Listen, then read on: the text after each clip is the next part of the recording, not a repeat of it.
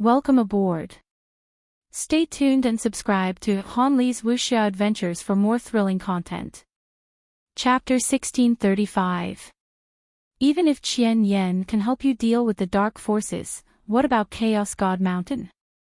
He's not from Chaos God Mountain, so he doesn't have the ability to control the Chaos Flow Zone, Zhang Yi hurriedly explained. Lu Yin looked outside and saw someone walking over. It was Elder Hu, the person who had helped hide Zhang Yi.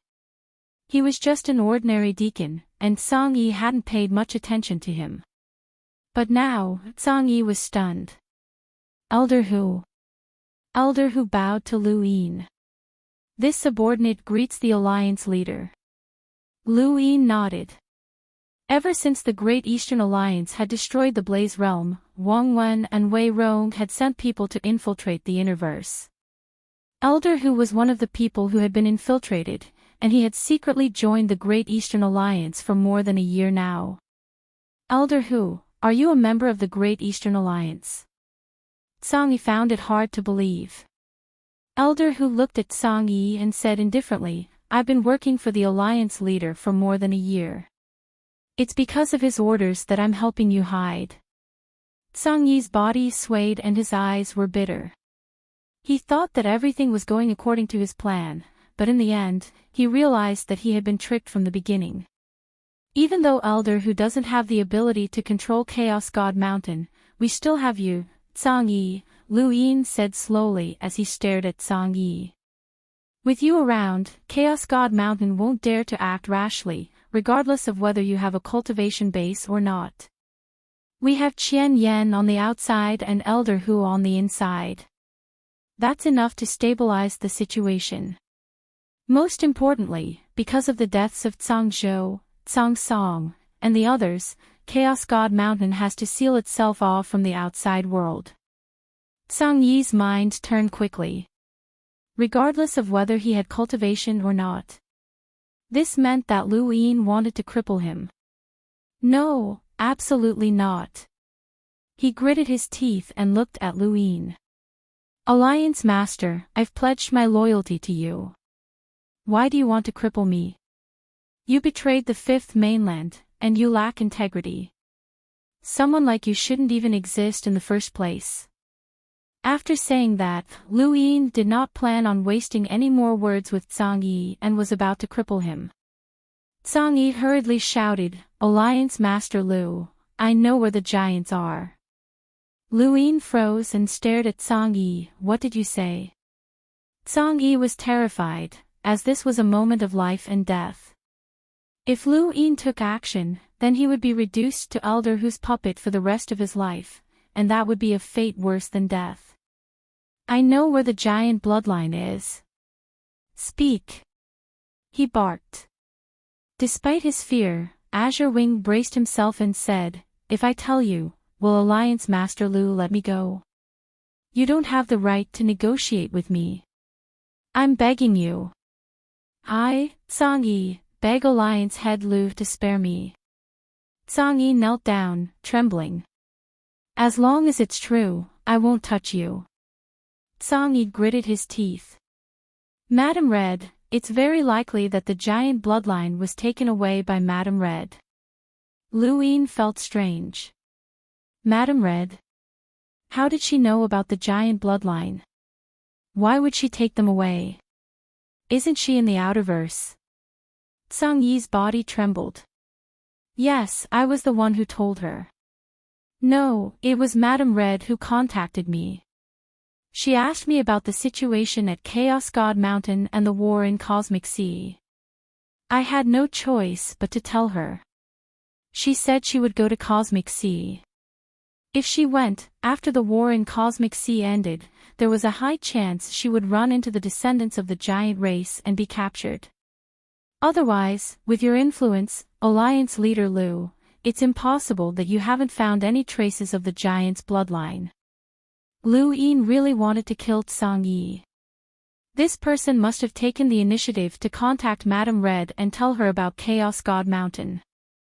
Otherwise, Madam Red would not have contacted him so easily.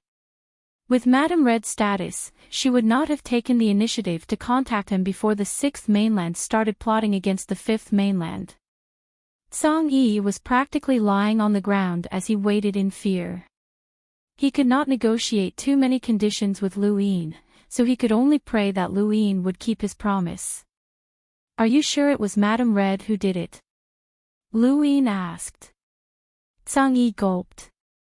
"No, I'm not sure, but I can ask. I can contact her. Ask her, but don't expose our existence. You should know that even the 6th mainland's 3 ancestors can't protect you, let alone Madame Red. Only I can protect you," Lu Yin threatened. I know, Zhang Yi hurriedly agreed.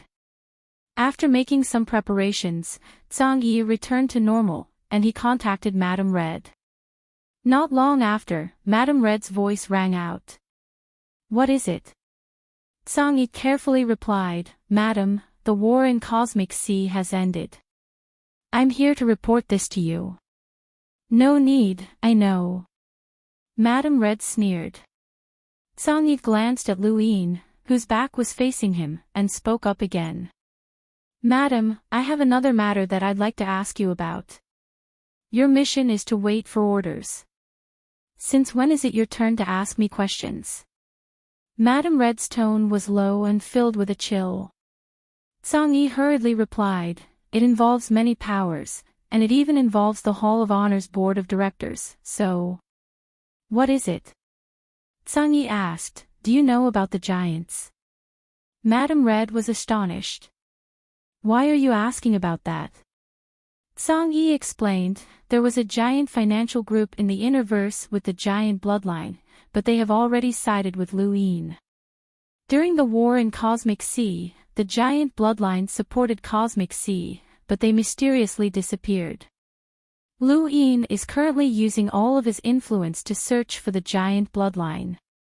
The Outerverse Great Eastern Alliance, the Innerverse Chaos God Mountain, the One Family, the Cosmic Sea's Leon Legion, and the Neoverse Board of Directors are all searching for them. The disappearance of the giant bloodline has caused a commotion, and I'm wondering if I should use the news of the giant bloodline to cause chaos in the Innerverse and Outerverse. Lu Yin's current influence is very great, and once he's in chaos, the entire 5th mainland will be thrown into chaos. He has the ability to directly influence the board of directors. Madame Red fell silent, and Zhang Yi was nervous. His palms were sweaty, and he had no idea if the giant had been taken away by Madame Red. He could only guess. He was sure that Madame Red would go to Cosmic Sea, which meant that there was a high chance that she would capture or destroy the giant bloodline. He could only gamble on it, and since those words had been taught to him by Lu Yin, he could not just ask her directly. After a while, Madame Red asked, "How do you plan on using the giant bloodline?" Zhang Yi replied, "I haven't thought about that yet. It's just an idea, which is why I contacted Madame Red." Madame Red asked in a low voice, "This giant bloodline belongs to Lu Yin?" "Yes." "What a coincidence. These giants are currently at my Galloping Horse Mountain Villa. Tell Lu Yin that if he wants to take them away, he can come to my Galloping Horse Mountain Villa. I'll be waiting for him." Zhang Yi panicked. "Madam, if I tell Lu Yin, my life dash, you can come to my Flying Horse Manor first. Zhang Zhou is dead, and Lu Yin won't let you control Chaos God Mountain. He'll only support his own people. Once Lu Yin returns to Chaos God Mountain, your life will truly be gone," the Red Madam said. Zhang Yi's heart sank, as Madame Red had been right.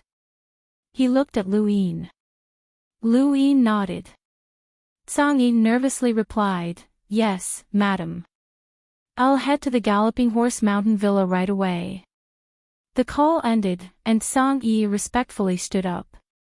Lu Yin's gaze turned gloomy, as Madame Red had really taken them away. This was going to be troublesome, as it was almost impossible to take the giant bloodline away from the Galloping Horse Mountain Villa. Madame Red was an absolute powerhouse whose power level exceeded 900,000, and she was not someone he could deal with. Even with Flying Willow, there was a qualitative difference.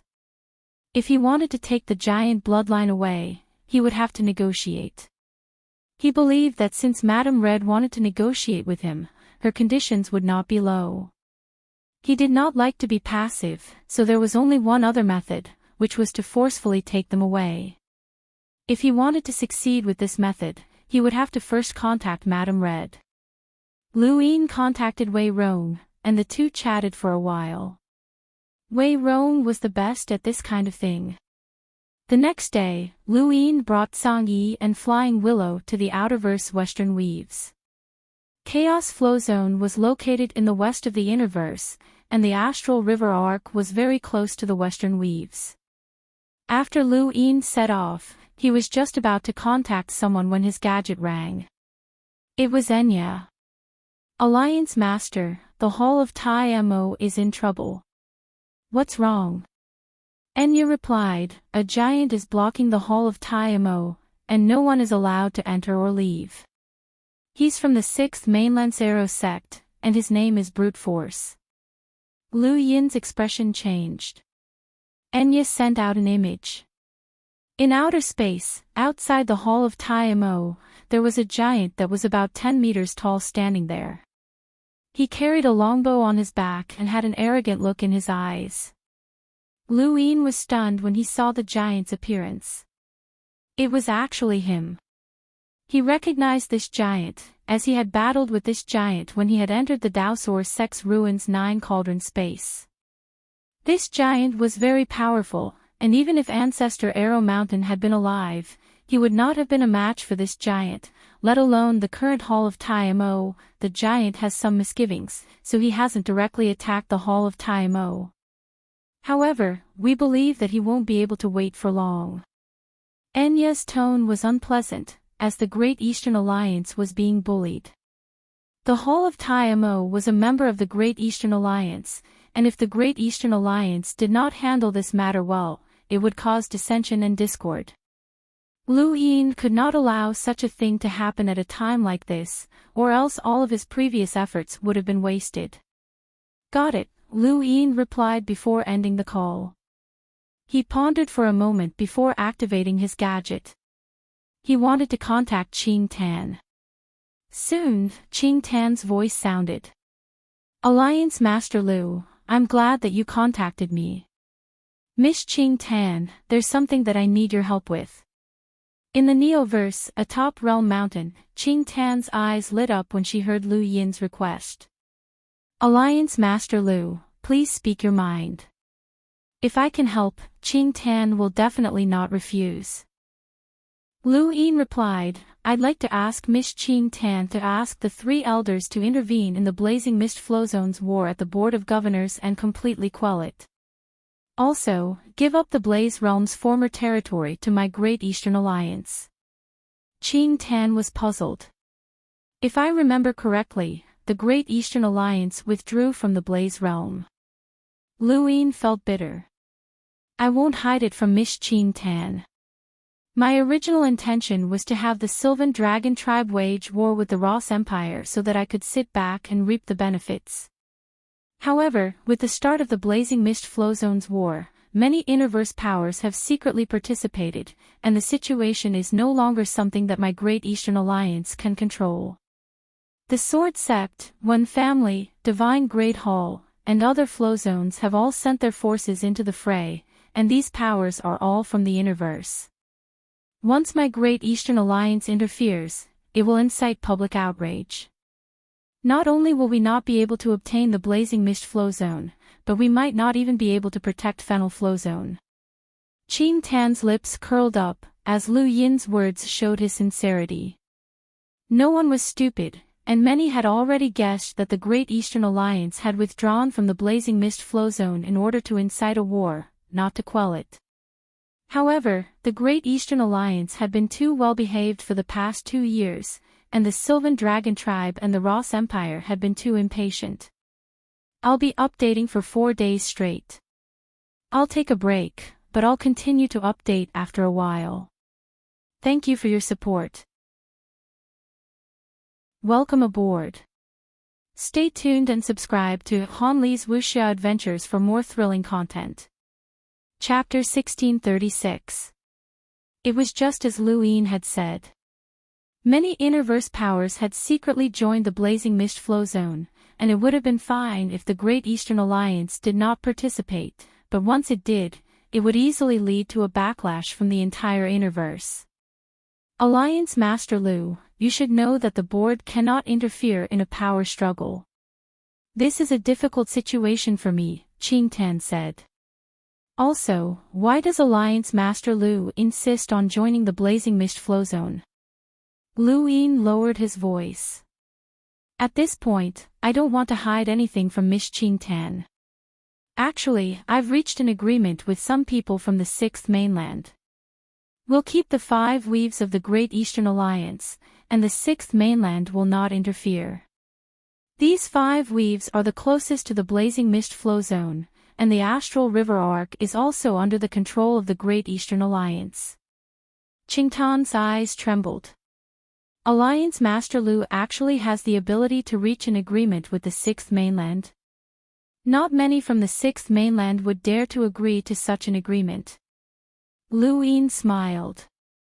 Naturally. Dare I ask, Alliance Master Lu, who agreed to this agreement? Qing Tan asked. Lu Yin hesitated. Qing Tan said, since Alliance Master Lu doesn't want to say more, then just treat it as me asking too much. Lu Yin replied, Miss Qing Tan, it's not that I don't want to tell you, but... He hesitated again. If I tell you, can you keep it a secret? Definitely, Qing Tan said firmly. Lu Yin said, the Autumn Frost family, the Galloping Horse Villa, and the Arrow sect.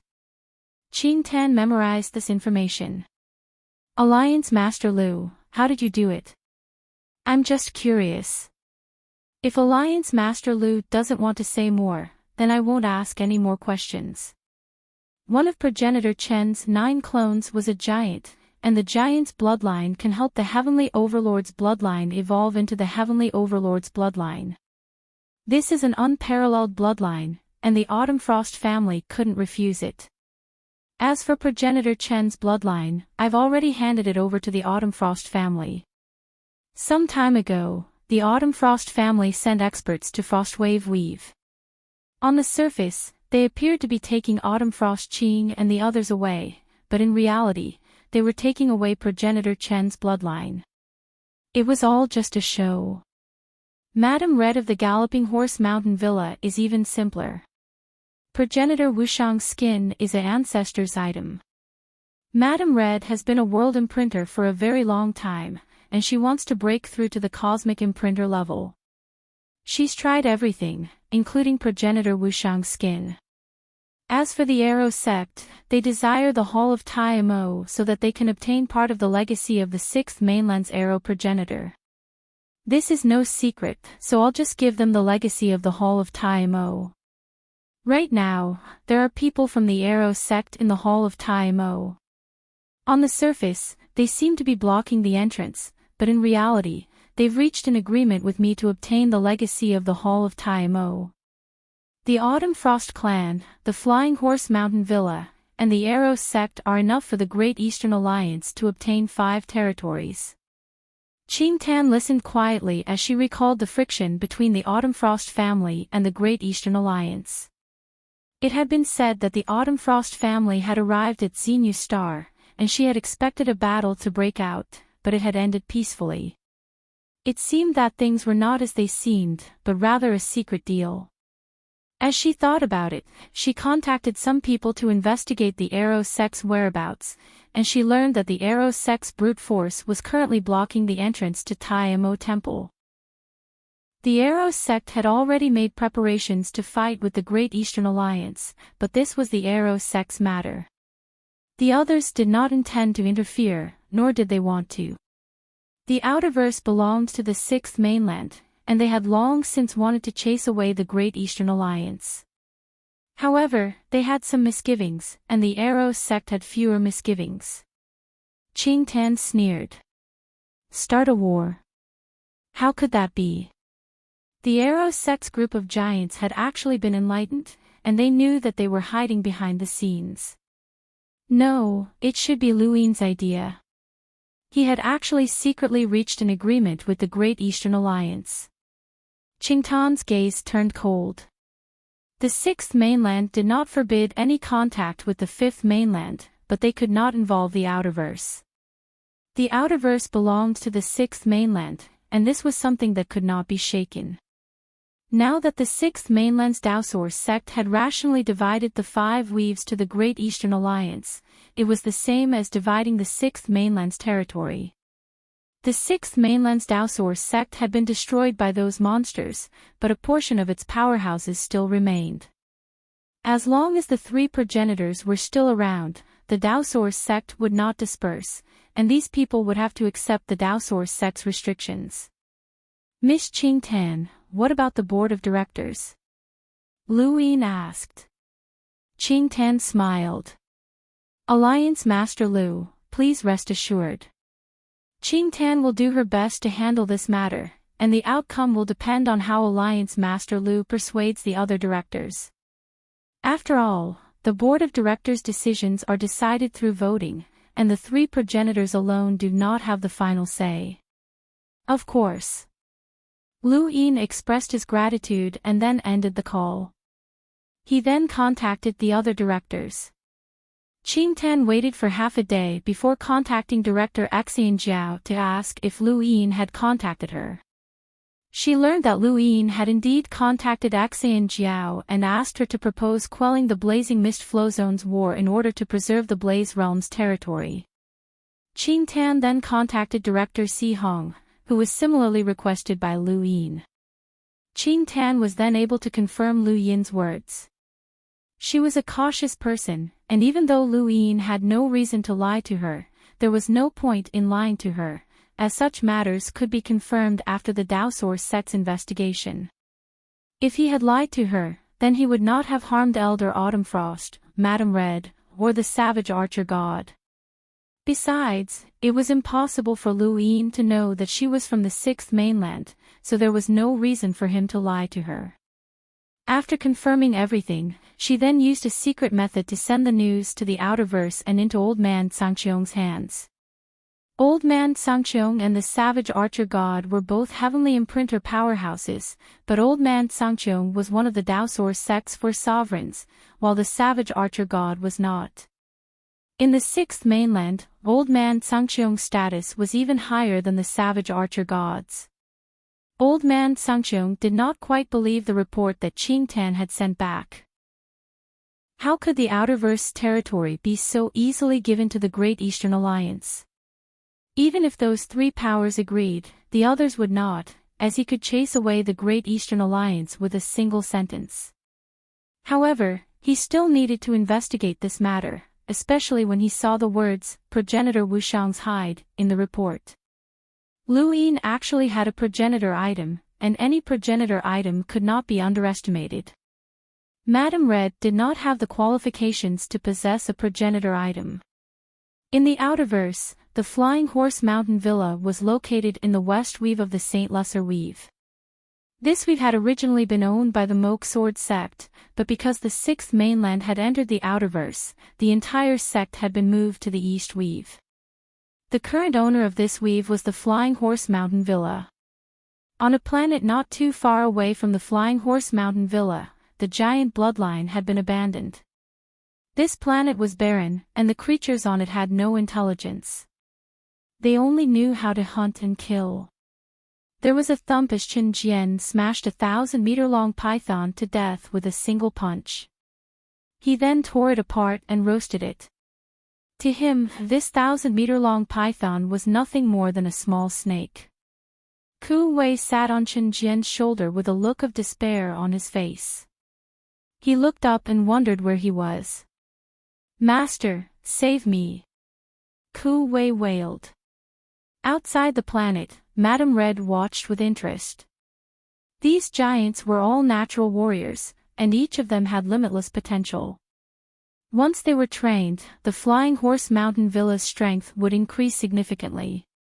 After all, these giants had appeared during the war with the Fifth Mainland, and they were very powerful. Her gaze landed on Ku Wei. How could this guy be with those giants? How could he be with them? Just as she was about to drag Ku Wei out, Madame Red suddenly received a notice to head to the southern weave to meet Old Man Sangqiong. Madame Red was puzzled. Old Man Sangqiong, the progenitor of Blood Territory Celestial Imprint. She was a cultivator from the progenitor of Martial Territory, so she would definitely be meeting him as one of the Daosaur sect's four reverends. Why would he want to meet her? They had never interacted before. Although it was strange, she did not dare to refuse Old Man Sangqiong's summons. She glanced at the giants again. She would train them when she returned. That Lu Yin would soon know that these giants were with her. No matter what the conditions were, she could not hand them all over to Lu Yin. A day after confirming that Madame Red had left, Lu Yin, Lu Yefei, and Song Yi led the way to the Flying Horse Mountain Villa. Along the way, Song Yi was not obstructed at all. Madame Red had already opened up a path for him, and she was only waiting for him to reach the Flying Horse Mountain Villa before contacting Lu Yin. They looked at the towering mountain stream in front of them. This was the Flying Horse Mountain Villa, which had once been the headquarters of the Moke Sword sect. The Flying Horse Mountain Villa's specialty was the astral Pegasi, but that was only in the Sixth Mainland. The Eternals had invaded, and the Sixth Mainland had collapsed. The Flying Horse Mountain Villa's former location had also suffered a devastating blow. The astral Pegasi were nearly extinct, and they could not be brought back to the Outerverse. The Flying Horse Mountain Villa did not live up to its name. Madame Red was delighted to see the giants, and one of the reasons was that she wanted them to replace the astral Pegasi. Song Yi, an extremely ugly woman, stood in front of Lu Yin's group at the main entrance of the Flying Horse Mountain Villa, glaring at Song Yi with sinister eyes. Song Yi felt his hair stand on end from her stare, and he hurriedly bowed. Yes, I am Song Yi. I've been ordered to come here. Madam will be leaving for now. Do as she says. The ugly woman then looked at Lu Yin and Lu Yefei.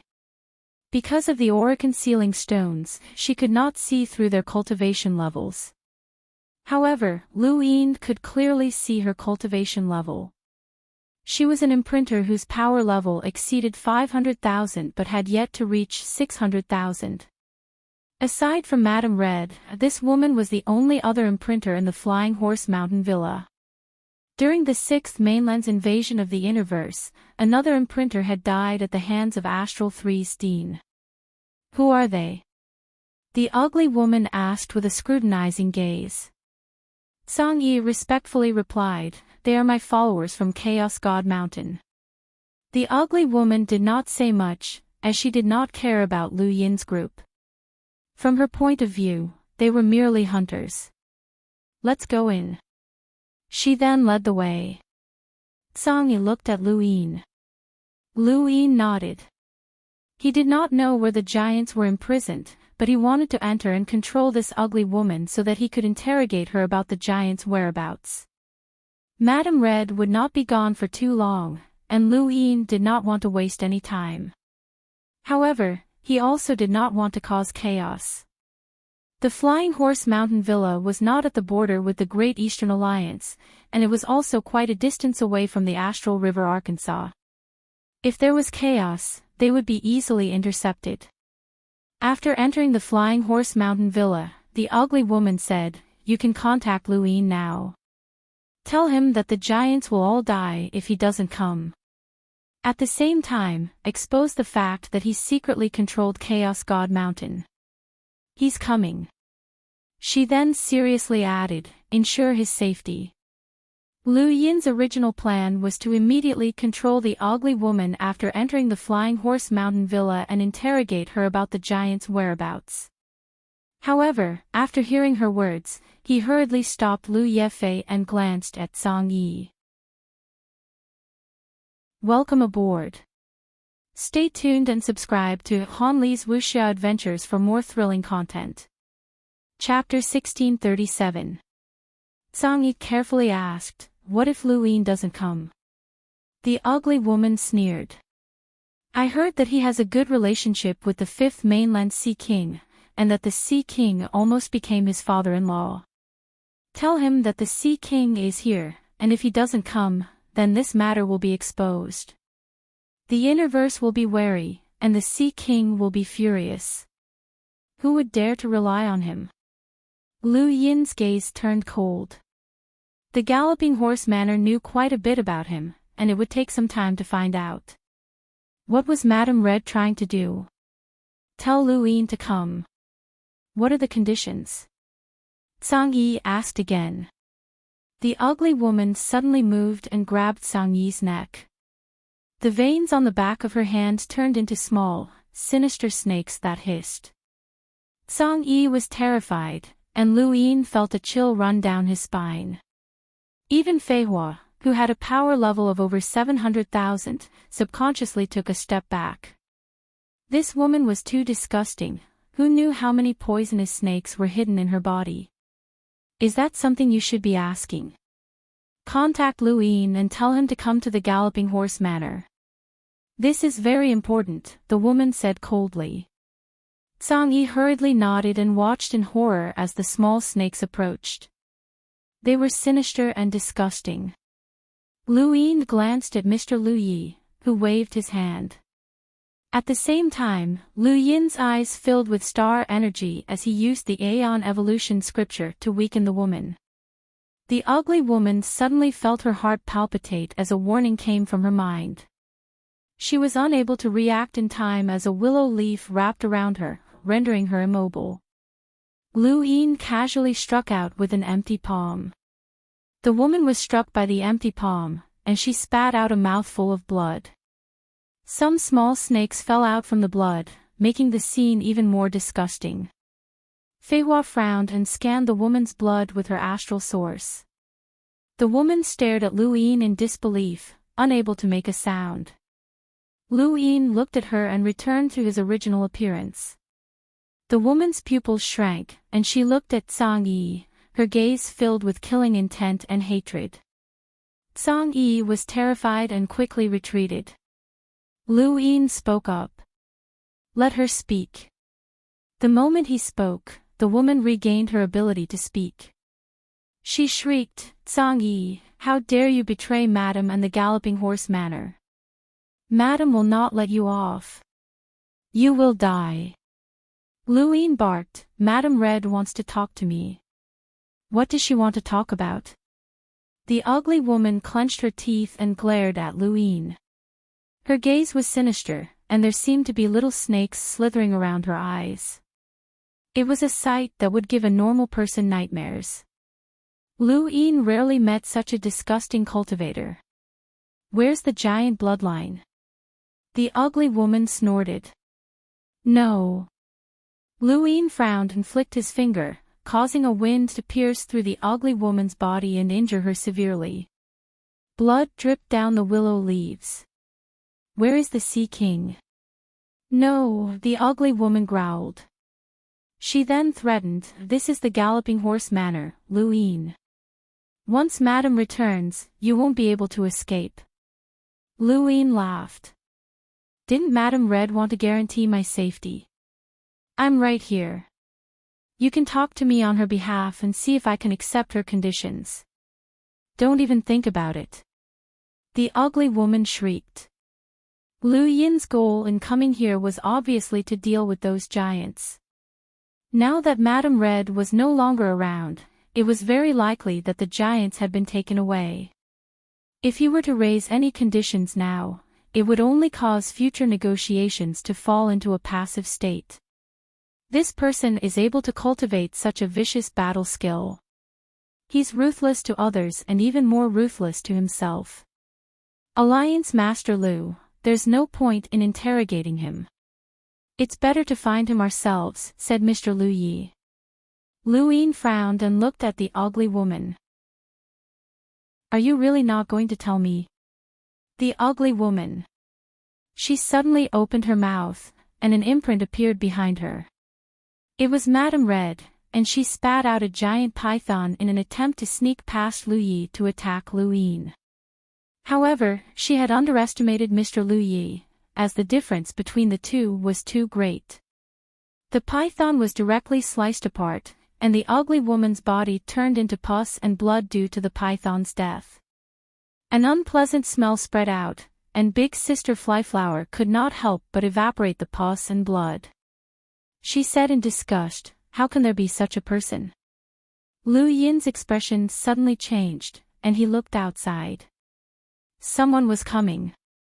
Lu Yi and Flying Flower brought him and Sang Yi into the astral source universe. Soon, two figures entered, one male and one female. The female was Hong Ying, Madame Red's disciple, and she had fought with Lu Yin several times. The last time had been during the Supreme Tournament, where she had been severely injured by Lu Yin's finger wind. Within the astral source universe, Lu Yin was shocked. It was actually Sun Jiong. Sun Jiong was from the Sun family of the Interverse. Back then, the Sun family had tried to poison Lu Yin to death during the Supreme Tournament, but Lu Yin had eliminated them all. Sun Jiong was the only one who had survived, and he was determined to find his father's illegitimate son in the higher realm where the sixth mainland had established itself. He had not expected to see this person here after so many years. That's strange. Where is he? Hong Ying was puzzled, and she looked around. This was the main hall of the Flying Horse Manor that welcomed guests. It was very large, but cultivators could see everything in a single glance. Sun Jiong followed behind Hong Ying and lowered his head. He might have gone somewhere else. Hong Ying frowned. That shouldn't be the case. No one left after they came in, and it was only for a short while. Are you looking for me? Lu Yin's voice rang out, and Hong Ying was shocked. She turned around and saw a familiar face.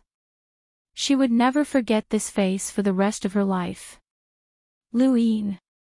She cried out in alarm, and she subconsciously took out her red-tasseled spear and stabbed it at Lu Yin while casting out an imprint behind her. The tip of the spear stopped a meter away from Lu Yin. Under his domain, Hong Ying was unable to move. She stared at Lu Yin in horror. Why are you here? Lu Yin calmly replied, I've already spared you a few times. This time, it's over. Hong Ying's face paled, and she retrieved something from her cosmic ring. However, the next moment, Lu Yin's domain suddenly shrank, and she spat out a mouthful of blood. All of her meridians had been severed, and a huge tremor rocked her mind. She lost all of her strength, and the red-tasseled spear fell from her hand to the ground with a thud. She collapsed to the ground, dead. When the sixth mainland had invaded the Interverse, the Flying Horse Manor had caused too much bloodshed. Astral 3 had been destroyed by the Flying Horse Manor, and Hong Ying had massacred many people. She had even used Astral 3's students to lure the Interverse cultivators to rescue her. Now, this debt had finally been repaid. Sun Jiong trembled as he looked at Hong Ying's corpse. He looked at Lu Yin in horror and slowly knelt down. Alliance leader Lu Yin calmly looked at him. Did you find someone from the Sun family? Your father's illegitimate son. Sun Jiong gulped and shook his head.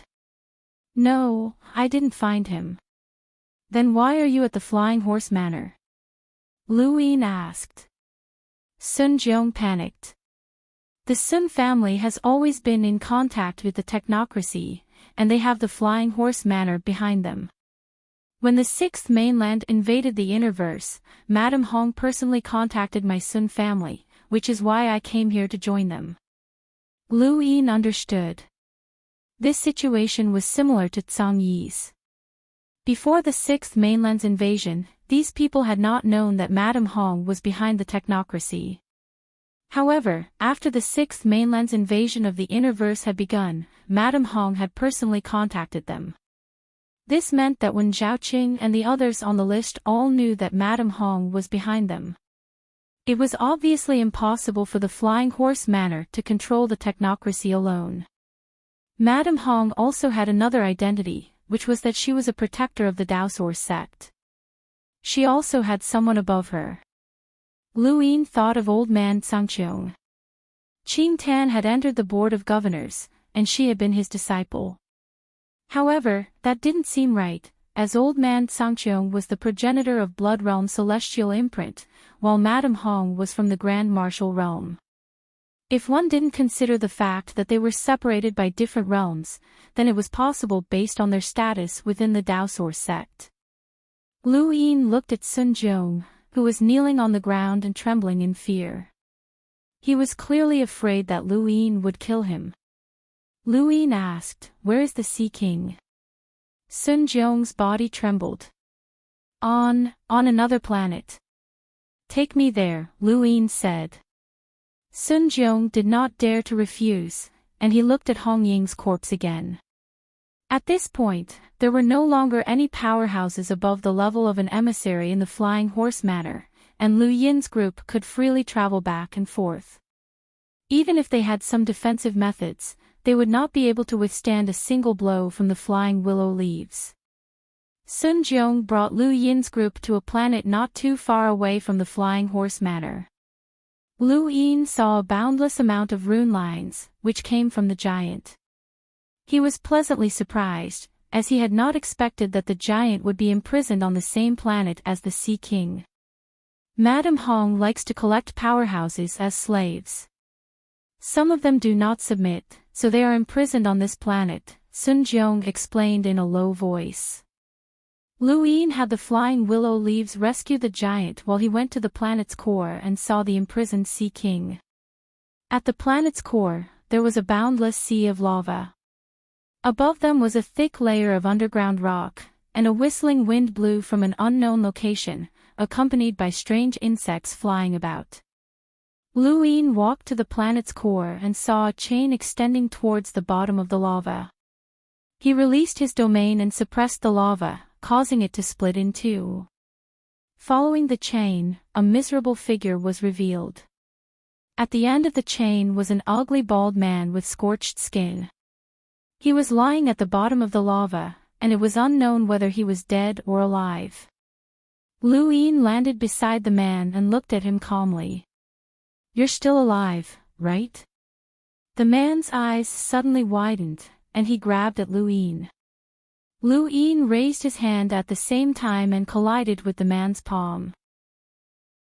There was an explosion that distorted the void and created a crack that tore through the lava to the top of their heads, cutting through the thick layers of underground rock. The entire planet's core shook. "It's been 7 years, but the Sea King is still as elegant as ever," Lu Yin said, grabbing the Sea King's hand tightly without backing down. The Sea King was an existence that could fight Heizage Leon. If the Sea King had been at his peak, Lu Yin would not have dared to fight him. However, the Sea King was much weaker now, and his rune lines did not even reach a power level of 500,000. He could not harm Lu Yin. The Sea King stared at Lu Yin, and when he saw Lu Yin's face, he loosened his grip in disbelief. "You?" Lu Yin's lips curled up. "Long time no see, Senior Sea King."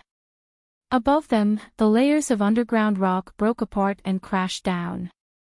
The entire planet's core was collapsing. The Sea King stared at Lu Yin and suddenly thought of something. His gaze turned sinister. "You betrayed the Fifth Mainland." Lu Yin shrugged. "I lured Madame Red somewhere else and came here to save you." The Sea King's eyes flickered as he stared at Lu Yin. He did not believe that Madame Red could be lured away by this brat. Lu Yin casually severed the chains, and the Sea King's eyelids twitched.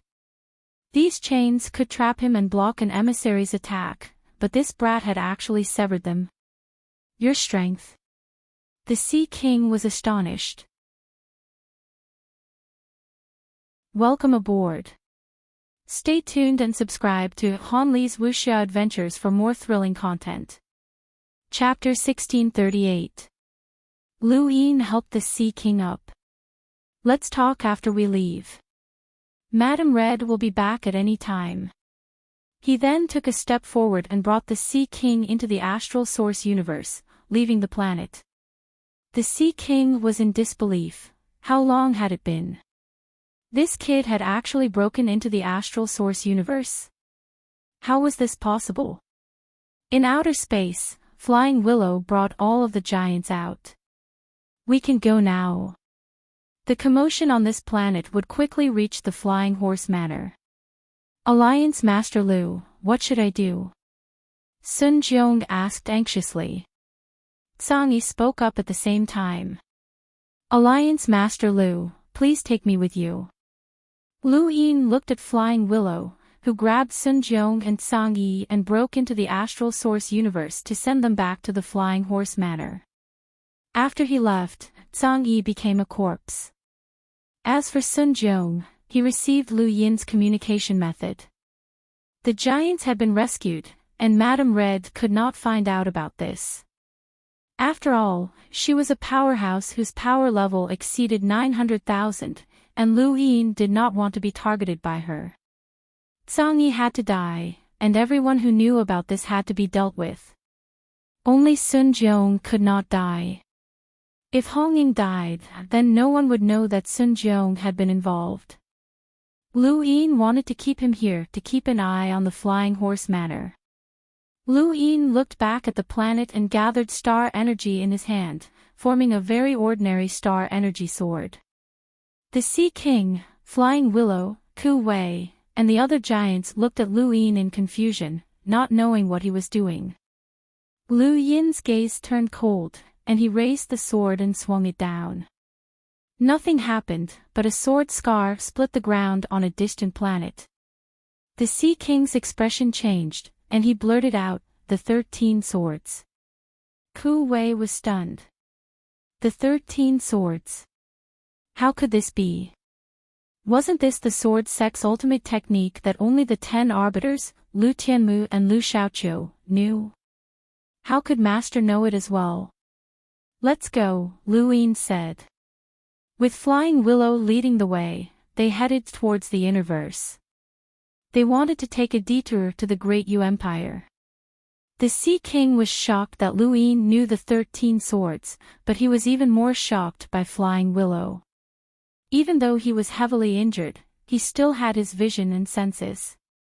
These two were not much weaker than him, and yet they had listened to Lu Yin. What had happened to this kid over the past few years? Lu Yin had learned the 13 swords. Master, Master. Little Wei thought that I would never see you again in this lifetime, Master. Ku Wei began to complain. He was going crazy, as he really thought that his life was over. Lu Yin, on the other hand, was very curious about Qin Huang.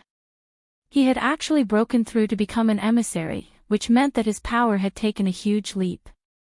The Great Eastern Alliance now had another emissary. Brat Lu, where are Chi-Chi and the others? The Sea King asked hurriedly. He seemed to be in a sorry state, but it couldn't hide his domineering aura. Lu Yin replied, "Don't worry, Senior. They're doing well. The people from the Sea King's dome are all in the Outerverse Frostwave Weave." The Sea King frowned. The Outerverse should have been gifted to the 6th mainland. Lu Yin replied, "It seems like Senior isn't completely ignorant. Madam Red would come looking for me every once in a while to make me submit. She also told me a few things. Is there anything about me?" Lu Yin was curious. The Sea King shook his head. She only said that the Hall of Honor had agreed to divide the Outerverse to them, and she also mentioned that the 3 matriarchs had arrived. Lu Yin sneered. "You're lying to yourself. The 6th mainland has been destroyed, and too many experts have died." Of the 3 matriarchs, the martial ancestor did descend, but it was only for an instant. He didn't have the ability to come to my 5th mainland to show off his strength. Also, the Sea King knew some things, but he didn't know most of them. Madame Red couldn't have told him anything negative about the sixth mainland, so when Lu Yin told him these things, the Sea King's worldview had been turned upside down. You're saying that the sixth mainland is finished? The Sea King was in disbelief. Even the Starfall Sea is gone. Is this Ancestor Huey's plan? This was the first time that Lu Yefei had heard of these things, and she was similarly shocked. Lu Yin sighed. Ancestor Huey's plan lasted for many years, and he even deceived time. Those monsters were also deceived.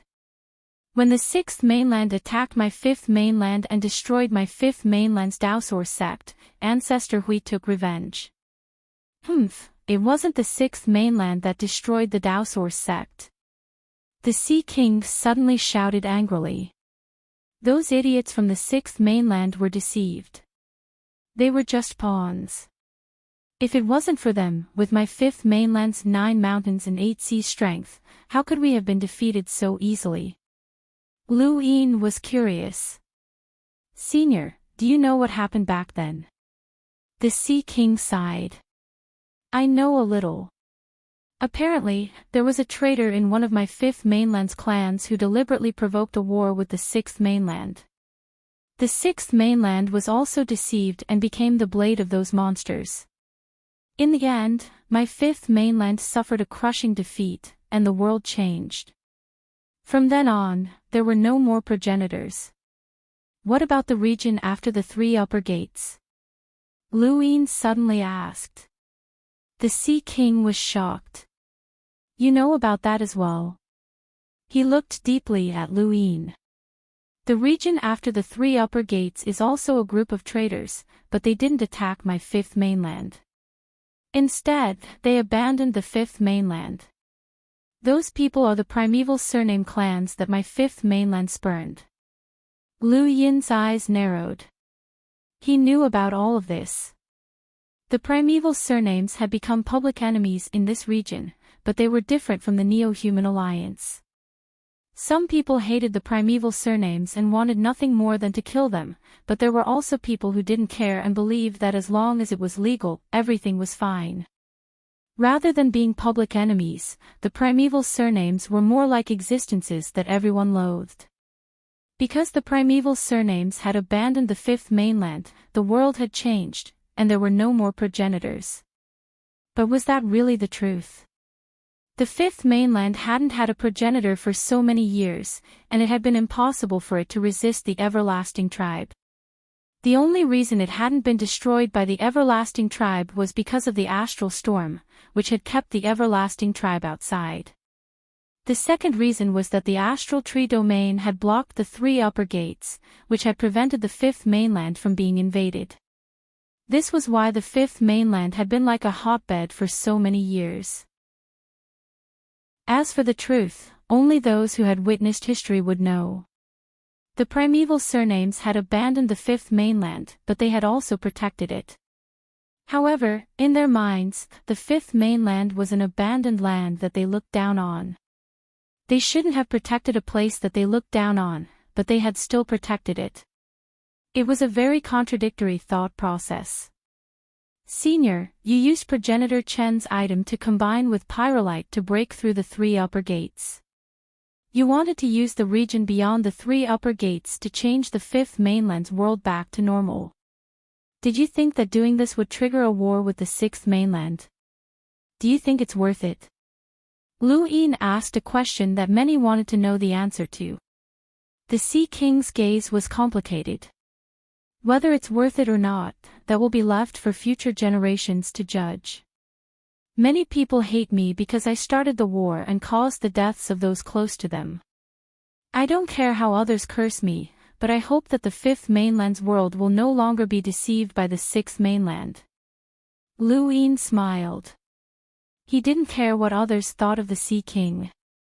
Just like what he was doing now, many people thought that he had started a civil war that had benefited the everlasting tribe. Was he really going to sacrifice himself? He wasn't that great. The Lu family had to return, and he had to rule over the world. The more the four cardinal scales didn't want the Lu family to return, the more he wanted them to return. In essence, he was the same type of person as the Sea King. Life was only exciting if they fought for it. Lu Yefei didn't care about the conflicts between the 5th and 6th mainlands. They were more amazed by progenitor Hui's plan. This plan had crossed the river of time and deceived history, but it had still succeeded in the end. This was the might of a progenitor. Not long after Lu Yin's group left, Hong Ying's corpse was discovered. Soon after, the planet that had imprisoned the Sea King and the giant was also discovered.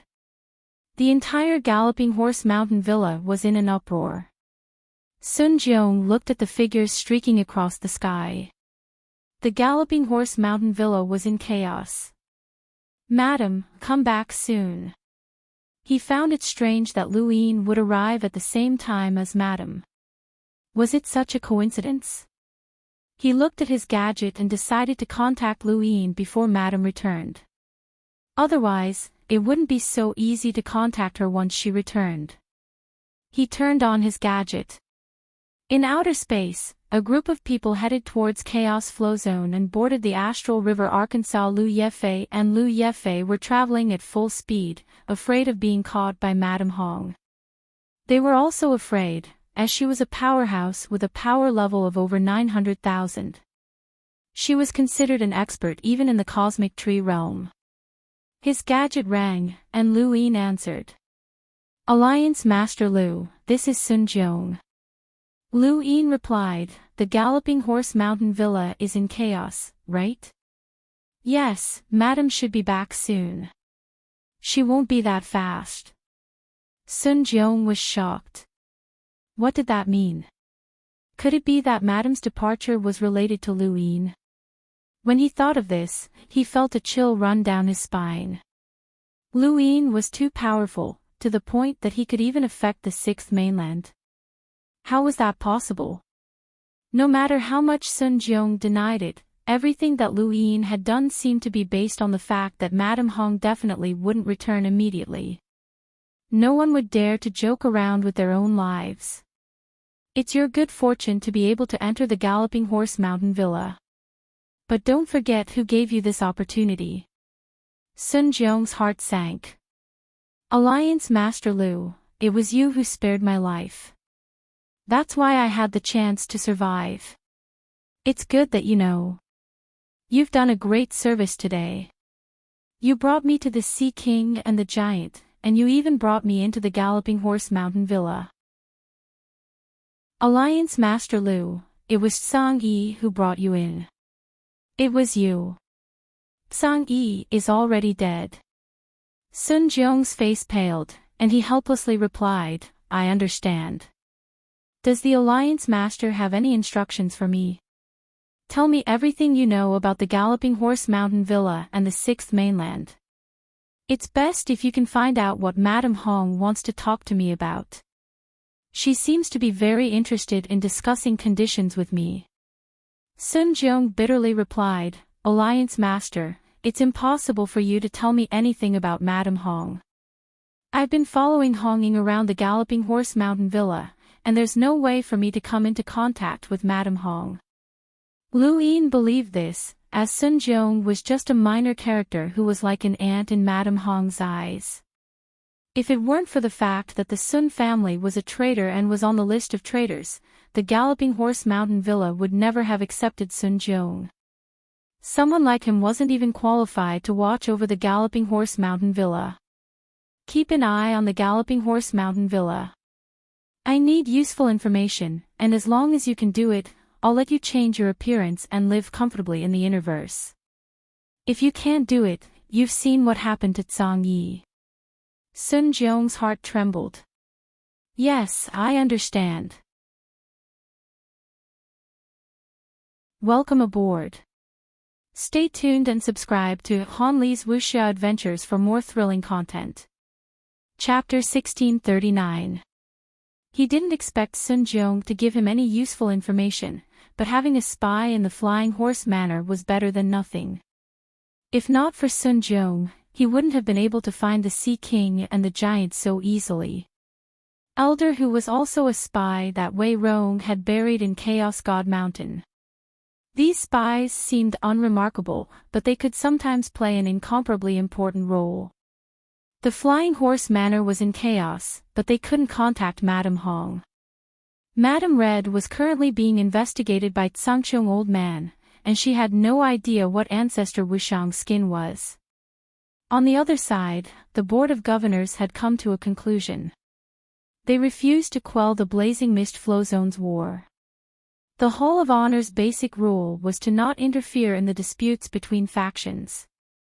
Qing Tan persuaded the three elders to agree to the resolution, but in the end, they failed because of the lack of votes.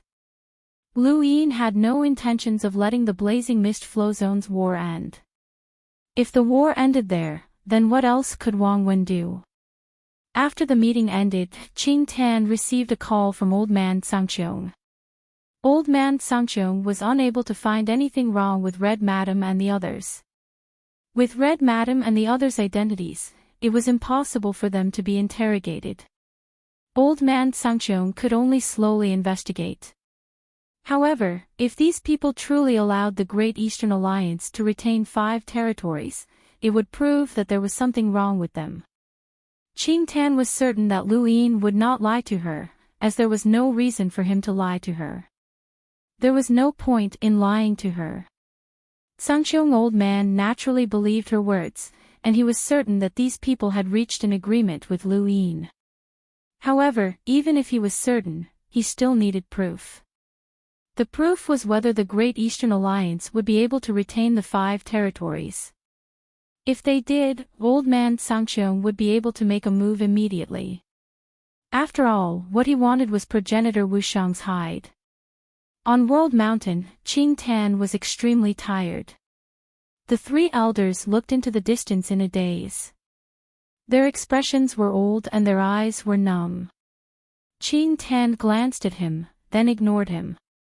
Not long after, someone came to visit. It was Sam Liang, the newcomer who had replaced Song Ying as the director. Qing Tan was still very concerned about Sam Liang. This person clearly didn't have any background, but he was able to obtain Director Si Hong's recognition. He walked step by step to reach his current position. It was very strange, and his rise was also relatively fast. Sam Liang was here to visit Third Elder. To outsiders, almost no one knew that Third Elder was controlled by Qing Tan. Qing Tan stood behind the Third Elder and welcomed the 3 elders. Director Sam Liang, what business do you have with this old man? The Third Elder asked with a polite tone. Sam Liang smiled and said, I've wanted to pay you a visit for a long time, but I never had the chance.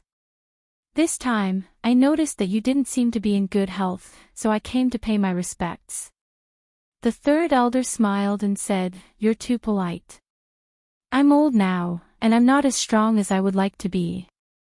Sam Liang asked, Senior, this is your 3rd time joining the Board of Governors, so you should be very clear about the Hall of Honor's principle of not interfering with power struggles. Why have you suddenly agreed to intervene in the Blazing Mist Flow Zone's war? The Third Elder looked at Qing Tan. Qing Tan's eyes flashed. Director Sam Liang, this matter is rather complicated. Father's body isn't in good condition. Can you let him rest? Sam Liang said apologetically, Junior has been rude. Senior, please rest. Qing Tan, help me send Director San to him, Third Elder said. Qing Tan nodded and smiled at Sam Liang. Director, please. Sam Liang nodded and followed Qing Tan out.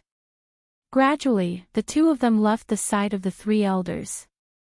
Sam Liang suddenly stopped and looked at Qing Tan. By the way, I have a question. I'm not sure if Miss Qing Tan knows about it. Qing Tan was curious. What would this little girl know? Director, if you have any questions, you can ask my father in a few days. Senior might not know, but Miss Qing Tan definitely knows. Is Tsangqiong old man's body well? San Liang asked, and then under Qing Tan's shocked gaze, he suddenly reached out and grabbed her by the neck. San Liang was originally a cultivator who guarded the realm mountain, and his power level exceeded 400,000. Although Qing Tan was Tsangqiong old man's disciple, she was still somewhat weaker than a realmling, let alone a match for San Liang. She did not even have time to react to San Liang's sudden attack. San Liang gripped Qing Tan's neck tightly and grinned. The Alliance Master asked me to send his regards to Miss Qing Tan. Qing Tan's pupils shrank. There were too many people who were addressed as Alliance Master, but there was only one person who was qualified to be addressed as such by San Liang, Lu Yin. Lu Yin knew that she was from the Sixth Mainland, and he also knew that she was Tsangqiong old man's disciple. He knew everything. In that instant, Qing Tan realized that everything that Lu Yin had said to her before had been a lie. He had wanted to use her to tell Tsangqiong old man some things, but what was his goal? Could it be that he wanted to confirm her identity? Qing Tan regretted it. Lu Yin definitely had a spy in the Sixth Mainland, and he had been the first to know that Madame Hong and the others had been investigated. That was how he had confirmed her identity. When Qing Tan's face flushed red, and she struggled to speak. Her body was suspended in the air by San Liang's grip, and it was difficult for her to breathe. San Liang activated his gadget and contacted Lu Yin. Lu Yin's voice soon came through. Done. Alliance Master, Miss Qing Tan is here, San Liang said respectfully as he handed the gadget to Qing Tan and put her down. Qing Tan panted heavily as she looked at her gadget. Miss Qing Tan, please introduce yourself, Lu Yin said calmly, his tone filled with confidence and an irrefutable domineeringness. Qing Tan rubbed her neck. I don't know what Alliance Master Lu is talking about. Miss Qing Tan, you were able to control Old Man 3 and almost annihilate his entire family. I believe that you have the power to protect yourself in the Realm Mountain, but can you leave? Can you return to the Outerverse alive while being pursued by the Interstellar arbitration? Lu Yin's voice continued. Qing Tan sneered. Alliance Master Lu, you're too unbridled. San Liang is one of your people, and you already have the right to speak on the board. Now, you want to use this method to make my father your puppet. Stop dreaming. Even if I die, my father will never listen to you. It seems that Miss Qing Tan is certain that I have no evidence, Lu Yin teased. San Liang raised his gadget and displayed an image. It was the grandson of Old Man 3. Qing Tan's face paled when she saw the boy. Even if you're not from the Sixth Mainland, secretly controlling a board member is still a crime punishable by death. Besides, I've already confirmed that Miss Qing Tan is Old Man Tsangqiong's disciple. Do you think that the Interstellar arbitration will not sentence you to death? Qing Tan's expression changed. She had not expected Lu Yin to be able to find the boy. She had been looking for him all this time, but she had not been able to find him. What do you want, Alliance Master Lu? Qing Tan asked in a low voice. First, I want to know if Miss Qing Tan is afraid of death. San Liang, contact the Interstellar arbitration and start a trial. Yes, Alliance Master, San Liang answered. He then contacted the Interstellar arbitration under Qing Tan's gaze. Qing Tan's expression changed as she stared at San Liang's actions. She saw that he had contacted the Interstellar arbitration, and it was not fake. It was the real Interstellar arbitration because Qing Tan had seen San Liang contact De Qiu. De Qiu was a new emissary from the Interstellar arbitration, and he was an expert who might become the fourth judge. Old Man 3. Just as San Liang said that, Qing Tan shouted, "What do you want?" San Liang stopped and calmly looked at Qing Tan. A voice came from the other end of the gadget. Director San Liang, what do you want to say? Qing Tan stared at San Liang, a deep fear in her eyes. San Liang saw it and read it through her body language. It's nothing. I was just chatting with Old Man 3 and Alliance Master Lu, and Alliance Master Lu mentioned you.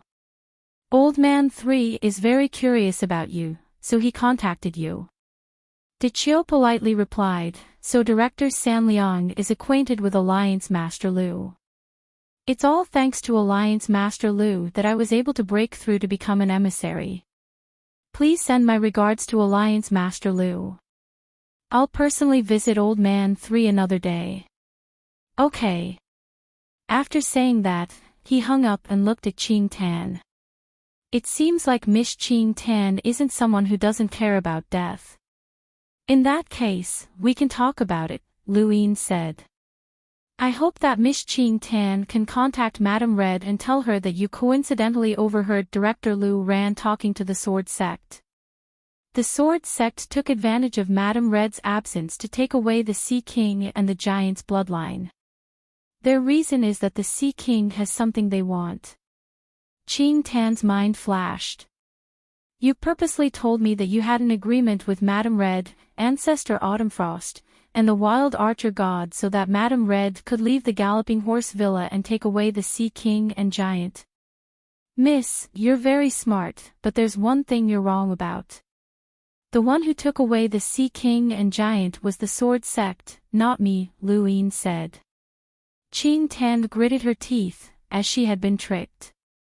Lu Yin had known that she was Old Man Sangqiong's disciple, and he had purposely told her that he had reached an agreement with Madame Red in order to distract her and steal away the Giant and the Sea King. So that was why he had lied to her. When did you find out about my identity? Qing Tan asked. Miss, please contact Madame Red and tell her what I just said.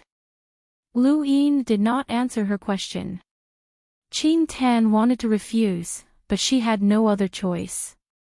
She wanted to live, and she had come to the Realm Mountain because even though she was Old Man Sangqiong's disciple, she had never appeared in front of the people from the Fifth Mainland. Very few people even from the Sixth Mainland knew of her existence, and she had been able to hide her identity. Now that she had been discovered, she could only listen to Lu Yin if she wanted to live. This was also why Lu Yin had been testing her. If he had encountered someone who was not afraid of death, then he would not have dared to give her a chance to contact Madame Red. In the Outerverse, in outer space, Madame Red's gaze was icy as she headed towards the Galloping Horse Villa. She had just received news that Hong Ying was dead, and her family's imprinter had gone missing. The Giant and the Sea King had also gone missing. Someone had actually dared to target the Galloping Horse Villa. When she returned to the Galloping Horse Villa, everyone there trembled and did not dare to look directly at her. Hong Ying's corpse was lying flat on the ground, and she had died from a domain suppression. Madame Red went to take a look at the planet where the Sea King and Giant were imprisoned. She found traces of the Sword Sect's 13 swords on the planet's surface. Her gadget beeped. The cultivators of the Sixth Mainland were already used to using it, as it was too convenient. Madame Red, it's me, Qing Tan. Madame Red frowned. You shouldn't have contacted me. Welcome aboard. Stay tuned and subscribe to Han Li's Wuxia Adventures for more thrilling content. Chapter 1640. I just received a piece of information related to you, madam. I wanted to tell you and see if it would be of any help to you. Qing Tan's voice was calm. Madame Red's eyes flashed. Please speak. One of the 9 directors of the Hall of Honor is from the Sword Sect. His name is Lu Ran. Just now, I accidentally overheard Lu Ran talking to the Sword Sect. The Sword Sect sent people to the Flying Horse Mountain Villa to take away the Sea King and the Giant, Qing Tan said. Madame Hong's eyes widened, and a cold glint flickered in the depths of her eyes. She glanced at the sword scar on the planet's surface and asked, Did you say that it was the Sword faction? Not bad. The reason? Madame Red wasn't stupid. She wouldn't believe whatever Qing Tan said. She understood the situation in the Fifth Mainland very well. The sword sect had no reason to snatch the Sea King and the giant.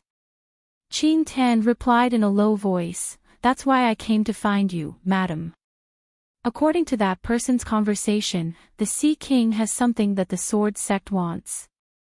Apparently, it's related to the opening of the 3 upper gates. Madame Red frowned. That's right, it was indeed the Sea King who had broken through the upper 3 gates, which had caused the Fifth Mainland's weather to change, which had led to the invasion of the Sixth Mainland. The Sea King knows a lot of things, and he also knows a few things. The sword sect has been keeping an eye on the Flying Horse Manor for a long time. When Madame was out, they immediately took action and snatched the Sea King away. What about the giant? I don't know about that. He probably took it along with him. Madam, I contacted you because I want to know what the Sea King has. You've captured the Sea King for so long, so you should know more or less. Madame Red felt helpless. The Sea King is a tough nut to crack. He dared to take the risk of the Fifth Mainland being destroyed in order to break through the upper 3 gates. His courage is greater than the heavens, so how could he possibly submit to me? However, I never thought that the sword sect would actually keep an eye on the Flying Horse Mountain Villa. She had originally thought that it was Lu Yin who had done it, but now it seemed that it might not be the case. Qing Tan had no reason to lie to her. Since Madame doesn't know, then I won't ask any further. However, there's one thing that I must remind Madame, the sword sect is one of the 8 great flow zones of the Fifth Mainland's innerverse. Even if Madame wants to take revenge, you can't be too brazen. The Sixth Mainland does not wish to have any conflicts with the Fifth Mainland at this time. Master wants us to take things slowly, Qing Tan reminded her. Madame Red ended the call and snorted. She then looked towards the innerverse. The sword sect is courting death. The sword sect was a colossus to others, but Madame Red did not care about it at all. Her power was enough to reign supreme in the innerverse, and based on her understanding of the sword sect, there was no one in the sword sect who could be her opponent. She wouldn't let them off so easily. Since they dared to kill Hong Ying and steal the Flying Horse Manor's things, they had to pay the price. Neoverse, atop the realm mountain, Qing Tan put down her gadget and helplessly lowered her hand. Deceiving Madame Hong was tantamount to betraying the Sixth Mainland. Even though she had been forced to do so, she believed that such things would happen more and more often in the future. Miss Qing Tan, you've done very well. Thank you. Lu Yin sighed in relief. He did not want to be targeted by Madame Red so quickly, and he had already planned to toss this matter to the sword sect. After all, there were people from the sword sect on the board of directors, and now, the sword sect's hands were reaching out more and more. Alliance head Lu, if you want to keep controlling me, I'd rather die, said Qing Tan. Lu Yin smiled. Of course not. Help me with a few more things, and then you can leave. Qing Tan taunted, if I leave, how will Alliance Master Lu control the 3 elders? Are you going to return the freedom of the 3rd elder? Of course, you don't have to worry about that, Miss Qing Tan. With that, he hung up. Up ahead, Lu Yin's group had already reached Chaos Flow Zone, but they did not stop there. Instead, they continued heading east. Along the way, the Sea King used his gadget to understand what had happened on the Fifth Mainland, and he was most surprised by Lu Yin's changes. Lu Yin had unified the Outerverse, overturned the Day-Night Flow Zone, won the Tournament of Sovereigns, exterminated the Blaze Realm, and so on. Everything that had happened shocked the Sea King. How long had it been? It had only been a few years, so how could so many things have happened? And how had Lu Yin accomplished all of this? The more the Sea King looked at Lu Yin, the more shocked and incredulous he became. Anyone who saw Lu Yin's legendary achievements would find it hard to believe. Although he was shocked, the Sea King did not speak with Lu Yin. Instead, he quietly waited for the moment when he would reunite with the people from the Sea King's dome. When they passed by the giant financial group, Lu Yin did not let go of the giants. Now that the giants' bloodline was about to be merged into the Great Eastern Alliance, he had to take them with him. Shen Huang had no objections, as he had fused with Ku Wei's bloodline and broken through to become an emissary. Just like the other giants, his attitude towards Ku Wei had undergone a fundamental change. Ku Wei was very pleased, as he had controlled an emissary, and not just any emissary at that. A few days later, with the help of the flying willow leaves, the group finally boarded the Astral River Arc and headed to the Outerverse. They were already very close to the Great Yu Empire. This Astral River Arc is also under your control, right?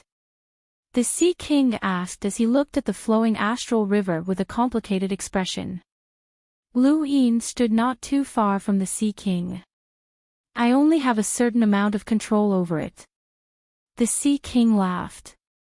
You're the Outerverse Master, and you can even topple the day-night flow zone. I heard that you just experienced a huge battle that changed the situation in the cosmic sea. The 4 hegemons have become the 2 hegemons. Lu Yin, you've changed a lot since the last time I saw you. Now, you don't need the Sea King's dome's help at all. Lu Yin looked at the Sea King. Cooperation. I hope to cooperate with the Sea King's dome. The Sea King shook his head and sighed. The Sea King's dome no longer exists. After being captured for so many years, the Sea King would rather die than submit. However, his mentality had changed, and he had become much older. He no longer had his previous drive, and he had aged a lot. How's Heizage Leon doing? The Sea King asked. Lu Yin replied, not bad. He's becoming more and more domineering. Is that so? The Sea King recalled his battle with Heizage Leon in the Starfall Sea. Although only a few years had passed, it felt like a very long time had passed. The people from the Sea King's dome had never imagined that happiness would come so suddenly. When Elder He and the others saw the Sea King, they could not believe their eyes. Even Hai Chi-Chi was stunned. The Sea King sighed. I'm back.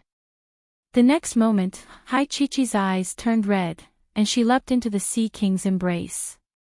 Father. Everyone from the Sea King's dome bowed. Welcome back, Sea King. Welcome back, Sea King. This was a rare reunion, but Lu Yin left it to the Sea King's dome and did not appear. Ku Wei stood on Chen Huang's shoulder and pursed his lips. He thought of the Ku family, but then shook his head. He had no family. Lu Yin watched the Sea King and the others reunite, and he felt extremely conflicted. There would be a day when the Lu family would return as well, and when that time came, would it also be like this? He longed to be reunited and to see his true family. After 2 hours, Hai Chi-Chi finally let go of the Sea King with tears streaming down her face. Hai Dashao stood in place, his expression unprecedentedly relaxed. The Sea King's dome had always guessed that the Sea King was still alive, and they had always wanted to find him. However, they knew that they did not have the ability to do so. As long as the Sea King did not return, the Sea King's dome would never be complete. Hai Chi-Chi and the others were all very excited. The Sea King smiled when he saw their expressions. All right, I'm back. Father, don't leave Chi-Chi again, okay? Hai Chi-Chi sobbed. The Sea King's gaze was gentle, and he wiped away her tears. I know. I won't leave again. No matter how much he tried to convince himself that it had not been that long, the Sea King still felt guilty when he saw Hai Chi-Chi. He felt guilty towards his daughter. Hai Chi-Chi was not Hai Dashao, and she did not have enough experience. She was also not prepared to bear the pain of losing her father. She had been protected too well. The Sea King comforted Hai Chi-Chi when he saw her aggrieved and emotional expression. He then spoke to Elder Tong and the others before finding Lu Yin. "You were the one who pulled out the Sea King's trident," the Sea King said when he saw Lu Yin. Lu Yin was stunned, as he had not expected the Sea King to bring up this matter again. It seemed to have happened a long time ago. "You still remember?" The Sea King looked at Lu Yin seriously. "Answer me seriously. Are you willing to marry Chi-Chi?" Lu Yin pursed his lips.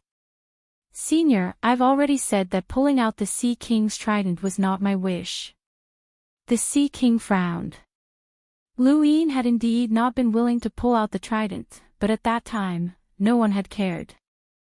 If the Sea King wanted Lu Yin to be his son-in-law, then Lu Yin had to be his son-in-law. He could not escape, and no one could stop him. Now, however, the Sea King could not do so. Lu Yin's trident was not even worth mentioning, and there were also those powerful figures backing him up. "It seems like you really don't want to marry Chi-Chi. Since that's the case, we'll settle everything. My Sea King's dome helped you, and you saved me and Chi-Chi. My Sea King's dome and you don't owe each other anything," the Sea King said solemnly.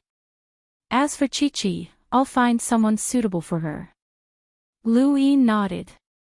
"I'm sorry, Senior. I like Chi-Chi, but it's not that kind of love. I treat her like a sister or a friend." The Sea King looked into the distance. "The universe is changing too quickly.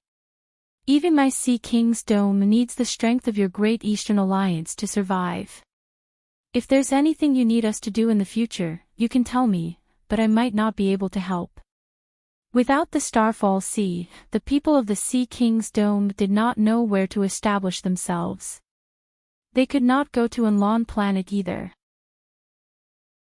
The Sea King's dome was powerful enough to occupy a flow zone in the universe, and it could even occupy one of the 8 great flow zones. However, just like the Great Eastern Alliance, they were all outsiders. If they went there, they would easily become public enemies. The Sea King was also tired. The moment he saw Hai Chi-Chi, he knew that he could not abandon them. He wanted to quietly accompany Hai Chi-Chi and the others.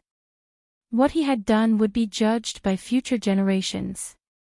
Lu Yin could see the exhaustion in the Sea King's eyes. Many people did not fear death, but after experiencing it, their mentality would change. Rather than calling the Sea King the master of the Sea King's dome, the Sea King was more like a father, an elder who wanted to protect his family. "I hope that the Sea King remains missing and that no one can find him," Lu Yin said. The Sea King was stunned, but then he nodded. "All right, I'll have the Sea King's dome cooperate. I haven't returned yet." "Thank you," Lu Yin said gratefully. The Sea King's dome was truly grateful to Lu Yin, and Hai Chi-Chi had also specially sought him out to express her gratitude. This was one of the few times that she did not have a venomous tongue, and Lu Yin was not used to it. After leaving the people of the Sea King's dome, Lu Yefei led Lu Yin and the giant bloodline towards Xenu Star. Not long after Lu Yin reached Xenu Star, a piece of news spread from the outerverse to the innerverse. The Sea King was in the hands of the Sword Sect. Welcome aboard. Stay tuned and subscribe to Han Li's Wuxia Adventures for more thrilling content. Chapter 1641. This news had been released by Madame Red. She was very familiar with the situation in the Fifth Mainland, and she had investigated the important figures who could influence the Fifth Mainland. Lu Yin was one of them. She had investigated the relationship between Lu Yin and the Sea King's dome, as well as the relationship between the Great Eastern Alliance and the Innerverse 8 Great Flow Zones. She had deliberately revealed that the Sea King was in the Sword Sect so that Lu Yin could cause trouble for the Sword Sect. If the Sea King was confirmed to be in the Sword Sect, the people from the Sea King's dome would not let him off the hook and would demand the Sword Sect back. As the former son-in-law of the Sea King's dome, Luin could not sit idly by. Madame Red had deliberately not revealed that Luin was in control of Chaos God Mountain. Instead, she had revealed this information so that Luin would clash with the Sword Sect. However, this also involved an even more important matter, which could only be carried out after Luin clashed with the Sword Sect. Outerverse, Frostwave Weave, Xenu Star. Luin and Wang Wen faced each other, and there was a table between them that had 3 cards on it. Wang Wen had just given Luin a clear understanding of the current situation in the Blazing Mist Flow Zone. The war in the Blazing Mist Flow Zone had started under Wei Rong's secret instigation. The Great Eastern Alliance had withdrawn from the Blazing Mist Flow Zone, which had set the fuse between the Sylvan Dragons and the Ross Empire. Although the battle in the Cosmic Sea had attracted the attention of the entire Fifth Mainland, the war in the Blazing Mist Flow Zone had not stopped. The Sword Sect and the Lingling clan support the Sylvan Dragons, while the Beast Tamers Flow Zone and the Wen family support the Ross Empire. With the interference of the smaller flow zones, the Blazing Mist Flow Zone is quite lively. Wang Wen smiled as he opened his star chart. Luin was puzzled. Why is the Wen family supporting the Ross Empire? It's simple. The Wen family's erudite flow zone intersects with the Beast Tamers flow zone, so the Sylvan Dragons will never join the Beast Tamers flow zone. Otherwise, they'll become mounts. The Wen family can only choose to support the Ross Empire. I remember that the Sylvan Dragons have quite a good relationship with the Beast Tamers flow zone. Luin was puzzled. It's just on the surface. The Beast Tamers Flow Zone has always wanted to rope in the Sylvan Dragons, and their goal is to turn them into mounts. The Sylvan Dragons aren't stupid, so why would they join the Beast Tamers Flow Zone? They betrayed the Astral Beast domain in order to escape their fate of becoming mounts. They're afraid of the Beast Tamers Flow Zone's techniques, so they'd rather die than join the Divine Great Hall. What about the Sword Sect? Why are you helping the Sylvan Dragons? Of course they're mounts, but compared to the Beast Tamers Flow Zone, they're more willing to serve the Sword Sect. When we overthrew the Day-Night Flow Zone, the Sylvan Dragons helped the Day-Night clan. It's not that these beasts can't become mounts, but rather that they've chosen to become someone's mount. Do you remember Long Yi? They want to become Night King Jinwu's mount, and they want the entire Sylvan Dragon clan to become the Day-Night Royal clan's mount. In the end, they're just beasts. Luin looked at the star chart. It's very worrying. Wang Wen nodded. The Ross Empire and the Sylvan Dragon clan are at war, and each side has an emissary. Sects like the Sword Sect can't possibly send too many powerful people over, as they're afraid of drawing attention to themselves. They're all working behind the scenes, and while they haven't lost many of their elite disciples, they're constantly losing ordinary disciples. They've become a millstone, and now, when the ordinary disciples from the Sword Sect hear that they're going to the Blazing Mist Flow Zone, they're doing everything they can to refuse. Isn't that what you wanted? Luin asked. Wang Wen had once said that he wanted to turn the Blazing Mist Flow Zone into a black hole of war between the Universe's great powers. Once they entered, they would never be able to leave. That's far from enough. With the current scale, they can withdraw at any time without paying too much of a price. Thus, it's time for us to take action. Wang Wen then gestured for Luin to open the first card. Your Highness, please open the first card. Luin had been curious about these 3 cards for a long time, and when he heard Wang Wen's words, he opened the first card one by one. There were more than 20 names on it. These people are important to the Sword Sect, Divine Great Hall, Wen family, and Lingling clan. Most of them are even the descendants of powerful elders. Wei Rong's men from the various great powers are constantly working hard, and these people are gradually gathering in the blazing mist flow zone. What we need to do is eliminate them all and plant a seed of hatred, Wang Wen said. Lu Yin raised his brows. Are these people so important that the great powers are willing to send them to the blazing mist flow zone? This is Wei Rong's mission, and I won't interfere. My goal is to confirm the list of names and plant a seed of hatred. Once a seed of hatred is planted, it won't be removed in a short period of time. This will prevent them from completely withdrawing from the battlefield, and it will also prevent them from joining forces. If I were to be killed by the sword sect, would you still work with them? Would you trust them unconditionally? Wang Wen smiled at Lu Yin. Lu Yin immediately replied, "That's impossible, but the people behind these people might not be able to make the decision. The 8 great flow zones have controlled the universe for so many years, and they aren't stupid. Your plan can't be flawless, and there's bound to be someone who understands." "Open the second card," Wang Wen said. Lu Yin casually opened it, and there was still a list of names. "Even if there's someone who understands, these people must be eliminated," Wang Wen said. Lu Yin shook his head. "There's no point in eliminating them. If it really comes down to it, they'll have to join forces even if they don't want to." "Then what if there's no such thing?" "Open the third card," Wang Wen said confidently. Lu Yin's eyes flashed, and he solemnly opened the third card. There were only 2 words written on it: external aid. He looked at Wang Wen curiously. Wang Wen's lips curled up. "No matter what we do, once they're certain that they have enough external aid to suppress us, will they still join forces? Once someone has a trump card, they won't care about the ones on the surface. But what if this so-called external aid is fake?" Lu Yin slammed his hand on the table. "I can find them external aid, and I can find the strongest external aid that gives them the most confidence." Then, Wang Wen said. Lu Yin looked up. "The blazing mist flow zone is officially recovered. I want it to be the true starting point for the Great Eastern Alliance to step into the Interverse." "Yes, Alliance leader."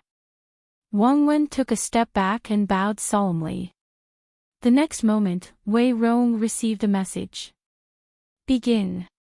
He stood up and looked out into the universe. It had finally begun, and he had been waiting for this day for a long time. Ever since he had destroyed the Blaze Realm, he had been waiting for this day and had been preparing for it. It was time for the Great Eastern Alliance to officially enter the Interverse. In the Interverse, the blazing mist flow zone was no longer as peaceful as it had been before. Battles broke out in space from time to time, and the occasional violent roar of a sylvan dragon could be heard. There were also the explosions of countless strange technological weapons. On a planet, billions of people looked up in fear. The sun that had been enveloping the planet had been torn apart by a sylvan dragon, and it roared as it charged into space. What greeted it were countless beams of light.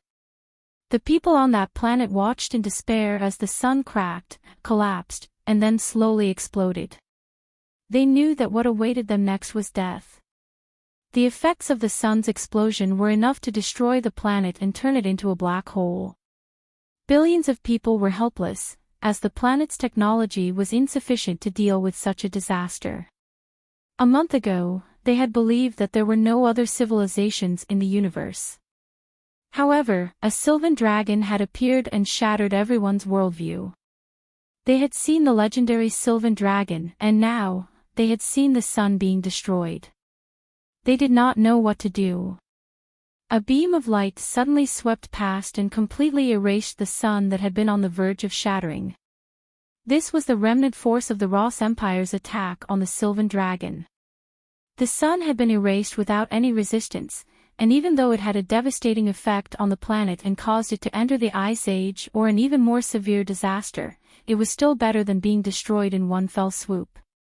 With the planet's technology, they still had a sliver of hope for survival, but just a sliver. In the distance, sylvan dragons roared in the void as they continuously displayed their extreme speed. A sylvan dragon that had reached the explorer realm could create dozens of clones, and its extreme speed allowed it to continuously destroy the Ross Empire's warships. The Ross Empire's technology surpassed the Outerverse, and their warships' defenses and attacks were far superior to the Outerverse. Although there were no envoys among them, it was still a desperate situation for ordinary cultivators. As a warship exploded, all of the Ross Empire's cultivators inside were annihilated without any chance of survival. A sylvan dragon charged towards a warship, but it was attacked by countless attacks and turned into a sieve. It wasn't just in outer space, many other planets were also embroiled in war. The entire Blazing Mist Flowzone's former Blaze realm was now embroiled in war. Long Zay's eyes widened as he stared into the distance. The Ross Empire had sent another batch of weapons. These weapons were small and fragile, but they could unleash attacks with power levels close to 10,000. When combined, they could even threaten a cruiser. Long Zay roared and charged forward, flapping his wings to tear through the void and destroy a large batch of the Ross Empire's weapons. It wasn't just him, the surrounding sylvan dragons and the cultivators who had been subdued by the dragons all charged forward.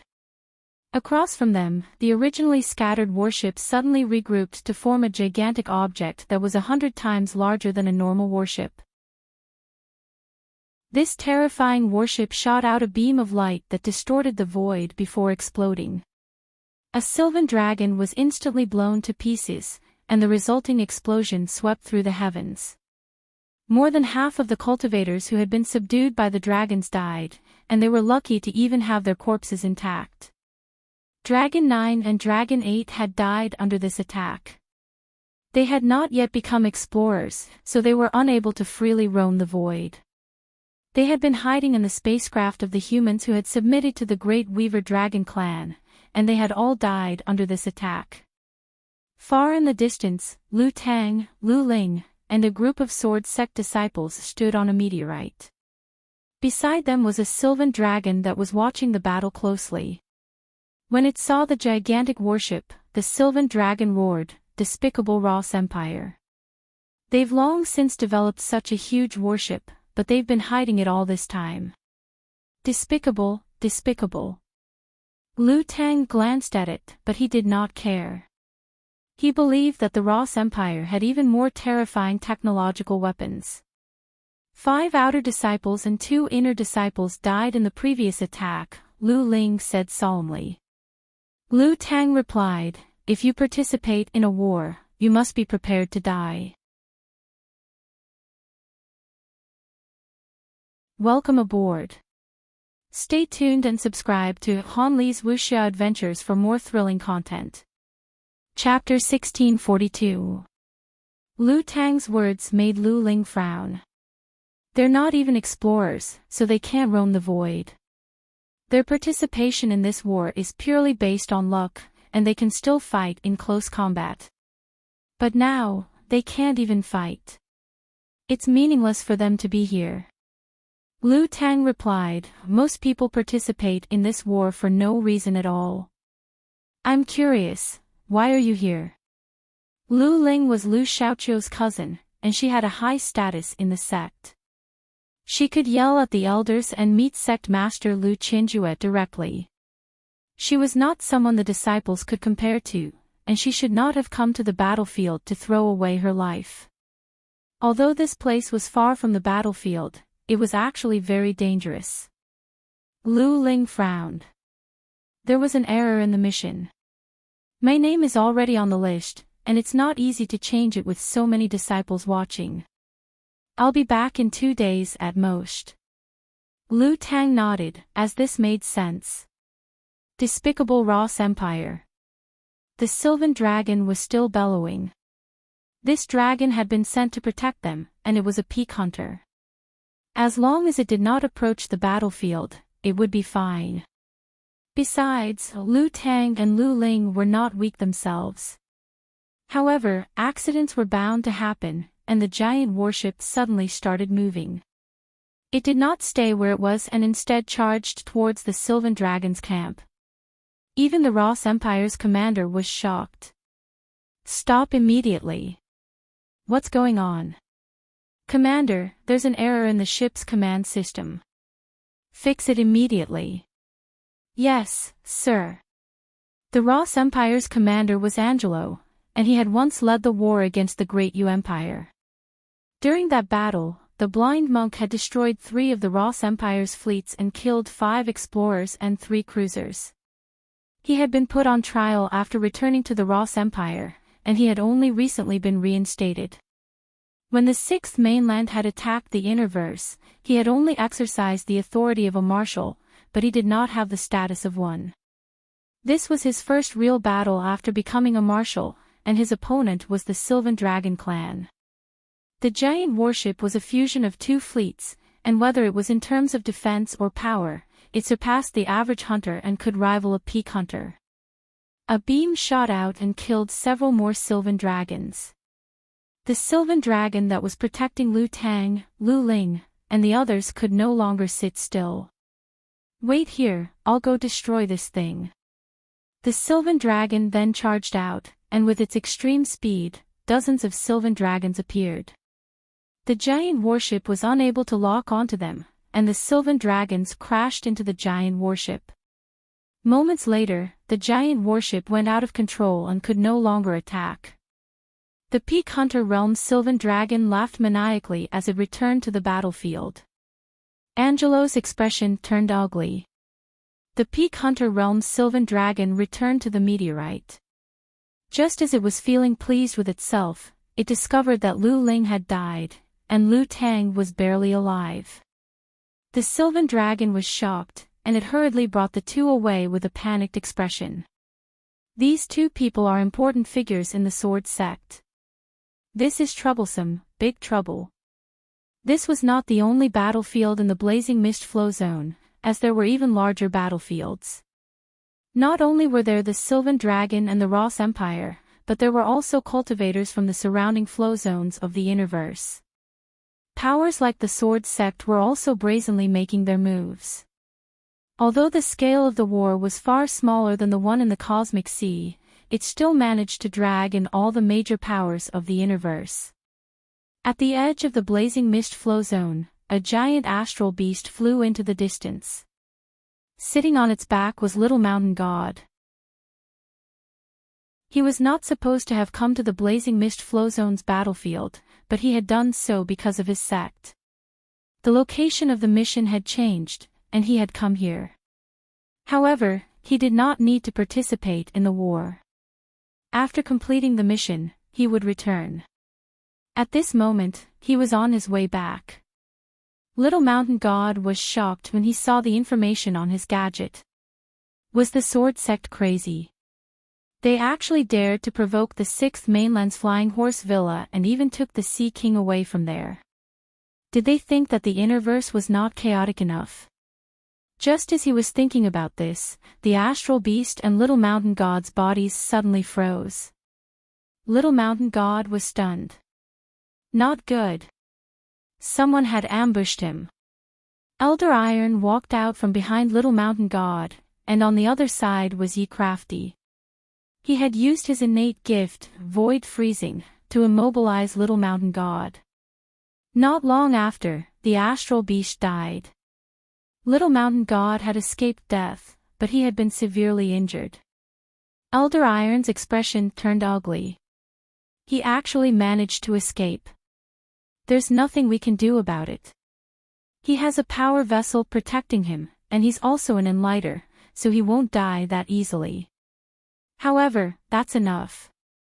His injuries are enough to drive the Divine Great Hall crazy, Ye Crafty said. In the distance, Little Mountain God transformed into a rock and landed on a planet.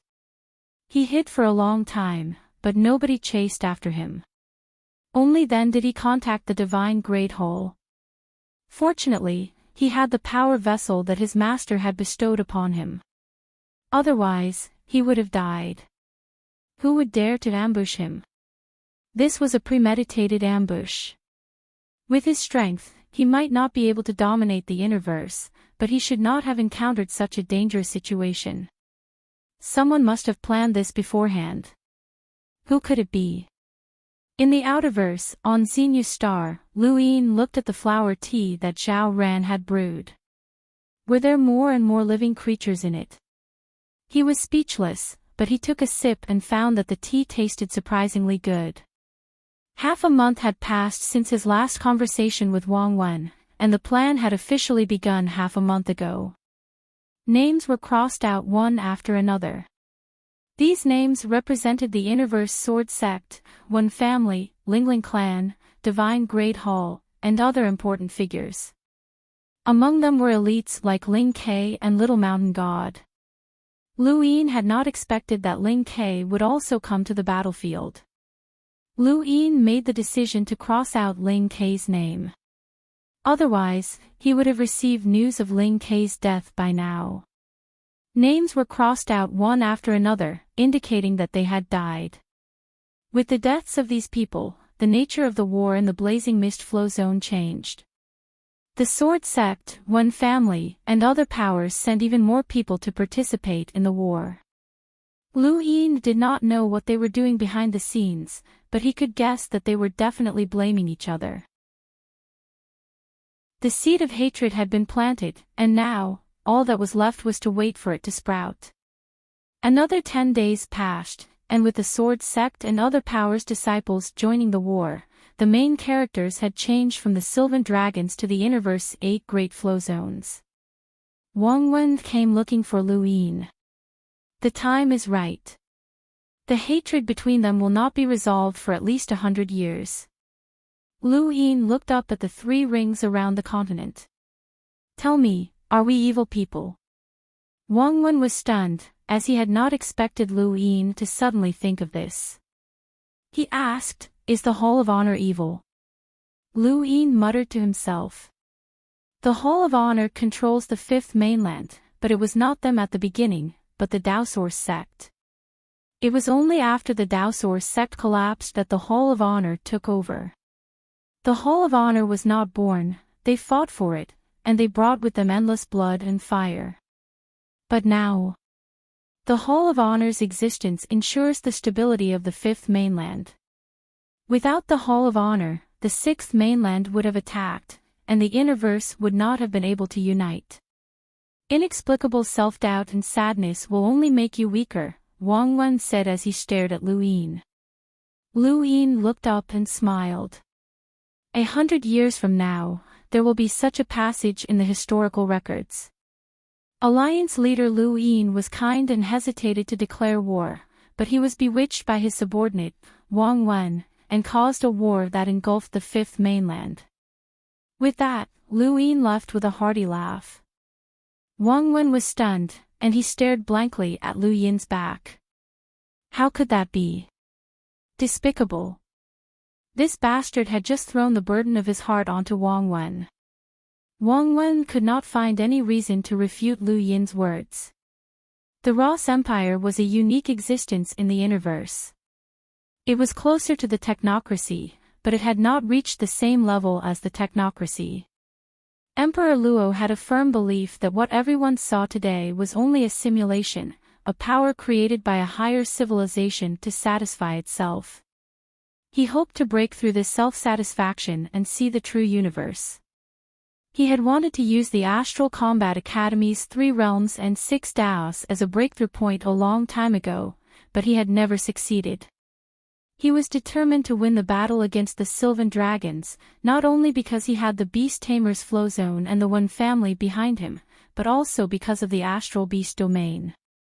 The Sylvan Dragons were traitors to the Astral Beast Domain, and after the Astral Beast Domain had declared war against them, experts from the Astral Beast Domain had approached him, claiming that they could deal with the dragons. They had no other requests other than to completely wipe out this race and wash away the Astral Beast Domain stain. Emperor Luo naturally welcomed them, as he wanted to obtain the entire Blazing Mist Flow Zone. As for the Beast Tamer's Flow Zone and the One Family, he was also hostile towards them. He knew why they supported him, and it was impossible for them to secretly divide up the Blazing Mist Flow Zone. He was more willing to trust the astral beast domain, even if they were mortal enemies with the human domain. As long as no one knew about it, it would be fine. The Ross Empire's capital was not on a planet, but rather a mech city that was as large as a planet. It was not fixed in place and could be moved around. It could also be used as a war fortress. This was a war fortress similar to the Aurora Fort, but it could not compare to the Aurora Fort. In fact, it could not even compare to Million City. At most, this war fortress had defenses that could rival an envoy's, but it could not display the power of an envoy's attacks. Warships and fleets departed from the Ross Empire's stronghold and headed towards the battlefield. Inside the ships were cultivators from the Ross Empire, including androids, and cultivators who had submitted to the Ross Empire. There were also cultivators from the One family, the Beast Tamer's flow zone, and the surrounding smaller flow zones. Emperor Luo stared at the sky. Half a month ago, with the deaths of a few people, the war had begun to spiral out of control. The Beast Tamer's flow zone's little mountain god had been heavily injured, and the One family's One Sa, who had once been in the top 100 rankings, had died. Many people from the Sword sect and the Lingling clan had also died. It was very strange, as these important people seemed to have been targeted.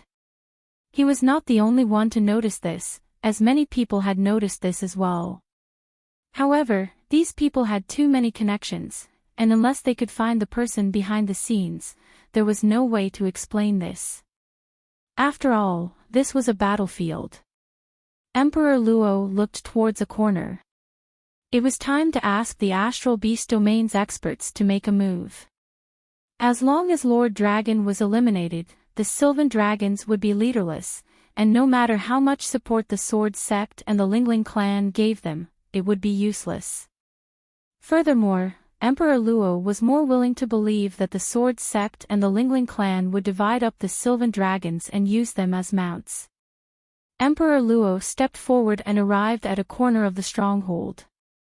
He opened the door and walked in. Emperor Luo was on high alert in the darkness below. Suddenly, a black shadow flashed past, and he stood in place. "It's me." The black shadow paused and then scattered, turning into countless black shadows that spiraled like pythons. It was a terrifying sight. The Luo Emperor looked ahead and saw a pitch-black mass of seaweed. It was seaweed, and a pair of eyes peeked out from the seaweed. This was an elite from the Astral Beast domain called the Dark Beast. It called itself the Dark Beast. In fact, whether it was in official war records or records, there were no records of the Dark Beast in the human domain. Wondrous Library. Welcome aboard. Stay tuned and subscribe to Han Li's Wuxia Adventures for more thrilling content. Chapter 1643. There were no records, which was why the Dark Beast had been sent to assist Emperor Luo. Otherwise, if it had been recognized, Emperor Luo would have been courting death. The Astral Beast domain, the Hall of Honor, and the Interstellar Arbitration Office would have already acted. The war is getting out of hand. I'm worried that the Sword sect and the Lingling clan will send emissaries. We need to work together to deal with the Dragon Lord, Emperor Luo said. Sure. Killing the Dragon clan is an order from the Empire, the Dark Beast said. Emperor Luo said, the Dragon Lord isn't easy to deal with. Otherwise, we wouldn't have been able to escape from the Astral Beast domain. You and I dash, suddenly, his eyes turned red and flickered. Not good, something's happened. Above the Ross Empire's stronghold, there should have been an isolation barrier that blocked external attacks, but it had been pierced through by Lu Yin's hollow palm. The force of the palm had even shattered the Ross Empire's ground. Lu Yin, Lu Yifeiwa, and Lu Yin appeared in the sky and looked down. Emperor Luo rushed out from the ground and saw Lu Yin, his eyes still flickering red. Another person rushed out from the other side. Lu Yin looked over and saw that this person had over 400,000 rune lines. Was this a hidden expert from the Ross Empire? The Ross Empire paled in comparison to the Day-Night clan. Emperor Luo and this person were barely passable, and below them were only enlighters with power levels of over 200,000. You're Lu Yin. The cultivator with a power level of over 400,000 was shocked to see Lu Yin. Emperor Luo appeared, and the person looked at him. Your Majesty, this. Emperor Luo raised a hand to stop the person from speaking. He stared at Lu Yin. Alliance leader Lu, why have you come to the Ross Empire? Lu Yin's lips curled up. My apologies, but the Great Eastern Alliance wants the Ross Empire. Emperor Luo suddenly raised his hand, and a red beam of light sliced through the void and swept towards Lu Yin. Back at the Royal Frost Continent, this beam of light had sent Lu Yin into a layer of ice. If not for his universal armor, he would have died. This was an envoy-level attack. However, Lu Yin did not even move in the face of this attack. The beam of light landed on his body, but there was no reaction at all. The miniature battle armor prevented Lu Yin from feeling even a trace of pain. Emperor Luo was shocked. Lu Yin looked at him. It's my turn. He raised his hand, but it was empty. An invisible palm imprint accompanied by golden battle force descended upon Luo Huang's body. Back when Lu Yin had still been a hunter, a single Empyrean palm had been enough to force Luo Huang to retreat. Now, however, this Empyrean palm had sent Luo Huang crashing into the ground, and a small portion of his body had cracked open. Luo Huang was a cyborg, so his movements had been impeded by a single palm strike. On the other side, the cultivator with over 400,000 combat power was shocked. He wanted to attack, but now, he did not even dare to move. Lu Yin looked at the Luo Huang underground, but suddenly, his gaze shifted to a corner. There was actually another being with a power level of over 500,000. He was surprised. Mr. Lu Yi, please bring out the hidden emissary. As soon as he finished speaking, a strand of seaweed shot out from the ground and disappeared into the astral source universe.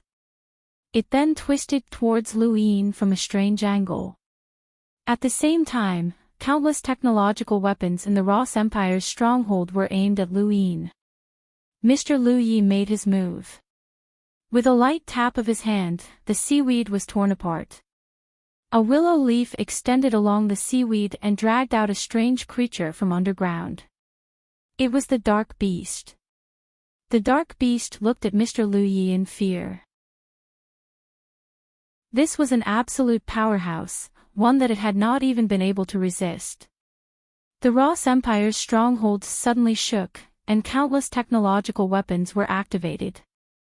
Lu Yin frowned and looked at that power level. There were more than 400,000 Ross Empire cultivators, and that cultivator hurriedly shouted, "Stop! Stop!" Within the Ross Empire, countless people looked up at the sky and saw the Luo Huang being crushed. They saw Lu Yin descend like a god, and they did not know what to do. However, those who were loyal to the Luo Huang did not stop. Countless attacks descended, intending to bury Lu Yin. Lu Yin's domain suddenly erupted and swept out, obliterating many of the technological weapons. He looked at the Luo Huang, as he had originally wanted to appoint this person as a general, but the Luo Huang was too weak. With a mechanical body, it was hard to say how much power would be left after the appointment. Outside the Ross Empire's stronghold, fleet after fleet gathered. They had sensed the changes within the stronghold and wanted to rescue the Luo Huang, but in the distance, the heavens trembled as Lu Xianjun arrived. Those who had never faced Lu Xianjun before would never understand how shocking it was. More than 6,000 explorers were roaming the heavens. What did that mean? When the Ross Empire's fleet saw Lu Xianjun, they immediately suspected that they were dreaming. How many explorers were there in the entire Ross Empire? Even the expeditionary force formed by the Hall of Honor could not compare to Lu Xuanzhuan's army. This was the embodiment of the entire outerverse strength. Regardless of their peak power level, Lu Xuanzhuan's army was enough to sweep through the entire blazing mist flow zone. The fleet immediately collapsed, as no one was willing to fight. With Liu Yin's current strength, dealing with the Ross Empire was too easy. In the blazing mist flow zone, on the battlefield between the Ross Empire and the Sylvan Dragons, the originally tense situation suddenly changed. The Ross Empire's fleet completely retreated, which confused the dragons. A cultivator from the Beast Tamer's flow zone whose power level was over 300,000 hurriedly went to find Marshal Angelo. "What's the meaning of this? Why didn't you inform us of such a major military change?" Angelo's expression was heavy, and he looked at the Beast Tamer's flow zone's expert with a complicated expression. "I'm sorry, but we've lost this war." The Beast Tamer's flow zone's cultivator's eyes went wide. "When?" He pointed at the battlefield in the distance, at the pursuing Sylvan dragons. "When did we lose? Which eye of yours saw that we lost?" Angelo exhaled, looked up, and sorrowfully said, "Emperor Luo was captured by the Great Eastern Alliance." Liu Yin did not hide the fact that he had attacked the Ross Empire. Liu Xian's army had made a great appearance, and the Great Eastern Alliance's army had also appeared on the battlefield. However, it was not the Great Eastern Alliance's army, but rather the Giants. A month after the Giants had been brought to the Great Yu Empire, they had arrived at the blazing mist flow zone, where they had started their first battle under Ku Wei's leadership. The Beast Tamer's flow zone's cultivators saw this and looked into the distance in shock. When they saw hundreds of giants walking through space, their scalps went numb. The leading giant was Qin Ling, who had a power level of over 400,000 and was over 10,000 meters tall. Even the warships were not much bigger than him. These giants were all over 5,000 meters tall, and they looked like savage beasts as they charged into the battlefield. Neither the dragons nor the warships could withstand a single blow. It wasn't just the Ross Empire, even the dragons were stunned. The Sword Sect and the other powers that had supported the dragons and the Ross Empire were equally shocked, as none of them had expected so many giants to appear. Ku Wei was in high spirits. "Attack Brother Wei. The Great Eastern Alliance is here. Brats, prepare to tremble." Chen Ji grabbed a giant Sylvan dragon and punched it. The giant Sylvan dragon swayed a few times before fainting. Not far away, more than 10 giant Sylvan dragons roared and charged over. Chen Jian slapped them. No matter how many clones they had, he destroyed them all with one slap. Those giant Sylvan dragons fell one by one. They were powerless to resist. The strongest of the dragons had an enlighter's power level of over 300,000, and they were so large that they could create over 100 clones that covered the heavens. Chen Ling roared at the sky and leaped up, waving his hand to grab one of the dragons. It was a very barbaric battle style, but it was very effective. The dragon hurriedly dodged, but Chen Ling was not slow either. He was very agile, and he managed to grab the dragon and stomp on it. The Sword Sect and the other disciples who had participated in the battle were stunned, as this was too barbaric. The Beast Tamer's flow zone's cultivator's expression changed. "It's the Great Eastern Alliance. The Great Eastern Alliance is actually attacking the blazing mist flow zone." He then hurriedly left. The appearance of the giants on the battlefield signaled the end of the war. Even if the Ross Empire and the Dragon Clan worked together, they were still not a match for these giants.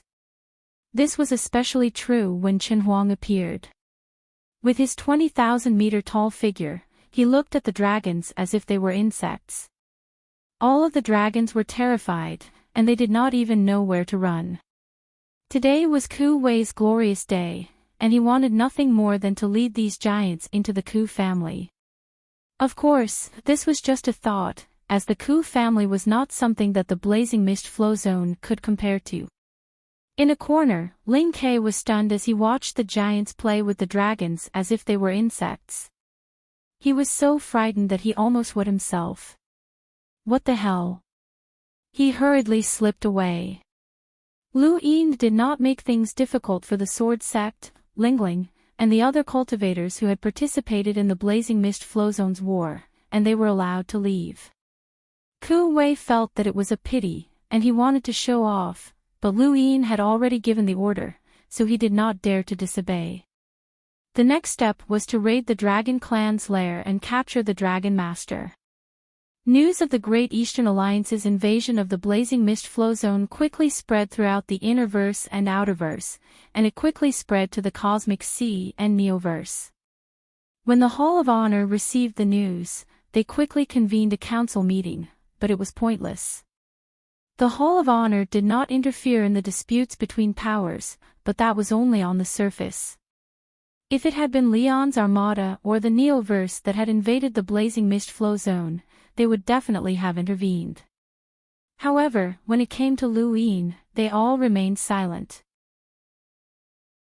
Lu Ran, one of the 9 council members, and Knight King Jing, strongly hoped that the council would pass a resolution to send the Expeditionary Army and the Interstellar Court to intervene in the Blazing Mist Flowzone's war and drive the Great Eastern Alliance out of the Innerverse. The Blazing Mist Flowzone had long been viewed as a possession by the Sword Sect, and Knight King Jing only wanted to make things difficult for Lu Yin. Mr. Yu also agreed with the resolution, as he represented the Longevity's Grand Battle Group.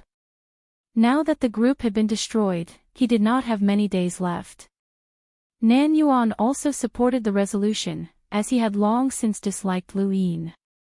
Furthermore, he represented the Xia family, which was now Lu Yin's enemy. However, besides the 4 of them, Xan Zhao, San Liang, Si Hong, and Bulao were all against the resolution, and the final resolution was invalid. Before the council meeting ended, Xan Zhao said, "So what if the resolution is passed? The Expeditionary Army has already been defeated once by the giant financial group. As for the Interstellar Court, Lu Yin has the umpire's warrant." This sentence caused Lu Ran and the others to turn pale.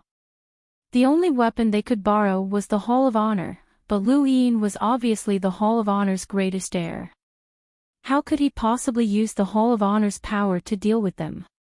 The Hall of Honor, which represented the Fifth Mainland's highest authority and power, would not act against Lu Yin. Lu Yin only had to consider the powers that controlled the Innerverse's 8 great flow zones. With Emperor Luo heavily injured, Lu Yin and Mr. Lu Yi headed for the Dragon's Lair. The giants had destroyed the Ross Empire's fleet on the battlefield, and after capturing the dragons that had participated in the battle, they also headed for the Dragon's Lair. Welcome aboard. Stay tuned and subscribe to Han Li's Wuxia Adventures for more thrilling content. Chapter 1644. The Sylvan Dragon Realm was located in a corner of the Blazing Mist Flow Zone. This was the lair of the Sylvan Dragons. Spacecrafts could not be used to travel in the Sylvan Dragon Realm, as the place was filled with meteorites. Any spacecrafts that entered the realm would collide with the meteorites within a few seconds. This place was very suitable for the Sylvan Dragons to fly, as it had a natural barrier. It was because of this feature that the Sylvan Dragons were arranged to stay here when they betrayed the Astral Beast domain. In the deepest part of the Sylvan Dragon Realm, there was a piece of land where the leader of the Sylvan Dragons, the Dragon Lord, resided. As the news of the war spread, the many Sylvan Dragons in the Sylvan Dragon Realm roared in anger, wanting to destroy the Great Eastern Alliance. Dragon Master's gaze was solemn. It had already been several years since the Blaze Realm had been destroyed, and the Great Eastern Alliance had withdrawn from the Blazing Mist Flow Zone.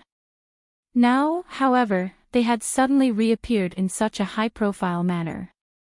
Dragon Master was no fool, and he knew what this meant. It meant that even if the Sword Sect and the other powers intervened, it would be useless. The Great Eastern Alliance would definitely occupy the Blazing Mist Flow Zone. The Luo Emperor should have fallen by now. Next, it would be his turn. One after another, Sylvan dragons landed on the ground and requested the Dragon Master to fight. When Dragon Lord appeared, it was twice the size of the other Sylvan dragons. It was an envoy, one of the top powerhouses in the Interverse. He let out a roar and summoned all the Sylvan dragons. Currently, there were more than 5,000 Sylvan dragons in the clan, and more than 300 of them were explorers who could freely roam the void.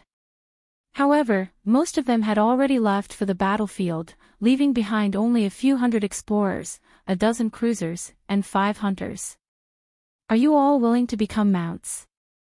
Dragon Master spoke, his voice grand, shaking the starry skies, shattering countless meteors. As it spoke, the many Sylvan dragons fell silent. On the other side, Lu Yin received a call from the mountain god. He had expected Lu Qinjue or Wen Zizai to contact him first. Long time no see, Senior, Lu Yin answered the call.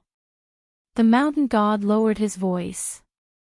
The Great Eastern Alliance wants to take over the Blazing Mist Flow Zone. That's right. Lu Yin did not avoid the topic at all, which stunned the mountain god. He had thought that Lu Yin would try to quibble or even find some sort of excuse. After all, the Great Eastern Alliance had been keeping a low profile for the past few years. Aren't you afraid that the Interverse will join forces to chase you out? The mountain god barked. Have you forgotten about the portal plan? Lu Yin's eyes narrowed. The Interverse doesn't belong to you. As long as my Great Eastern Alliance doesn't encroach on your interests, we will destroy anyone who tries to chase us out. What arrogance! The mountain deity was furious. Lu Yin calmly replied, Senior, you can try. My Great Eastern Alliance's allied army has tens of millions of cultivators, and we have more than 10,000 warships. We also have more hunters, enlighters, and even envoys than your divine Great Whole. I've also recently established the Lu Xian army, which has more than 6,000 explorers.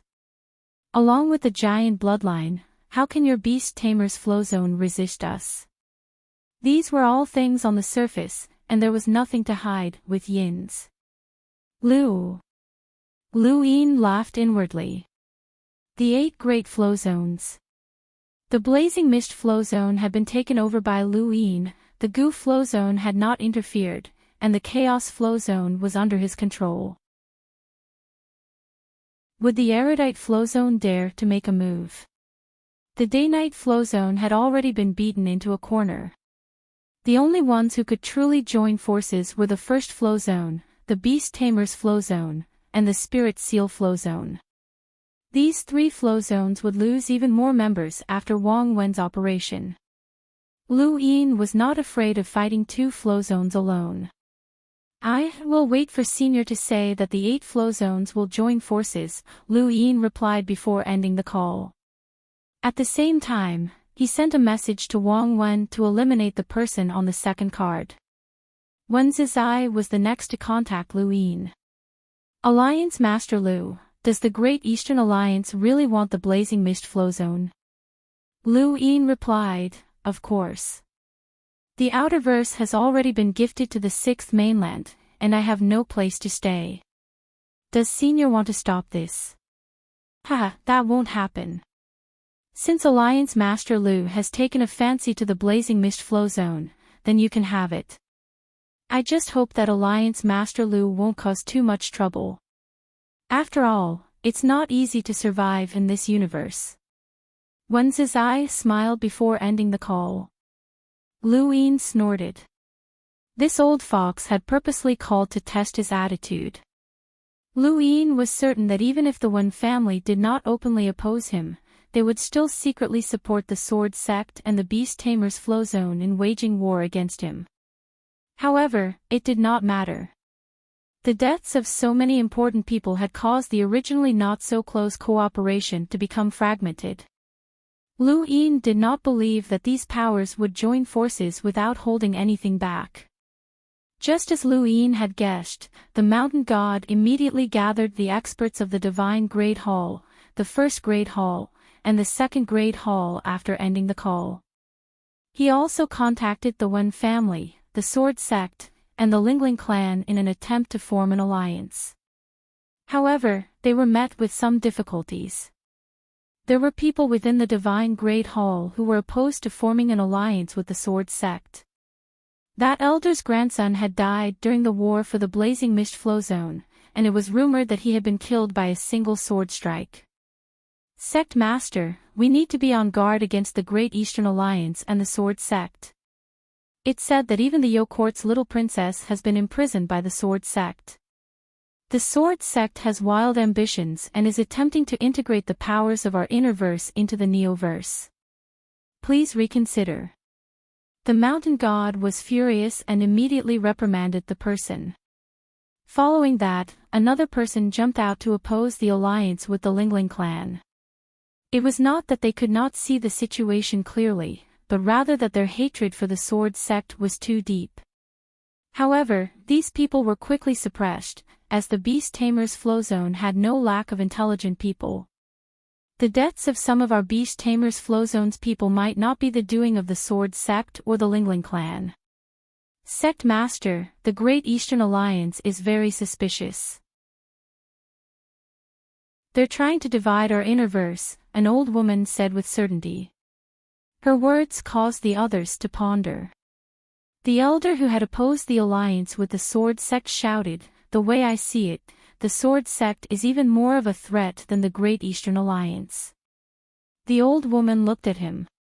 "Do you want to find the real culprit behind your grandson's death, or do you want to be used by them?" The elder was stumped, and he was speechless. The old woman continued, "If the culprit is the Great Eastern Alliance, then you've become a pawn of your grandson's murderer. Think carefully." The others looked at each other. The mountain god relaxed. Although he could force everyone to form an alliance with the Sword Sect and the Lingling clan, that would be too inefficient, and there would definitely be people who would drag them down. The mountain god was starting to regret his decision, as he should have carried out the plan from the very beginning. Regardless of what Lu Yin did, Lu Yin would still be the champion of the Sovereign Tournament. It was a pity that time could not be reversed. The same thing had happened to the Sword Sect, the Wen family, the Lingling clan, and the other small flow zones of the inner verse. Some people opposed the alliance, while others supported it. There were more people who could see the situation clearly, and the alliance was unstoppable. In the Blazing Mist Flow Zone, Lu Yin was led by Mr. Lu Yi into the Sylvan Dragon realm. There, he saw thousands of Sylvan dragons on the mainland, as well as the largest Dragon Lord. When the Dragon Lord saw Lu Yin and Mr. Lu Yi arrive, its large eyes hid a deep hatred. "Where's Luo Huang?"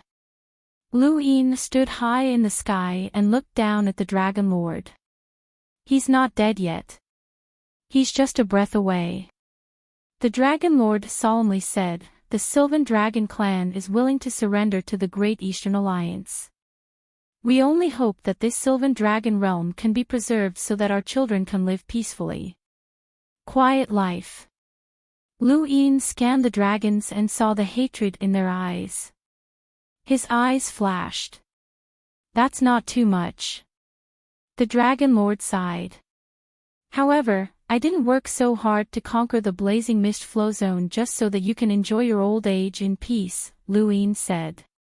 Mr. Lu Yi looked on curiously, as these Sylvan dragons were quite peculiar.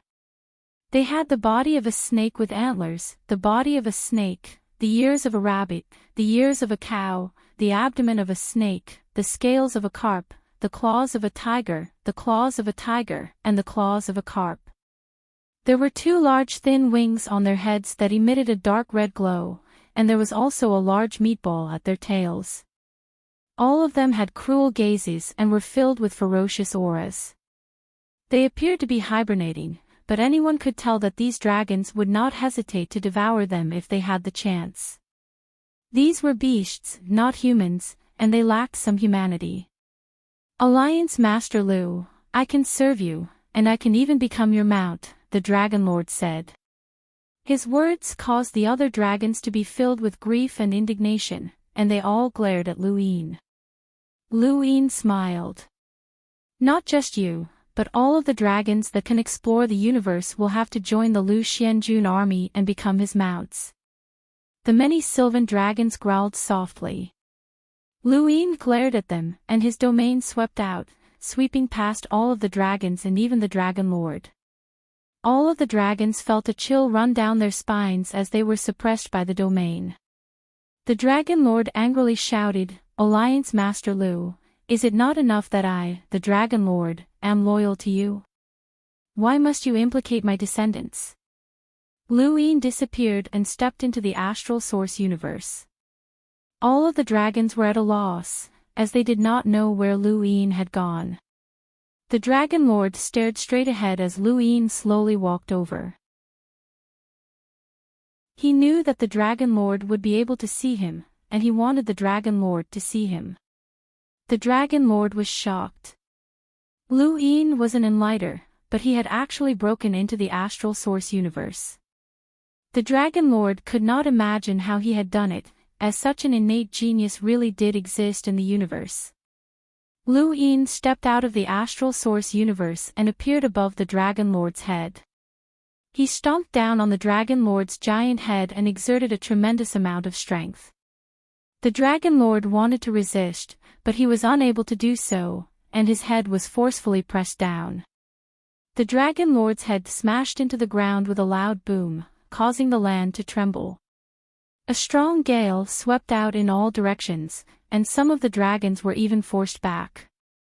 All of the dragons roared angrily, and one of them, an enlighter, even charged towards Luin with over 100 clones that reached out to grab him.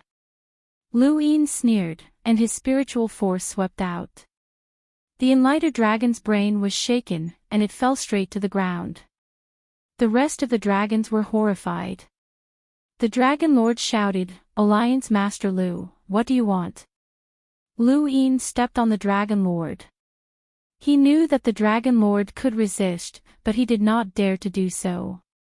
However, that did not matter, as the Dragon Lord was not his opponent. "I've said it before. All of the dragons that can explore the universe must join the Lu Xianjun army and become mounts. As for those that haven't, a portion of them will be sent to Xenu Star and become U Academy's sparring partners." The Dragon Lord panted heavily as his giant head was pressed to the ground. At this moment, his dignity had been trampled upon to the extreme. Luin did not care about the Dragon Lord's dignity at all. The Dragon Clan had betrayed the astral beast domain and joined the human domain. Everyone looked down on them, but they were proud of it. During Astral 10's entrance exam, the Dragon Clan had sent its members to make things difficult for the Astral 10 students in an attempt to prevent them from entering. When Luin had overthrown the Day-Night Flow Zone, the Dragon Clan had even taken action to help the Day-Night Clan. Luin had not forgotten all of these incidents. Welcome aboard. Stay tuned and subscribe to Hanli's Wuxia Adventures for more thrilling content. Chapter 1645. The only reason he hadn't exterminated this race was because they made excellent mounts. Even the sword sect wanted them, let alone Luin. As long as Lu Xianjun could obtain a Sylvan Dragon as a mount, his power would increase once again. Although not everyone could get one, it could still be used as a reward system. With the addition of Bai Yan and Flying Willow from the Smokescreen Mountain Range, Lu Xuanjuan's power would be enough to sweep through the Innerverse. Dragon Lord had submitted, and so had the other Sylvan Dragons. They did not dare to disobey. When Ku Wei arrived with the giants, the Sylvan Dragons lowered their heads so much that they almost buried themselves in the ground. Creatures tended to grow stronger the bigger they were. The giants could toy with the Sylvan Dragons like they were bugs, but they were even more terrified and desperate when faced with the giants.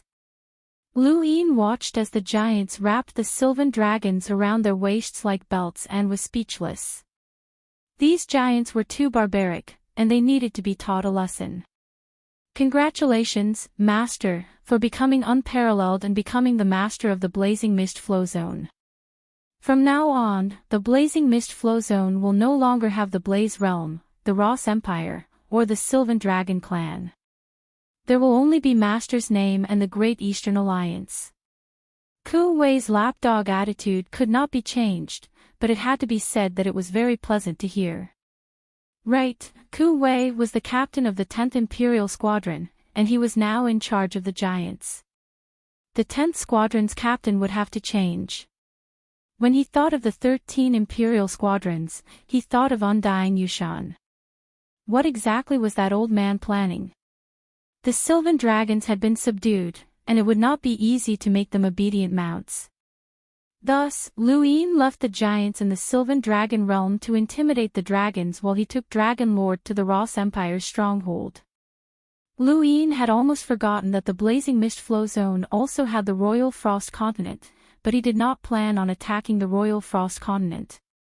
After all, the Royal Frost Continent was located in a remote corner of the Blazing Mist Flow Zone and would not hinder him.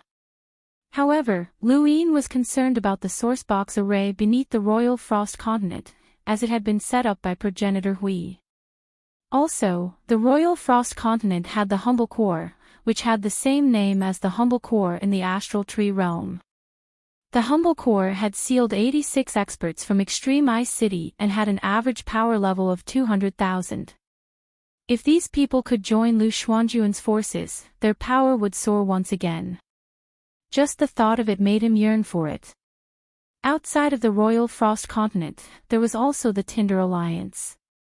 After the Great Eastern Alliance occupied the Blazing Mist Flow Zone, Page of the Tinder Alliance contacted Wang Wen in hopes of preserving a place to live in the Blazing Mist Flow Zone. The Tinder Alliance was made up of people who had been persecuted by the Blaze Realm in the past.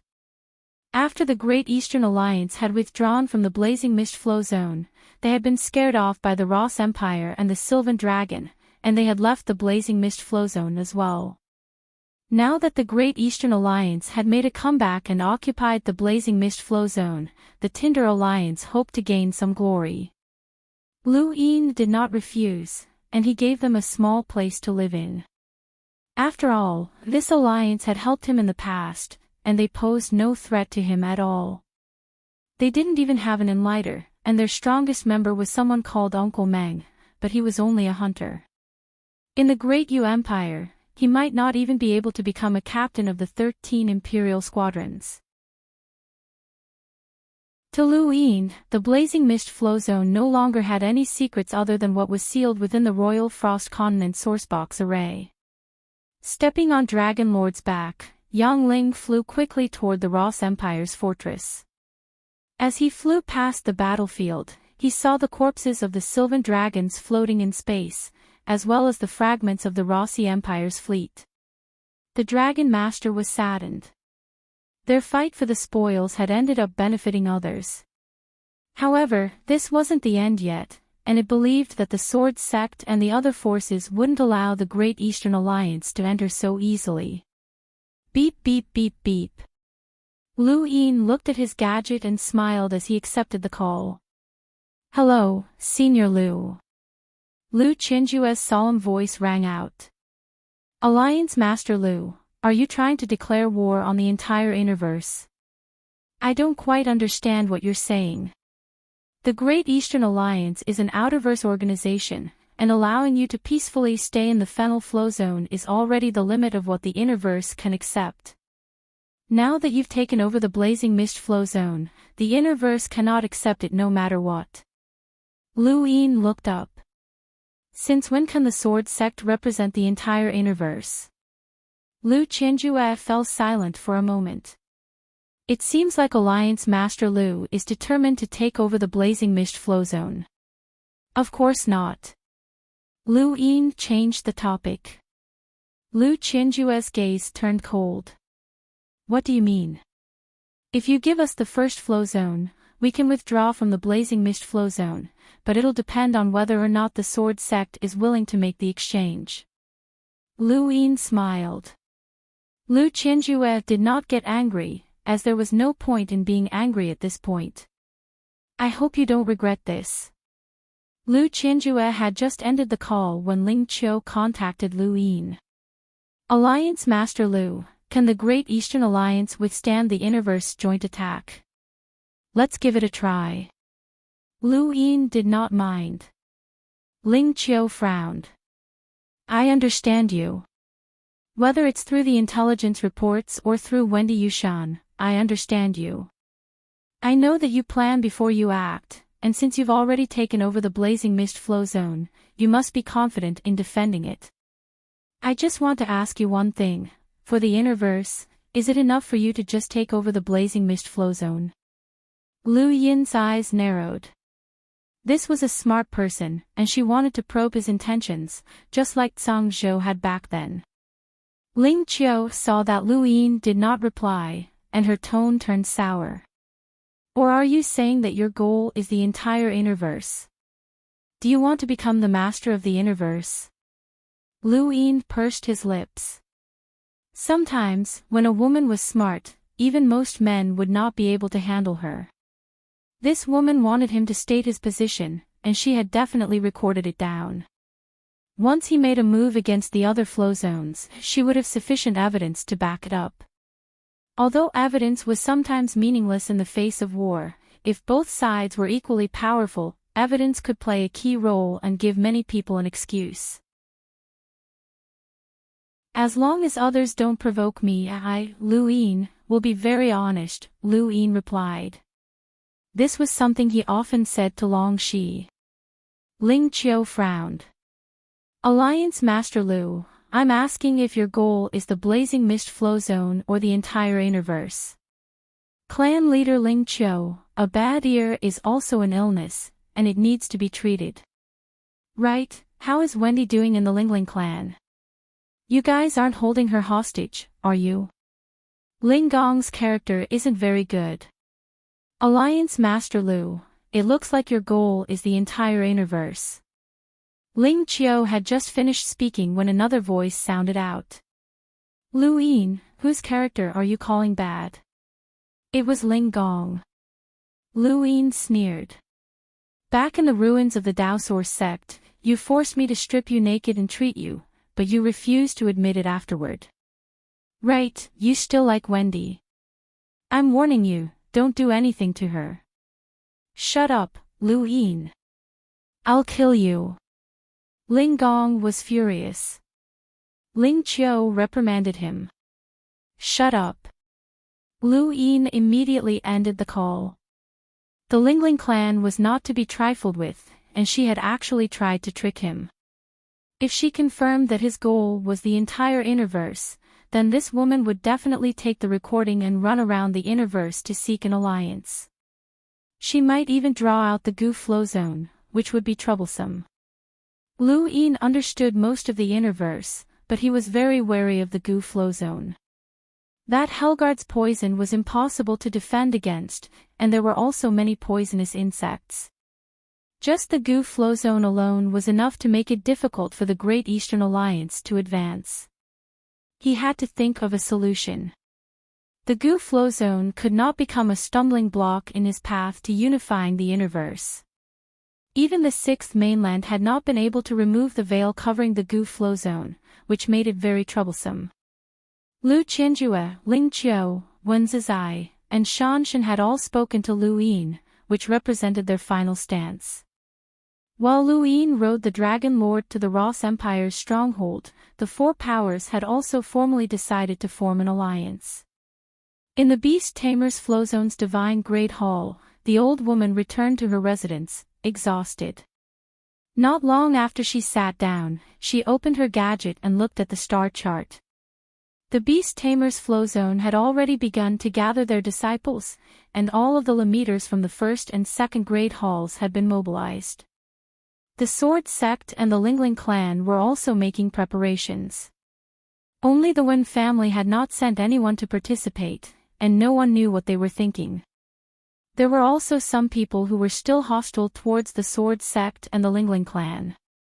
This sort of enmity would not be resolved so easily unless they could confirm that the culprit was the Great Eastern Alliance. If they could not confirm it, the old woman's eyes flickered, and she could only fabricate evidence to pin the culprit on the Great Eastern Alliance. She did not care who it was that had killed those elite disciples. As long as they could form an alliance with the Sword Sect and the others to drive the Great Eastern Alliance away, she was willing to do anything. The bigger picture was more important. Just as she was thinking about how to fabricate evidence, her face suddenly flushed red, and she spat out a mouthful of blood. Her body trembled as she collapsed to the ground, and she quickly died. The same scene occurred in the Sword Sect, the Lingling clan, the Wen family, and a few other smaller Flowzone's powers. These people were the people on Wang Wen's second card. They had the ability to see the bigger picture, and they also had status that could influence the leaders of these powers. If these people were not eliminated, then the first step would have been for nothing. Only if these people were eliminated would there be problems, no matter how these powers cooperated. Even if the motive was too obvious, there was nothing that could be done. The Great Eastern Alliance did not have the ability to eliminate the people on both cards at the same time. News of the old woman's death quickly reached the mountain god's ears, and he flew into a rage. Even an idiot would know that the Great Eastern Alliance was behind this. He was so angry that he immediately contacted Lu Yin, but Lu Yin calmly refused to admit that he had anything to do with the old woman's death. It was not just the mountain god, the Sword Sect, the Lingling clan, and the Wen family all had important people who had died. These people were the core of the alliance, and with their deaths, the alliance's situation immediately deteriorated. In particular, the Wen family did not dare to openly ally with the alliance, which left the Sword Sect helpless. Under these circumstances, one person contacted the Lingling clan's Ling Qiu, who was the Sirius Sect's elder Yuan Shou.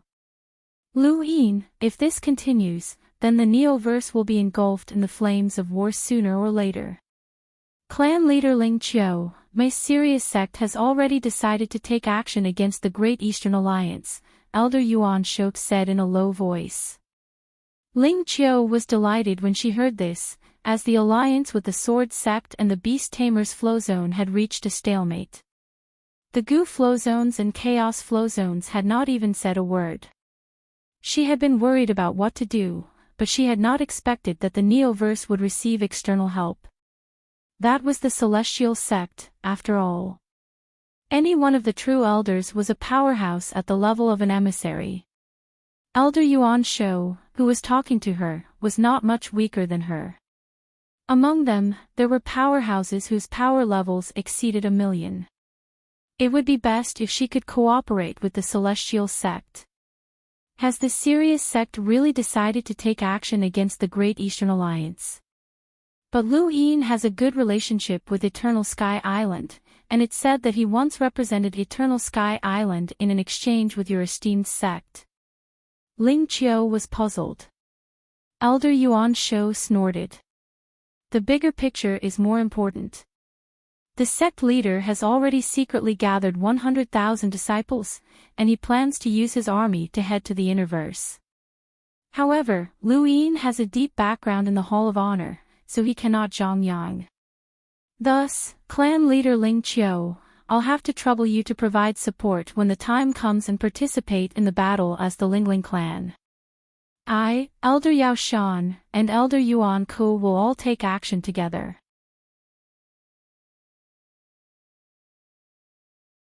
Welcome aboard.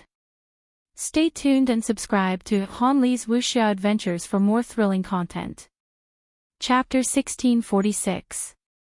Ling Qiu was excited. Then, what about Lu Yin?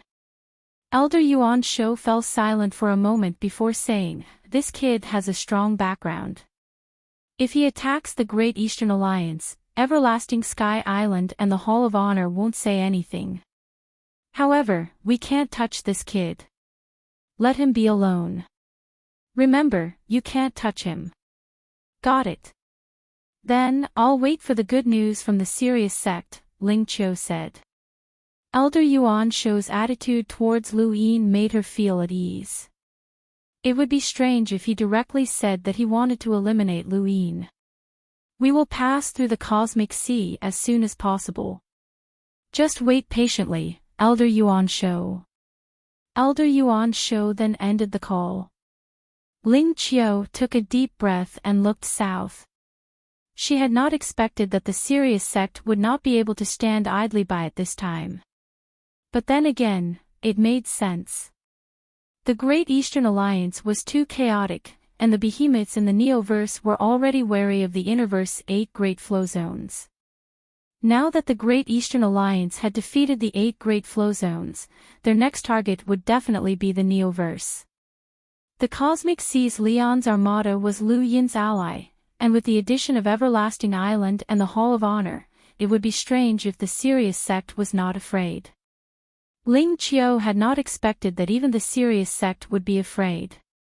She thought back to when she had first become an emissary and visited the Sirius sect. She had seen many emissary-level elders, and she had even seen the unfathomable Elder Joshin with a power level of over 1,000,000. If that Elder Joshin had acted, then he alone would have been enough to destroy the Great Eastern Alliance. Even Master Yuan's help would have been useless. With the Sirius sect as external aid, she would no longer need to ally with the Sword sect or the Beast Tamer's Flow Zone. Not only would that be a waste of effort, but it would also not be beneficial. In the end, they might not even be able to deal with Lu Yin. It would be better to wait for the Sirius sect to act.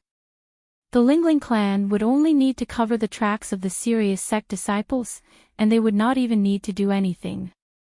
When she thought of this, she immediately gave the order to subtly reject any alliance with the Sword sect or the Beast Tamer's Flow Zone. Since it was difficult to form an alliance and Lu Yin was afraid that they would join forces and would even assassinate him, then there was no need for an alliance. On the other end, Elder Yuan Shou ended the call with an ugly expression and looked at Sect Master Yuan Qiong. Yuan Qiong felt helpless. Sect Master, Lu Yin has gone too far. He actually wants us to cooperate with him to toy with the Lingling clan. If news of this spreads, our Heavenly Star sect will lose all face. Elder Yuan Shou gritted his teeth. I've spoiled this brat too much. Yuan Qiong couldn't do anything about it. Lu Yin's status in the Heavenly Star sect was too special. Although he was only the leader of the outer disciples, he had the greatest inheritance of the Heavenly Star sect under his feet. He was connected to the Supreme Sage Heavenly Master, Elder Gong, and other half-martial ancestors. He also knew that Xia Ji had schemed against them, but had failed to obtain anything. The information and background he knew had nothing to do with age or cultivation. To put it bluntly, if the Heavenly Star sect had to choose between him and Lu Yin, he would have chosen to give up on himself, let alone play along. But Sect Master, will Lu Yin really set his sights on the Neoverse? Elder Yuan Shou suddenly asked as he looked at Yuan Qiong. Yuan Qiong's expression changed. Let him be. But those people in the Neoverse are not to be trifled with. Even if he really unifies the Interverse, he'll only be able to gain a foothold in the Neoverse. He won't be able to realize his ambitions there. Elder Yuan Shou nodded. I'm just afraid that our Sirius sect will continue to be tied down by him. It's not like he can't do it. When he heard this, Yuan Qiong's expression turned ugly. Ling Qiu would never have thought that the Grand Cosmic Sect would play along with Lu Yin's act and give her fake external aid. Even the Starsibyl sect would not have thought that something like this would happen, let alone her. It was laughable, but it had actually happened. Ling Qiu had believed that with the Sirius sect's powerful external aid, they would not have to ally with the Sword sect or the Beast Tamer's Flow Zone. They would have to ally with each other. But Lu Xianjun and the Giant's bloodline in the Great Eastern Alliance were enough to sweep through the cultivators of those two sections. They would not even fear the absolute powerhouses, and this was under the assumption that they had truly allied with each other. Lu Yin put down his gadget and sighed. Wang Wen's third request for external aid had been fulfilled, and the blazing mist flow zone was now truly under his control. Who would be next? Of the universe's 8 great flow zones, Chaos Flow Zone and Blazing Mist Flow Zone belonged to him, and they were separated by a great distance. Erudite Flow Zone did not dare to act against him, while Day-Night Flow Zone and Chaos Flow Zone had sealed themselves. Only the first Flow Zone, Spirit Seal Flow Zone, and Beast Tamer's Flow Zone remained. As he thought about this, he arrived at the Ross Empire's stronghold. Sister Feihua was there to oversee the stronghold, and the Luo Emperor and the Dark Beast were unable to escape. Lu Xianjun was suppressing the entire Ross Empire's stronghold, so no matter how many reinforcements came, it would be useless. Within the Ross Empire's territory, there were tens of millions of soldiers, but only 1 million cultivators were truly capable of reinforcing the Ross Empire's stronghold, as there were only so many warships and fleets. These people could not even withstand a single blow from Lu Xianjun. The Dragon Master descended upon the stronghold, and its enormous size shocked everyone present. Big Sister Feihua was surprised, but only by the Dragon Master's appearance. In the Cosmic Tree Realm, there were mounts that surpassed the strength of an emissary. Long Kuei's Pyrolite far surpassed the Dragon Master's strength. The Dark Beast was trapped by Feihua, and Luo Huang was still lying on the ground, half dead. When he saw the Dragon Master appear, his eyes flashed with a red light, but they soon dimmed. The Dragon Master also saw the Luo Huang, and a complicated expression appeared on his face. Back then, the Blazing Mist Flow Zone had been split into 3, Scarlet Lord, Luo Huang, and the Dragon Master. These 3 parties had restrained each other, but they had also joined forces to resist the outside world and control one of the 8 great flow zones. Now, one had died, one had been captured, and one had submitted. All of this had been done by that young man. When the Dragon Master saw the Luo Huang's miserable state, he did not dare to resist, as he was afraid that he would end up like the Luo Huang. Aside from the Luo Huang, there were also many experts from the Ross Empire suppressed within the stronghold. Among them were Scholar Newmoon, Duke Blackhawk, who had returned from Iron Blood Weave, and the expert who was second only to the Luo Huang. He was known as Thunder Axe, which was a title that represented the respect that the Ross Empire had for him. At this moment, these people were all standing in front of Lu Yin, silently waiting. Lu Yin was watching the videos on the network. These videos were all related to the Luo Huang, and they were all recordings of his battles. Originally, Lu Yin had not been interested in the Luo Huang, but when the Luo Huang had subconsciously attacked, he had felt that something was off. Normally, no matter who it was, in a moment of crisis, they would use their strongest attack, but the Luo Huang had used a beam of light from his mechanical arm. This was not right, as this meant that the Luo Huang possessed technological power that surpassed that of an emissary. Otherwise, how could his mechanical body display such power? However, before he had decided to deal with the Ross Empire, Lu Yin had investigated the Luo Huang, and he had learned that the Luo Huang was a cultivator. The Luo Huang was a cyborg, but he was also a cultivator. The reason why he could surpass an emissary was because of the strength that he had obtained through cultivation.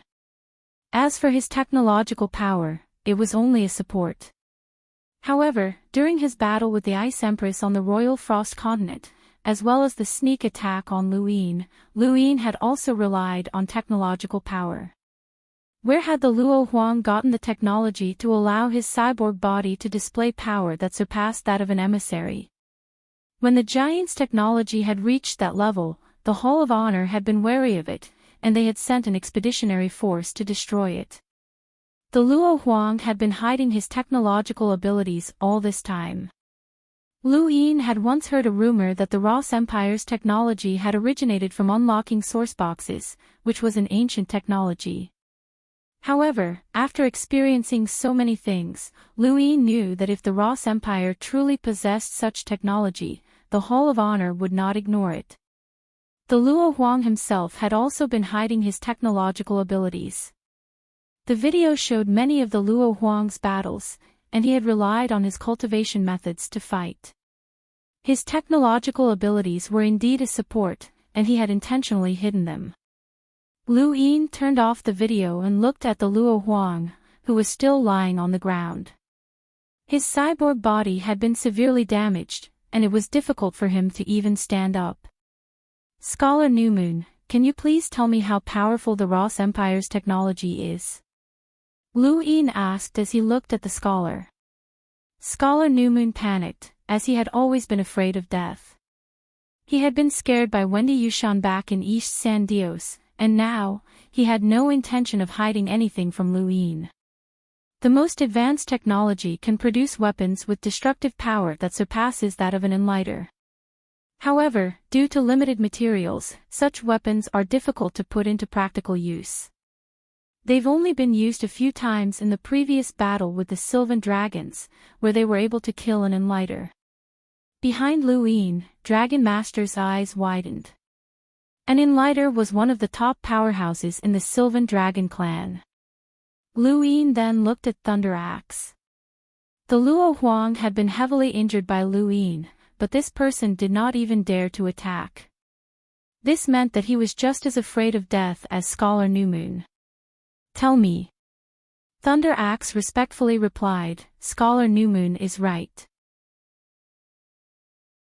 That is the Ross Empire's most advanced technology. Then, why does the Luo Huang have destructive power that surpasses an emissary's? Lu Yin asked as he looked at the Luo Huang lying on the ground. Scholar Newmoon hurriedly replied, Your Majesty, the Luo Huang is a cultivator, and if we look at the destructive power of a technological weapon, then he's at most an enlighter. Lu Yin waved his hand and dismissed everyone. He then walked over to the Luo Huang's side. The Luo Huang's mechanical eyes stared at him, but Lu Yin did not know what the emperor could see. Tell me. I'm very curious. You've used more than one technological method in a crisis that surpasses an emissary's power level. This isn't something that the Innerverse should possess, Lu Yin said calmly. The Luo Huang's eyes flickered with a red light, and the frequency at which they flickered increased. Lu Yin frowned. If you don't tell me, then die. He then raised a hand, and overlaying stacks shook the void and tore apart space itself. The astral source universe was faintly visible, and at the same time, there were traces of golden battle force streaking past.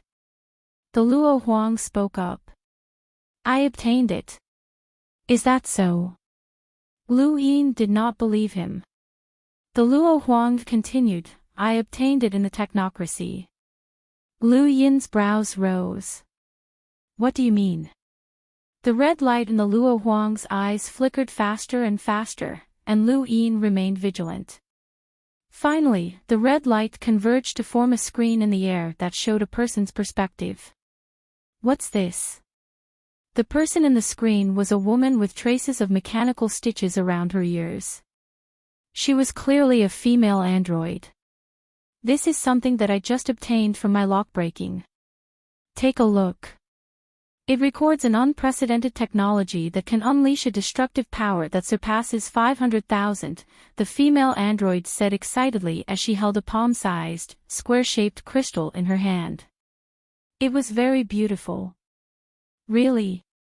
Suddenly, a hand shot out from behind the female android and pierced through her body to grab the square-shaped crystal.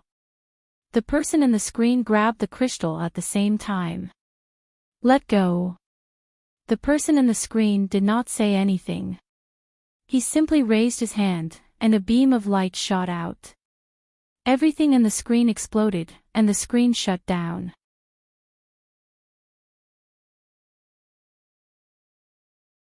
Welcome aboard. Stay tuned and subscribe to Han Li's Wuxia Adventures for more thrilling content. Chapter 1647. Is that your story? Lu Yin asked. The Luo Emperor's eyes flickered with a faint red light. I stole the crystal and used the technology inside to raise my attack power to over 500,000. It took me too long. How did you get to the blazing mist flow zone from the technocracy? Lu Yin was curious, as the distance was quite far. The technocracy is controlled by the mainframe, but it's split into two factions, the main city and the Genesis Court. There's a passage between the two factions that leaves the technocracy. Although it's difficult, I was still able to escape with my power level of over 400,000. Lu Yin's eyes flashed, but he did not interrupt. The Luo Emperor continued, after escaping the technocracy, I came to the distant blazing mist flow zone to avoid being hunted down. I replaced the Ross Empire's ruler and became the Luo Emperor. I spent many years using the technology inside the crystal to raise the power of my weapons to over 500,000. I then split the blazing mist flow zone with the Blaze Realm and the Sylvan Dragon clan. Where's the crystal? Lu Yin asked. The Luo Emperor's gaze landed on Lu Yin. It's eroded. Lu Yin narrowed his eyes and stared at the Luo Emperor. The Luo Emperor replied, I'm not lying. It's really eroded. However, I've already grasped the technology inside. Lu Yin laughed. This sort of life-saving technique isn't new. Back then, giant technology also developed a destructive power that surpassed that of an emissary, but it was destroyed by the Hall of Honor. The Hall of Honor definitely has similar technology, so I think it's very simple. I didn't think of using this method to save my life. The only thing that could have saved my life was that route. Lu Yin fell silent. Although technology can create destructive power that surpasses that of an emissary, the requirements for the materials are too high. Even with my power level of over 400,000 and the materials I took from the technocracy, I was only able to raise myself to this level after so many years. I can't even create an android that surpasses the emissary level. The technocracy is the same. They've long since developed technology that surpasses the emissary level, but they're limited by the materials. This method is too narrow, and you should know that. Otherwise, whether it's the technocracy or the Hall of Honor, emissary androids would be everywhere. Lu Yin knew this, but the Hall of Honor wasn't stupid. After destroying giant technology, they would definitely take the technology with them. However, he hadn't heard of them creating an emissary-level android in all these years, which meant that the materials required were extremely rare. Lu Yin believed that the Hall of Honor had definitely created some emissary-level androids, but there wouldn't be many of them. As for the technocracy, when they had joined forces with the Sixth Mainland to attack the Outerverse in the Endless Weave, the people who had fought against them had all been androids. Their absolute experts had surpassed the envoys, but their numbers had been limited. If even the technocracy was like this, there was no need to even mention the human domain. It was unrealistic to expect this kind of technology to mass-produce experts. Even if he had the dice, the possibility was not high. The Luo sovereign's life was saved. However, like the Dragon Master, he had become a part of the Great Eastern Alliance. He definitely did not trust these two experts, which was why he had split up all of the Ross Empire's cultivators and had them join the various allied armies of the Great Eastern Alliance. At the same time, he had allowed the Great Eastern Alliance's people to take over the Blazing Mist Flow Zone. News of the Great Eastern Alliance occupying the Blazing Mist Flow Zone shook the entire Fifth Mainland. As the Great Eastern Alliance entered the Innerverse, countless people in the Innerverse felt as if they were witnessing the emergence of a colossus. Lu Qianjue was most concerned about this. The Day-Night clan had been overthrown, and they had sealed themselves off from the rest of the Innerverse. The Sword Sect was the strongest, and no one could compete with them. However, the Great Eastern Alliance's entry made him feel as if there was a knife at his back. The Great Eastern Alliance had taken over the Blazing Mist Flow Zone and forced the Sylvan Dragon clan and the Ross Empire to submit to them. The number of experts under their command had greatly increased, and without mentioning anything else, just the Dragon Master and the Luo Sovereign were enough to make the Sword Sect feel uneasy. These were two envoys, and there were also enlighters and hunters. The more Lu Qianjue thought about it, the more uneasy he felt. He had used his sect master's methods to forcefully suppress those who were unwilling to join forces with the Beast Tamer's flow zone. The mountain god had done the same, but the two of them suddenly realized that Ling Qiu had changed. She had no intention of joining forces with the Great Eastern Alliance. Lu Qianjue and the mountain god contacted Ling Qiu separately, but Ling Qiu was only delaying them, and she did not tell them the reason. Ling Qiu also had her own plans. She knew that the Sirius sect wanted to deal with the Great Eastern Alliance, so she was no longer in a hurry. Instead, she began to make some calculations. She hoped that the Sword sect and the Beast Tamer's flow zone would fight it out with the Great Eastern Alliance, and in the end, the Sirius sect would deal with the Great Eastern Alliance. The Lingling clan would then be able to suppress the Sword sect and the Beast Tamer's flow zone and become the strongest clan in the Interverse. This was the desire of countless people in the Lingling clan. They had wanted to replace the Day-Night clan in the past, but they had been powerless to do so. Now, this was a heaven-sent opportunity. No matter how much the mountain god cursed, Ling Qiu pretended not to hear him. She focused on waiting for the Sirius sect's reinforcements. Without the Lingling clan, even if the Sword sect and the Beast Tamer's flow zone joined forces, they would not be a threat to Lu Yin. If they did not join forces, then they could only watch as Lu Yin grew stronger until he eventually became a threat to them. They were now stuck in a dilemma. Lu Yin no longer cared about them. Even if they joined forces, they would not take any action in the short term.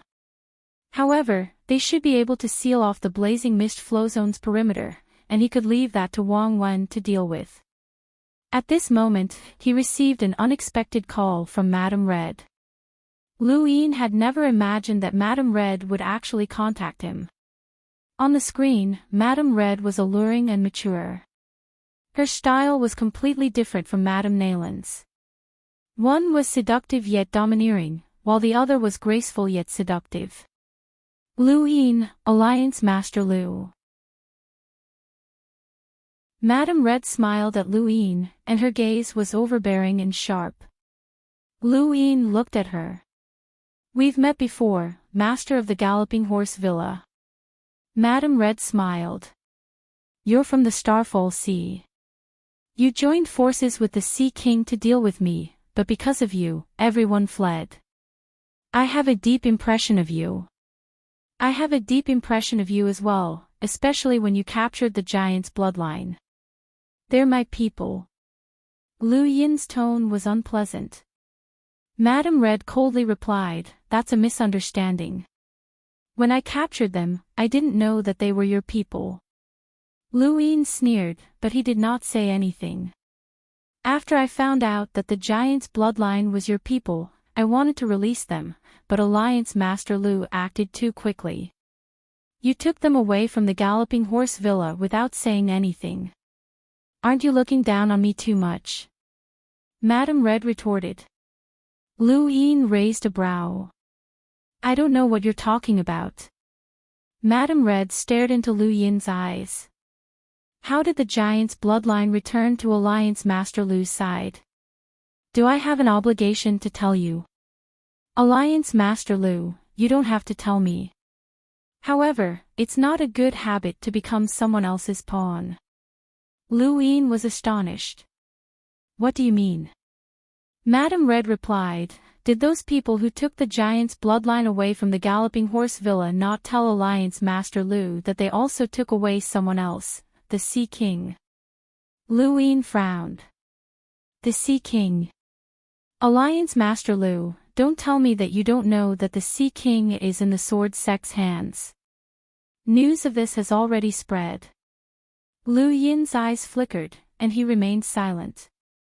Madame Red's eyes flickered, as it seemed that the matter with the Galloping Horse Villa really had nothing to do with Lu Yin. Otherwise, he would not have allowed the giant's bloodline to appear, as he would not have been able to conceal it in time.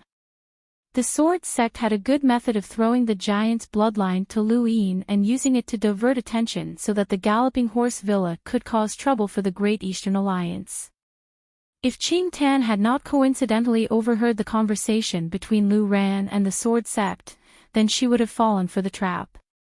The Great Eastern Alliance had always been stuck in the Outerverse, and as long as there was a chance, the Sixth Mainland would definitely chase these people away. The sword sect's move had given the Galloping Horse Villa a reason to attack the Great Eastern Alliance, but it had also dealt a blow to the Great Eastern Alliance. If not for Qing Tan and if not for the fact that Madame Red wanted to make a deal with Lu Yin, then she would have been fooled. The more the sword sect tried to be mysterious, the more it implied that the Galloping Horse Villa was behind this. "What business does Madame have with me this time?" Lu Yin asked, no longer mentioning the giant's bloodline. His expression was sullen, as if he had been tricked by someone, but he could not describe the feeling. Madame Red was well aware of this, and she replied, "You're underestimating the Innerverse, and you're also underestimating the sword sect." Lu Yin replied, "Madam, are you trying to educate me about the Fifth Mainland's common sense? Common sense does not represent the Innerverse, and what you see is only the surface. I can say with certainty that whether it's the sword sect, the Day-Night clan, or even the One family, they all have their own trump cards. You've already angered everyone, and you've just been tricked. It's not just the Innerverse that has their eyes on you, but also the Neoverse. You can't stay in the Innerverse any longer." Lu Yin did not mind. "Madam, are you aware of my background in the Fifth Mainland? Of course, the biggest backer is the Hall of Honor. However, the Hall of Honor can't possibly go against the will of the entire Fifth Mainland. What your Great Eastern Alliance is doing right now has crossed some people's bottom line. They'll do everything they can to chase you out," the Red Madam said. Lu Yin was curious. "Madam, can you give me an example?" Madame Red and Lu Yin looked at each other. "I don't need an example, but I can tell you that someone has already contacted us in secret and asked us to immediately take over the entire Outerverse. Your Great Eastern Alliance's people won't be able to reach the Blazing Mist Flow Zone in time, and at least half of them will be trapped in the Outerverse and controlled by my Sixth Mainland. Under such circumstances, how will you deal with the Innerverse?" Lu Yin's eyes narrowed. He had considered such a situation before, which was why after the Southern Weave had been taken over by the Sixth Mainland, Master Yuan had remained at the border between the Sixth Mainland and the Great Eastern Alliance in order to prevent the Sixth Mainland from suddenly making a move. If the Sixth Mainland really wanted to immediately take over the entire Outerverse, then Lu Yin would indeed be in trouble, but it would not be too big of a problem. The Fifth Mainland was in a civil war, and the Sixth Mainland was not peaceful either. Chaotic battles between the three progenitor regions were common, and even fierce battles between the Bloodburn Realm and the Black Blood Realm within the same progenitor region were common. Back then, the Sixth Mainland had joined forces to invade the Innerverse because of their own interests. Now, as long as Lu Yin could get the Hall of Honor's full support and state that he would definitely leave the Outerverse, the Sixth Mainland would not risk war and immediately take over the Outerverse. This was just Madame Red's threat, and Lu Yin also acted as if he had indeed been threatened. Madame Red saw that Lu Yin's gaze was heavy, and his expression was solemn. There was even a hint of lingering fear. She smiled charmingly. "Alliance Master Lu, is there anything you wish to say? What do you want?" Lu Yin retorted, feigning anger as he glared at Madame Red.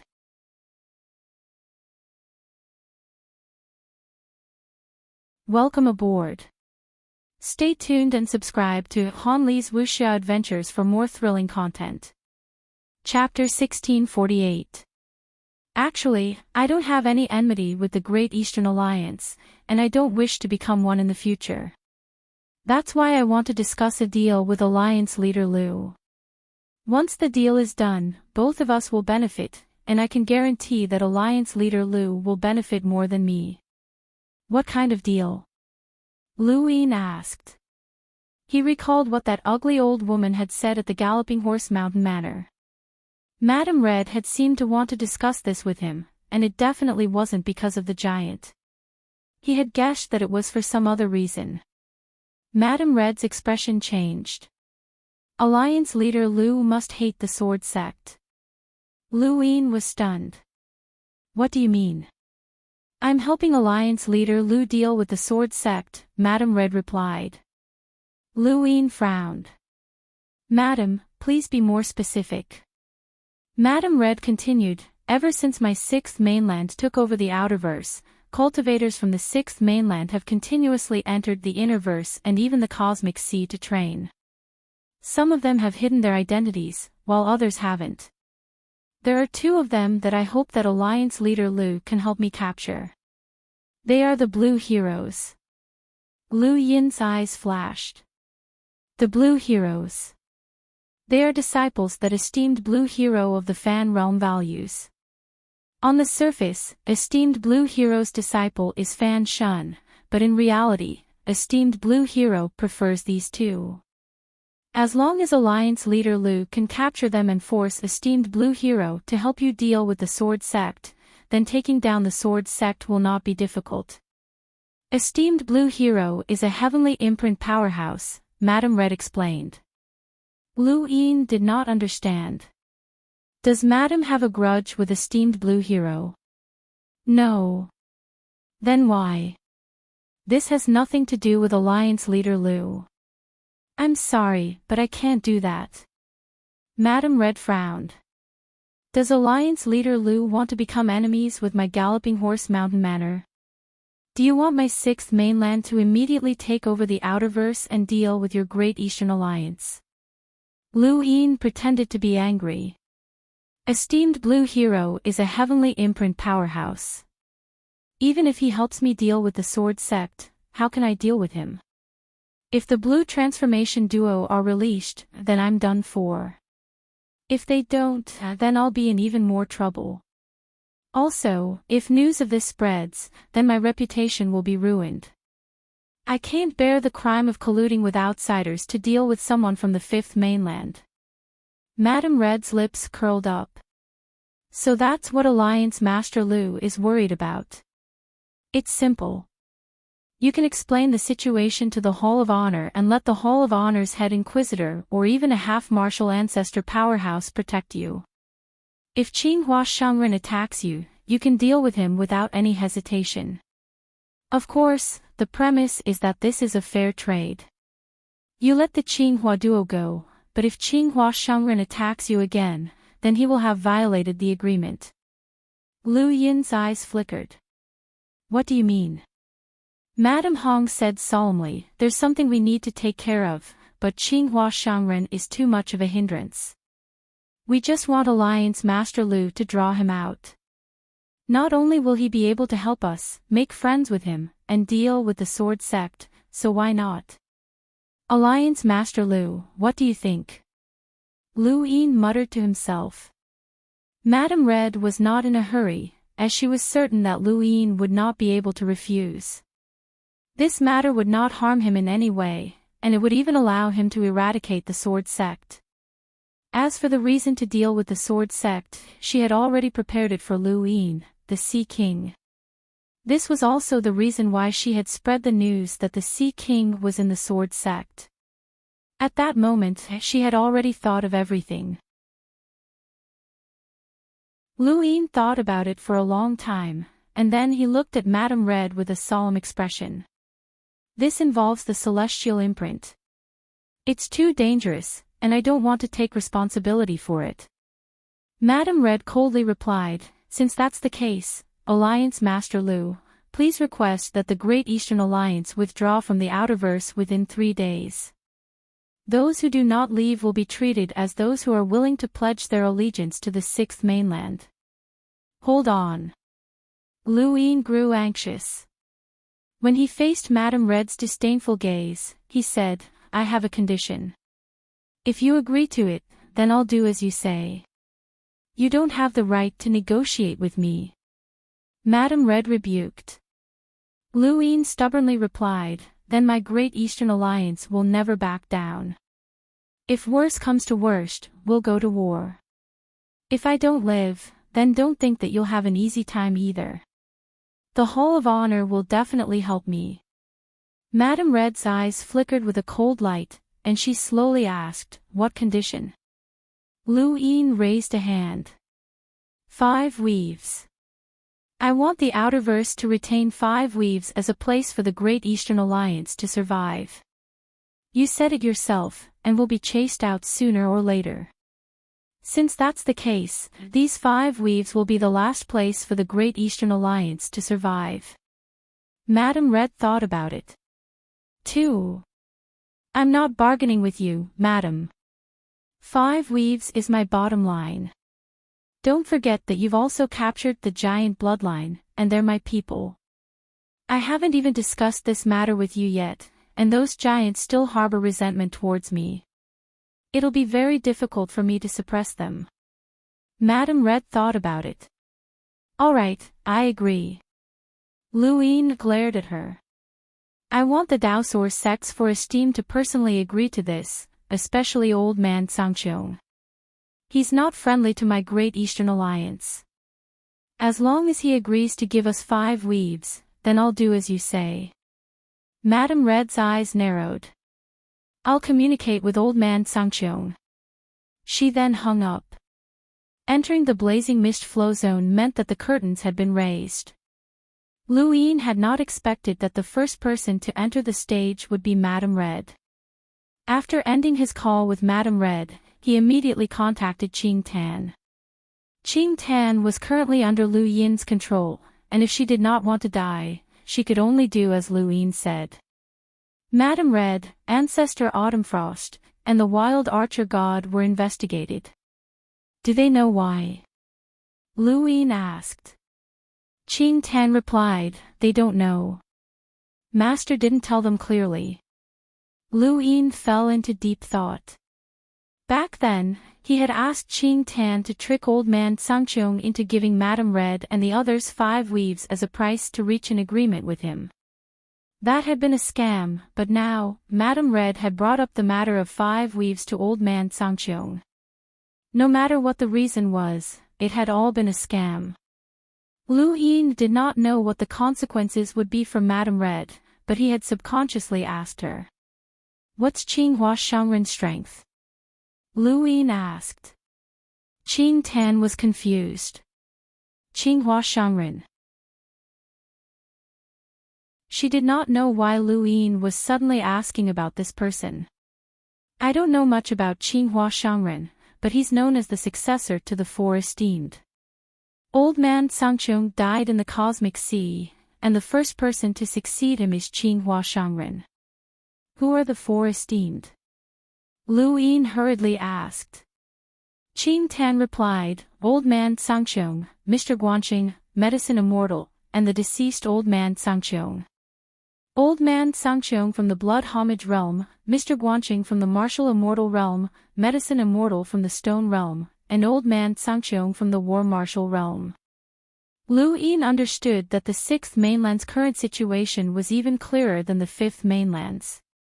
The 3 progenitors had divided the 6th mainland among themselves, and they did not interfere with the 6th mainland's mundane affairs. Thus, the ones who could truly decide the 6th mainland's direction were the Daosaur sects 4 esteemed.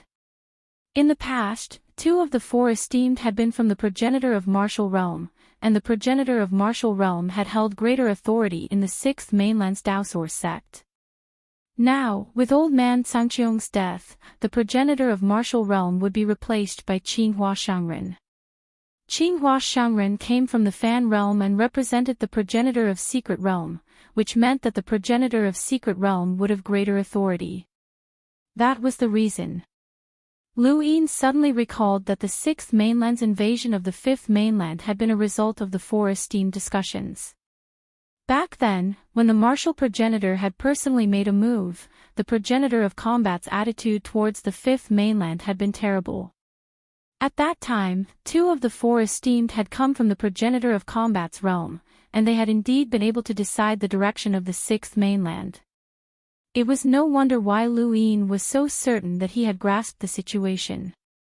Madame Red had definitely wanted him to capture the Qinghua duo to lure Qinghua Shangren over. Her reason might not have been because she wanted to do something, but rather because she wanted to use Lu Yin to deal with Qinghua Shangren.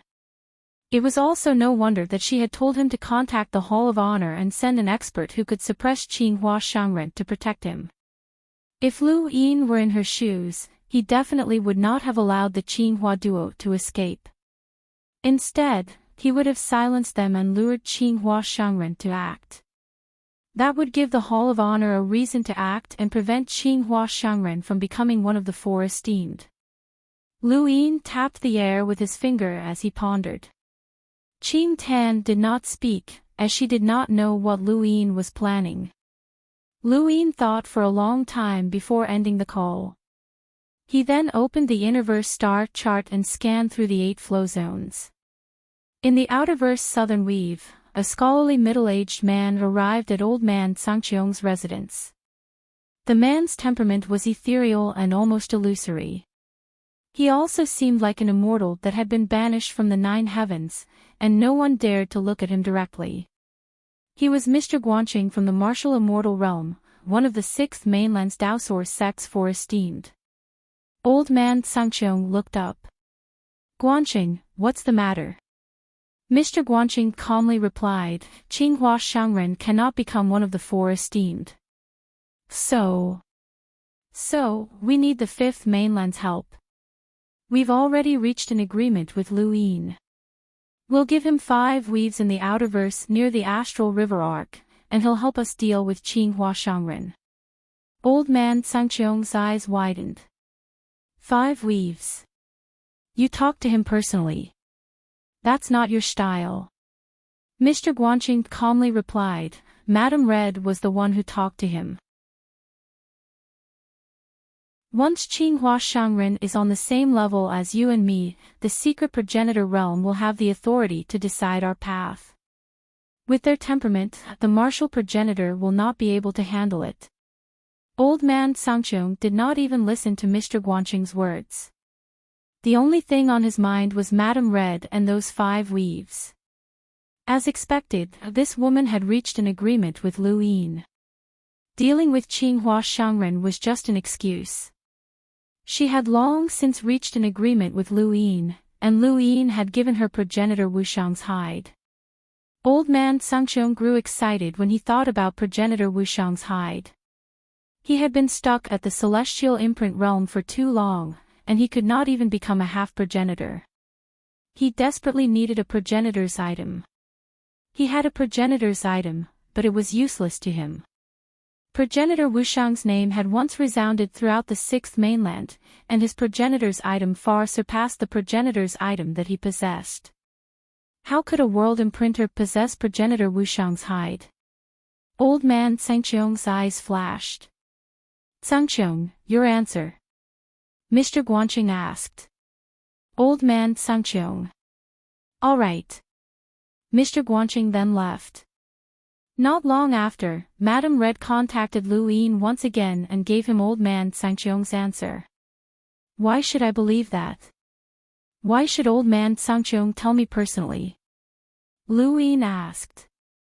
Madame Red's gaze turned cold. Who do you think you are?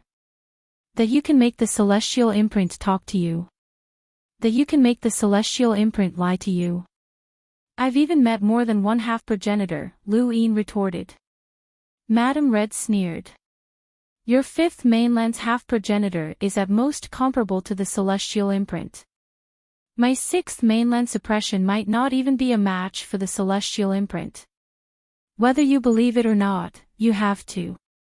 Otherwise, you won't just be offending my galloping horse manner, but also the entire progenitor of martial realm and progenitor of blood realm.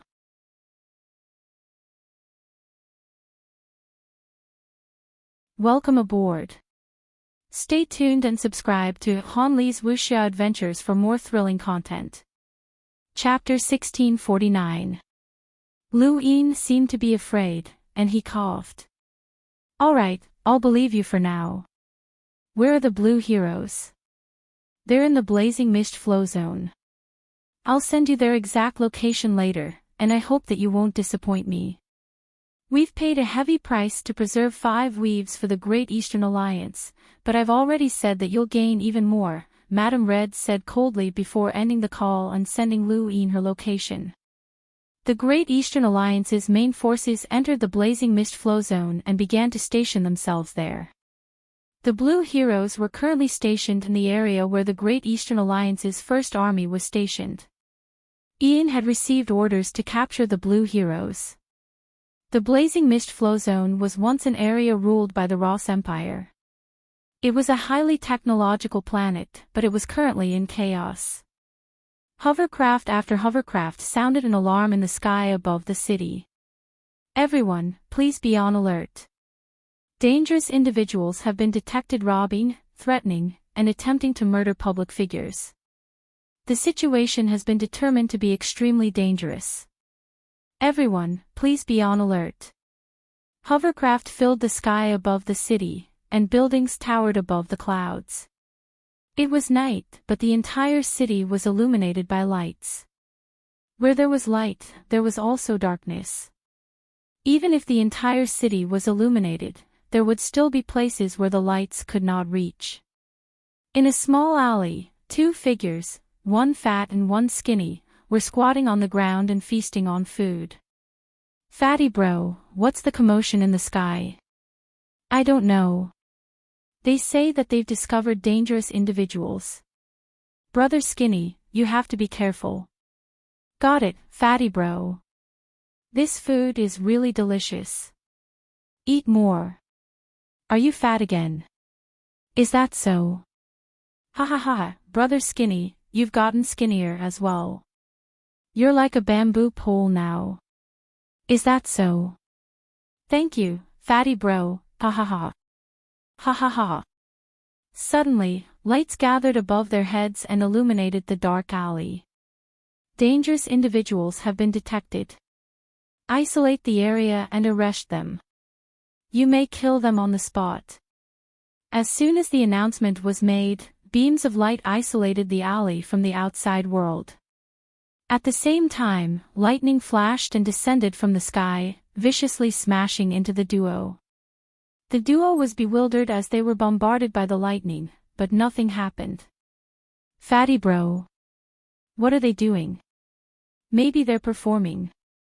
Then what are we doing? Are we blocking their performance? There was someone performing during the day as well, but brother Skinny, you pushed him away. Oh, then let's go. After saying that, the fat and skinny duo tore open the isolation beam and walked out of the room easily.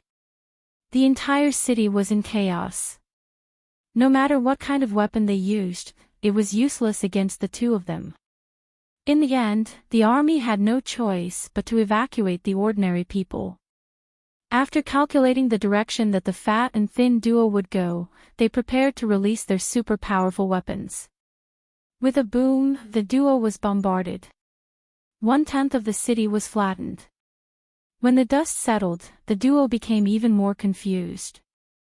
Brother Fatty, what are they doing? Brother Skinny, I think we're being attacked. Really? B. Ed edition. The skinny man raised his hand and directly grabbed the figure's fist. Then, under the figure's incredulous gaze, the skinny man threw him out. In the distance, the fatty stood up. A hunter. There's a hunter on this planet. At that moment, the 2 looked up as more figures descended. Including the person from before, there were now 5 of them surrounding the 2. All 5 were hunters. Outside the planet, on a spacecraft, Ian watched calmly. The blazing mist flow zone was too large. Even though the entire Ross Empire had been taken over by the Great Eastern Alliance, not all planets had been affected. This planet did not know, but it did not matter if they knew or not, as it would not affect the overall situation. This planet's power was something that even Fatty Bro and Skinny could not deal with.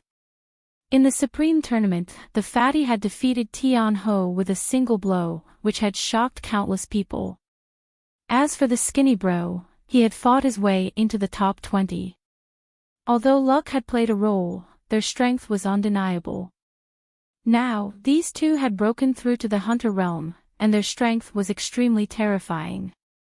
They could deal with an ordinary and lighter in a duel, and when they worked together, their strength was even more formidable. On the planet, all 5 hunters were lying on the ground. They were not a match for Fatty Bro and Skinny Bro. Fatty Bro, we have to go back, the Skinny Bro said. The fatty nodded. They were not stupid. There were 5 hunters, and it was obvious that someone had set their sights on them. They had to go back.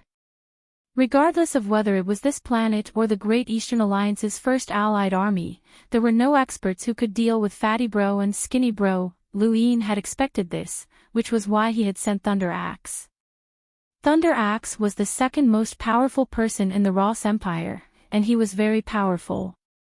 Furthermore, he was on a mission to help the Great Eastern Alliance successfully reclaim the Ross Empire, and he had just happened to pass by this planet. Just as Fatty Bro and Skinny Bro were about to leave the planet and head to the Outerverse, Thunder Axe arrived.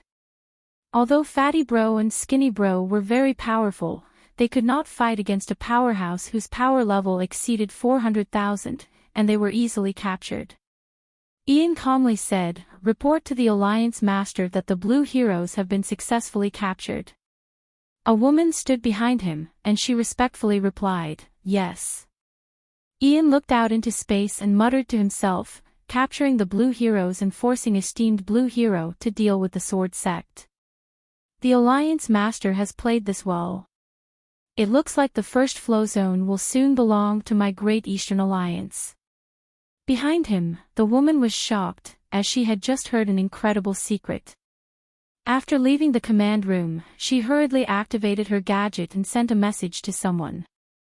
Within the command room, Ian looked out the door as if he could see the woman through the wall. The Blue Heroes had been sent to the Ross Empire's stronghold. They had not been beaten very badly, and it could be said that they had recovered very quickly. This was especially true for the fatty, who no longer seemed to be injured. When they saw Lu Yin, the Blue Heroes shouted, Fat Bro, Fat Bro. It's him. That pervert Lu." Lu Yin raised a brow. "Skinny Bro, it really is pervert Lu. We're in trouble. We couldn't beat him, so we wanted to escape." "Shh, Fat Bro, don't say it out loud. He heard everything." Lu Yin was only a few meters away from the duo, and he quietly watched as they comforted and flattered each other. His brows gradually furrowed, as these two deserved a beating.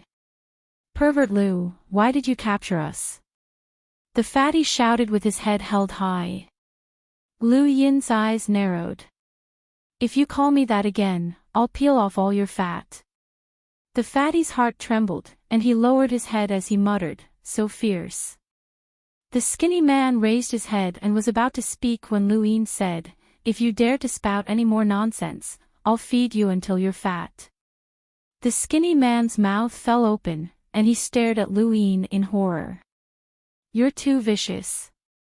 The fatty's eyes lit up. "Feed me until I'm fat." Lu Yin looked at him. "Starve you for 100 days." The fatty hurriedly lowered his head. Seeing that the two had quieted down, Lu Yin said, "Contact Qinghua Shangren. I want to talk to him." The fatty was astonished. "How did you know that we could contact the old man?" The skinny man hurriedly covered the fatty's mouth. "Fat Bro, don't say it. Don't say it." The fatty hurriedly nodded, and the two lowered their heads without saying anything else. Lu Yin shook his head. These two truly deserved to be called the Blue Heroes. He grabbed the fatty's arm and took off his gadget, easily finding Qinghua Shangren's contact information. With these two's popularity, there should be no one else in their gadgets. Suddenly, Lu Yin saw Wang Yi's name. How were they related to Wang Yi? After the Sovereign's tournament, Wang Yi had been ambushed by the Neo-Human Alliance and had fled back to the Astral Tree domain. Before that, he had represented the Technocracy's Genesis Court, which was hostile to the First City. The latter was controlled by the Sixth Mainland, but the Genesis Court wasn't. Logically speaking, Wang Yi shouldn't be related to the Blue Heroes. Even if Wang Yi was related to the Sixth Mainland, he shouldn't be related to the Blue Heroes. Lu Yin pointed at Wang Yi's name. What's your relationship with this person? The fat and skinny duo glanced at each other, then lowered their heads and pretended not to know anything. Lu Yin snorted, but he didn't pursue the matter. Instead, he contacted Qinghua Shengren. What's up? A lazy voice asked. When Lu Yin heard this, Wang Wen's image popped up in his mind. He was sloppy, slovenly, and indifferent to everything. Qinghua Shengren. Lu Yin asked. There was a moment of silence. Who are you? Where are those two idiots? Lu Yin looked at the two and waved his gadget. The fatty wailed, Old man, we've been captured. Save us. It's pervert Lu. There was a thump as Lu Yin slapped the fatty, causing his scalp to go numb. The thin man was about to call out, but when he saw the fatty's fate, he wisely chose not to speak. Pervert Lu. Who? Qinghua Shengren was confused, but his tone wasn't that heavy. When he heard the fatty's cries, he knew that the two were fine. Lu Yin pursed his lips. I'm Lu Yin. You're pervert Lu. Qinghua Shengren was astonished. Lu Yin's face twitched. Why did this Qinghua Shengren seem so similar to the Blue Heroes? Why did you capture those two idiots? Qinghua Shengren was puzzled. Lu Yin indifferently replied, I want to save their lives. Come to the Blazing Mist Flow Zone and find me there. Qinghua Shengren sneered. Save them. It doesn't matter. Do whatever you want. Lu Yin replied, since I'm confident that I can use the Blue Heroes to force you here, then your words are meaningless. Kid, do you know who you're talking to? Qinghua Shengren's tone turned cold. Lu Yin smiled. Blazing Mist Flow Zone, Ross Empire's stronghold. I'll be waiting for you, but you have to be there on the 21st day. Sooner or later, I'll deal with the Blue Heroes. Who told you to do this? Qinghua Shengren suddenly asked. Lu Yin ended the call and stopped talking to Qinghua Shengren. Qinghua Shengren's last sentence clearly indicated that he had guessed something. He had no enmity with Lu Yin, so there was no reason for Lu Yin to offend him. Someone must have ordered him to do this. On the surface, everything seemed to be directed at Qinghua Shengren, but this was still an internal struggle within the Sixth Mainland. Lu Yin could only guess what was going on. What if this was all part of Madame Red's plan to deal with him? Just in case, it would be safer to have an absolute expert oversee the situation.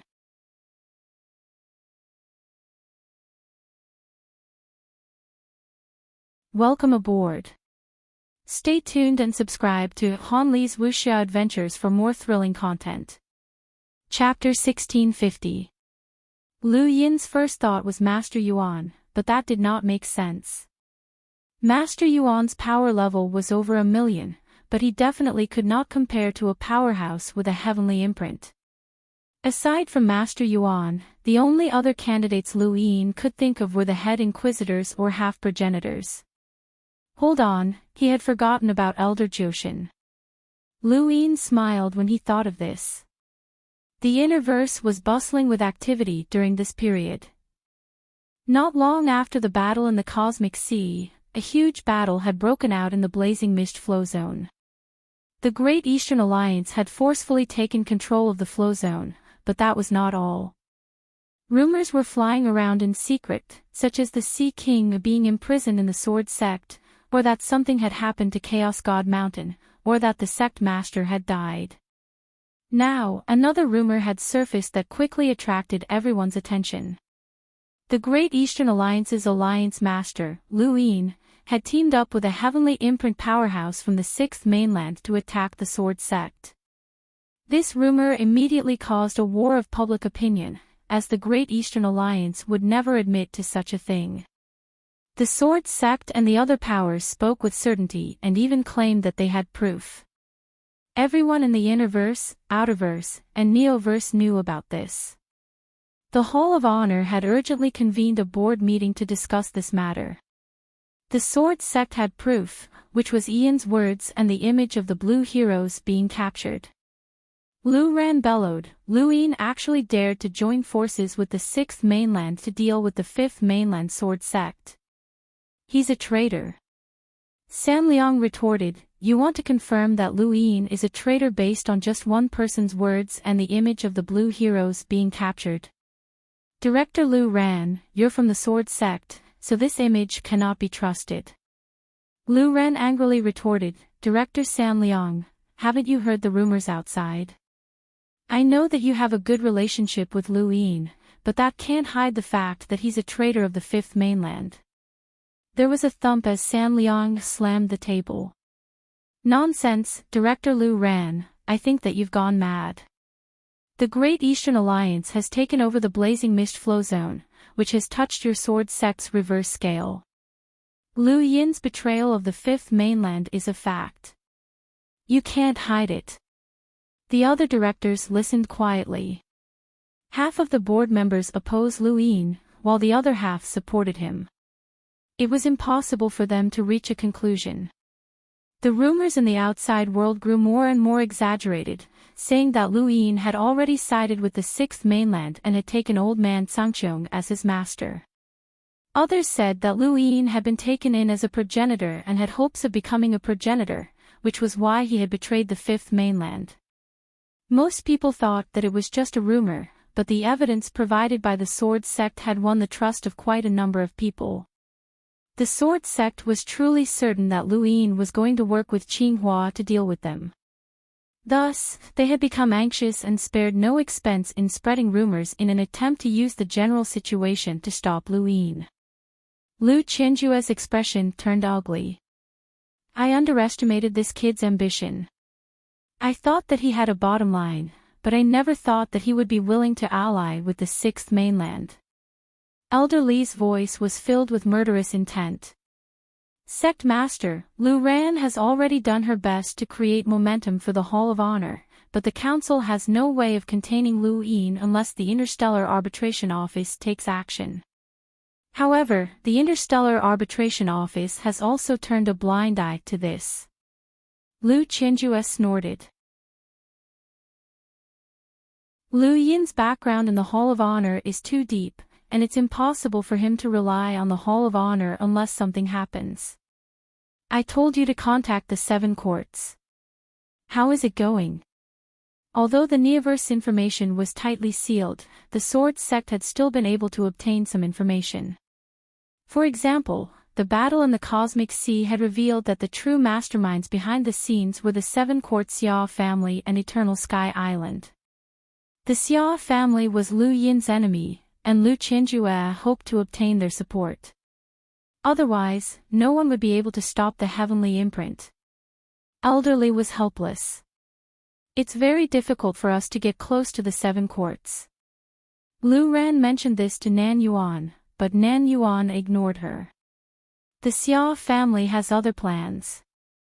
Lu Qianjue's eyes narrowed. He knew that it would be very difficult to get any help. Unless a half-ancestor appeared, it would be very difficult for anyone to contend against the heavenly imprint. After all, this was the Sixth Mainland's heavenly imprint powerhouse, and even in the entire Fifth Mainland, they were the most powerful powerhouses. Most people were waiting to see the Sword Sect become a laughingstock. If Qinghua did not take action, then there would be no point in helping the Sword Sect. If they did, then it would be perfect. If the Sword Sect was destroyed by Qinghua, then they would have concrete evidence of Lu Yin's collusion with the Sixth Mainland. Only then would those who were hostile towards Lu Yin have an excuse to attack. They did not care about the sword sect's survival. Sect Master, will Lu Yin really collude with Qinghua to attack our sword sect? Elder Lianxin asked as she arrived. Lu Qinjue frowned. I don't know. Logically speaking, now that the matter had been exposed, Lu Yin would not be so foolish as to continue doing so. However, who could say for sure? That kid had become too arrogant. Pass down the order to seal the mountain. Lu Qianjue looked at Lianxin seriously. Take Lu Tianmu, Lu Xiaoqiu, Long Yun, Li Zimo, and the others away from the first flow zone. Elder Lianxin's heart sank, as this was the worst-case scenario. The sword sect controlled the first flow zone, and they had their own methods and resources. However, against a single heavenly imprint, all of their methods were useless. The only thing they could do now was force Lu Yin to give up on allying with the Sixth Mainland. Otherwise, the sword sect would be in danger. Atop Sword Mountain, Lu Tianmu stood quietly and looked into the distance. Lu Xiaoqiu walked over. What's the matter? Of the 13 swords, which sword have you comprehended? Lu Tianmu asked calmly, still looking into the distance calmly. He looked at this familiar place where he had grown up. Lu Xiaoqiu answered, the 8th sword. Look carefully, this is the 9th sword. Lu Tianmu then raised her sword. Lu Xiaoqiu's eyes went wide. What do you mean? You want to teach me? The 13 swords can only be comprehended by oneself. Lu Tianmu did not say anything else and continued to display the 9th sword, 10th sword, 11th sword, and 12th sword. Finally, she raised her sword and pointed it at Lu Xiaoqiu. This is the 13th sword. An hour later, Lu Tianmu left. As for Lu Xiaoqiu, he remained in the same spot for a full 5 days, completely motionless. Only on the 6th day did he wake up. His understanding of the 13 swords had reached a new level. Suddenly, his expression changed. Not good. He vaguely remembered that when he had comprehended the 13 swords, Lu Tianmu had left and told him to live well. However, she had not said anything. 5 days ago, Elder Lianxin had informed them that she would be taking them away from the sword sect, but Lu Tianmu had left at this time. Lu Xiaoqiu had a bad premonition. You're awake. A voice came from behind him. Lu Xiaoqiu looked over and saw Long Yun sitting on a rock with a flask of wine in his hand. He was calmly looking into the distance. Why are you here? Lu Xiaoqiu was puzzled. Where is she? Eldest sister. Long Yun asked. Lu Xiaoqiu stared at Long Yun. Long Yun took a sip of wine and pointed at the ground. Lu Xiaoqiu's pupils constricted, and he leaped out, stepping through the void and heading in a certain direction. Long Yun put down the flask of wine and looked into the distance with a complicated expression. Soon, Lu Xiaoqiu arrived at a corner of the sword sect. All the higher-ups of the sword sect had gathered here, including Sect Master Lu Qianjue. Sect Master. Lu Xiaoqiu hurried behind Lu Qianjue. Did she go to get that sword? Elderly growled, impudent. Back down. Lu Xiaoqiu stubbornly stared at Lu Qianjue. Elder Lianxin sighed. Xiaoqiu, this is her choice. Why didn't you stop her? What is she trying to do? Lu Xiaoqiu shouted. No one answered him. Not long after, the ground cracked open, and a strand of sword chiefs shot up from below, piercing the sky and tearing it apart. Everyone looked down and saw Lu Tianmu walk out step by step. Her clothes were stained with blood, and there were many sword wounds on her body. She held 2 swords in her hands. One was her white sword, which everyone had seen before, while the other was a black sword that was filled with a terrifying aura. As Lu Tianmu's blood dripped down, the black sword actually flashed with a dark red light. It looked demonic and evil. Lu Qianjue looked at the black sword with a serious expression.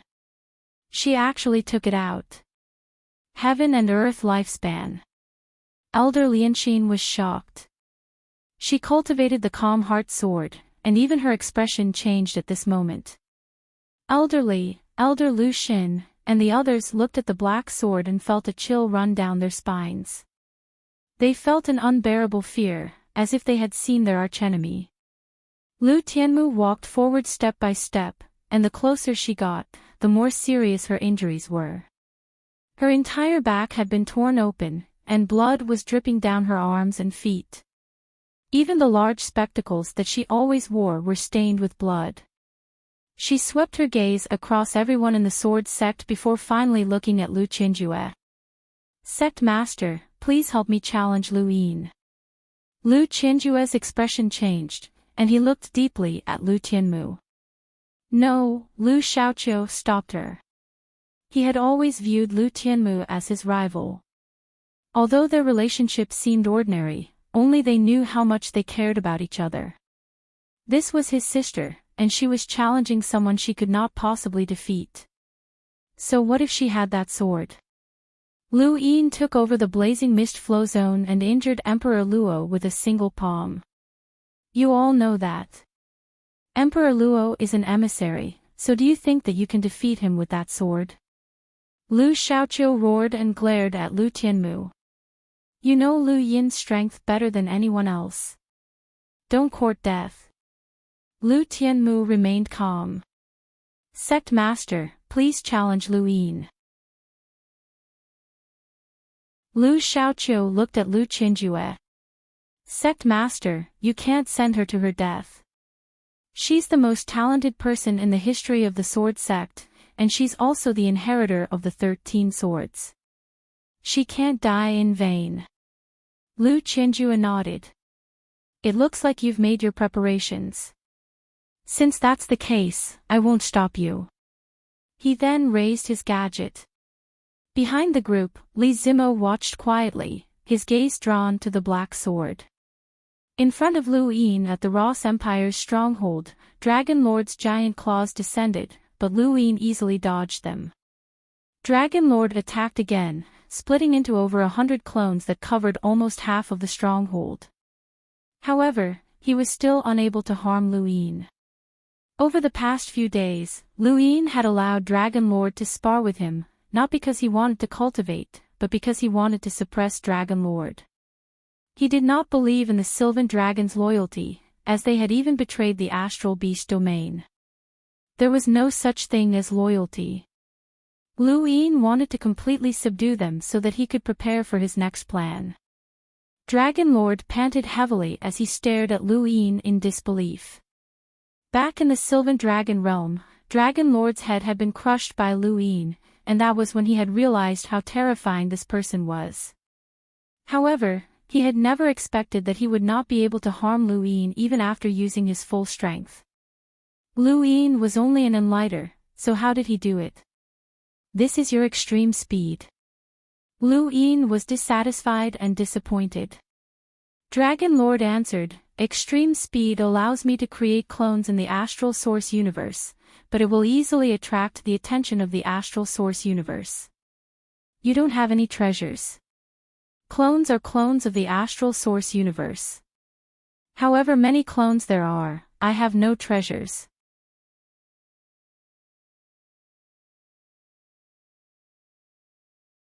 Welcome aboard. Stay tuned and subscribe to Han Li's Wuxia Adventures for more thrilling content. Chapter 1651. Lu Yin had originally wanted to give Dragon Lord a treasure so that he could use his full strength, but after hearing Dragon Lord's words, he didn't say anything else. He only had 50 aura concealing stones, which weren't even enough for half of Dragon Lord's clones. He didn't waste any more words and continued fighting. Dragon Lord was trying to think of a way to defeat Lu Yin, but Lu Yin was thinking of other things. At that moment, Ku Wei arrived, but he didn't transform into a giant. Lu Yin stopped. Master, the sword sect has gone mad. Lu Yin frowned. What's wrong? Do you remember Lu Tianmu of the 10 Arbiters? She wants to challenge you in the name of the sword sect, Ku Wei cried out. Lu Yin raised a brow. Lu Tianmu wants to challenge me. Lu Yin's first thought was that the sword sect had gone mad, but Lu Tianmu was even crazier. She knew that he was strong enough to defeat an emissary, but she still dared to challenge him. There must be something wrong with her head. When Dragon Lord heard this, he also felt that the sword sect had gone mad. Even the sword sect's elder Lian Xan, an emissary, might not be able to defeat this person. Lu Yin turned on his gadget and saw that the internet was already flooded with news of Lu Tianmu's challenge. Lu Yin could decide the time and location of the battle. Lu Yin's eyes narrowed. Something wasn't right. Lu Tianmu had either gone mad, or she had made preparations. But what could make her so confident that she could defeat him? An external object. A power vessel. No, this sort of battle didn't allow the use of power vessels or external objects, so what was she relying on? Or was she stalling for time? Master, this woman has gone mad. You don't need to do anything, little Wei can deal with her. Ku Wei was eager to fight Lu Tianmu, as he felt that he could take on one of the 10 arbiters. Lu Yin waved for them to leave while he continued to look at the information on the internet.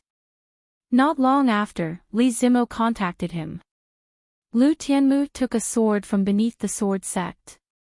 It's a black sword that came from Lu Guai. Lu Guai. Lu Yin was shocked. He had heard of this name before, it came from Buried Weep. Her innate gift was a book that allowed her to borrow the power of the dead, such as Shield 9 and Lu Guai. She had once borrowed Lu Guai's 13 swords, which had left a deep impression on Lu Yin.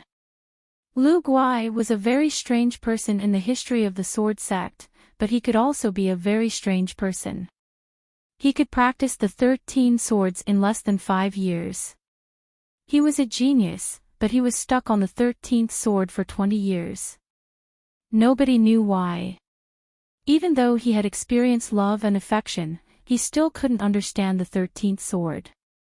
In the end, no one knows exactly how he comprehended the 13th sword, but his 13th sword is the same as Lu Tianmu's.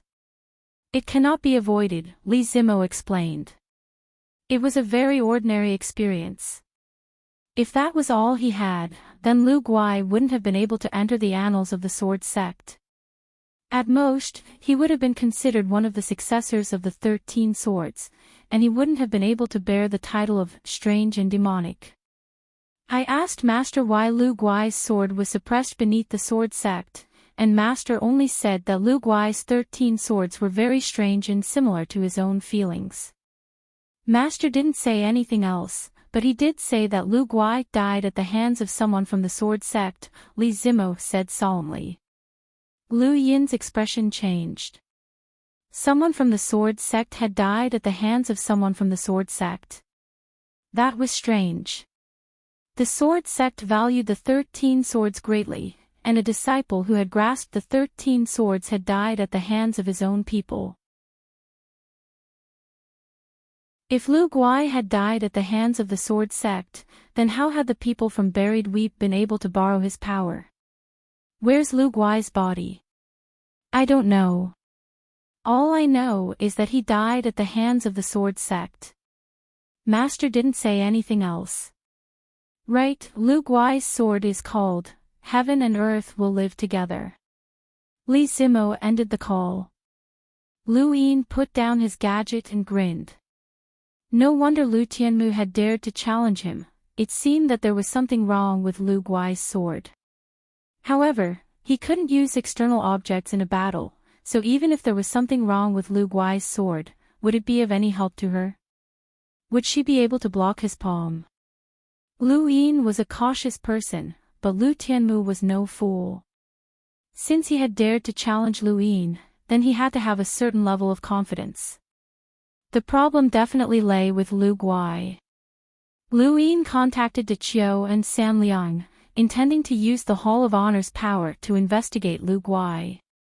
The Hall of Honor had once captured Lu Guai and taken him to Kuan Swamp, so no one knew the sword sect better than the Hall of Honor. Alliance Master Lu Guai is one of the many powerhouses who grasped the 13 swords. There's nothing special about him, De Qiu messaged Lu Yin. The Interstellar Court had no records of Lu Guai, so he could only look at San Liang's records. Not long after, San Liang contacted Lu Yin.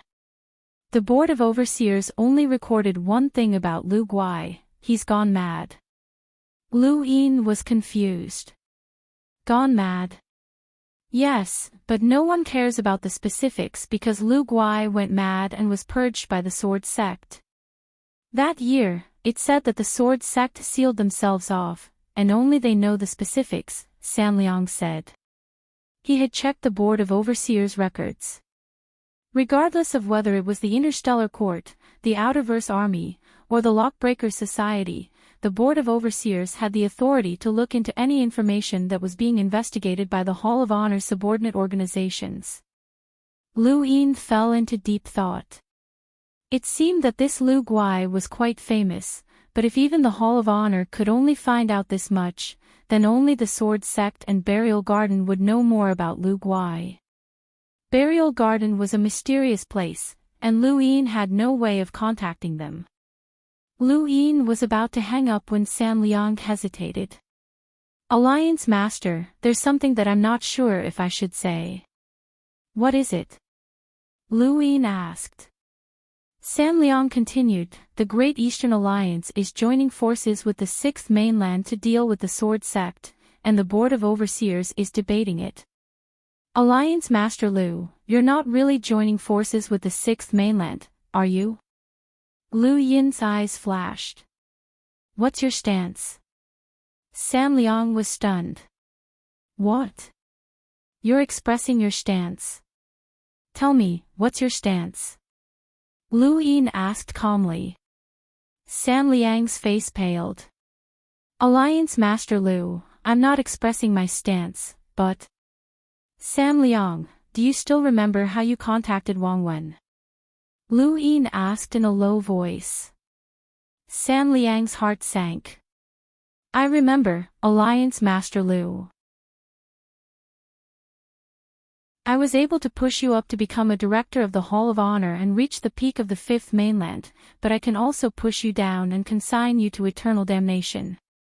What I want to do is none of your business, and it's not up to you to express your stance, Lu Yin said coldly. San Liang's face paled. I understand, Alliance Master. I'm sorry, but I won't do it again. Lu Yin ended the call and stared at the sky. Once a person reached a high position, they would easily become arrogant, and San Liang was one of those people. He had once desperately wanted to become a director, and he had even wasted his cultivation time researching psychology. This showed just how great his desires were. Now that he had succeeded, he was no longer satisfied with being a puppet of the Great Eastern Alliance, and he wanted to express his stance. Fortunately, Lu Yin had discovered this in time. Otherwise, once San Liang's ambitions had swelled, Lu Yin would have had no choice but to replace him, which would have been too troublesome. San Liang was just one of the tens of thousands of people under Lu Yin's control, and the others might be the same. What about Wei Rong? Lu Yin still cared about Wei Rong the most, as that person was too intelligent. The more intelligent a person was, the less likely they would show it. Fortunately, Lu Yin had buried a chess piece by Wei Rong's side. Lu Yin looked at his gadget and turned it on. Since the Sword Sect wanted to challenge him, he could not refuse. No matter what strange methods this Lu Guai had, Lu Yin did not believe that he could make Lu Tianmu challenge him. He had always been the one challenging others. The battle was scheduled to take place in 7 days. Lu Yin thought about the location, and his lips curled up, the Sword Sect. The Sword Sect's former 10 arbiters, Lu Tianmu, had formally challenged Lu Yin, which quickly caused an uproar. Countless gazes were drawn over, and everyone was discussing this matter. Although most people knew that it was unlikely for Lu Tianmu to win, as Lu Yin had left a deep impression on them during the final battle of the Sovereign Tournament, there were still some who supported Lu Tianmu. After all, the Sword Sect's 13 swords was too famous. Even though Lu Yin had faced the 13 swords head-on and remained unharmed, there were still some who supported the 13 swords. Lu Tianmu sat cross-legged atop Sword Mountain, one black and one white. Two swords stood on either side of him as he waited for Lu Yin's reply. Lu Xiaoqiu was apprehensive. Long Yun and the rest felt conflicted. The former 10 arbiters had now been reduced to challenging someone else.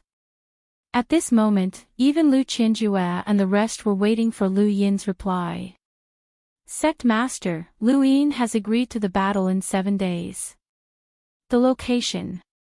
Elderly paused, and his expression darkened. The Sword Sect Sword Array Plaza. Lu Qinjue frowned. Lu Yin was actually in the Sword Sect. Was he too confident or too arrogant? The Sword Sect was now his enemy, not his friend, yet he still dared to challenge them. Many of the Sword Sect disciples were furious. The Sword Sect Sword Mountain constantly emitted sword qi, which was both a tempering effect for the Sword Sect disciples and also more suitable for them to fight. Lu Yin was too arrogant, and he had actually set the location of the battle at the Sword Sect Sword Array Plaza, where he had once destroyed a sword array. Accept his challenge. I'll wait for him at the Sword Array Plaza in 7 days, Lu Tianmu said. Lu Qinjue nodded and raised his head. Sword Sect disciples, open the gates and prepare to welcome our esteemed guest. The next day, cultivators arrived at the first flow zone one after another, all of them wanting to enter the Sword Sect to watch the battle between Lu Tianmu and Lu Yin. Most of them were youths, as the 10 arbiters had only recently retired due to their age. In many people's eyes, the 10 arbiters were still in control of the younger generation. Not many people from the older generation came to watch, especially the great powers. They all knew that Lu Yin had the ability to fight against an emissary, and even though they were curious as to why Lu Tianmu had challenged him, the result was obvious. They were more willing to believe that the Sword Sect was just stalling for time. Lu Yin had teamed up with the 6th Mainland's Venerable Qinghua to deal with the Sword Sect, which meant that the Sword Sect was playing tricks.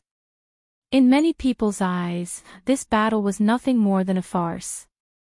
In the Neoverse, in the serious sect, Sect Master Yuanqiong arrived at Elder Jioshin's cultivation area with an ugly expression.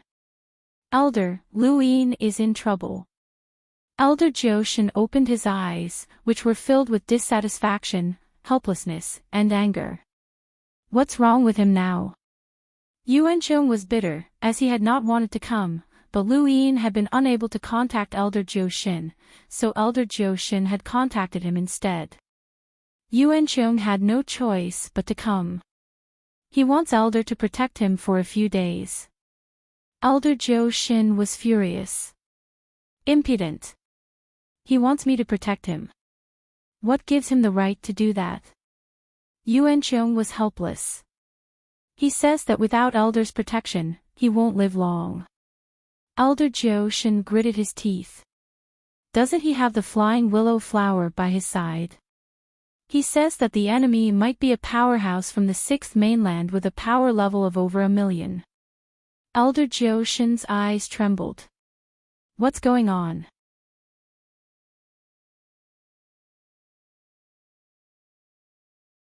Welcome aboard. Stay tuned and subscribe to Han Li's Wuxia Adventures for more thrilling content. Chapter 1652. Yuanqiong told Elder Jioshin about everything that had happened recently, especially when he mentioned how the Sirius sect had helped Lu Yin trick the Lingling clan. Yuanqiong was very displeased. Elder, this Lu Yin is becoming more and more outrageous. He's relying on the treasure beneath his feet to make unreasonable demands. Not only is he asking the serious sect to help him with his schemes, but he's even asking you to protect him. He's becoming more and more presumptuous. Elder Joshin frowned. Are you saying that there are rumors that he's going to join forces with the Sixth Mainland's venerable Qinghua to deal with the sword sect? Yuan Qiong nodded. We didn't take it seriously at first, but now that Lu Yin wants you to protect him, it seems like there really is something going on between him and Qinghua. Elder Joshin's expression grew solemn. This matter involved the Sixth Mainland Celestial Imprint, which was no ordinary powerhouse. The Sixth Mainland already suppressed the Fifth Mainland, and with the Sixth Mainland's imprint and various other methods, even Elder Joshin wasn't confident that he could deal with Qinghua. How could Lu Yin be related to such a person? Right, Elder, Lu Yin wants you to go to the sword sect, Yuan Qiong said. Elder Joshin's face twitched. He wants me to help him deal with the sword sect. That's not it. A disciple from the sword sect challenged Lu Yin, and Lu Yin set the location of the battle at the sword sect, Yuan Qiong said. Elder Joshin's first thought was that this bastard was too much of a troublemaker. He had actually set the location of the battle at someone else's home. Wasn't this a provocation? He couldn't help but want to find Elder Gong and forcefully take back the treasure. He couldn't be led by the nose by this bastard, but after some thought, he decided against it. If he could take it back, he would have done so long ago. Ever since Elder Yao Shan had been sullen, the entire upper echelon of the serious sect had become increasingly sullen. Elder Joshin was the one who felt it the most, but he couldn't refuse.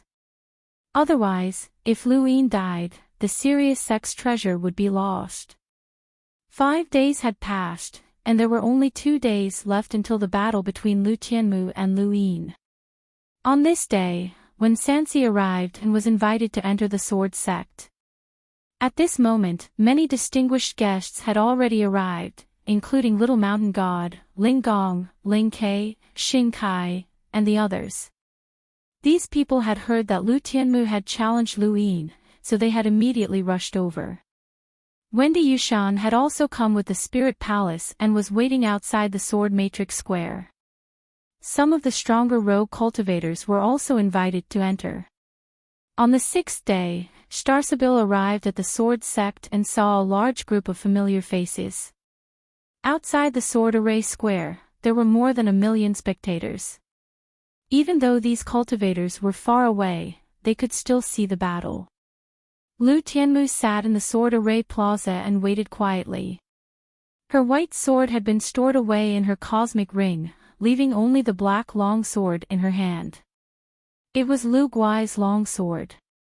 Many people were curious about that black long sword. They had never seen Lu Tianmu use it before. When Sanxi and the others had asked the sword sect disciple, but the sword sect disciple did not say anything. At most, they could only find out Lu Guai's name, but nothing more. Starsabil, what do you think of this battle? Can you perform a divination? When Sanxi asked. He was not too far away from Starsabil and was surrounded by Xing Kai and some people from the Spirit Palace. These people received a lot of attention, as they were all former members of the 10 Arbiters. Now, the Universe Youth Council had similarly replaced them, but it was no longer one of the 10 Arbiters. The 10 Arbiters belonged to them alone, and in their generation, they were undeniably the strongest of their generation. However, Lu Yin was still one of the 10 Arbiters. The only difference was that he did not interact with the other 9, and they did not dare to contact him either. They felt like they were not from the same generation, even though Lu Yin was about the same age as them. Starsabil looked at Lu Tianmu sitting there calmly and said, "There's no need to perform a divination. Lu Tianmu has no chance of winning." When Sanxi asked. Starsabil smiled. "You know that very well. What if we were included?" Ling Gong suddenly spoke up, giving Ling Kai a fright. "No way. You want to go as well?" Wendy Yushan looked at Ling Gong. Ling Gong clenched her fists. She would never forget Lu Yin's provocation when he had first returned. He had actually said that he wanted to challenge one of the 10 arbiters. Even if they joined forces, they would not be able to defeat him, but they would at least beat him to a pulp. That's interesting, but there's still no need to perform a divination. The difference between you two is too great, Starsabil said. Ling Ke grinned, as he had thought that Lu Yin was no match for him back when he had been called a 10 arbiters candidate. But now, he could not even defeat the 10 arbiters combined. That guy was truly a beast. He had no idea where Mu Rong had gone to. On the 7th day, Lu Yin arrived with the flying willow leaves and appeared outside of Sword Mountain. Everyone watched as Lu Yin stepped into the Sword Formation Plaza and sat down 100 meters away from Lu Tianmu. No one spoke, and they simply watched in silence. Lu Tianmu opened his eyes and met Lu Yin's gaze. You should know how strong I am. Did that sword give you the confidence to challenge me? Lu Yin asked as he looked at the black sword with interest. It was Lu Guai's sword. Lu Tianmu calmly replied, tomorrow is the day of the duel. I thought that you would only arrive tomorrow. Lu Yin looked around. I came earlier so that I can take a good look at the sword sect. I was in a hurry the last time, so I didn't take a good look at the Sword Formation Plaza and the pond where Senior Lu fishes. Soon, this place will be mine. Lu Tianmu shivered. Lu Yin's voice was not loud, but it was not soft either. He did not hide anything, and his words caused an uproar among the spectators as well as the sword sect's disciples. Elderly wanted nothing more than to kill Lu Yin. Lu Qianjue's face fell. Lu Yin was too unbridled, and he truly did not care about the sword sect.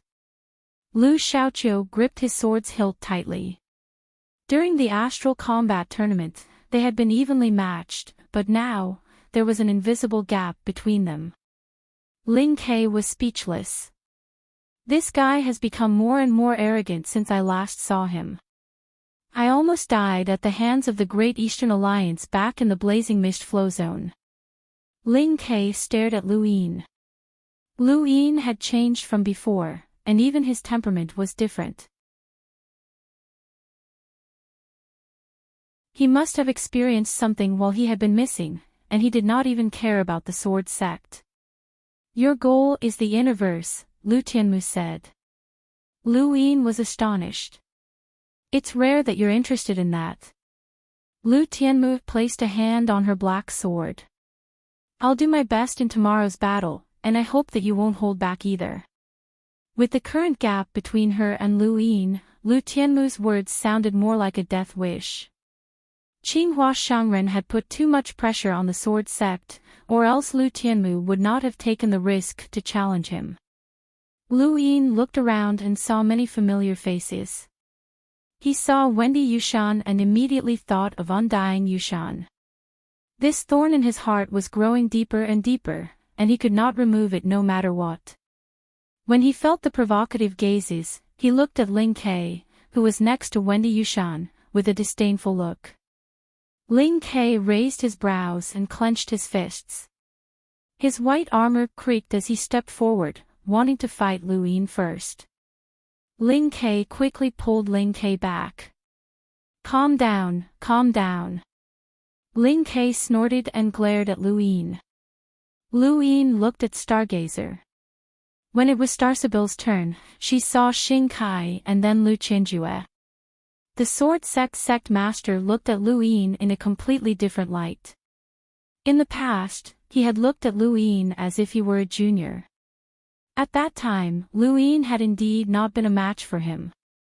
Now, however, his gaze was filled with fear and an almost undetectable killing intent. Lu Yin believed that if possible, the sword sect master would rather be cursed by countless people than kill Lu Yin on Sword Mountain. Unfortunately, he could not do so. Aside from these people, there were also people from the various major flow zones of the Innerverse who had come to watch the battle.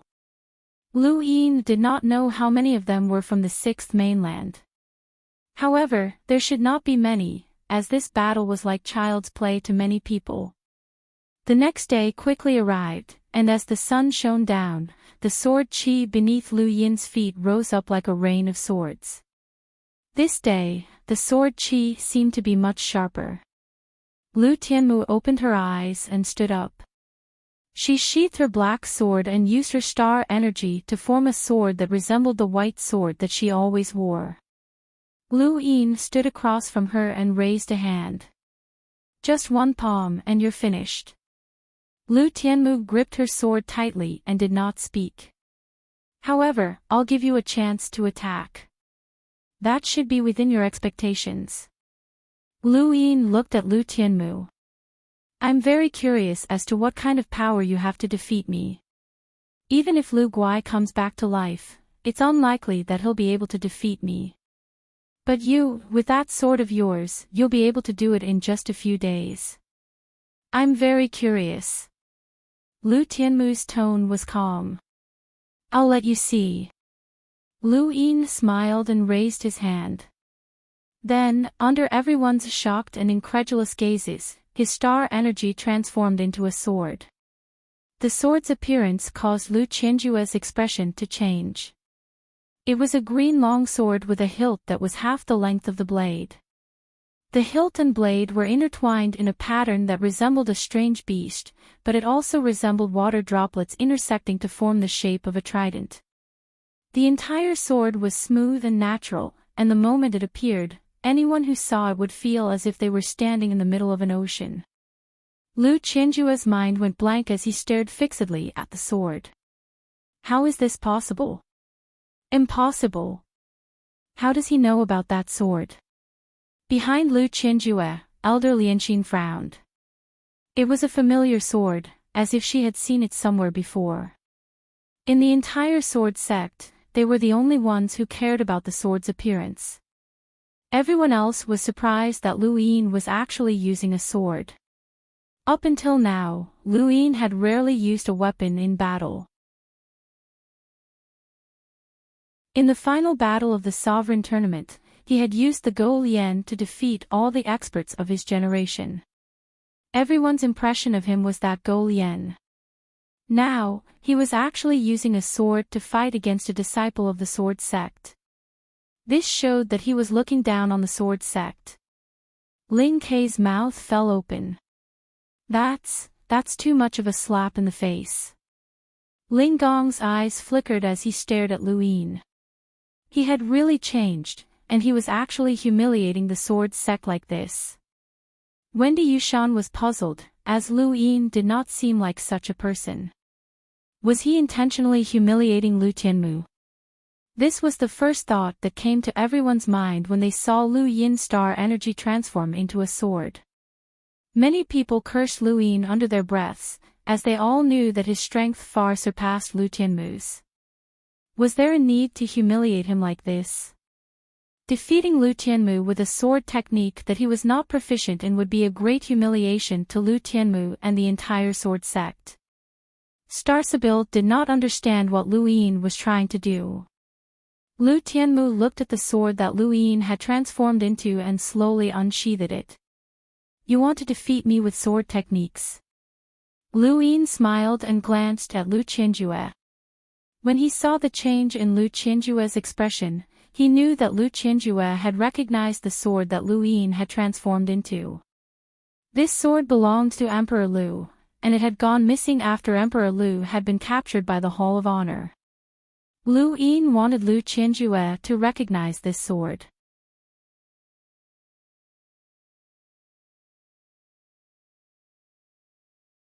Welcome aboard.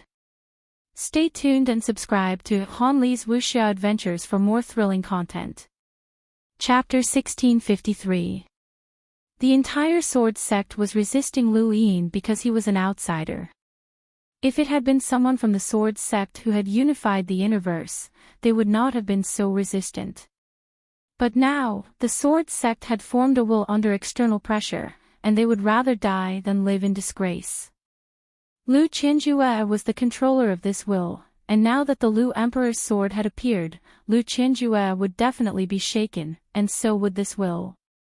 However, this was only the first step. Lu Yin had set the location of the battle in the sword sect in order to completely destroy the sword sect's will to resist. Absolute power was not enough, and even someone with a power level in the millions would not be able to do so.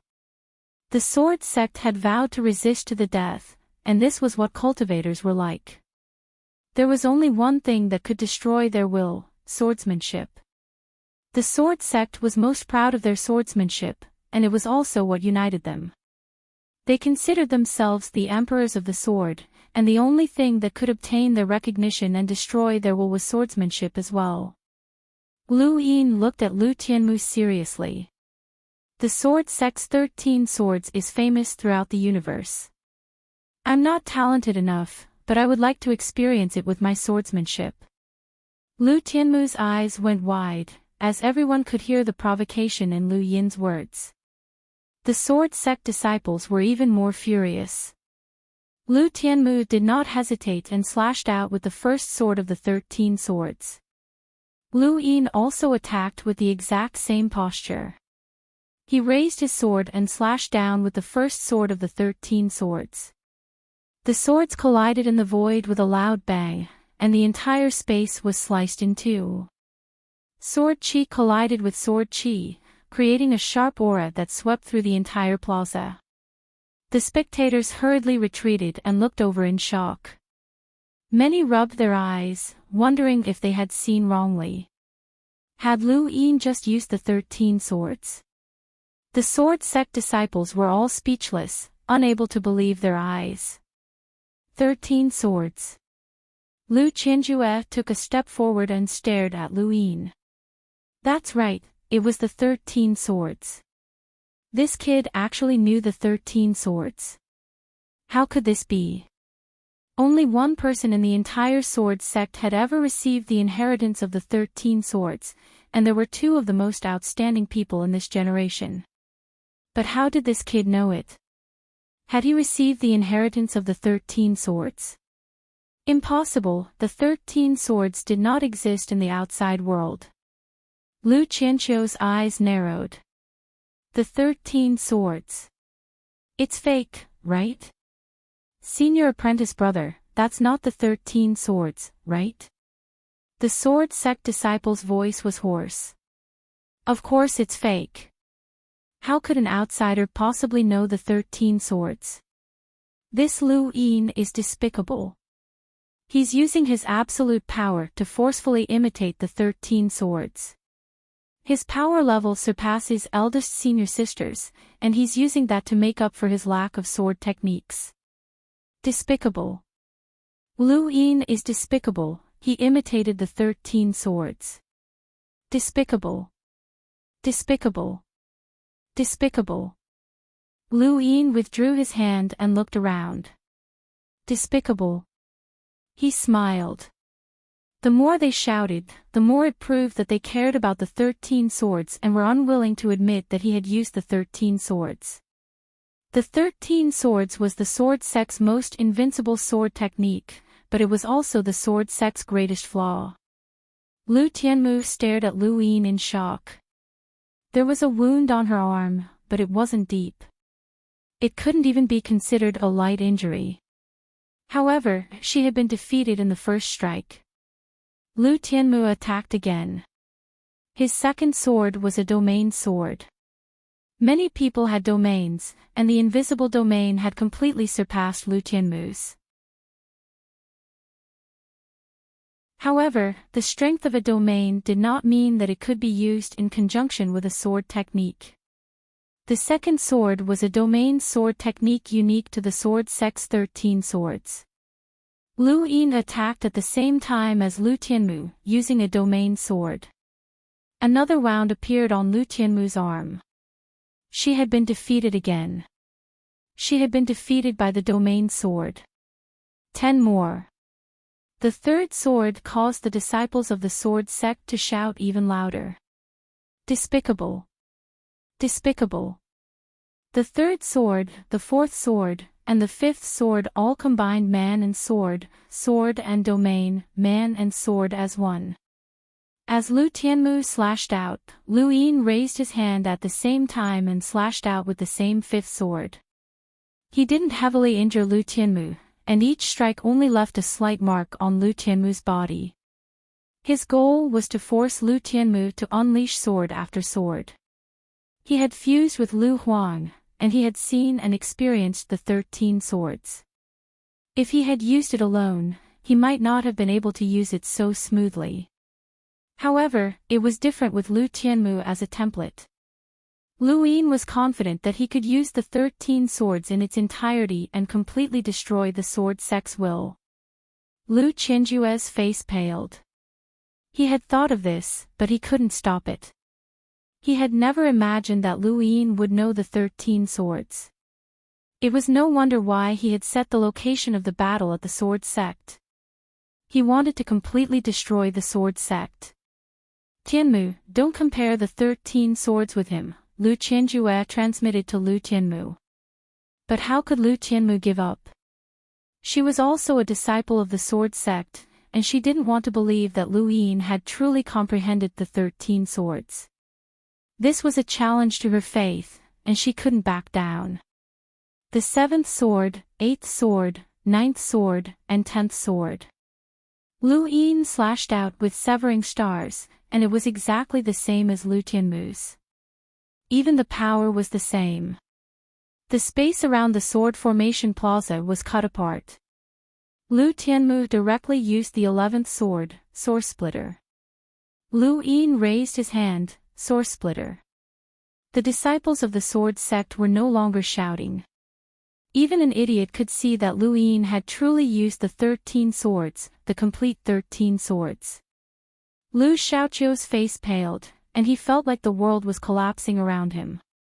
He could accept losing to Lu Yin, and he could accept being left far behind by Lu Yin. He could even accept that he would never be able to catch up to Lu Yin in this lifetime. However, he absolutely could not accept that Lu Yin had learned the 13 swords. Moreover, it was the complete 13 swords. He had completely surpassed him. Many of the sword sect's disciples looked at Lu Yin with complicated expressions. Every time Lu Yin used a sword, their despair increased. Li Zimo also had a complicated expression. Even though he had been sent to the sword sect by Lu Yin, it was impossible for him to be emotionless after being in the sword sect for so long. He had also been influenced by the 13 swords and felt that they were similar to the disciples of the sword sect. He didn't believe that an outsider could learn it. But now, Lu Yin had actually used it, which was a huge blow to him, let alone the other disciples. When Lu Yin used the 12th sword, one of the sword sect's disciples loosened his grip, and his sword fell to the ground with a soft thump. It was a very soft sound, but it was like a thunderclap. Lu Qianjue knew that Lu Yin had destroyed the will of all the sword sect's disciples.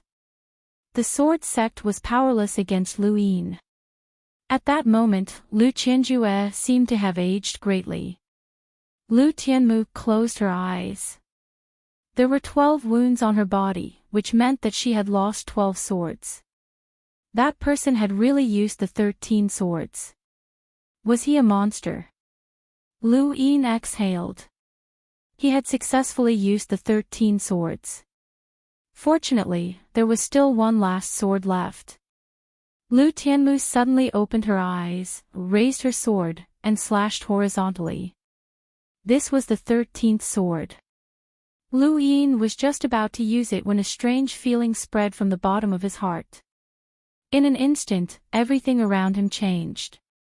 The spectators were no longer from the fifth mainland, but rather the rulers of the astral tree's four-way scale. Lu family bastard, I didn't expect you to still be alive. Lu family bastard, your Lu family should be exiled. Lu family bastard. If you don't want to cause a civil war, then kill yourself. Lu family bastard, Lu family bastard, Lu Yin stood in place. He finally understood why Lu Tianmu had dared to challenge him, and why Lu Guai had gone crazy.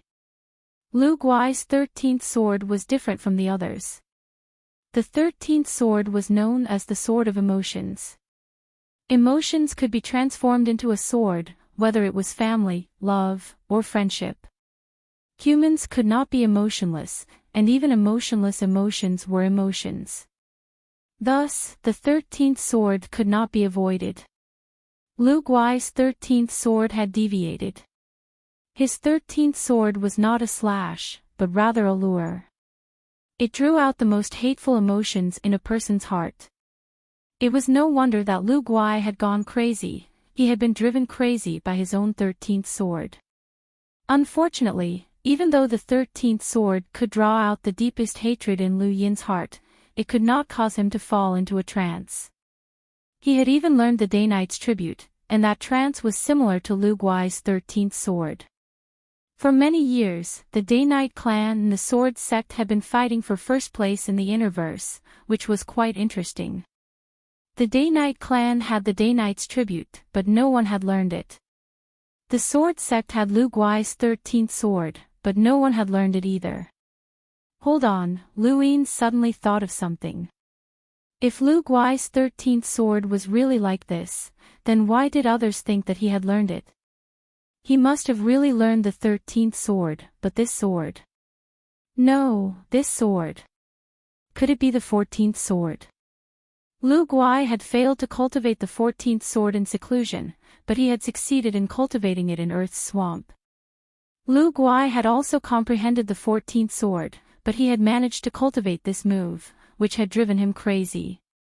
It had also caused the Sword sect to seal itself, which had resulted in heavy losses. This was the 14th sword, Lu Guai's 14th sword. Lu Yin raised his head to look at Lu Tianmu, and their eyes met. Lu Tianmu seemed to be in a daze, and her body swayed a few times before collapsing to the ground. She only had the strength for one sword, and when she had challenged Lu Yin, she had already decided that Lu Yin would not make the first move. Furthermore, Lu Yin had once ignored the 13th sword, so she wanted to use this sword technique of Lu Guai's. No matter how strong a person was, their most basic emotions were difficult to control. She had gambled on this, hoping to use Lu Guai's sword technique to draw out the deepest hatred in Lu Yin's heart and cause him to go crazy like Lu Guai had in the past. If Lu Guai went crazy, he would be destroyed by the Sword sect. If Lu Yin went crazy, the Sword sect and the others would all act, and no one would be able to say anything even if they destroyed him. Outside the Sword Array Plaza, everyone was silent, as they could not understand this sword technique. Lu Qianjue and a few others knew, and they all stared at Lu Yin. Go crazy, go crazy, go crazy. Unfortunately, they had all failed. The sword in Lu Yin's hand disappeared, and he turned to look at Lu Qianjue with a slight smile. Lu Qianjue's heart sank, and he closed his eyes. Had he failed? Lu Xiaoqiu leapt into the Sword Array Plaza and picked up Lu Tianmu to examine her. Don't worry, she won't be able to comprehend that sword technique in just a few days. She's only used it, so she hasn't gone crazy yet. Lu Xiaoqiu looked at Lu Yin in disbelief.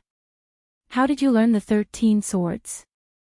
Lu Yin smiled. I learned it from watching you guys use it often. Actually, I'm very talented with the sword, and I like it very much. Lu Xiaoqiu was speechless for a moment, as there seemed to be no other reason besides this. Everyone who heard Lu Yin's words were speechless.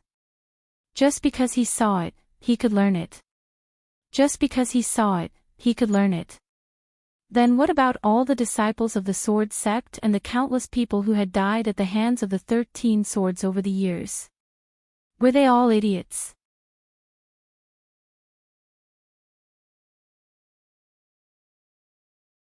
Welcome aboard. Stay tuned and subscribe to Han Li's Wuxia Adventures for more thrilling content. Chapter 1654. The sword sect's disciples looked at Lu Yin numbly, not knowing how to face him. After all, he had grasped the sword sect's greatest secret. Those from Spirit Palace who had been planning to intervene did not move, as they had all been dealt a huge blow. Lu Yin had not even displayed a single bit of his strength, and from the start to the end, the 13 swords had not only left the sword sect's disciples breathless, but everyone else as well. Sect Master Lu, although this battle was short, everyone here is a guest from afar. I'm sure you don't mind staying for a cup of tea before you leave. Lu Yin smiled at Lu Qinjue. Lu Qinjue looked deeply at Lu Yin before looking around. Thank you for visiting the sword sect. Please stay for a cup of tea before you leave. The sword sect is honored. He then asked Elderly to entertain the guests while he invited Lu Yin to chat alone. Lu Yin's battle with Lu Tianmu had shocked countless people. Everyone knew that Lu Yin had surpassed Lu Tianmu by a large margin, but they had been curious as to why Lu Tianmu had felt that he could challenge Lu Yin. He must have had a trump card, but no one had expected to see the 13 swords against the 13 swords in the end. Lu Yin's extraordinary innate gift had shocked too many people. Was the 13 swords so easy to learn? However, he had actually managed to do so. This was an unfathomable innate gift. It was still the same fish pond, but Lu Qinjue was no longer in the mood to fish. Alliance Master Lu, where did you learn the 13 swords? Lu Qinjue asked as he stared at Lu Yin. Lu Yin shrugged. I learned it while watching. Lu Qinjue shook his head. If the 13 swords were so easy to learn, my sword sect would have been invincible a long time ago, and Lu Qiuyu would not have gone to Iron Blood Weave. I remember the first time I met Senior here. You caught a fish from the Gone planet, and this pond is connected to all of the mountains and rivers in the first flow zone. Senior's spirit was so great that it scared this junior. Lu Yin nodded and said, Senior, this is where I first met you. Lu Qinjue looked at Lu Yin. Alliance Master Lu, you've also asked me how to build a fish pond like this, and I can help. How large would you like this pond to cover? Lu Yin touched the cold water. There's no need to build it. This pond is already quite good. Lu Qinjue's gaze turned cold. Alliance Master Lu, are you determined to take this pond? That's right. Lu Qinjue frowned. His fingers twitched as he prepared to attack. The arranged battle had been instigated by the sword sect. If he killed Lu Yin within the sword sect, then it would be a huge stain on the sword sect's reputation. Regardless of whether or not he succeeded, he would still be attacked by the forces behind Lu Yin. With his back to Lu Qinjue, Lu Yin calmly looked at the fish pond. Lu Qinjue stared at Lu Yin's back. At this moment, Lu Feihua wasn't around, so he had a 90% chance of success. Should he attack or not? Lu Qinjue's eyes flickered. Lu Yin remained calm. After a while, Lu Qinjue sighed and walked over to Lu Yin's side, where he sat down and looked at the pond. He had hoped that Lu Qinjue would take action. Lu Qinjue hadn't been able to kill him this time, not only because of the armor, but also because of Elder Jiushin, who had arrived at the sword sect ahead of time. Elder Jiushin was invited to deal with Qinghua Shangren, but he also had the intention of using him to deal with the sword sect. Just now, once Lu Qinjue attacked, his position as the sect master would be over. It was a pity. I really can't imagine how a genius like you could be born in this universe, Alliance Master Lu Qinjue sighed, his tone full of helplessness. Lu Yin smiled. Actually, my 13 swords came from the sword steel. Lu Qinjue was confused at first, but then he seemed to recall something and blurted out, the Lu family's sword steel. Lu Yin nodded and met Lu Qinjue's gaze. Senior should know where I went when I went missing. The Lu family's sword steel is in that region of space, and I met Lu Tianmu there. You inherited the 13 swords from the sword steel. The 13 swords are quite famous in that region of space, so it's not surprising that I managed to learn them. Lu Qianjue knew that Lu Yin had gone to that region of space because Lu Tianmu had been honest with him. He knew that Lu Yin had received the sword steel's inheritance, but he hadn't expected it to be the 13 swords. At the time, Lu Tianmu hadn't known what Lu Yin's inheritance was either. The sourcebox arrays that Lu Yin had shown to the outside world were all from the fifth mainland, not the sword steel. I should have known. How can you learn the 13 swords just by looking at them? You received the sword steel's inheritance, so the 13 swords should have come from there. Lu Yin learning the 13 swords was a huge blow to everyone in the sword sect. Lu Yin listened to Lu Qianjue's bitter words and quietly watched the water flow. Then, what about the sword? Lu Qianjue asked. Lu Yin was confused. What sword? Lu Qianjue raised a hand, and his star energy transformed into a sword that looked exactly like the one Lu Yin had transformed into. Lu Yin was astonished. Sect Master, are you interested in this sword style? I just thought of it by accident. Lu Qianjue lowered his voice. Alliance Master Lu, let's not beat around the bush. You've seen this sword before. Where is it? Lu Yin shook his head. I really don't know what Senior is talking about. It was just a flash of inspiration that led me to think of this sword style. Lu Qianjue frowned. What will it take for Alliance Master Lu to tell me? Lu Yin was helpless. It really was a flash of inspiration. If Senior doesn't believe me, then there's nothing I can do. However, there's something I'd like to ask Senior. He looked at Lu Qianjue. Why did the sword sect interfere in the battle in the cosmic sea back then? Lu Qianjue answered honestly, without Leon's armada, the Great Eastern Alliance is nothing to worry about. I also have a question, Alliance Master Lu. Are you really going to join forces with Guru Qinghua to deal with my sword sect? Lu Yin replied, I'm definitely going to deal with the sword sect. As for whether or not it's Guru Qinghua, take a guess. Lu Qianjue frowned. Why didn't you act earlier? And why did Alliance Master Lu turn his back to me? The two looked at each other before looking away. Lu Yin stood up. Chatting with Senior is always beneficial.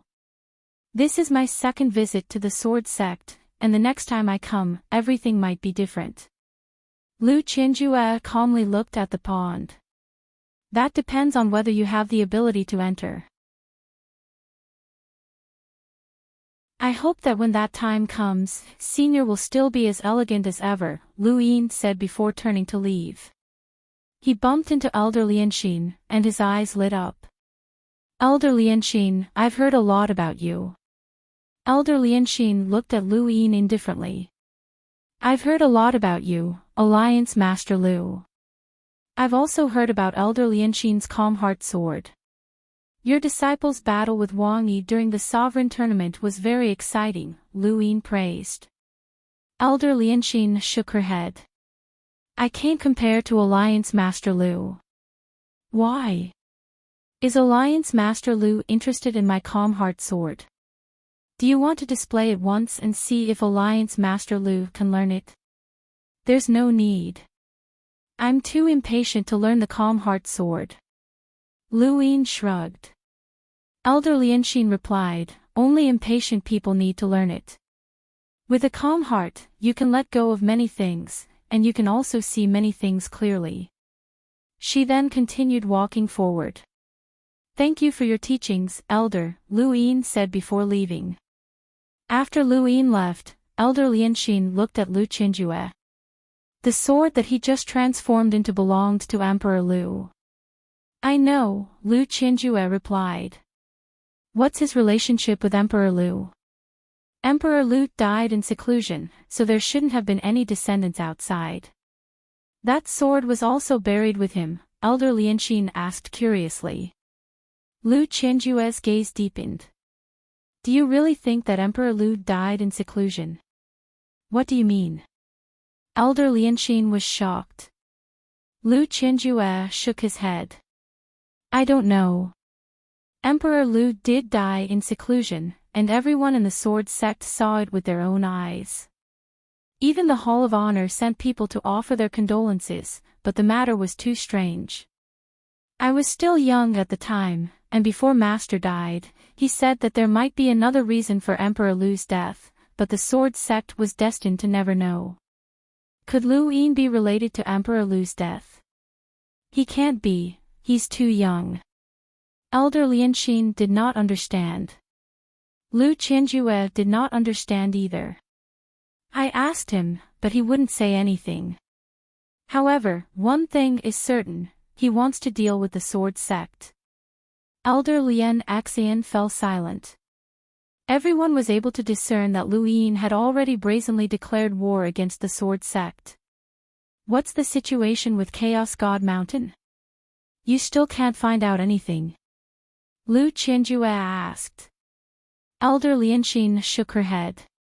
The mountain is sealed, and no one can enter or leave. No one knows what happened there, but I'm guessing that Zhang Zhou was severely injured or even killed in the battle at the Cosmic Sea. He also lost a lot of elite disciples, so... Lu Qianjue suddenly interrupted.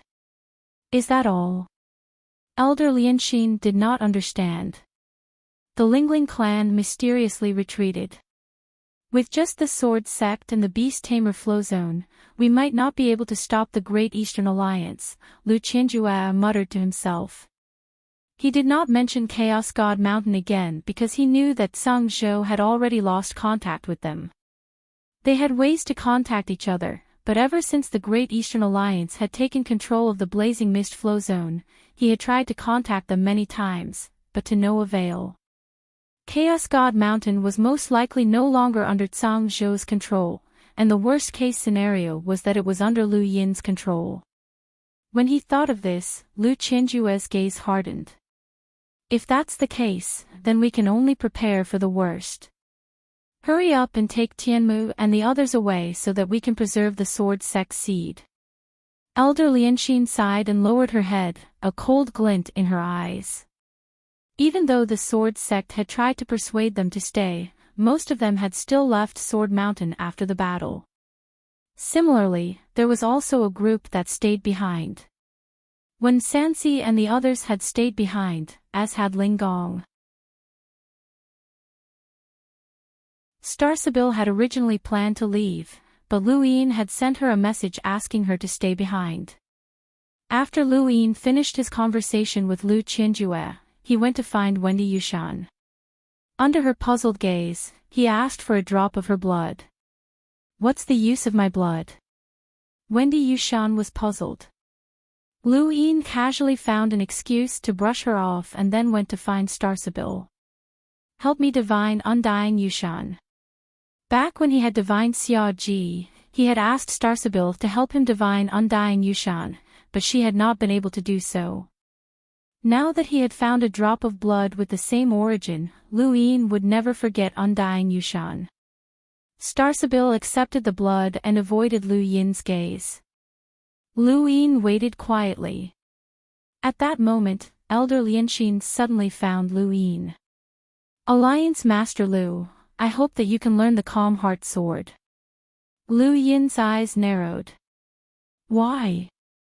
With a calm heart, you won't have any worries and trouble, Elder Lianxin explained. Lu Yin shrugged. I appreciate Elder Lianxin's kind intentions, but it's a pity that I was born to be a troublemaker, and I can't learn the Calm Heart Sword.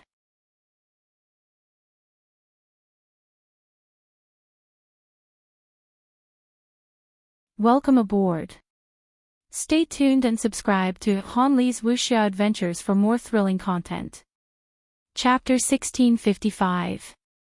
The profoundness of the heart-calming sword aims to return the heart to the sword. The ups and downs of the world, the things you see, hear, and think of, everything can be revealed in this sword. This sword has been sublimated to the peak, enough to represent a person's entire life. I've always believed that the 13 swords are just sword techniques, while the heart-calming sword is a concept, said elder Lianxin. Lu Yin was moved. Everything could be attributed to the sword. Everything one saw, heard, and even thought of was the same. Wasn't this similar to the emptiness palms overlaying stacks? Lu Yin's heart was moved. If elder Lianxin is willing to teach me, then I'm naturally willing to learn. What conditions do you have? Lu Yin asked with interest. Elder Lianxin looked deeply at him. There are no conditions. Consider it my thanks for not killing Tianmu. A long sword appeared in her hand, and she unsheathed it. In an instant, her entire body seemed to vanish. She didn't truly vanish, she was clearly standing there, but Lu Yin couldn't sense her at all. Only her sword remained between heaven and earth. Lu Yin was stunned. Elder Lianxin's entire being was focused on the sword. It wasn't just what she saw or heard, even she herself was devoted to the sword. No wonder she said that the Serenity Sword wasn't a sword technique, but a concept. During the Sovereign Tournament, Li Zimo had fully displayed the Serenity Sword's unique characteristics. Those who understood would sigh in amazement, while those who didn't would only curse. Suddenly, that sword disappeared from Lu Yin's memory as well. The tip of the sword swept past, and a sword came from the west. Lu Yin's mind went on alert. Not good, this woman wants to kill me. The Serenity Sword didn't just represent a sword technique's concept, it was also a peerless sword technique for sneak attacks and assassinations. Lu Yin didn't even have time to react before the tip of the sword pierced his neck. At the same time, the star-scattered chessboard appeared beneath his feet.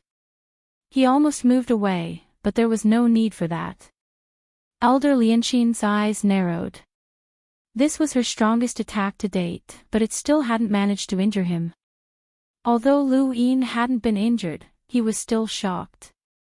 The sword had come too suddenly, and even with his reflexes, he had only been able to dodge after it had pierced him.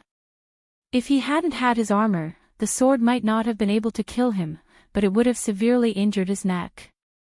Lu Yin opened his right hand and struck out with the empty palm. Elder Lianxin was struck head-on by the emptiness palm. She spat out a mouthful of blood and fell to the ground in a sorry state. Even her long sword fell to the side. Her face was deathly pale and there was blood at the corner of her mouth. She helplessly looked at the tip of her sword. She had failed. Lu Yin rubbed his neck. Since he had come to the sword sect, he had naturally come prepared. Even if he had Lu Yefei's protection and Elder Jioshin's secret protection, he still had to put on his miniature armor after the battle. After all, this was the sword sect, one of the top powers in the universe. He had not expected that Lu Qinjue would give up on attacking, but Elder Lianxin would. She had almost severely injured him with one strike. She was indeed worthy of being an emissary of the sword sect, an expert who had created a sword art of conception. A dignified elder of the sword sect, a powerhouse second only to the sect master, sneakily attacking a junior like me. Don't you feel ashamed? Lu Yin growled. Elder Lianxin stood up. Although the emptiness palm had injured her, it was not enough to defeat her. After all, she was a powerhouse whose power level was infinitely close to 600,000. If I can resolve the sword sect's crisis, then what are reputation and my life worth? Unfortunately, you're too cautious. Lu Yin's gaze turned cold. Even if I don't have any external defensive items, you still can't do anything to me. You said that the 13 swords were a sword technique and the Tranquil Heart sword was a sword of conception. Then, I'll let you experience the sword of conception within the 13 swords. He then opened his hand, and his star energy transformed into a sword that slashed out.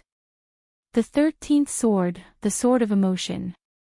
He had wanted to use this technique during his battle with Lu Tianmu, but unfortunately, Lu Tianmu had used Lu Gui's 13th sword and collapsed to the ground, preventing Lu Yin from using this technique. Now, he was using this technique to slash at elder Lianxin. The 13th sword was formless, and as long as there was a motion, it could be transformed into a sword. Regardless of whether this sword was aimed at an enlighter like Lu Tianmu or an emissary like elder Lianxin, it would all be the same. The 13th sword did not require the astral source universe, as this was the unavoidable 13th sword. Elder Lianxin stood in place and did not attempt to dodge. She had failed to assassinate Lu Yin, so she had to seek death. Otherwise, the sword sect would have to pay the price for her actions, and Lu Yin might very well use this technique to deal with the sword sect. Since she could not kill Lu Yin, she could only die. Blood spread out from her abdomen. This sword had severely injured her. She lowered her head and looked down. Intense pain spread throughout her body, followed by numbness and the darkness of death. She could not bear the weight of her body, and she slowly squatted down. Lu Yin was about to continue attacking when Li Zimo rushed over from afar. Alliance Master Lu, stop. Elder Lianxin was half squatting on the ground, coughing up blood. When she heard Li Zimo's voice, she quickly turned around and anxiously said, "Don't come over. Go, go." Li Zimo leaped over to Elder Lianxin's side and stared at Lu Yin with pleading eyes. "Alliance Master Lu, please spare my master. I beg you." Elder Lianxin sternly shouted, "Zimo, go. Go far away and never come back. Go." Li Zimo only stared at Lu Yin with an anxious expression. Lu Yin fell silent for a moment, and then the sword in his hand dissipated. He looked at Elder Lianxin.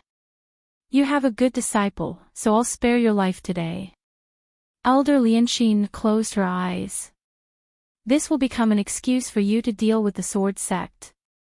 Alliance Master Lu, you have to bear the consequences of your own actions. Don't implicate the sword sect." Lu Yin sneered. "I don't need such an excuse to deal with the sword sect.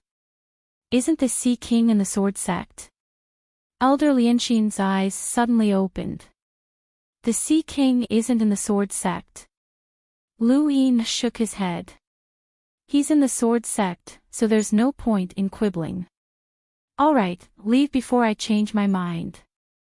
Elder Lianxin anxiously said, "Alliance Master Lu, someone is spreading rumors that the Sea King isn't in the sword sect."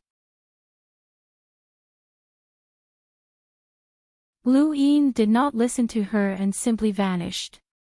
"Master, let's go back." Li Zimo supported Elder Lianxin. Elder Lianxin still wanted to look for Lu Yin, but he would not appear. She knew that the news about the Sea King in the sword sect had been a foreshadowing for Lu Yin to deal with the sword sect. That news had come from the 6th mainland, and Lu Yin was indeed working with someone from the 6th mainland. No, she had to inform the sect master.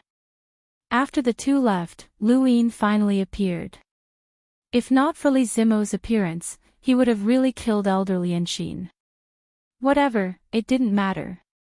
He would just let her live for a while longer. Not long after, Lu Yin suddenly turned around and sensed a rune line attack him. It was not very powerful, but when he turned around, he did not see the attack. He only saw Starsabil's rune lines. At the same time, Starsabil's rune lines extended into the sky and shot out in all directions. Lu Yin was at a loss when he saw this. Starsabil walked out with a solemn expression. Lu Yin looked at her. "What was that just now? Do you remember when you were investigating Xiaoji?" Starsabil asked. Lu Yin's expression changed, and he looked up again. 1, 2, 3, 4, 15, 16, and more. Don't tell me that Undying Yushan also has clones, and that there are so many of them. Starsabil shook her head. as she was at a loss. I don't know. In any case, I used the same blood to divine Undying Yushan's aura. Every direction represents one Undying Yushan. Impossible. How can there be so many clones? Lu Yin immediately denied it. Starsabil replied, I know. Aside from clones, there's also the possibility that there are auras of the same blood. He can sense these auras, and even. Starsabil suddenly stopped talking. Lu Yin stared at her. She lowered her voice and said, the auras that I can divine are all extremely powerful. Even Wendy Yushan is not within my range. What are you trying to say? Every aura is closer to Undying Yushan than Wendy Yushan. Lu Yin did not understand. Closer. What did that mean? Could it be that he was related to Undying Yushan by blood? Alliance Master Lu, please don't misunderstand. Even if Undying Yushan's son was alive, he would not be within my range. These auras are close to Undying Yushan's, and they could even be Undying Yushan's. I'm not sure about the specifics since I've never encountered them before. Perhaps my master knows. What about me? Why do I have the auras that you've divined? Lu Yin was puzzled. Starsabil looked deeply at Lu Yin. I don't know. Lu Yin's eyes flickered as he recalled all of his interactions with Undying Yushan. What was going on? Undying Yushan was definitely not dead, but why were there so many auras that were almost the same as his? Even Wendy Yushan was not within the range of the divination. Back then, Xia Ji had only had 3, and that had already been very troublesome. What had Undying Yushan done? Lu Yin felt more and more that Undying Yushan was plotting something big. This thorn was growing deeper and deeper. There was one thing that Lu Yin was certain of, and that was that Undying Yushan was far from Xia Ji's level. Back then, Undying Yushan had only been a hunter. Even if he had hidden his strength, it should not be impossible for him to have reached the level of a half-ancestor, right? This was just too shocking. If you want more, you can only find my master, Starsabil said. Lu Yin did not hesitate. Let's go to the Lesser Thousand Flow Zone. The Starsabil sect was not far from the Sword sect. There were still 7 days until the appointed time with Qinghua Shangren, so they had enough time to return. That day, Lu Yin left the Sword sect without mentioning that Elder Lianxin had tried to assassinate him. Wendy Yushan wanted to return to Xenu Star, so she did not travel with Lu Yin. The moment Lu Yin stepped out of the Sword sect, news spread from the distant western weaves of the outerverse that Qinghua Shangren had appeared and was heading towards the innerverse. This news shocked countless people, and the Sword sect acted as if they were facing a great enemy. Everyone wanted to keep an eye on Qinghua Shangren. However, even Master Yuan could not keep track of Qinghua Shangren's whereabouts, let alone others. Countless people guessed that Lu Yin might really be working with the 6th mainland. With Qinghua Shangren's speed, he reached the blazing mist flow zone quickly, but the appointed time with Lu Yin was not up yet. Thus, he had disappeared, and no one knew where he had gone. The Sword sect panicked the most, as they could not keep an eye on Qinghua Shangren. They could only keep an eye on Lu Yin, and they discovered that Lu Yin had actually gone to the Lesser Thousand Flow Zone Starsabil sect. It was also the first flow zone, but the Yo Court existed under the dusky sky. The master of the Yo Court, Madame Yu, stared at the star chart with a nervous yet excited expression.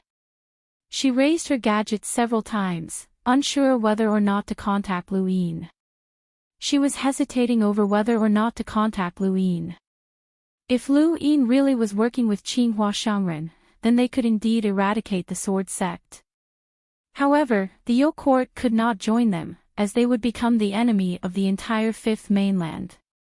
Lu Yin could not be that stupid, right? Even if he wanted to deal with the Sword sect, he could not ally with an external enemy.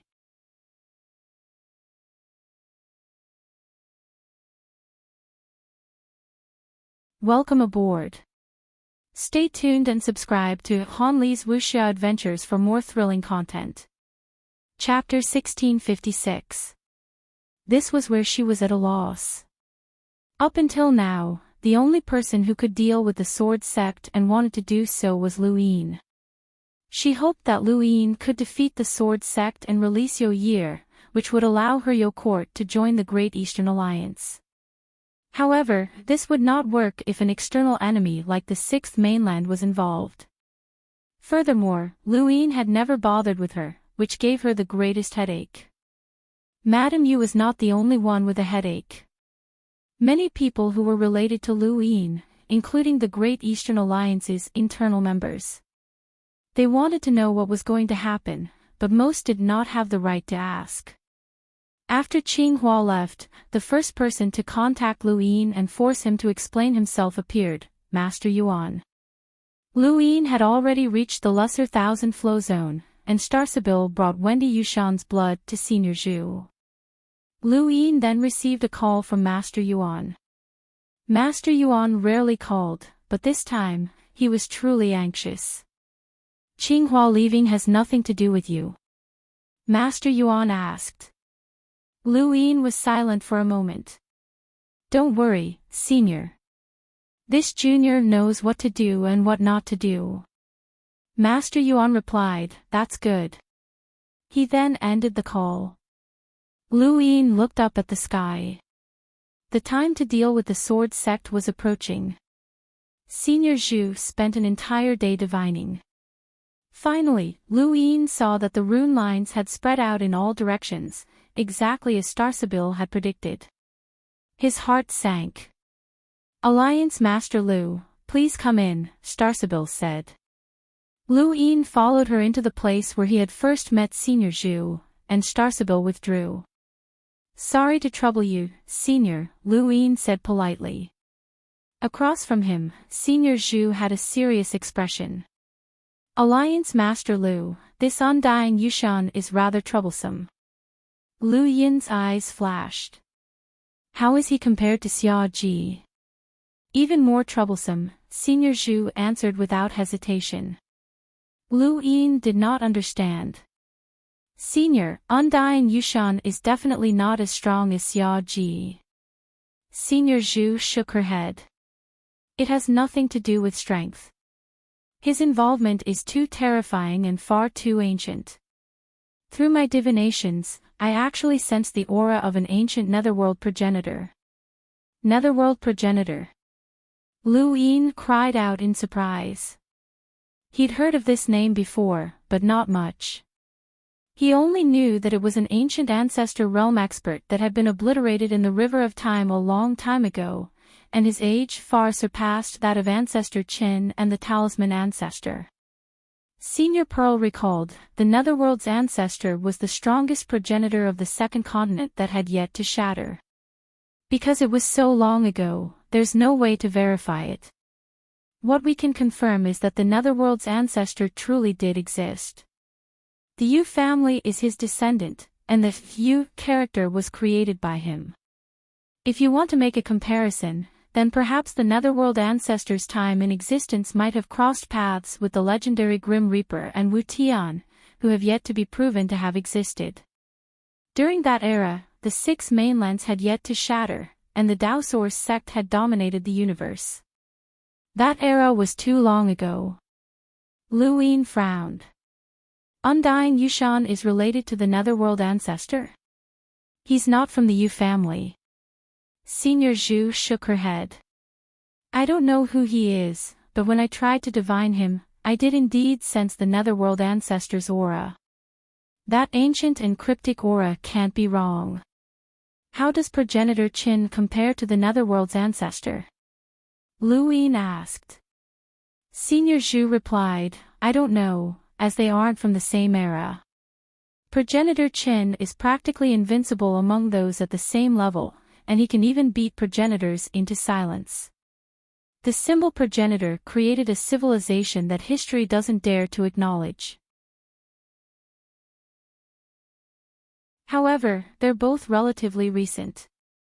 Even though it's been a long time since the Netherworld's ancestor existed, it's still quite a distance away. Alliance Master Lu, this undying Yushan is rather troublesome, and you're involved with him. His aura is on you, but I can't find out what it is. If possible, it's best if you go to the Yu family and investigate. The Yu family is the Netherworld's ancestor's descendant, so you might be able to find something. Lu Yin's heart was heavy as he left the Starsabil sect with Lu Yefei. The Netherworld's ancestor was actually related to such an ancient existence, and it had crossed paths with the Grim Reaper's era. That was too long ago, and even the Sixth Mainland's three ancestors felt that such an era was ancient. How could undying Yushan have crossed paths with such an ancient existence? It seemed that he really needed to have a chat with Madame Yu. Right, the Yu secret symbol seemed to contain the power of time, and Yu Year had concealed it. Lu Yin had not paid much attention to it at the time, but now that he thought about it, it was incomparably terrifying. The battle technique that Yu Year had used during the Sovereign Tournament was also extremely strange. The Yu court had intentionally split from the Yu family and sought his protection. At that time, Lu Yin had already guessed that the Yu family was hiding some sort of secret, and now, it seemed that he had to investigate this secret. Perhaps it was related to undying Yushan. Lu Yin remained silent on the way back to the blazing mist flow zone. Lu Yefei did not ask any questions either. The more she followed Lu Yin, the more she understood the Fifth Mainland situation. Before this, they would never have imagined that an enlighter could affect the entire Fifth Mainland. Now, it seemed that Lu Yin's influence would only grow as they followed him. There was no better way to understand the Fifth Mainland than by following Lu Yin. There was still one day before the appointed time with Guru Qinghua. Yesterday, someone had seen Guru Qinghua appear near the blazing mist flow zone, and the sword sect had immediately sealed off the mountain. Lu Yin believed that Elder Lianxin had definitely left with a group of disciples. There was no need to stop them. Once he took control of the sword sect, those disciples would have to return even if they didn't want to. Otherwise, no matter how vast the universe was, there would be no place for them to stay. Li Zimo had not contacted Lu Yin. As Elder Lianxin's disciple, he must have been taken away as well. If Lu Qinjue found out about this, Lu Yin wondered what kind of expression he would have. He had clearly wanted to hide a group of disciples, but there had been people from the Great Eastern Alliance among them. He would probably be angered to death. Senior Zhou Shin, are you there? Lu Yin raised his head and shouted. No one answered. Lu Yin shouted once more. What's the matter? Elder Zhou Shin's impatient voice rang out. Lu Yin smiled politely. Guru Qinghua didn't appear, right? Elder Zhou Shin snorted. If you're so afraid of him, why did you still recruit him? I'm not afraid. With Senior Zhou Shin here, how could I be afraid of an outsider? Lu Yin hurriedly replied. Elder Zhou Shin did not speak, as he could not be bothered with Lu Yin's nonsense. He was a powerful powerhouse, but he had been reduced to a bodyguard. This was especially so since the Sirius Sect's supreme treasure had been stepped on by this brat. Lu Yin was currently on a barren planet not too far from the Ross Empire's stronghold. Aside from himself, there were only the hidden Elder Zhou Shin and the Blue Heroes. Lu Yefei and the Flying Willow Flowers were not present, as their presence made no difference to Guru Qinghua's celestial imprint.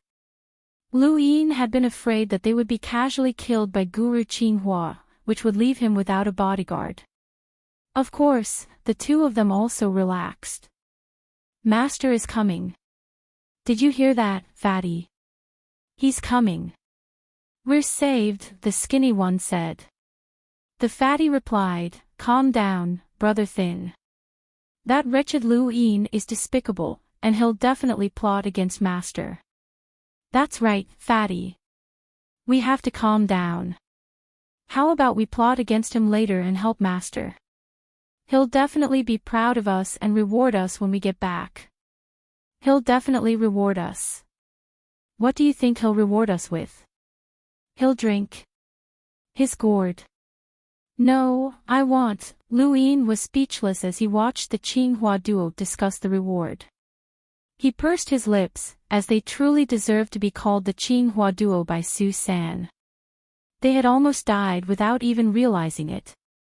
Madame Red's goal had not been to lure Guru Qinghua out, but rather to use him to severely injure him or even eliminate him. She wanted to prevent the secret progenitor realm from controlling the Daosource sect. The only reason that could cause Guru Qinghua to start a war with the person behind Lu Yin was because of the Qinghua duo. When Lu Yin had captured these two, their bodies had already been poisoned. Fortunately, Lu Yin had thought things through and managed to neutralize the poison in time. Otherwise, once Guru Qinghua had arrived, these two would have died, and Lu Yin would have been in trouble as well. A battle would have been unavoidable. To think that they had been so careless. Fatty bro, you'll definitely get fatter after we get that reward. Brother Thin, you'll get skinnier as well. We definitely won't abandon you. I won't give up. Fatty bro, it's so good to have you around. Brother Thin. Shut up. Lu Yin barked, startling the two, and they quickly shut up. The conversation between these two idiots was giving him a headache. Several hours passed, and more than 10 satellites could be seen orbiting on this desolate planet. As the satellites connected, it was time for Lu Yin to meet Guru Qinghua. Lu Yin raised his head and looked into the distance. Boundless and terrifying rune lines swept towards him, bringing with them an extreme pressure.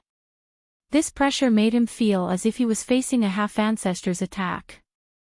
He had experienced the same feeling of despair back in the cosmic tree realm. He was not sure if the sixth mainland's all-heaven imprint could resist a half-ancestor, as it should be slightly weaker. However, the sixth mainland had a suppressive effect on the fifth mainland's cultivators, and with the imprint and the three progenitor regions methods, Lu Yin was uncertain.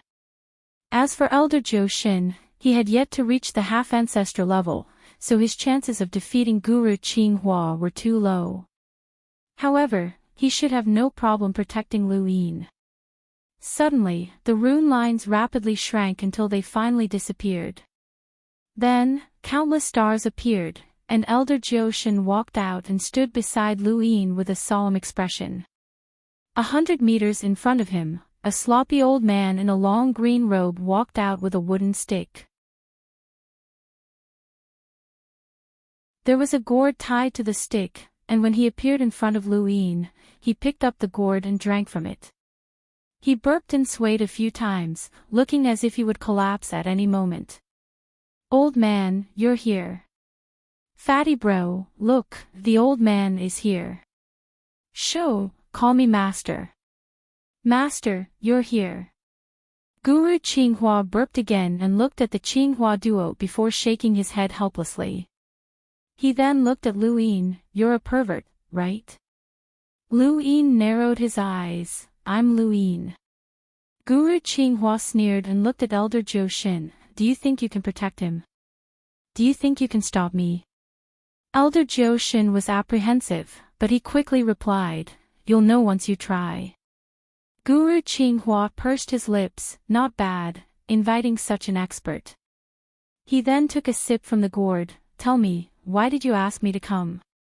Are you really here to deal with the sword sect? Lu Yin calmly replied, I've already cured the poison in the Qinghua duo's bodies. Otherwise, the moment you appeared would have been the moment they died. Guru Qinghua put down the gourd, and his eyes flashed coldly. Who? Thank you, brothers, for your support. Thank you, Brother Ai Shin, for your tips. Thank you.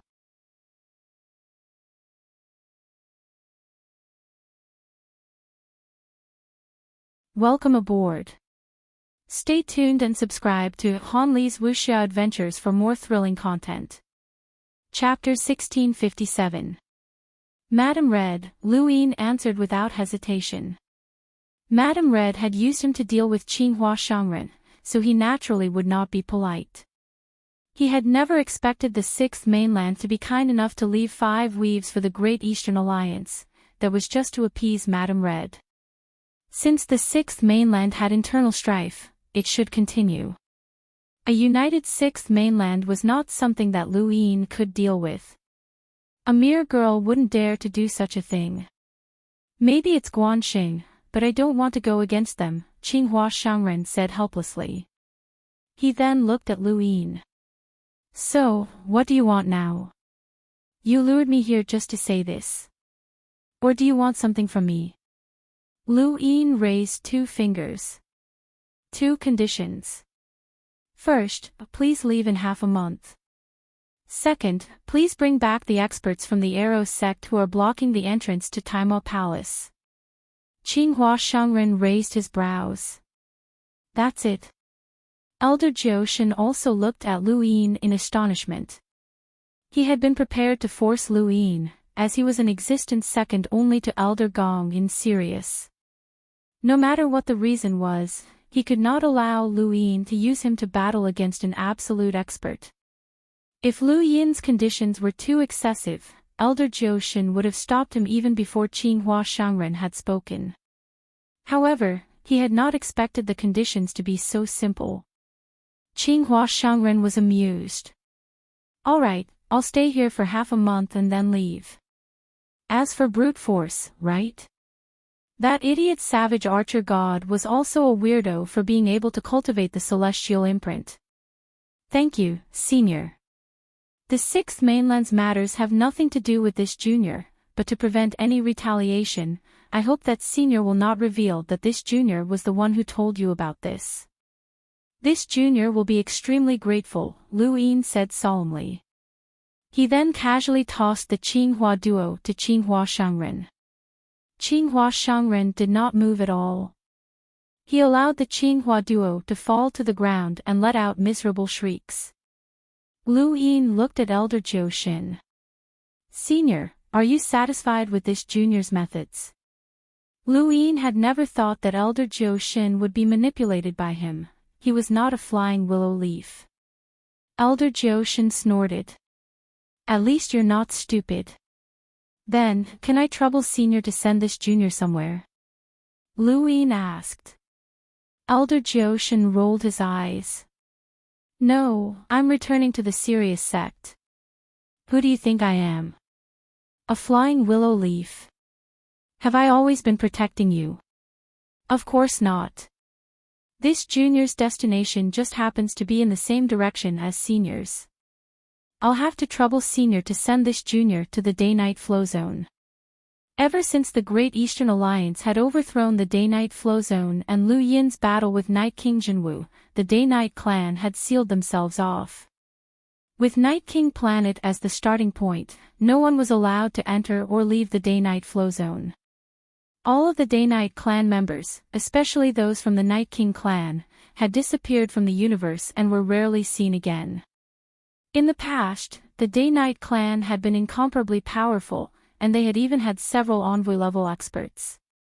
Now, however, only Night King Dijiang remained. Beneath the stone tablet in the day-night clan's ancestral grounds, many day-night clan members sat cross-legged as they accepted the inheritance. They seemed calm, but after being trapped within the clan for so long, the once arrogant day-night clan members were bound to become restless. How's the sword sect? A day-night clan disciple asked in a low voice. Beside him was a pretty girl from the day-night clan. She secretly glanced at her gadget and replied, "Nothing's happened yet." Didn't they say that Lu Yin invited the Sixth Mainland's heavenly imprint to deal with the sword sect? Why hasn't anything happened yet? A day-night clan man asked in a low voice. I heard that the sword sect sent away Lu Tianmu, Lu Shaoqiu, Li Zimo, and the other elite disciples. No one knows where they went. The sword sect is just unlucky. They jumped out after our day-night clan sealed themselves off. Did they really think that they could control the universe? What a fool. But this Lu Yin is really arrogant. He actually dared to ally with the sixth mainland. Humph, he's already been blinded by power. Just wait. The day that he and the sixth mainland's heavenly imprint join forces to defeat the sword sect will be the day that his reputation will be ruined. When that time comes, everyone will gather together to attack, and our Day-Night clan will be able to escape. Our Day-Night clan sealed ourselves off not because we're afraid of Lu Yin. Don't spout nonsense, Night King Gu growled from nearby, his eyes cold. The few people who had been discussing immediately shut their mouths, not daring to say anything else. In a corner, Night Queen Yanqing's expression was cold as she stared at the stone tablet in the ancestral grounds. She looked at the name at the very top. How much longer would it take? How long would it take for her to catch up to this person? There was no hope at all. Back in the Astral Combat Academy, this person had been nothing much, but now, even the sword sect had to avoid him. Far away on Night King Planet, Night King Yuanjing was constantly looking at a star chart. This star chart belonged to the Astral Beast domain. Ever since Lu Yin had said that the third Night King was trapped in the Great Void Realm, the Day-Night clan had sent out countless people to search for him in hopes of rescuing him. Once the third Night King was rescued, the Day-Night clan situation would change drastically. Lu Yin. He would no longer be a threat. However, even now, Night King Yuanjing still did not know how to save the third Night King. When he thought about Lu Yin, Night King Yuanjing gritted his teeth. If he had known that things would turn out this way, he would have killed that brat long ago. Now that he thought about it, Lu Yin's life seemed to be in Night King Yuanjing's hands, but in reality, Night King Yuanjing had been leading him by the nose. Night Queen Qiuyu had long since returned from Iron Blood Weave and stayed on Night King Planet. All she could do now was cultivate. The entire Day-Night clan was very peaceful, as no one knew that Night King Dijiang had gone to the Cosmic Sea to fight. The Day-Night clan had never been so peaceful before, and this peace had lasted for many years. Some people had gotten used to it, but others had not. Lu Yin was one of those people who had not gotten used to it. Ever since he had stepped onto the path of cultivation, the name Day-Night had never disappeared. In the Astral Combat Academy, the Starfall Sea, Planet Pyrolite, the Cosmic Sea, and so on, his entanglement with the Day-Night clan had always existed. It was time to put an end to it all. In space between Night King Planet and the Day-Night clan's ancestral grounds, Lu Yin stood tall and raised a hand to press down. Destroy the Day-Night clan. As he spoke, space shattered, and Lu Xianjun and the giant's bloodline walked out. Chen Huang roared at the sky, raised his right fist, and punched out. Accompanied by 9-line battle force, he viciously punched towards the Day-Night clan's ancestral grounds. It was as if a war drum had exploded, and a war song for the destruction of the Day-Night clan rang out.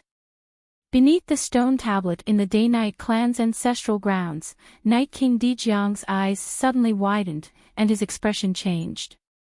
The rest of the Day-Night clan members all looked up and saw a 9-line battle force wrapped around an enormous force descending. Doomsday had arrived. How dare you!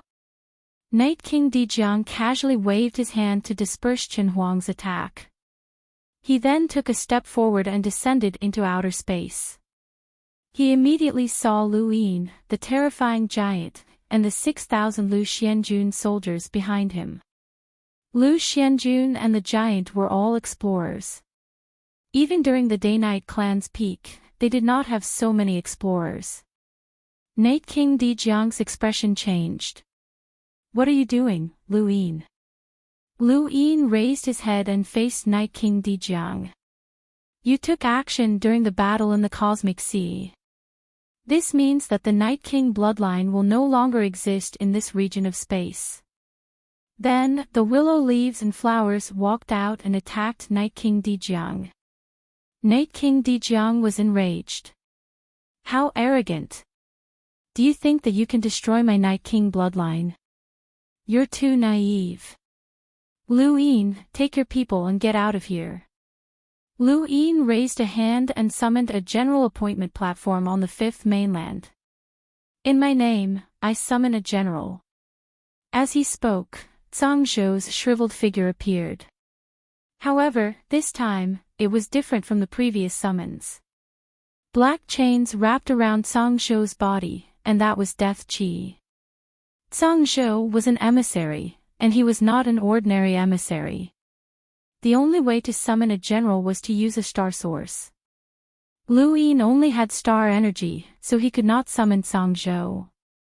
However, his death energy had replaced the star source and became the key to summoning Zhang Zhou. Lu Yin himself had not expected this. He had only tried it out, but his star energy did not move. Instead, the death energy in his body poured into the general appointment platform and summoned Zhang Zhou. When Night King Dejiang saw this, he could not believe his eyes. The Lu family's general appointment platform. Lu Yin looked up, he actually knew about it.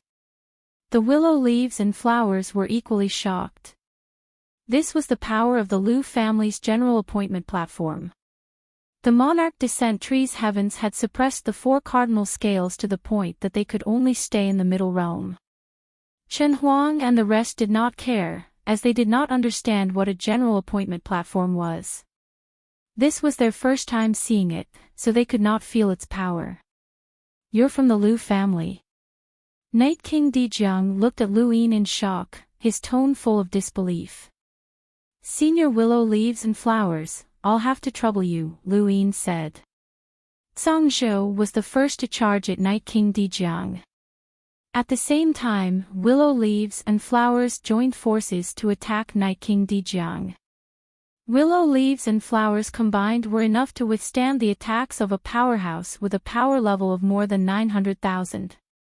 Night King Dejiang was a powerhouse with a power level of more than 800,000, but because his spiritual force was too powerful, willow leaves and flowers found it difficult to deal with him. However, with Zhang Zhou, things were different. Zhang Zhou did not fear spiritual force, as he was not a living person. He had been summoned, so he did not care about spiritual force attacks. The three powerhouses with power levels of more than 700,000 fought against Night King Dejiang, and they completely blocked off the Day-Night clan's strongest powerhouse. The death energy in Lu Yin's body was rapidly depleting. He waved a hand, and Lu Xianjun and the giant bloodline charged towards the Night King planet and the Day-Night clan's ancestral land stone tablet. To the Day-Night clan, this was the end of the world. Chen Huang punched out again. Night King Dejiang wanted to stop him, but he was unable to do so. Nine-lined battle force wrapped around the fist's force slammed into the Day-Night clan's ancestral land and pierced through it. The giant stone tablet shook and then collapsed. Night Queen Yanqing and the rest paled as they watched on in despair. Stop! Night King Wei and Yu Day-Night, the two enlighters who were guarding the ancestral land stone tablet, simultaneously attacked Chen Huang. Chen Huang raised a hand and slammed down with a palm. The giant's palm caused the sky to collapse. Pfft! The two Day-Night clan experts spat out blood and crashed to the ground, losing all signs of life. Night King Gu and the rest of the Day-Night clan members soared into the sky and charged towards Chen Huang. Stop! This is my Day-Night clan's ancestral land. What did my Day-Night clan do wrong? Why do we have to bear the consequences? Stop! The stone tablet cannot fall. My Day-Night clan will not be defeated. Ku Wei leapt out from Chen Huang's shoulder. Let Brother Wei teach you how to behave. He then tapped out with a finger, causing countless finger images to descend. Finger tap. Ku Wei had once been on the same level as Night King Gu, or perhaps even weaker. However, the current Ku Wei was strong enough to challenge someone at Lu Qianwu's level. Night King Gu and the rest were too weak. Night King Gu had no desire to retaliate against Finger Tap, and his shoulder was pierced through, causing his body to fall to the ground. Night Queen Yanqing's eyes turned purple as she tried to petrify Ku Wei. However, Ku Wei's finger descended, causing her to be unable to use her innate gift of purple eyes. She was immediately dispelled, and a single finger also knocked her down. This single finger strike forced the rest of the Day-Night clan members to lower their heads.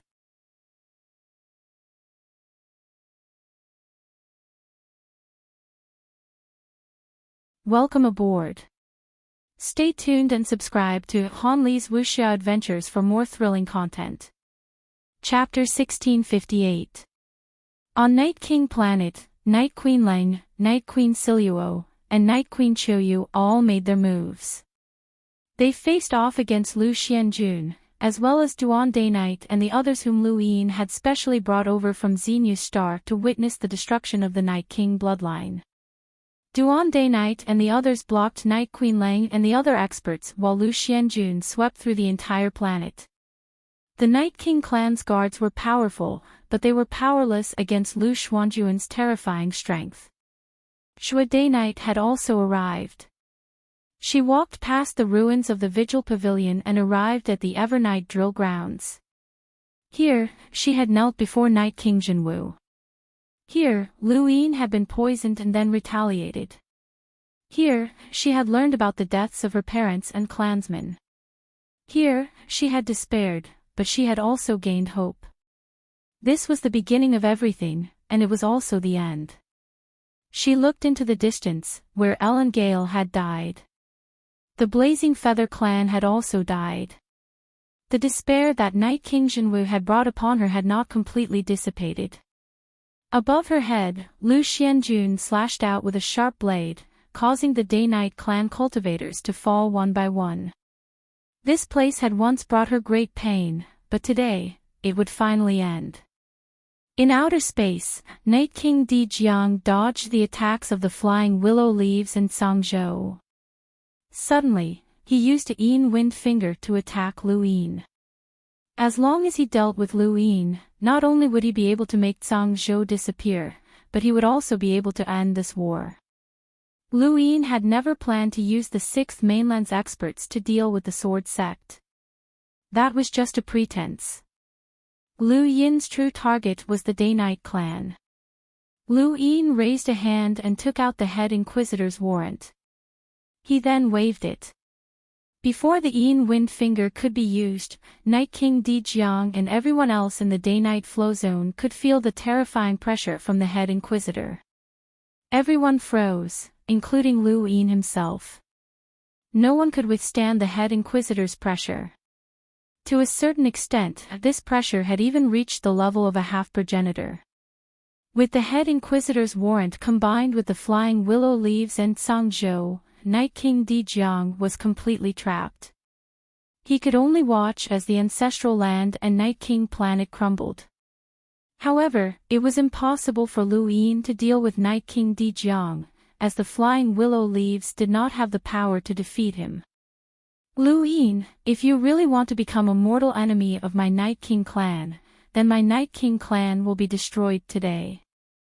I, Night King Di Jiang, swear that I will forever hide in the shadows to destroy you. Night King Di Jiang roared.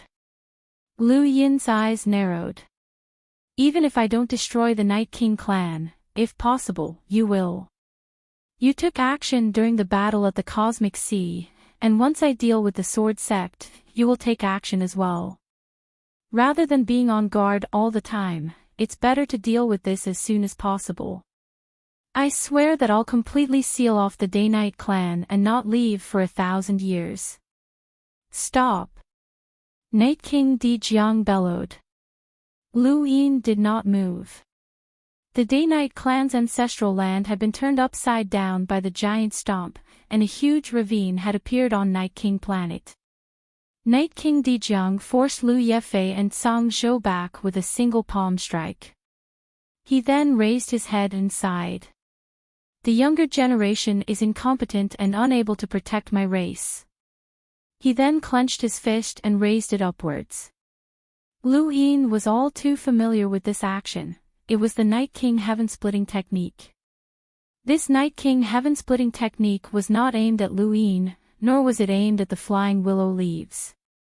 Instead, it was aimed at the ancestral land's stone tablet. Night King Dijiang raised his hand and pressed down. A terrifying spiritual force formed a storm that swept through the heavens, causing them to curl up. It then tore through the universe and tore open a crack in the dark sky. The next moment, the crack suddenly expanded, and star energy gushed out in waves that could be seen with the naked eye. Lu Yin was shocked. He could see that the crack was producing an endless amount of rune lines, but they were not the rune lines of battle power. Instead, they were star energy.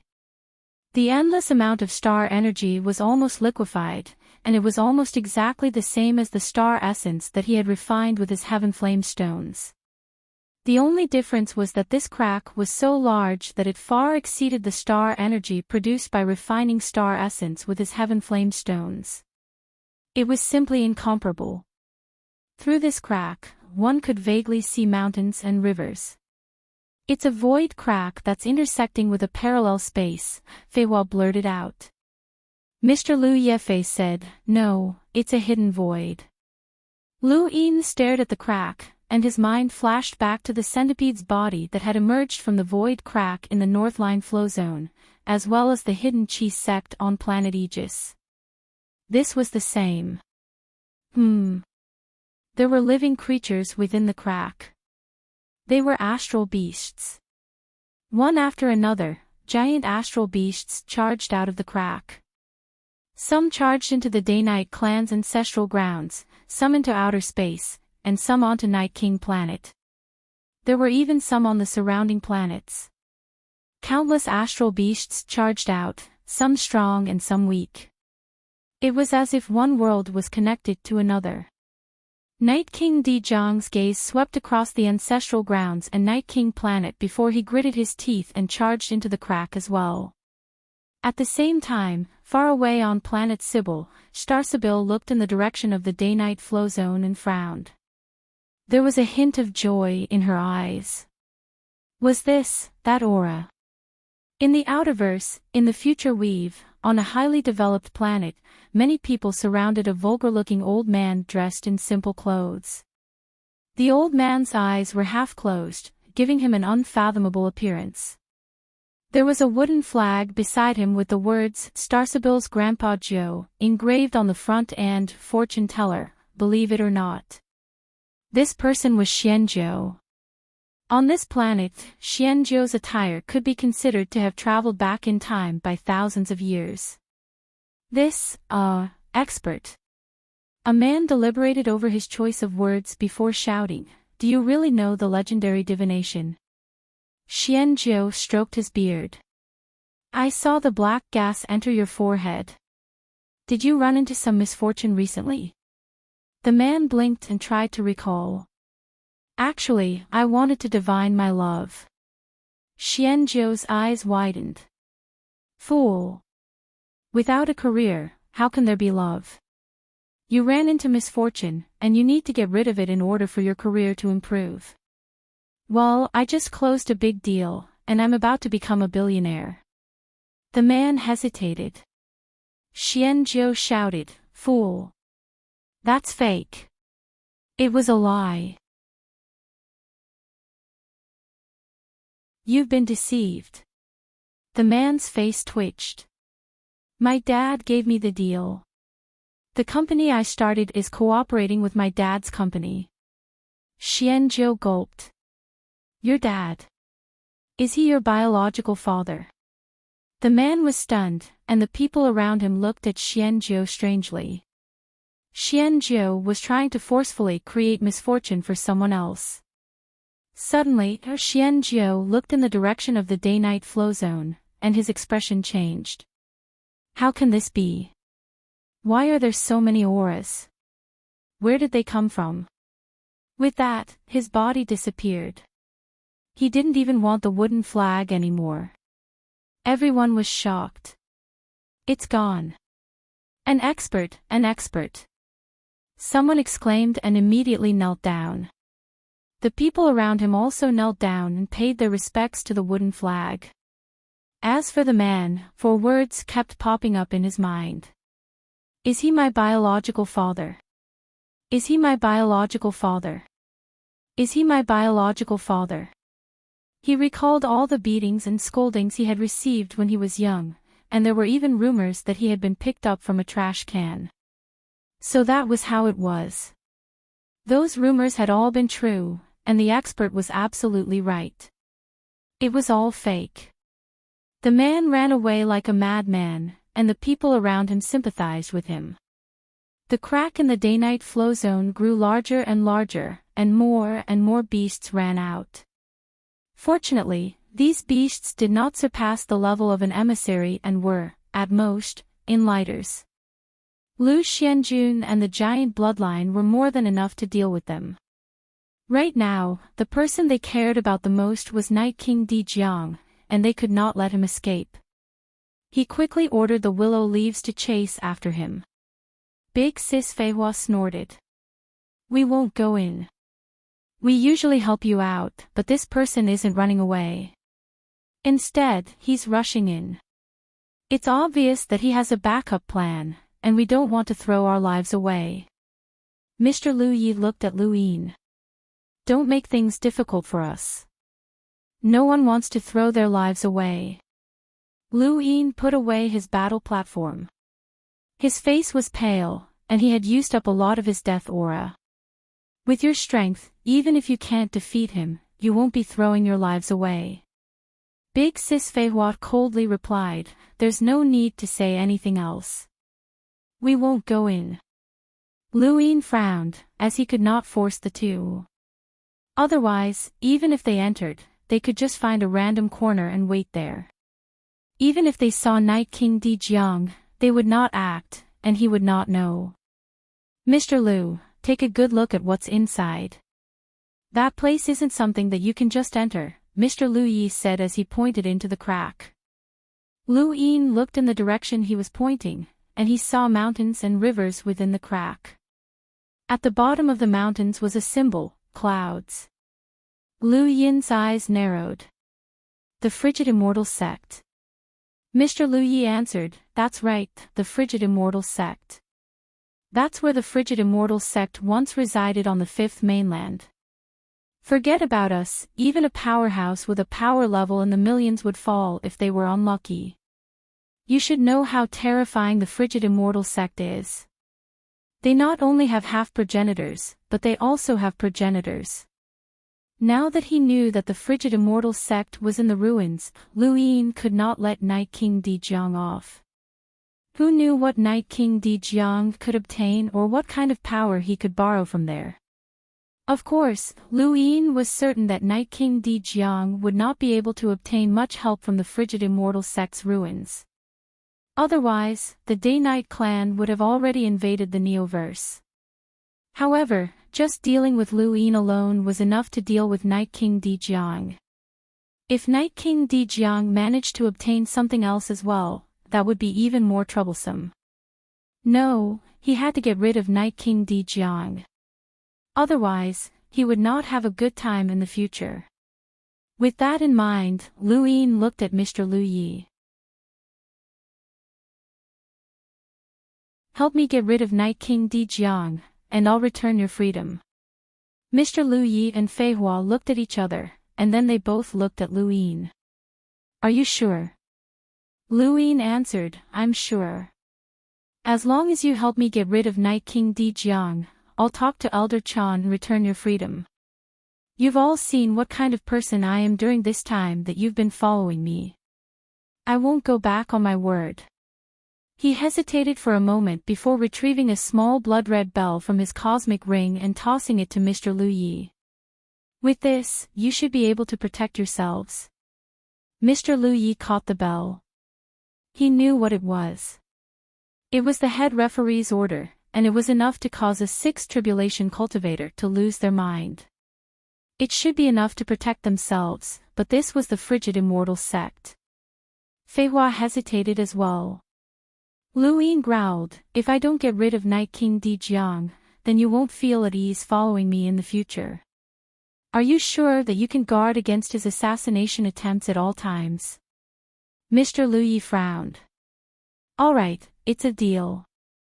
We'll get rid of Night King Di Jiang, and you'll return our freedom." "It's a deal," Lu Yin shouted. Fei Hua felt uneasy, but this was the only thing they could do. Mr. Lu Yi led her into the crack and chased after Night King Di Jiang. It would be difficult for the two of them to defeat Night King Di Jiang with their current strength, let alone kill him. Even with the head referee's order, their chances of success were still slim. Lu Yin's eyes flickered. "Elder Joshin, I know that you haven't left. Please show yourself."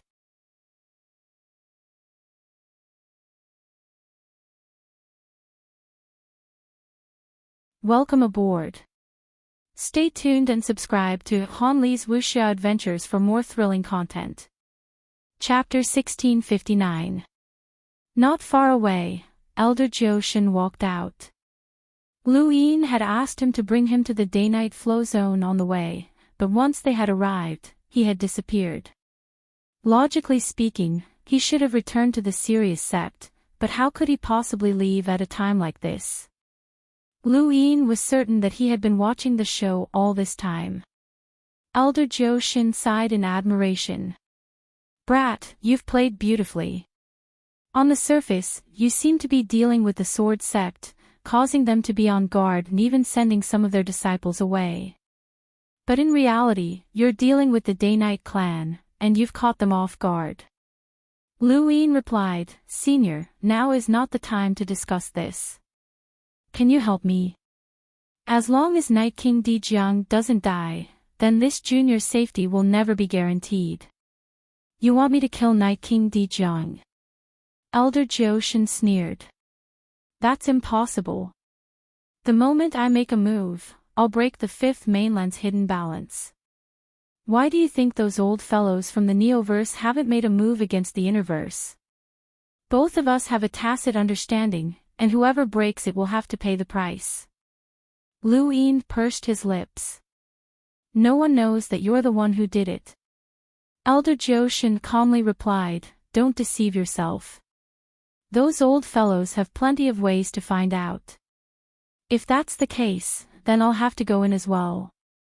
Elder Joshin frowned. "Why are you going in?" "I'm looking for an opportunity, and I'm also looking for Night King Di Jiang while I'm at it." "Brat, do you want to die?" "This place is the ruins of the ancient Frigid Immortal sect.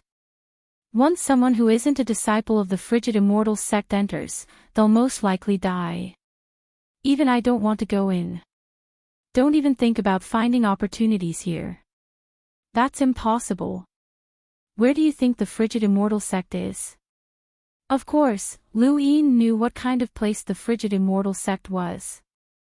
It was one of the four scales in the starry sky of the trees, and it was the leader of the rebellion against the Lu family. It had a progenitor and more than one half-ancestor. Once the Frigid Immortal sect came to the fifth mainland, they could easily suppress the entire fifth mainland. The ruins of the Frigid Immortal sect were filled with danger, and those who didn't know much about the Frigid Immortal sect would definitely rush in to find opportunities. However, Lu Yin knew how dangerous it was, and if he was alone, he wouldn't necessarily go in. He glanced at Elder Joshin. Elder Joshin saw the look in Lu Yin's eyes and raised an eyebrow. He immediately grew angry. "Brat, you're trying to use me." Lu Yin's expression was sincere. "Senior, what are you saying? How could this junior, no, this disciple, dare to make use of an elder?" Elder Joshin gritted his teeth. "Don't think I don't know what you're thinking. Stop dreaming, I won't go in." "Senior, do you know who is in charge of that starry sky?" "The Frigid Immortal sect is the Frigid Immortal sect." Elder Joshin's eyes narrowed, as he knew what Lu Yin was referring to. The frigid immortal sect has a progenitor, and they have more than one half progenitor. Lu Yin shouted as he pointed at the frigid immortal sect's ruins. Indeed, this place is very dangerous, but it also contains an opportunity for Senior to break through to the half-progenitor realm. When the frigid immortal sect left the fifth mainland in a hurry, no one knows what they left behind. This means that there's an opportunity here that will allow the Day-Night clan to survive. Elder Jioshin's eyes flickered as he looked at the ruins of the cold immortal sect. Senior, if you don't want to go in, then I won't force you. However, I still want to try. Perhaps I can break through to the emissary realm there and come into contact with the inner world that only half-progenitors possess. Lu Yin shouted as he charged towards the frigid immortal sect's ruins. Elder Jioshin's heart skipped a beat. Inner world, inner world. His eyes lit up, and he silently cursed himself for growing more and more cowardly as he cultivated. Indeed, that place was very, very dangerous, but if there really was an opportunity for him to break through to the half-progenitor realm and become one of the top experts in the human domain, why not take the risk? Ever since he had embarked on the path of cultivation, how many life-and-death situations had he experienced? The older he got, the more cowardly he became. Elder Jioshin stepped forward and arrived at Lu Yin's side. Brat, you have the Sirius Sect's greatest treasure, so nothing can happen to you. I'll go with you, but it's best if you don't die. Lu Yin relaxed. Thank you, Senior. He had strictly ordered the giant bloodline and Lu Xianju not to enter the frigid immortal sect's ruins while he and Elder Jioshin rushed in. Meanwhile, in the Day-Night clan's ancestral grounds, Night Queen Yanqing had uploaded the scene to the network right after Night King Di Jiang had rushed into the frigid immortal sect's ruins. She had deliberately leaked the news of the frigid immortal sect's ruins appearing, as well as some information about the frigid immortal sect. This was the only way to attract more people. She believed that there were many more people in the universe who viewed the Great Eastern Alliance as an enemy than acknowledged it, especially the Sword Sect. When the Day-Night clan leaked the news of the frigid immortal sect's ruins appearing, the entire universe boiled over. The words frigid immortal sect suddenly appeared, along with the words frigid immortal flow zone. Legend had it that the Day-Night flow zone's predecessor was the frigid immortal flow zone. The frigid immortal flow zone was the ruler of a region, and the Day-Night clan was merely a vassal of the frigid immortal sect. In the Sword Sect, Lu Qianjue was shocked as he watched the video. The frigid immortal sect. It's actually the frigid immortal sect's ruins. The Day-Night clan really hid this well. Elder Lianxin was confused. Sect Master, is the Day-Night flow zone's predecessor really the frigid immortal flow zone? She was much younger than Lu Qianjue, so she knew very little about the Fifth Mainland's past and did not know much about the frigid immortal sect. It wasn't just her, as there were only a few people in the entire Fifth Mainland who knew much about the frigid immortal sect. Lu Qianjue solemnly replied, back when the Sixth Mainland and our Fifth Mainland went to war, the Daosaur sect collapsed, and the frigid immortal sect left. Before that, the frigid immortal sect controlled the current Day-Night flow zone, and it was one of the Fifth Mainland's top powers. There were progenitors and half-progenitors within it. At that time, the Day-Night clan was indeed a vassal of the frigid immortal sect, and they weren't very famous. If the frigid immortal sect is so powerful, then why is it in the Innerverse? Elder Lianxin was puzzled. Lu Qianjue replied, I'm not sure either. The appearance of the frigid immortal sect's ruins will definitely attract many people. Elder Li arrived. Sect Master, should we call those disciples back? Lu Qianjue nodded. Let them return. Elder Li's tone was cold. Lu Yin is really cunning.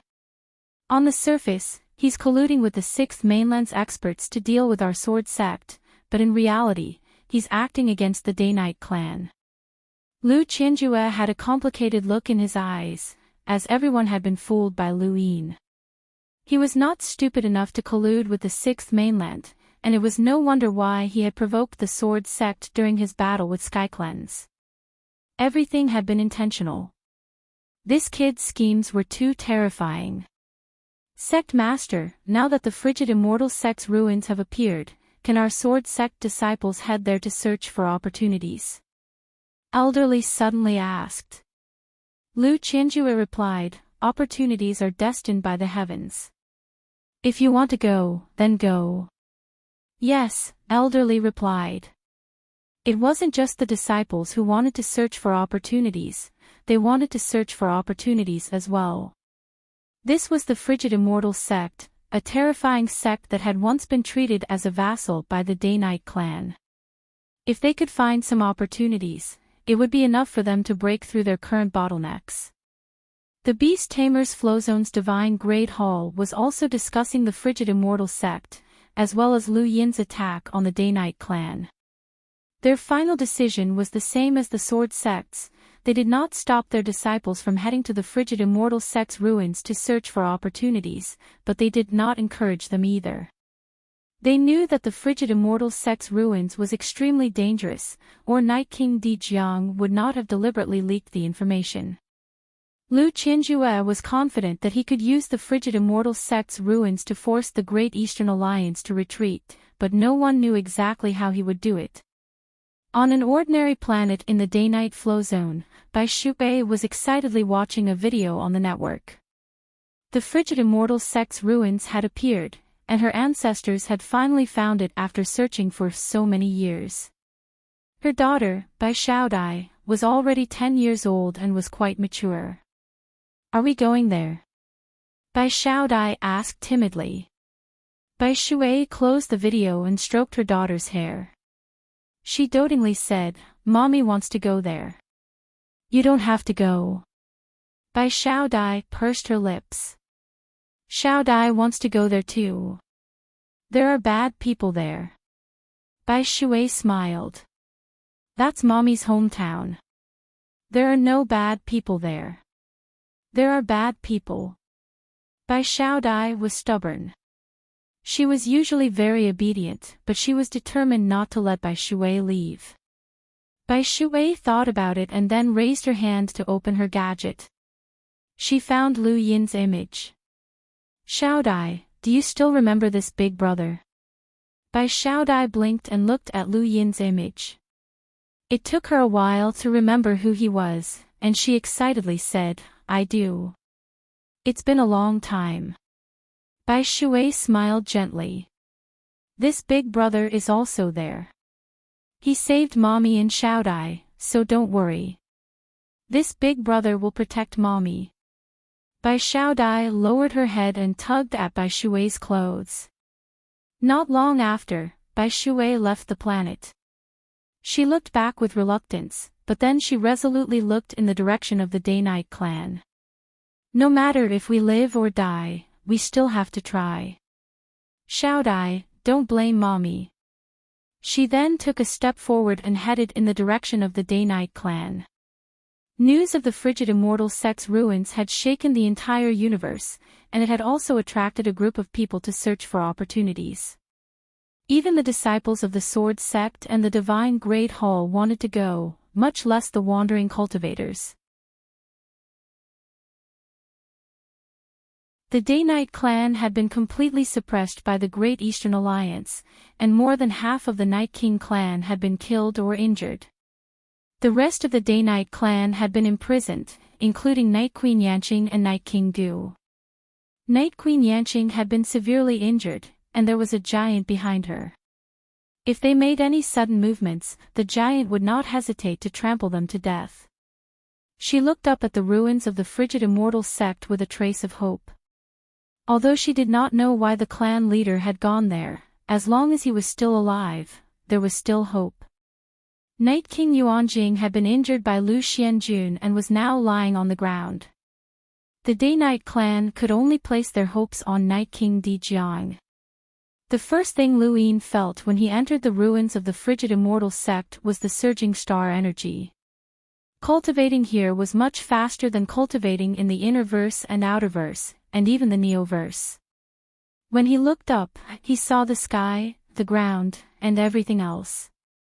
Most of all, there were endless mountains and giant beasts that roared from time to time. Even further away, he could faintly make out a building, which was where the frigid immortal sect was located. A shadow loomed over his head as a giant beast appeared and swiped at Lu Yin with its claws. Elder Zhou Xin did not even move. He merely glanced at the beast, and the Enlighter realm beast was tossed away. The beasts that fell out of the frigid immortal sect were crushed to death by the giant.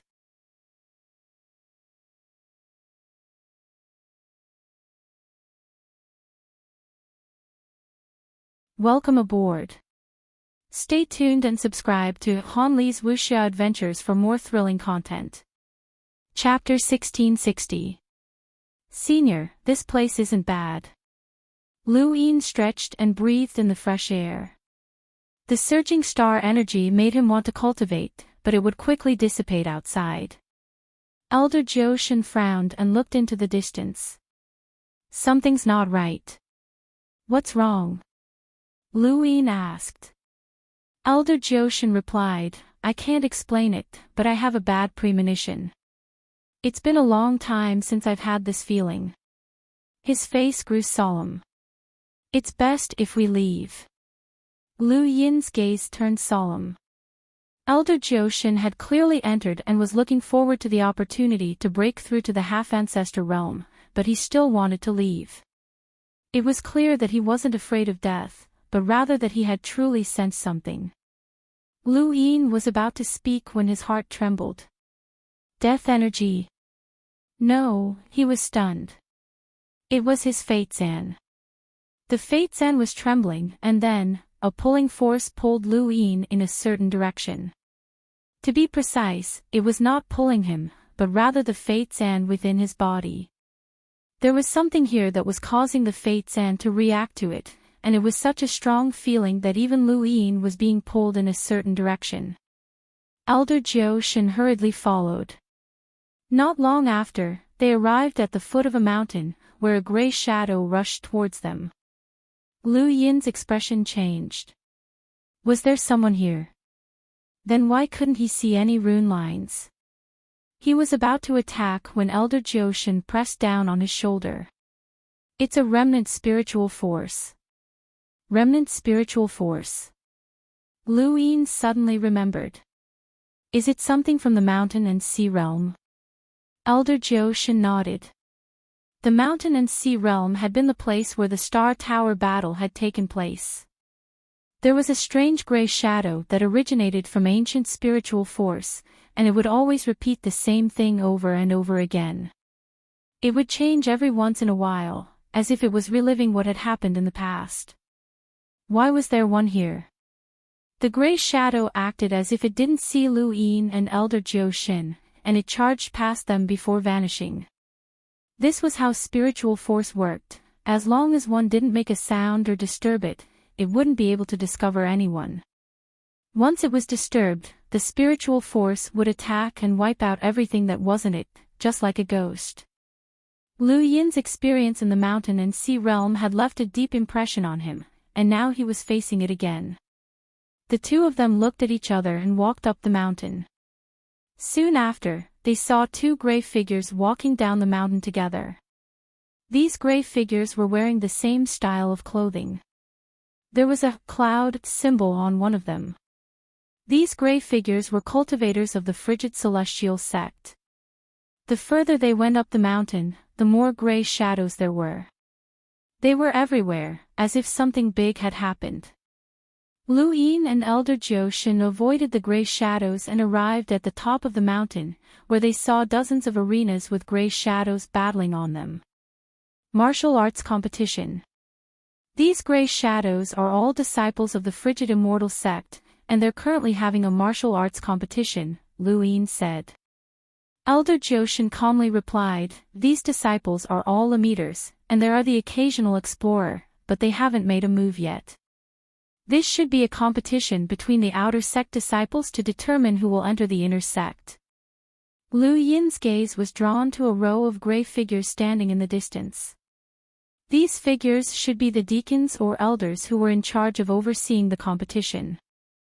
Lu Yin did not know what their cultivations were, but they should not be weak. Those who could become deacons or elders in the cold immortal sect were all at least enlighters. Lu Yin and Elder Jioshin were only at a corner of the mountain, and there was a peak further away. The two of them stepped into the air and saw explorers competing, as well as cruisers competing. It was a competition between Hunter Realm cultivators. This mountain peak was called Xiaoyu Peak. At the Hunter's Arena, the two of them saw the Xiaoyu Peak master with the rest of the people behind him. Although they could not determine this person's cultivation level due to the remnants of his spiritual force, based on his status in the frigid immortal sect, this person definitely surpassed an emissary, though Lu Yin did not know exactly how strong he was. After leaving Xiaoyu Peak, the two of them went to the closest peak, Grand Harmony Peak. Lu Yin could feel that the fates and within his body was still behind Grand Harmony Peak, so he did not know how far away it was. There were not many people on Grand Harmony Peak, and when the two of them reached the peak, they saw a gray figure cultivating a battle technique. Split the Heavens battle technique. Lu Yin was surprised. Elder Jioshin was surprised. You know him? Lu Yin nodded. Yes. The two of them watched as the gray figure pointed at the void, and the 2 points formed a line before vanishing. He had failed, but he continued. Split the Heavens battle technique is one of the Frigid Immortal sect's top battle techniques. I've only seen the Frigid Immortal sect's junior ancestor use it in that region of space. This person is qualified to cultivate it, so he must be a top disciple of the Frigid Immortal sect, Lu Yin said. The two of them communicated telepathically, not daring to speak for fear of attracting attention. Neither of them was in a hurry to leave, and they quietly watched as the gray figure cultivated. Half a day later, the gray figure finally released Split the Heavens, and its ability to tear through the void caused Elder Jioshin to gasp in amazement. This battle technique is invincible against someone in the same realm. I've fought against it before, Lu Yin continued, and when he met Elder Jioshin's gaze, he could not help but feel proud. I broke through. Elder Jioshin's brows rose, but when he recalled Lu Yin's performance in the final battle of the Sovereign Tournament, he snorted and did not say anything else. After leaving Grand Harmony Peak, the two of them walked along a small path, not daring to be too obvious. After all, this was a reenactment of the past, and who knew if the gray figure would suddenly appear and alert the entire Frigid Immortal sect. Lu Yin suddenly asked, what if the Flying Willows find Night King Dijiang and start fighting? What if the entire Frigid Immortal sect is alerted? Do you think we'll be able to escape? Elder Jioshin grumbled, don't jinx it. Lu Yin fell silent. There's actually someone in such a secluded place. Elder Jioshin looked towards the valley. In a corner of the valley, in an extremely secluded place, there was a gray figure cultivating. This gray figure was cultivating his mental energy.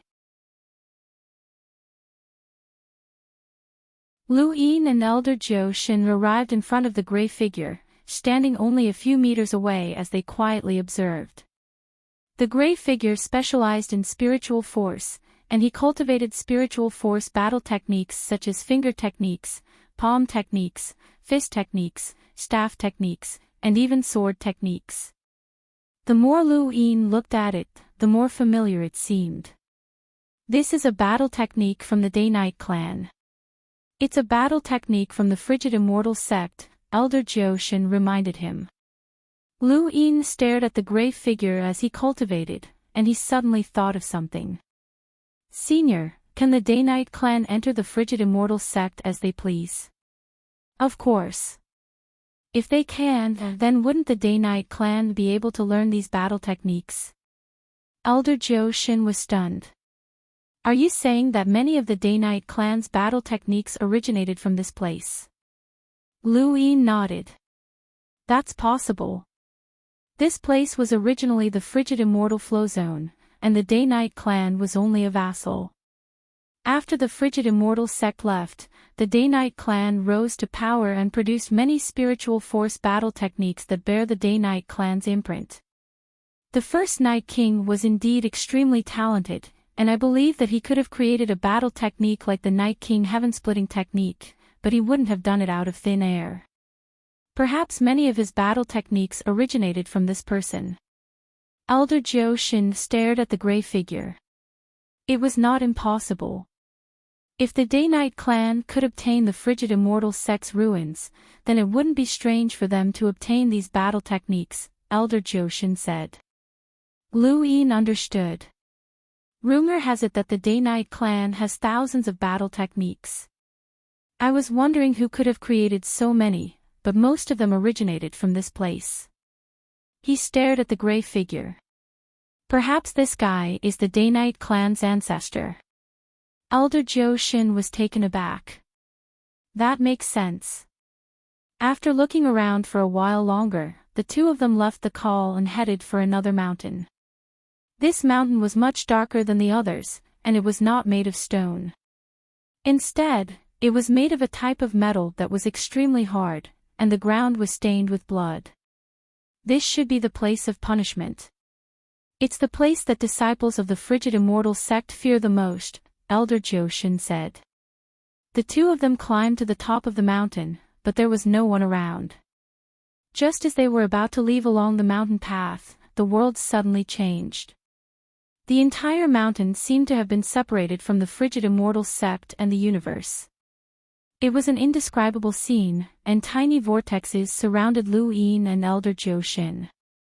When the tiny vortexes appeared, Elder Jiu Shin had wanted to take Lu Yin away, but his entire body seemed to be frozen in place as an unimaginable pressure descended upon him.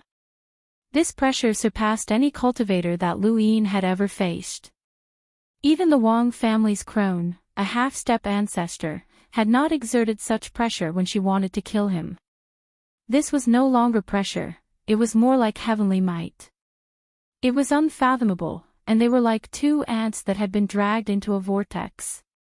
From start to finish, Lu Yin had only experienced this kind of heavenly might once before.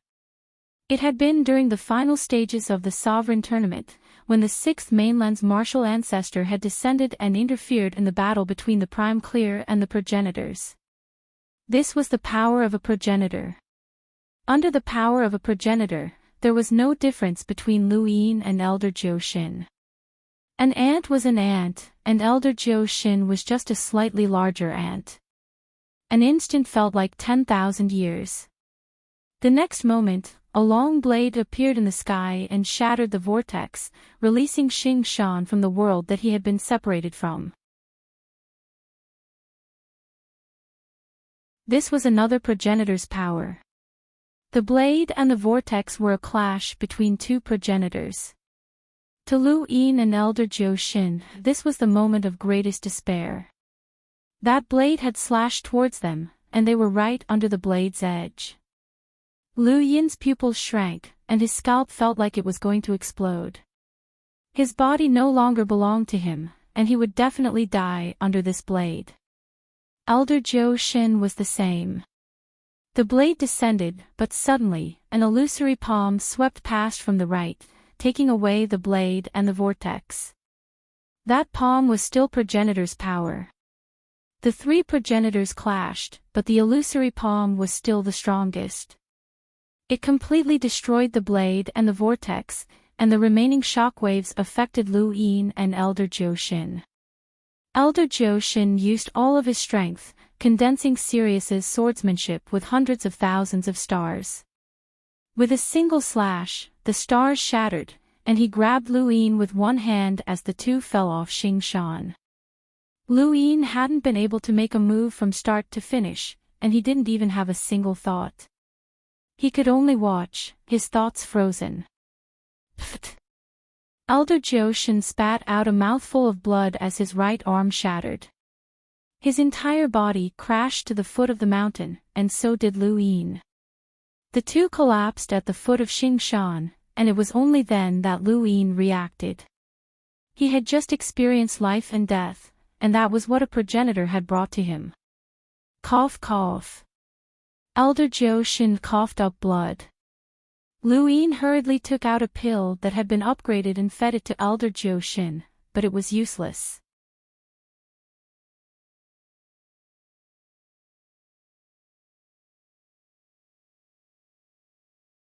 Welcome aboard. Stay tuned and subscribe to Han Li's Wuxia Adventures for more thrilling content. Chapter 1661.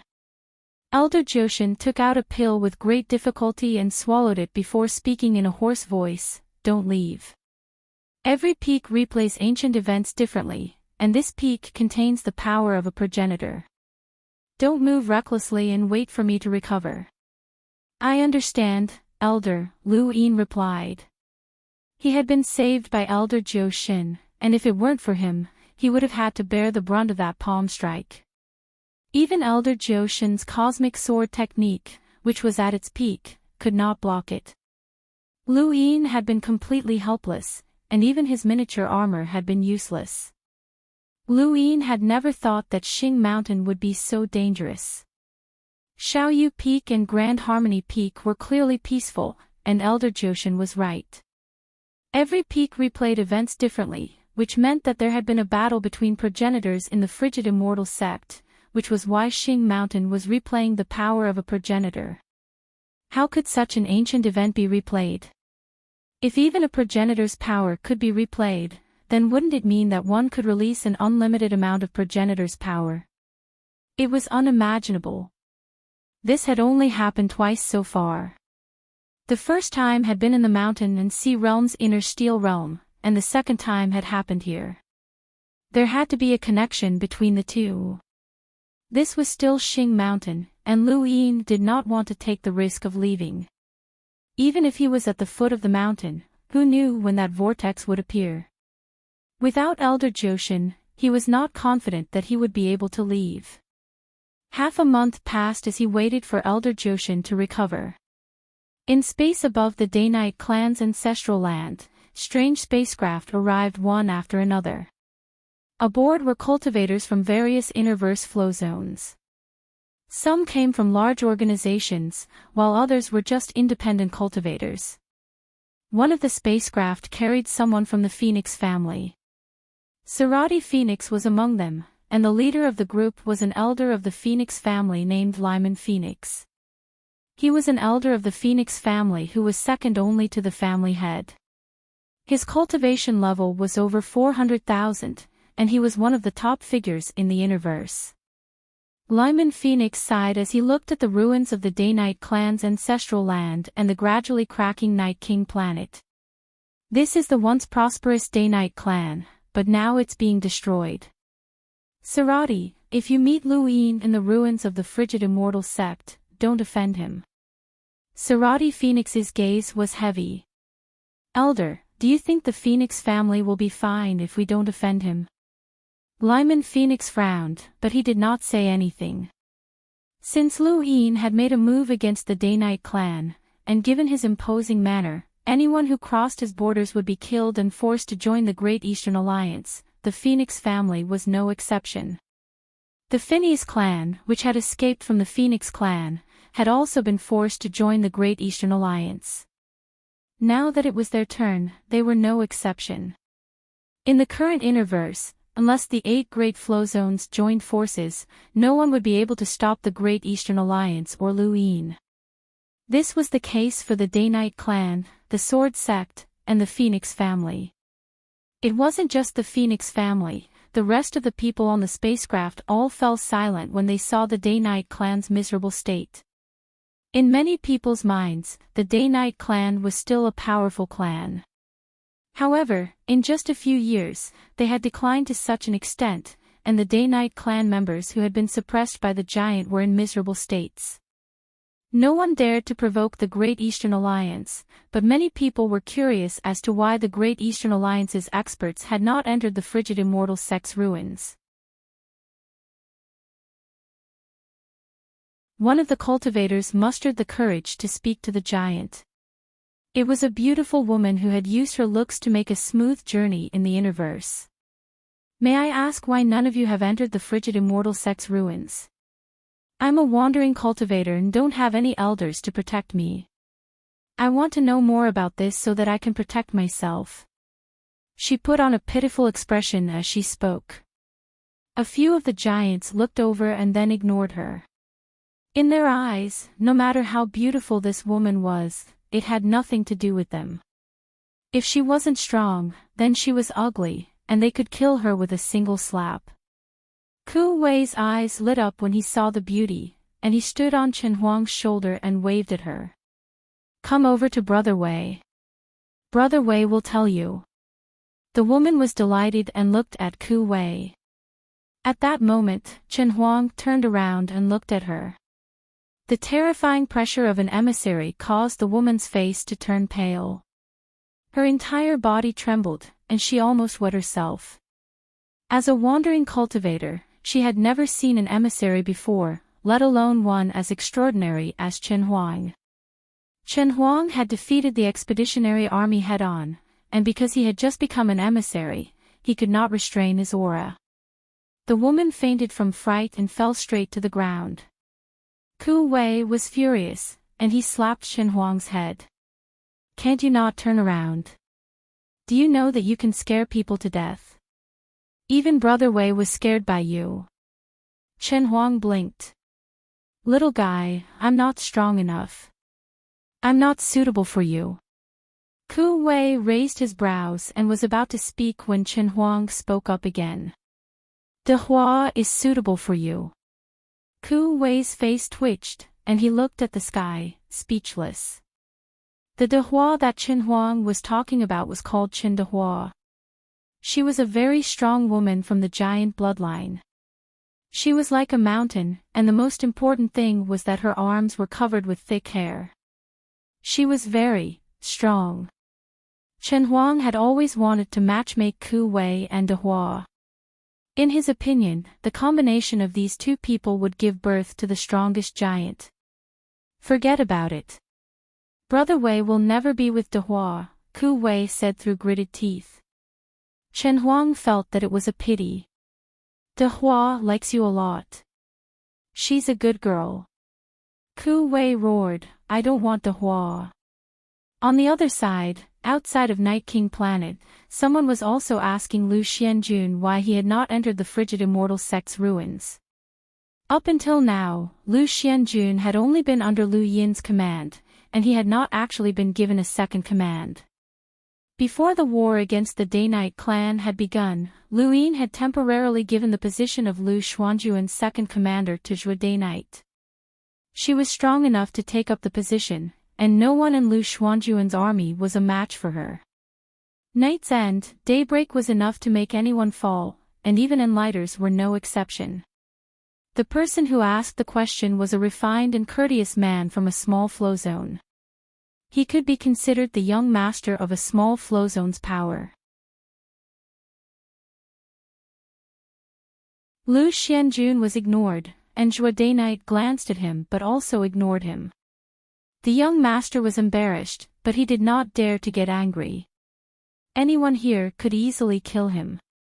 In outer space, a sword light streaked through the sky as more sword sect disciples entered. Soon after, people from the Beast Tamers Flow Zone and Spirit Seal Flow Zone entered as well. The other independent cultivators did not ask any more questions, as they knew that they would not be able to get any answers. They gritted their teeth and entered as well. Among them was Whitewater, who had also just arrived.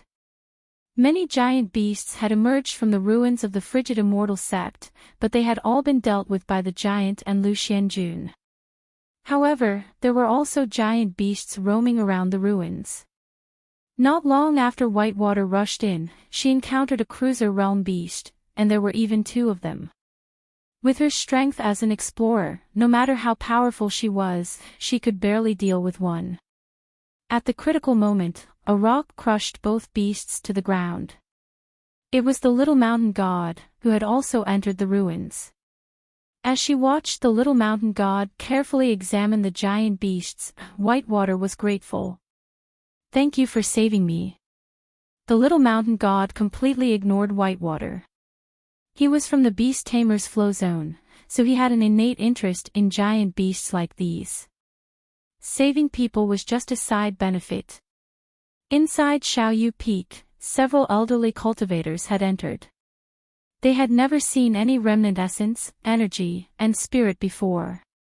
When they saw the gray figure, one of them subconsciously shouted, and then the entire Xiaoyu Peak was startled.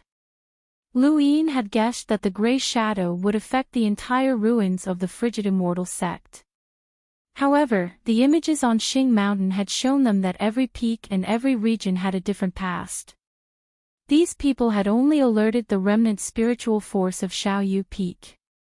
One of the cultivators was alerted, and all of the remaining spiritual force in the surroundings attacked. The rest of the cultivators were shocked, and they hurriedly blocked the attack. Those who could reach the ruins of the frigid immortal sect were not weak, even if they were wandering cultivators. Most of the cultivators on Xiaoyu Peak were below the space-exploring realm, and even those from the frigid immortal sect would find it difficult to challenge an explorer. A few of the wandering cultivators attacked, and they easily dispersed the remnant spiritual force in the surroundings. Suddenly, a gray shadow appeared behind one of the wandering cultivators and slashed out. If Lu Yin had been here, he would have recognized that this was the frigid immortal sect's wind god battle technique, wind god speed and wind god slash. The gray shadow was only a meter, but under the wind god slash, the explorer was split in two, and fresh blood splattered onto the ground. The rest of the wandering cultivators were shocked. One of them raised his blade and slashed out, but the gray shadow waved his hand and used wind god's defense to completely isolate the attacker's blade technique. The attacker's body then quickly disappeared. The other two cultivators looked at each other and tried to find the gray shadow.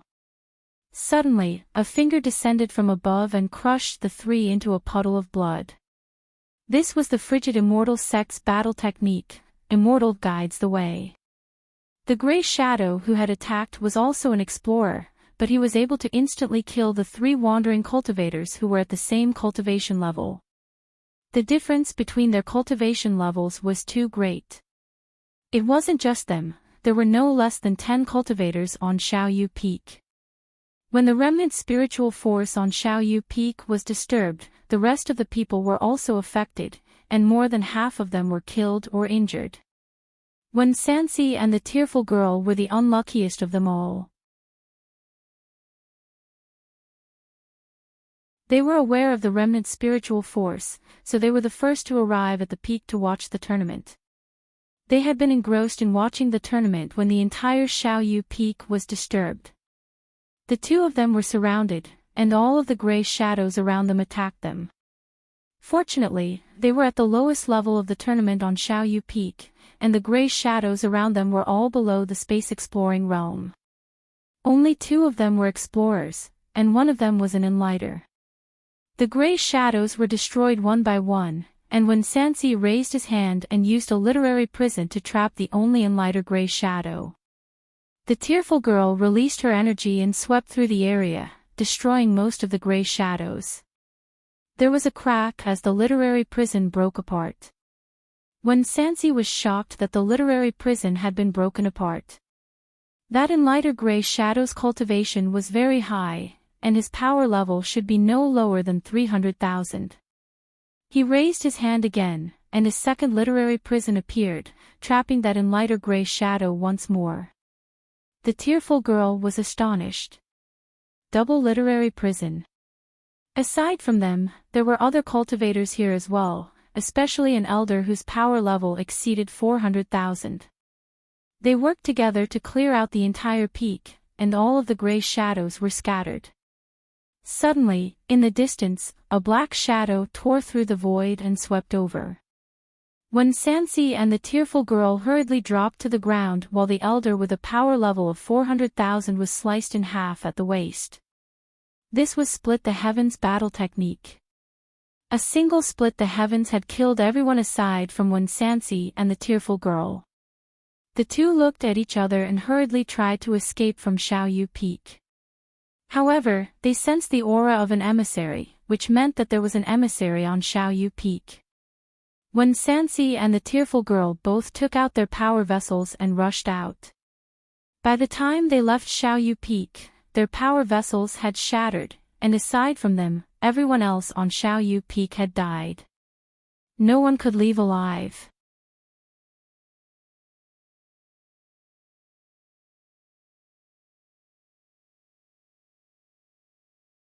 Welcome aboard.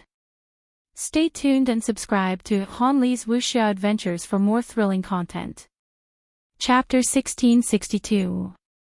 Many people don't know what this is, so we have to tell them. Otherwise, it'll be too dangerous. Wen Sansi panted heavily as he looked at the shattered power vessel in his hand. This was a power vessel that could withstand an emissary's attack, and there were only a few of them in the Wen family. Now, one of them had been destroyed. The tearful lady raised her hand and used her star energy to write in the void about the remnant spiritual force. Anyone who entered Xiaoyu Peak would be able to see it. On the other side of Grand Harmony Peak, a total of 7 people surrounded the gray figure who was cultivating Split the Heavens. They stared at him, unable to understand what he was cultivating. Lu Xiaoqiu and elderly from the sword sect were among the 7, but none of them dared to make a sound. Suddenly, a wandering cultivator arrived and saw the gray figure cultivating. He exclaimed, "That battle technique looks familiar." When he spoke, elderly and the others' expressions changed, and they all looked at him with murderous eyes. Damn it! The gray figure who was cultivating Split the Heavens was alarmed, and he slashed horizontally at the wandering cultivator who had spoken. The wandering cultivator didn't even have time to react before his head fell off and he died. Elderly immediately attacked the gray figure. He was a powerhouse with a power level of over 400,000, and this gray figure was at most an enlighter, so he wasn't afraid of him. Lu Xiaoqiu and the others didn't care, especially Ling Gong. She wasn't even afraid of a one-on-one fight. Even if this person was someone from ancient times, she wouldn't be afraid of anyone in the same generation. Gray Shadow was extremely powerful. Even with Elder Li's combat power of over 400,000, he could not suppress him, especially with the Split the Heavens combat skill. The black line almost severed Elder Li's arm. Elder Li's killing sword technique was useless against Gray Shadow. Even the blood-red longsword shattered. He suddenly felt like he was facing Lu Yin. When Lu Yin had first visited the sword sect, they had briefly clashed, and the feeling of being challenged by someone who was a realm breaker was not good. The gray figure raised a hand and pressed down with a single palm. Cloud fall. Elderly was frozen and couldn't move. The gray figure raised his hand again and used Split the Heavens again. Ling Gong suddenly intervened and rescued Elderly. "Let's retreat first, or we won't be able to see him cultivate." Elderly thought about it and retreated from Grand Harmony Peak with Lu Xiaoqiu and the others. There was no one left on Grand Harmony Peak, so the gray figure continued the same process. And the others could go there again. The Spirit Palace was quite interested in the heaven-splitting combat technique. In the valley, there were also people watching the gray shadow cultivate his spiritual force. Out of all the spiritual force remaining in the ruins of the frigid immortal sept, the gray shadow here was the most valuable. He had created thousands of battle techniques for the Day-Night clan, and this had attracted many people's interest. Unfortunately, there were still people who had alarmed the gray shadow, and many independent cultivators had been killed by his spiritual force. The place with the most deaths was Xing Mountain. No matter who it was, as long as they stepped into Xing Mountain, they would never be able to leave. The battle on Xing Mountain involved the clash between 2 ancestors, and there were 3 of them. Even Elder Joshin was severely injured. The ruins of the Cold Immortal sect were huge, but not all of it was there. Part of it had been brought into the starry sky of trees. There was a great hall in the distance, which used to be the meeting hall of the frigid immortal sect. The atmosphere in the hall was strange. A few gray shadows sat on the chairs calmly. One of them had his hands behind his back and was talking about something. The rest of the gray shadows nodded from time to time. It was obvious that they were discussing something. Liu Yefei and Night King Dijiang were seated below these gray shadows. The three of them didn't dare to say a single word, and they didn't even dare to move. They just sat there stiffly as they waited for the gray shadows to begin their discussion. This was the frigid immortal sect's meeting hall, and those who could come here to discuss matters were all members of the frigid immortal sect. They were definitely the upper echelons, and they weren't stupid. Liu Yefei, in particular, was well aware of the frigid immortal sect's terrifying strength. Those who were qualified to discuss matters in such a place definitely had a power level of over 1,000,000, and there might even be a half-ancestor among them. They were afraid that they would be discovered if they moved. Night King Dijiang also understood that even if the three of them had a grudge against each other, they could only sit there calmly. At the foot of Xing Mountain, a blood-stained cloth floated down. Lu Yin saw it, and he looked up at the peak. Another person had died, and he didn't know how many had died. Anyone who came to Xing Mountain would die without a doubt. This person was lucky, as he still had a piece of cloth left behind, but the others probably didn't even have a corpse. This was probably where the blood-stained ground at the peak of Xing Mountain had come from. This place was simply hell. A few more days passed, and on this day, Lu Yin actually saw a cultivator. They were at the foot of Xing Mountain, and their backs were facing the peak. Anyone who entered the frigid immortal sect's ruins from the outside world would usually go to the peak before coming to this place. However, this cultivator had done the exact opposite and had circled around Xing Mountain before turning back.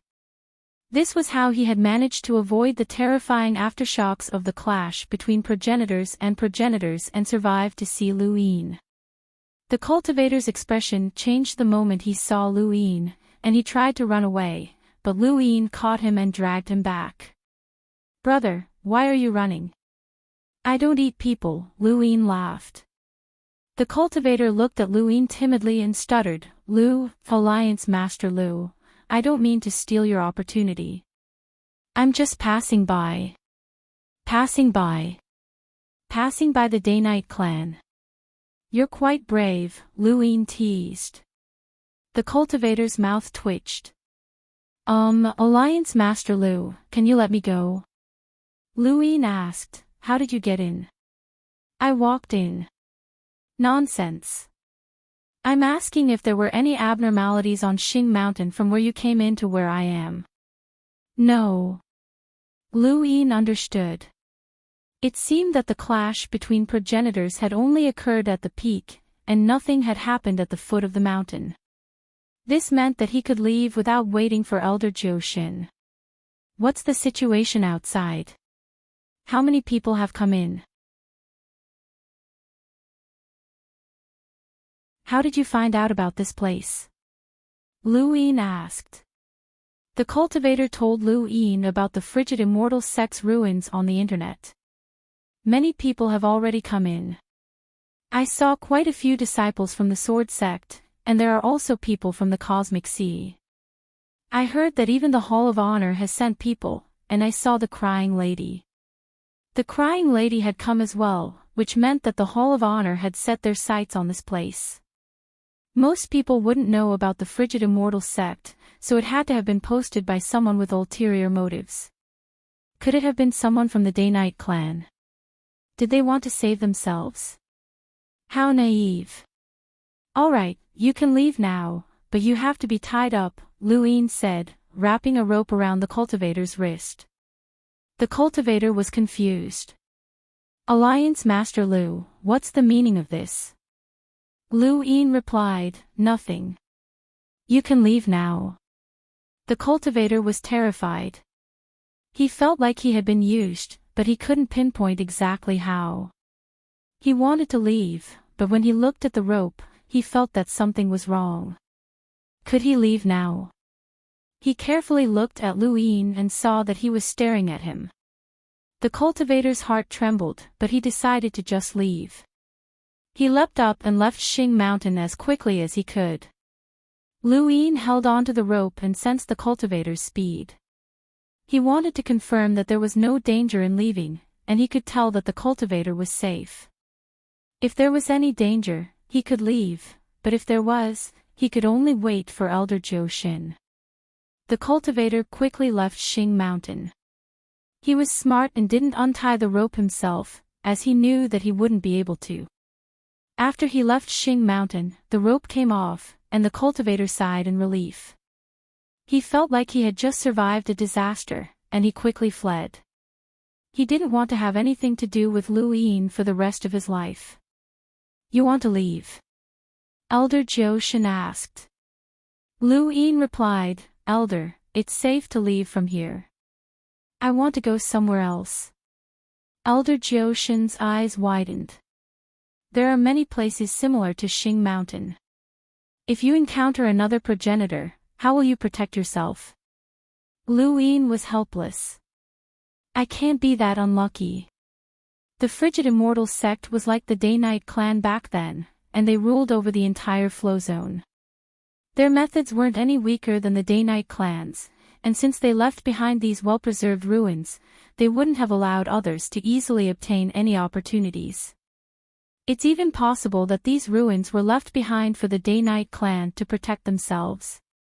Night King Dijiang must have his own reasons for rushing in here, and it's impossible for you to surpass him or even kill him here, Elder Zhou Xin explained. Lu Yin understood what Elder Zhou Xin was saying. His experience on Xing Mountain had been etched into his heart, and he had no intention of chasing after Night King Dijiang. At worst, he could just send someone to keep an eye on the ruins, but it would be too difficult to chase after him here. What he wanted to do was go to the place that had attracted the Fate San, and he had a feeling that the Fate San was not as simple as it seemed.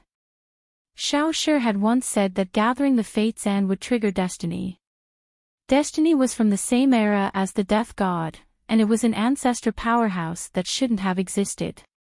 If this was true, then what could attract the fates and be related to destiny? Destiny was one of the most ancient progenitors, and there were almost no records of it. Lu Yin had experienced the Death God's strength, which was invincible. Then, what about destiny? He did not want to give up on such an opportunity. "There's a place that this junior needs to go, and I have to go," Lu Yin said with certainty. Elder Zhou Xin was helpless. "Then let's go. I'll go with you." Even though Elder Zhou Xin wanted to protect the diagram beneath his feet, Lu Yin was still moved. "Thank you, Elder." Elder Zhou Xin shook his head. A powerful expert from Sirius had been reduced to a mere bodyguard. Things were truly unpredictable. Even with Elder Zhou Xin's protection, they still left Xing Mountain as quickly as they could. In the face of a progenitor's strength, a half-ancestor was no different from a normal person. After leaving Xing Mountain, Lu Yin followed the direction that the diagram had led him to. Along the way, he bumped into some cultivators, and they all ran away as if they had seen a ghost. Lu Yin had unified the Outerverse, taken over the Blazing Mist flow zone, destroyed the Day-Night clan, and almost occupied the entire Day-Night flow zone. To these cultivators, he was indeed an extremely important figure. The Frigid Immortal sect's ruins had been forced out by the Great Eastern Alliance, and they had come here to look for opportunities that belonged to Lu Yin. Lu Yin also felt the same way, and he gritted his teeth. The entire Frigid Immortal sect's ruins belonged to him. They passed by quite a few mountain peaks, and there should be some remnant spiritual force left behind. Lu Yin and Elder Zhou Xin did not go up, as their experiences in Xing Mountain had left a shadow in their hearts. After circling around the mountain peaks, the two did not move very quickly, but they still managed to leave the rest of the group behind. Finally, they arrived at a desolate area that had clearly undergone a great battle. Even after so many years, not a single blade of grass grew. "This is at least the strength of a half-ancestor," Elder Joshin muttered as he looked at the desolate area. As far as the eye could see, all they could see was desolate land. There shouldn't be any danger, right?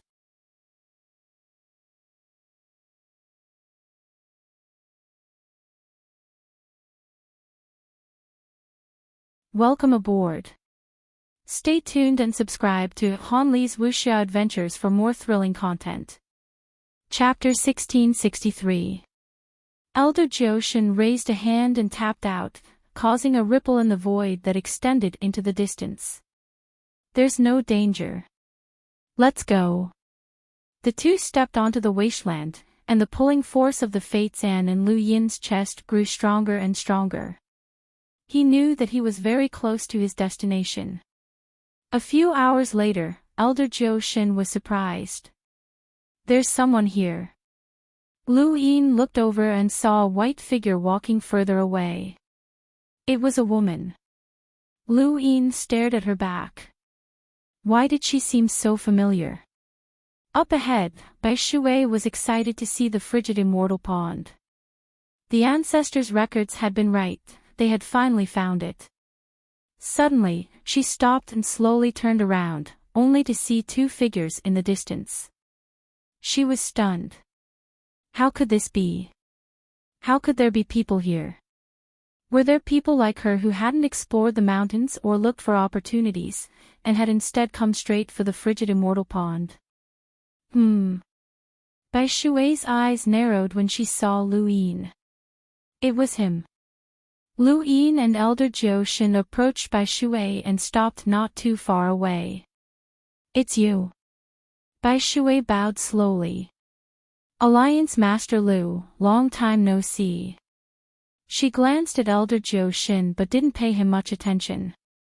Elder Joshin had a youthful appearance, and if one didn't know him well, it would be easy to overlook him. Even with Bai Shui's strength, she couldn't sense his strength. "You're called Bai Shui?" Lu Yin hesitated. Bai Shui smiled. "It's my honor that Alliance Master Lu remembers me. Thank you for saving me when the Day-Night clan tried to kill me." Lu Yin looked at Bai Shui. "Why are you here?" Bai Shui's eyes flashed, and she hesitated for a moment before replying, "I'm looking for the frigid immortal pond." Lu Yin was taken aback. The frigid immortal pond. He knew that the frigid immortal sect had a battle technique called Immortal Shows the Way, which required one to cultivate with the frigid immortal pond. In the astral tree realm, Immortal Shows the Way was very famous. Bai Shui was from the Bai family, which was the main family of the frigid immortal sect. If Lu Yin wasn't wrong, she was a descendant of the Bai family, so it wasn't surprising that she knew about the frigid immortal pond. "You know Immortal Shows the Way?" Lu Yin asked. Bai Shui was surprised. "You know about Immortal Shows the Way?" Lu Yin smiled. "I know as much as you do." Bai Shui's eyes flickered, and the way she looked at Lu Yin changed. There was now more caution and apprehension in her eyes, but she hid it well. "Since we've met, let's go together," Lu Yin said. Bai Shui nodded and followed behind Elder Joshin and Lu Yin. The frigid immortal pond was not far from them. They could vaguely see it from Bai Shui's position. Soon, the three of them arrived at the frigid immortal pond. Lu Yin's impression of the frigid celestial pond was that it had an ethereal aura, and one could tell at a glance that it was something out of this world. However, the one in front of him left him dumbfounded. "This is the frigid celestial pond." Bai Shui snorted. In front of him was an icy pond with a radius of dozens of meters. The water was muddy, as if it was filled with mud. Not to mention the icy celestial pond, even a normal hot spring or a fish pond would look better than this. The only thing that was related to the icy celestial pond was that the water was bone-chilling, and not just any ordinary bone-chilling cold. Bai Shui squatted down and dipped his hand into the water, then pulled it back as if he had been electrocuted. That's right, this is the frigid immortal pond. Lu Yin and Elder Jiu-Shin looked at each other, then squatted down and reached their hands into the water. With his physical strength, even the coldest water in the frigid immortal pond wouldn't affect him. He couldn't figure out how this pond could be the frigid immortal sect's most valuable treasure. Bai Xiaohong had visualized the frigid immortal pond back then. How much do you know about the frigid immortal pond? Lu Yin asked. Bai Shui's eyes flashed, but he didn't hesitate. The frigid immortal pond is a must-have item for immortal shows the way. Regardless of whether it's recorded in ancient texts or passed down by our ancestors, the frigid immortal pond's greatest use is to cultivate immortal shows the way. Lu Yin looked at Bai Shui with a deep gaze. Bai Shui panicked under Lu Yin's gaze and looked at the frigid immortal pond again. However, only a few people know that the frigid immortal pond's true use is to freeze life force. Freeze life force. Lu Yin was surprised. That didn't seem like a very powerful ability. Many cultivators in the universe could freeze life force to slow down the passage of time. The one that left the deepest impression on him was the Royal Frost Continent, where a humble soldier had been frozen. Freezing life force is very common, but Alliance Master Lu, have you heard that it can be cultivated? Bai Shui asked. Lu Yin raised an eyebrow. Freezing life force can be cultivated? Elder Jiu-Shin looked at Bai Shui in surprise. I'm curious as well. If life force is frozen, how can it be cultivated? Bai Shui glanced at Elder Jiu-Shin and whispered, the frigid immortal pond has such an effect. As long as you stay in the pond or soak in its water, your life force can be frozen and you can cultivate without any hindrance. However, freezing life force slows down the passage of time. If a person can live for thousands of years with their life force frozen, then they can only live for a few dozen years in the frigid immortal pond. Under normal circumstances, a normal person wouldn't be able to live for more than a few hundred years, but they can live 10 times longer under normal circumstances. And this 10 times longer time can be cultivated.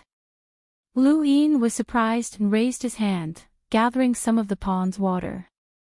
So it can be used like that. Not only that, Bai Shui continued without hiding anything. Aside from freezing life force, the frigid immortal pond water can also freeze astral sources that leak out when cultivating battle techniques. As long as it's not intentionally leaked, it can be frozen to prevent the astral source universe from sensing it. You know about the astral source universe? Elder Jiu-Shin asked, frozen astral sources. That's impossible. There's no way to store astral sources.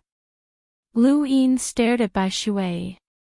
There was a way to store astral sources, and that was through the mother tree. The mother tree took root in the universe and absorbed astral sources, turning them into astral liquid that was then stolen by the 4 cardinal scales. However, there was no way to collect astral liquid in the 5th mainland. Bai Shui replied, it's not stored, it's just frozen and then naturally dissipated. It won't attract the attention of the astral source universe. Elder Jiu-Shin relaxed. That's more like it. If the frigid immortal sect could store astral sources in ice, then they would have created too many emissaries. They wouldn't have been defeated by the 6th mainland, and they wouldn't have escaped. Lu Yin looked at the frigid immortal pond water and felt its bone-chilling coldness. He suddenly thought of something and asked, you said that soaking in the frigid immortal pond water can freeze life force to cultivate, right? Bai Shui nodded. Lu Yin's eyes lit up. That means we can take the frigid immortal pond water away. Elder Jiu-Shin straightened his back and stared at Bai Shui with a burning gaze. Bai Shui's heart sank under their stares. Yes, we can. Lu Yin and Elder Jiu-Shin looked at each other and then searched their cosmic rings. There was no reason for them to risk their lives in the frigid immortal sex ruins and return empty-handed. Elder Joshin wasn't a pedantic person, but he wasn't as smart as Luin. When Luin mentioned this, he moved even faster than Luin and took out a bottle made of some unknown material. He poured out the liquid and began to fill it with the frigid immortal pond water. Luin felt awkward, as he didn't have any bottles. Bai Shui blinked. If you want to collect the frigid immortal pond water, you have to use a special bottle from the frigid immortal sect. Otherwise, it'll turn into ordinary water. Elder Joshin was speechless. Why didn't you say so earlier? He didn't stop and continued to fill the bottle. Whatever, there definitely wasn't a special bottle, and he didn't want to look for one. He'd just take some back and try it out. After cultivating for so many years, he deeply understood that everything had its own destiny and couldn't be forced. Another principle was that what was in one's grasp was one's own. Lu Yin and Bai Shui quietly watched Elder Joshin fill the pond with water. Elder Joshin looked up at Lu Yin and frowned. Something wasn't right. Based on his understanding of this kid, there was no way he wouldn't take advantage of the situation. What are you thinking, kid? He asked. Bai Shui also looked at Lu Yin curiously. Lu Yin smiled. Is it done, Elder? Elder Joshin raised a brow and subconsciously put the bottle back into his cosmic ring. I won't give you the bottle. Think of something yourself. Lu Yin pursed his lips. The girl already said that it's useless. Still, I won't give you the bottle. Think of something yourself. Elder Joshin rolled his eyes. Lu Yin coughed. Actually, I wasn't planning on storing the pond water. Bai Shui and Elder Joshin didn't believe him. Lu Yin coughed again and felt a little embarrassed. Actually, the environment of Mount Supreme isn't very good, and it's missing a spring. Elder Joshin was stunned, and Bai Shui's mouth fell open. You want to take it all? Lu Yin also felt a little embarrassed. The three of them had discovered the pond, and Bai Shui had even told him how to use it. It wasn't very nice of him to take it all. Actually, you could have told me if you wanted to use it, and I could have shared it with you. Kid, you're too shameless. You want to take the entire frozen celestial pond. Elder Joshin cried out. Lu Yin was helpless. There's no other way. There's no bottle. What else can we do? If we stay here, we'll be discovered by others. I reckon that there are quite a few peerless experts here. If he takes some and you take some, there won't be enough water to go around. Most importantly, I'm taking it away to benefit my own people, such as my fellow disciples from the celestial sect. Only an idiot would believe you, Elder Joshin thought to himself. However, he did not stop Lu Yin from leaving, as it was a good thing that Lu Yin had taken him away. Even though the Great Eastern Alliance had defeated the Day-Night clan and seemed to have taken over the frigid immortal sex ruins, in reality, it was impossible for Lu Yin to monopolize the frigid immortal sex ruins. If Lu Yin wanted to take the frozen immortal pond, he would have to share some with the Sirius sect. It was better than nothing. Bai Shui's expression turned ugly, as Lu Yin wanted to take it all away. The frozen immortal pond can't be used here, Bai Shui tried to stop Lu Yin. Lu Yin waved a hand. We'll see if it can be used. It's better than leaving it here. It's only this big, and it's enough for a few people to soak in. If a fight breaks out later, it won't be good if someone dies. I'll take it with me. Even if I can't use it, it'll be nice to leave it on Mount Supreme as a decoration. He then took out Mount Supreme, intending to take the entire pond away. Bai Shui looked at the pond helplessly, but he couldn't stop Lu Yin.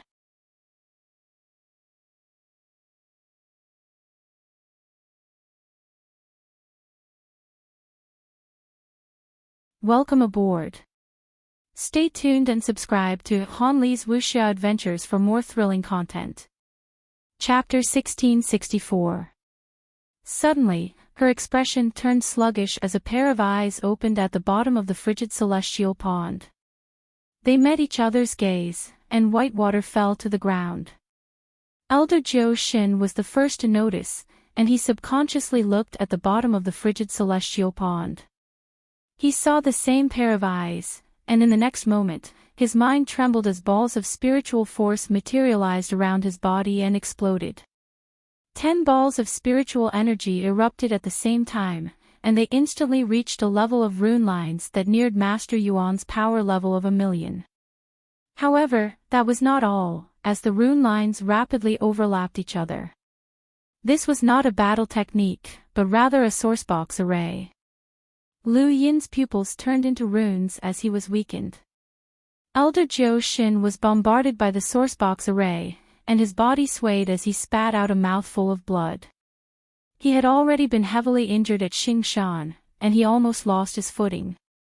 At the critical moment, hundreds of thousands of stars appeared around him, and he grabbed Lu Yin and retreated.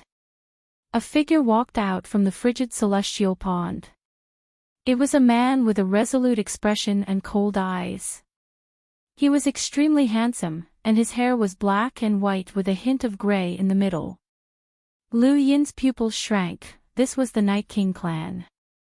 Elder Zhou Xin suddenly threw Lu Yin behind him. "Kid, run!" Lu Yin was flung away by a huge force, and the Night King man's figure quickly disappeared. Lu Yin's mind was in chaos. Who was this person?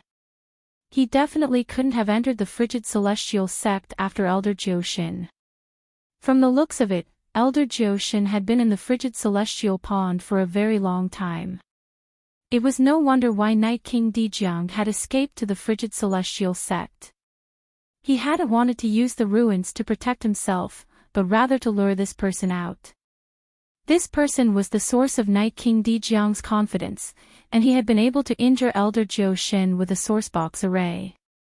Even if it had been a sneak attack, this person's cultivation was probably not lower than Elder Zhou Xin's. Who was this person?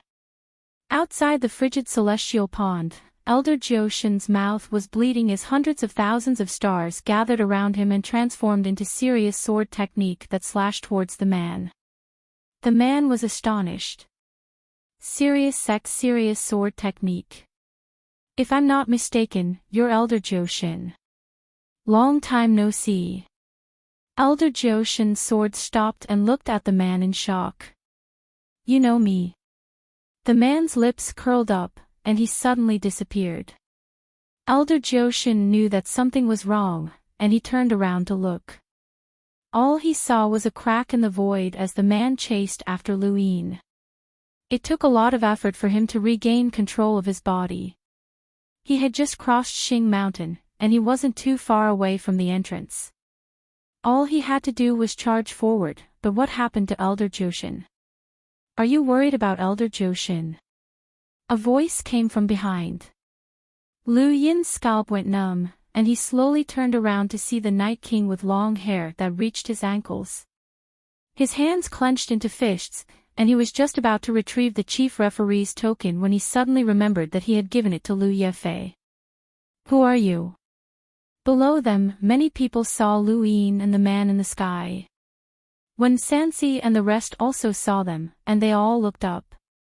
Although they didn't want to admit it, they all believed that Lu Yin was the master of the frigid immortal sect. At that moment, Lu Yin felt an intense sense of danger.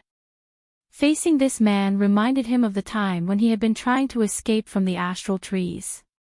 Elder Zhou Xin stepped out of Astral Source Universe and appeared beside Lu Yin. He stared at the man. I remember now. You're the second Night King. Lu Yin was shocked. The second Night King. The Night King smiled and looked at Elder Zhou Xin. Back then, we were in the new universe. I don't know how long it's been since we parted.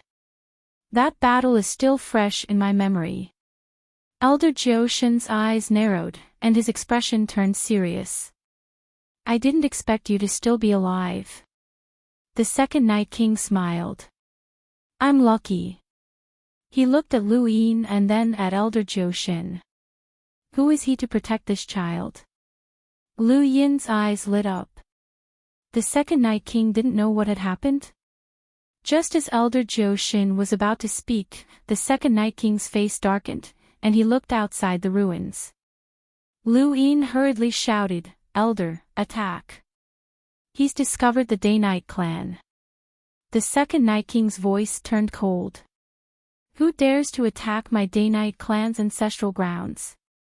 Elder Jiu Shin raised a hand, and Sirius slashed out with its sword towards the second Night King. The second Night King turned around with a cold gaze.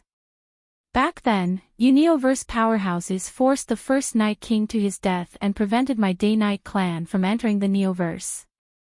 Are you going to completely destroy my Day-Night clan now? He then tapped out with a finger. Lu Yin was shocked. This was the Night King's immortal finger. In the distance, within the frigid immortal sect's meeting hall, Night King Di Jiang looked up excitedly at the second Night King. The second Night King was still alive. This was great. The Day-Night clan could be saved. High up in the sky, the finger touched the edge of Sirius's sword. There was no earth-shattering collision, as they didn't dare to cause too much of a commotion in the frigid immortal sect's ruins. Stars revolved around the Sirius's sword, but in the next moment, a frigid chi wreaked havoc and froze Sirius's sword. Elder Jiu Shin was shocked. Frigid immortal pond's water. Lu Yin knew that things weren't looking good. The Day-Night clan's Night King's immortal finger was an imitation of the frigid immortal sect's immortal guides the way. The second Night King had been cultivating at the bottom of the frigid immortal pond for a very long time, and this finger was infinitely close to immortal guides the way. It could even borrow the pond's water to freeze all things. Elder Jiu Shin was already heavily injured, so he couldn't block it. With a thump, Sirius's sword was frozen and shattered. Nine-lined battle force suddenly appeared at the second Night King's fingertips, and under Elder Jiu Shin's incredulous gaze, the finger pierced right through him and froze half of his body. Back then, I was far from being your match. Even the first Night King was no match for you, Elder Jiu Shin. However, I've been cultivating at the bottom of the frigid immortal pond for so many years without slacking off. You're also heavily injured, so how could you possibly be my match? Elder Jiu Shin, today, you'll pay for the first Night King's life with your life. Elder Jiu Shin gritted his teeth, and his body suddenly vanished. A man appeared in his place, looking down in shock as his body was rapidly frozen and fell to the ground.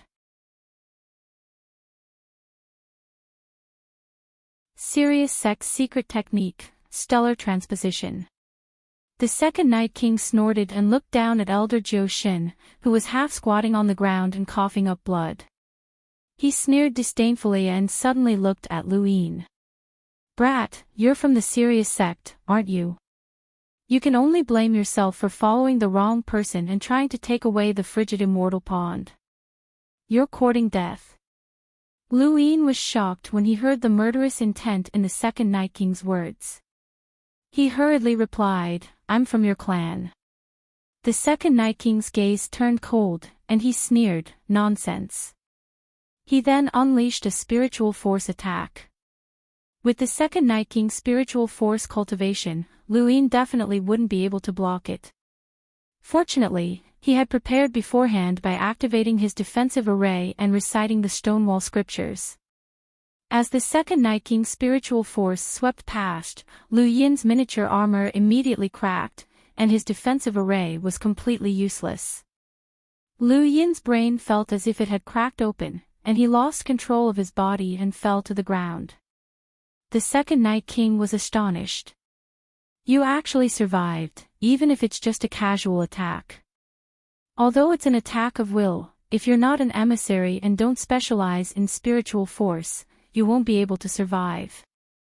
With that thought in mind, the second Night King unleashed another attack that was even stronger than the previous one. Lu Yin was on the verge of fainting, so there was no way he could block this attack. At the critical moment, Elder Jioshin dragged Lu Yin down and barely escaped with his life. The second Night King landed on the ground and locked eyes with Elder Jioshin. He raised his hand again and pointed. Die. Second Night King, do you really want to destroy the Day-Night clan? Elder Jioshin barked as he stared at the second Night King. The second Night King's fingers stopped, and his eyes were filled with killing intent. You know that my serious sect has Elder Gong. No matter how long you've cultivated or how you created your sourcebox array, it's useless. Elder Gong is a half-step ancestor, and he can easily kill you. There's also the Elysian Master and Elder Chan on Everlasting Island. They don't want a powerful Day-Night clan to enter the Neoverse. Do you want to be hunted down by the entire Fifth Mainland? The second Night King narrowed his eyes and lowered his hand. Elder Jioshin relaxed. Suddenly, the second Night King's gaze turned cold as his spiritual force materialized and surrounded Elder Jioshin and Lu Yin. This was the same sourcebox array that he had used to ambush Elder Jioshin at the frozen immortal pond. Elder Jioshin hadn't expected the second Night King to suddenly attack, and he was heavily injured. He couldn't react in time and was surrounded by the spiritual force. If I come out, will the Hall of Honor and Sirius sect let me off? Back then, the first Night King was forced to his death, and I suffered the same fate. I have no intention of forgetting that grudge.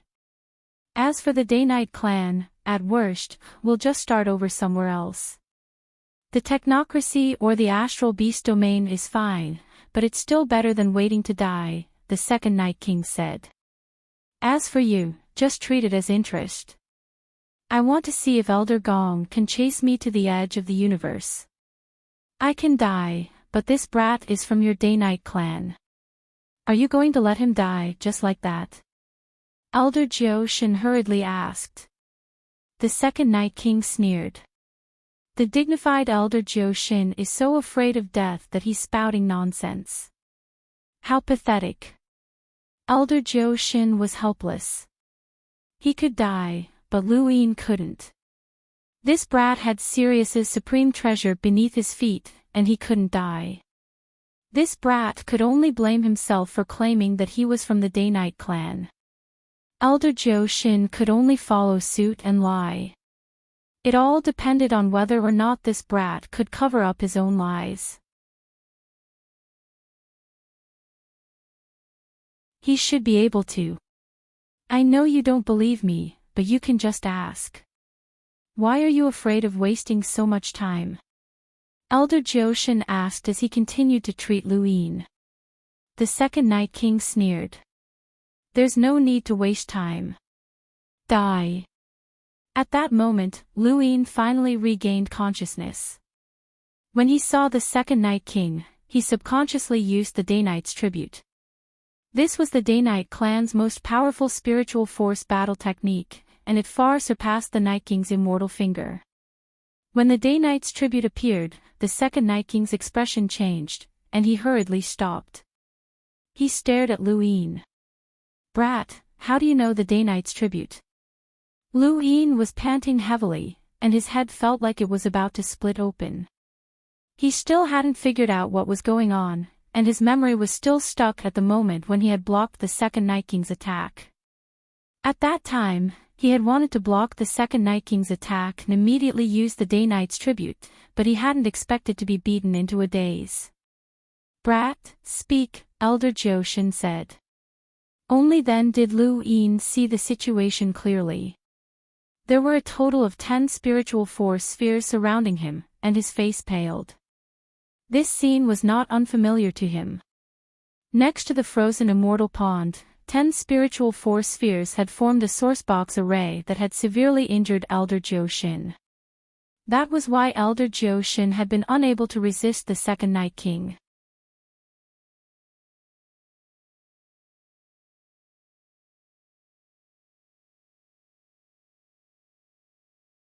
Welcome aboard.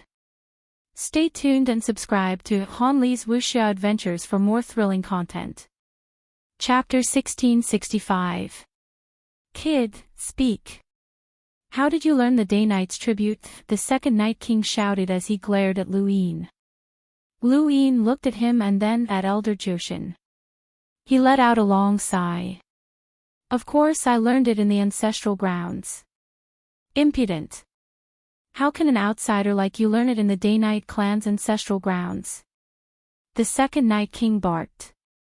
Lu Yin bitterly replied, Actually, I fell in love with a girl from the Night King clan and went through many hardships to reach this place. I obtained the clan leader's permission to enter the inheritance corridor under the stone tablet and reached the deepest part of the ancestral grounds, where I learned the clan's top battle technique, the Day-Knight's tribute. The second Night King stared at Lu Yin, unable to tell if he was lying or not. This kid was too good at disguising himself, but the Day-Knight clan did not marry outsiders. This was a rule that had been established since ancient times, so how could this kid go against it? Our Day-Knight clan does not marry outsiders, the second Night King said coldly. Lu Yin raised his head excitedly. Night Queen Yanqing and I are truly in love, and no one can stop us. Night Queen Yanqing. The second Night King looked outside the ruins and saw the broken ancestral grounds. He saw the giants and the Day-Knight clan members suppressed by the giants, and his eyes flashed with killing intent. At that moment, Elder Joshin and Lu Yin disappeared at the same time. Source box array, greater transfer array. The second Night King suddenly turned around and waved his hand. You dare lie to me? 10 Hell's killing array. The balls of spiritual force once again surrounded the two. Elder Joshin retreated with Lu Yin in an attempt to avoid the 10 Hell's killing array, but with the second Night King's current strength, it was difficult for them to do so. Lu Yin's gaze hardened as he released his domain and spread it out in all directions. The ruins of the frigid immortal sect were huge, but it was not too exaggerated. It was far from the size of Dragon Mountain in the Cosmic Tree, which meant that a considerable portion of it had been brought there. Lu Yin's domain swept out towards western Zhou, affecting Xiaoyu Peak, Grand Harmony Peak, and even the surrounding peaks. It stirred up the remaining spiritual force that had been affected. In an instant, the entire frigid immortal sect seemed to have been set ablaze. The spiritual force that had been silently repeating the events of the past was awakened and attacked the cultivators who had entered the ruins. The atmosphere of the frigid immortal sect changed. The second Night King immediately sensed this, and he was furious. Brat, you deserve to die. It wasn't just the second Night King, countless other people were cursing at the same time. This wasn't just Xiaoyu Peak or Grand Harmony Peak, but rather the entire frigid immortal sect. It was as if all of the cultivators in the frigid immortal sect had woken up and were attacking everyone who had entered the sect. It was as if they had broken into an ancient sect, the frigid celestial sect. The first unlucky ones were Night King Di Jiang and Lu Yefei, as the meeting hall that they were in was filled with the top experts of the frozen immortal sect. When these remnants of spiritual force were awakened, a terrifying power appeared and attacked Night King Di Jiang and Lu Yefei. In just an instant, the three of them were injured. Those were the top masters of the cold immortal sect. Not only did they all have a battle prowess of more than 1,000,000, but more than half of them had a battle prowess of more than 1,000,000. The three of them couldn't even resist. Mr. Lu Yi reacted quickly. He immediately took out the chief judge's token and shook it. The crisp sound of a bell rang through the ruins of the cold immortal sect. In an instant, everyone seemed to see a huge hand crushing down, covering the sky. That was the head inquisitor. Even in this ancient sect, the strength of a head inquisitor was extremely terrifying. In the instant that Lu Yin was stunned by this power, he was stunned. This chapter is not finished. Please turn the page. The only thing he could think of was to hope that the progenitor's power above Xing Mountain would not be drawn out. Otherwise, none of them would be able to leave this place alive. Mr. Liu Yi had used the chief judge's token to intimidate everyone and the remnants of spiritual force. Even he himself had been intimidated. However, because he had used the token, he was the first to awaken. After awakening, he immediately grabbed Big Sis Fei Hua and fled. Night King Di Jiang was not so lucky, as he had awakened at the same time as the remnants of spiritual force.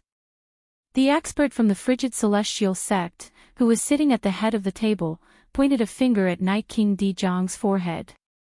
Night King Di Jiang did not even have time to react before his entire body froze and then exploded. The dignified Day-Night clan patriarch, who had experienced the era of the first Night King, had fallen into a deep slumber using the Eternal Night technique and had cultivated to a power level of more than 800,000. He had been a top expert of the Innerverse, but now, he had died. Even in death, he did not know that this was all because of him. If he had not lured out the frigid celestial sect's ruins in an attempt to borrow the second Night King's power to protect the Day-Night clan, the second Night King would not have chased after Liu Yin. Liu Yin would not have alerted the entire frigid celestial sect and brought death upon himself. However, Liu Yin did not have it easy either. One by one, the remnants of the frigid celestial sect's spiritual force appeared and surrounded them. When Sansi, Obscurity, and the others were also surrounded, and many of them cursed Liu Yin for being shameless. Liu Yin had no other choice, as he did not even know if he would be able to leave the frigid celestial sect's ruins alive. This was the frigid celestial sect, and even if a half-ancestor did not appear, the powerhouses with power levels in the millions were more than enough to obliterate them. Furthermore, these spiritual force remnants did not have any self-awareness, which was the most terrifying part. Liu Yin could not even open his mouth to speak. The second Night King was being targeted by a spiritual force remnant, and even with his current power level, he could not escape. This spiritual force remnant definitely had the strength to rival Elder Jiu Shin's. Elder Jiu Shin and Liu Yin were similarly surrounded by several spiritual force remnants, and they could not escape at all. Left with no other choice, Elder Jiu Shin grabbed onto Liu Yin tightly. "Kid, whether you can survive or not is up to you." His face then turned red and he spat out a mouthful of blood. Hundreds of thousands of stars rapidly converged, but they did not form serious sword technique.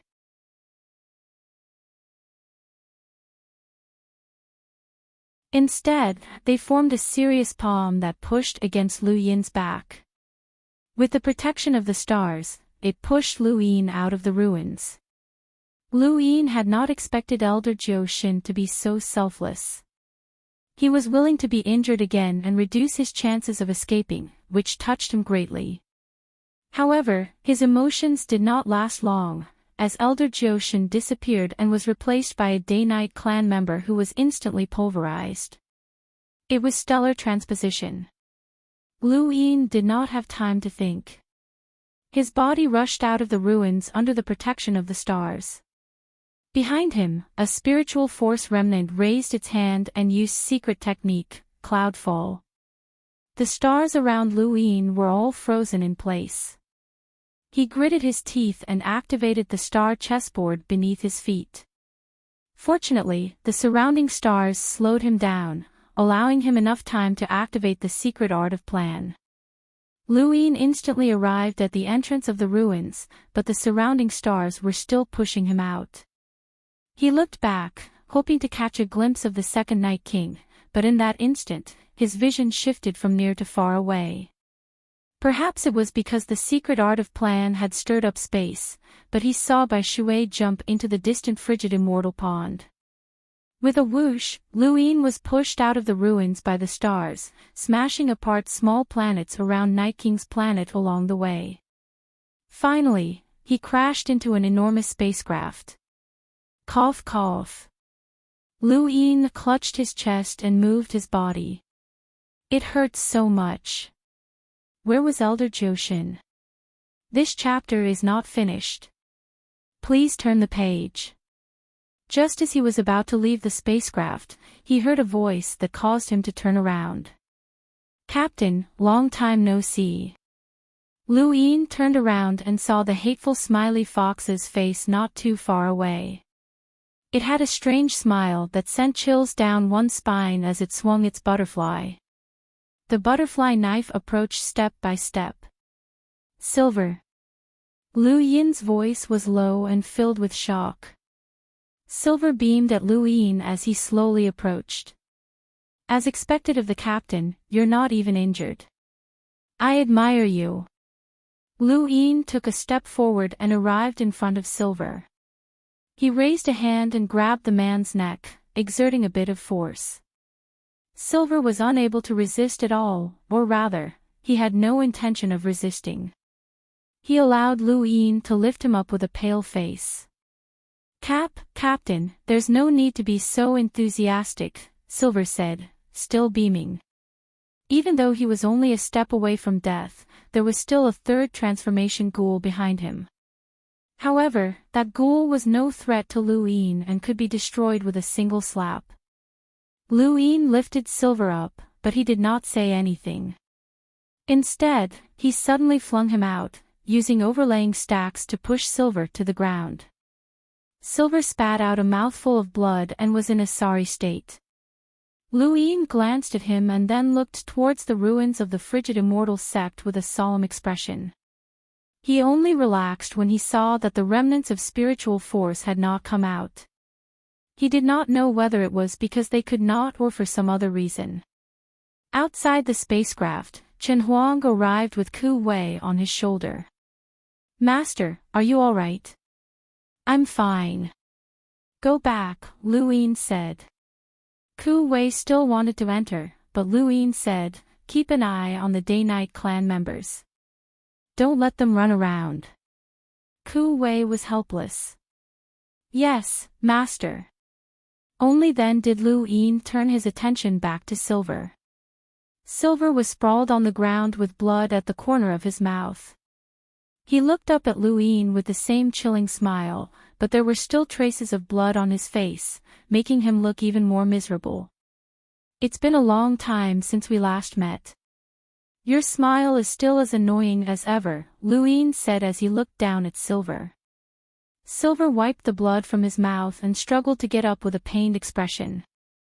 "It hurts, Captain. It's been a while, but you've gotten even stronger. You're far stronger than you were during the Sovereign Tournament. Now, you can easily deal with powerhouses with a power level of over 500,000. Amazing." Lu Yin looked at him. "Since you know that, why are you still standing in front of me?" Silver shrugged. "I can't help it. I have to show my loyalty." Lu Yin frowned, but he did not say anything. He just continued to look at Silver. Silver smiled. "Captain, you used the Death God's power in the final battle of the Sovereign Tournament. From then on, you became the master of death energy. Have you ever thought about leading the Spectre clan back to glory? In the entire universe, only the Spectre clan has the same power as you, Captain." Lu Yin understood what Silver was saying. The Spectre clan was the same as the Ghost Abyss of the Astral Tree. They were both death energy users, and the two might have come from the same lineage. Back in the Astral Tree, someone from Ghost Abyss had died to save Lu Yin, claiming that he was the master of Ghost Abyss. Prince Gue Qian had also said that anyone who used death energy was a descendant of the Death God. Lu Yin was the Death God's successor and the master of all death energy. Silver's words were exactly the same as Prince Gue Qian's. But would Lu Yin believe him? Only an idiot would believe that. No one would accept a random person as their master, let alone people like Silver and Prince Gue Qian. The Spectre clan and the Shi family had both suffered heavy losses, and in order to protect themselves, they had not hesitated to join the Neo-Human Alliance. This clan had no bottom line, just like the Sylvan Dragons. Lu Yin did not believe that they would randomly pledge their loyalty to him. End of chapter.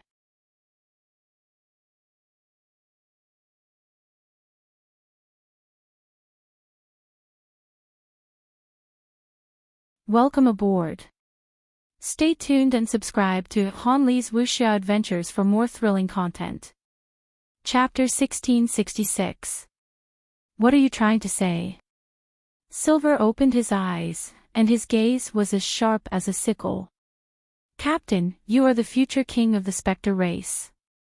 We must pledge our loyalty to you. Lu Yin met Silver's eyes, and he suddenly laughed. Pledge your loyalty to me. All right, tell me the location of the Eternal Kingdom. Once I deal with the 7 sky gods, I'll allow you to pledge your loyalty. Silver smiled and said, Captain, you don't believe me. It seems like Captain doesn't understand the Death God's power at all. He raised his hand and drew a star chart in the air. Captain, there's something you need here. Take a look when you have time. Lu Yin looked at the star chart.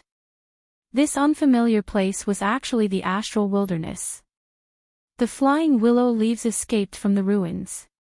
If not for the head referee's order, then their fates would not have been any better than Night King Dijiang's. Within the spacecraft, Lu Yin memorized the coordinates on the star chart. That's all you want to say? Silver shrugged. Of course not. Actually, I didn't come here alone. My target this time wasn't you, Captain. It's just that you just happened to fall into my spaceship. It's fate. Who is your target? Lu Yin asked. Silver turned to look at the ruins, and so did Lu Yin. It just so happened that the second Night King had rushed out of the ruins in a sorry state. As expected, the remnant essence energy was unable to leave the ruins. When the second Night King rushed out, they immediately turned back. When he saw the second Night King emerge, Lu Yin's expression changed. Captain, don't worry. Someone will help you deal with the second Night King. Silver knew what Lu Yin was worried about and smiled. At the entrance of the frigid immortal sect's ruins, the second Night King was panting heavily. The gaping wound on his back was rapidly healing, and a clear scar could be seen on his right shoulder. He had also been injured. Even with his strength, rushing out of the frigid immortal sect would not have been easy. There were simply too many experts there. The second Night King's gaze turned cold as he scanned his surroundings. He then looked at the ancestral land stone tablet and slowly said, Anyone who dares to be impudent in my Day-Night clan's territory must die. With that, a terrifying aura swept through the surrounding space and spread throughout the entire Day-Night flow zone. In an instant, everyone felt as if the world was collapsing as they looked at the second Night King in despair and fear. In the distance, Lu Qianjue and the others had also arrived. The ruins of the frigid immortal sect were an important matter, so how could they not come? The second Night King's appearance caused Lu Qianjue, mountain god, and Ling Qiu's expressions to change. They could not believe what they were seeing, as they had no way of resisting this power. It was too terrifying. How could the Day-Night clan have such a powerhouse? If such an expert existed, they would have brought the Day-Night clan into the Neoverse a long time ago. Countless stars in the Day-Night flow zone exploded as celestial bodies collapsed. The Phoenix family, the Frost Moon sect, and the other powerful organizations were all terrified when they felt the second Night King's unstoppable power. That power made them unable to even think of resisting, as it was like the might of the heavens. In outer space, Elder Joshin felt helpless. If he had been at his peak, he would have been able to defeat the second Night King, but now, it was impossible. On Night King Planet, beneath the stone tablet in the Day-Night clan's ancestral grounds, Night Queen Yanqing and the rest were excited. Someone exclaimed, "It's the second Night King. The second Night King. The second Night King. It really is the second Night King's ancestor. It's the second Night King." The giants looked at the second Night King's tiny body with fear in their eyes. Even though they were naturally fond of fighting, they were not brainless. The second Night King was simply too terrifying. Chen Huang clenched his fists and spoke in a low voice. Once he attacks, run as fast as you can, he said to Ku Wei. Some of the giants had come, while others were still in the blazing mist flow zone. They could die, but Ku Wei could not, as he was the source of their bloodline. Ku Wei's expression turned ugly, and his lips were dry. How could there be such a terrifying old monster?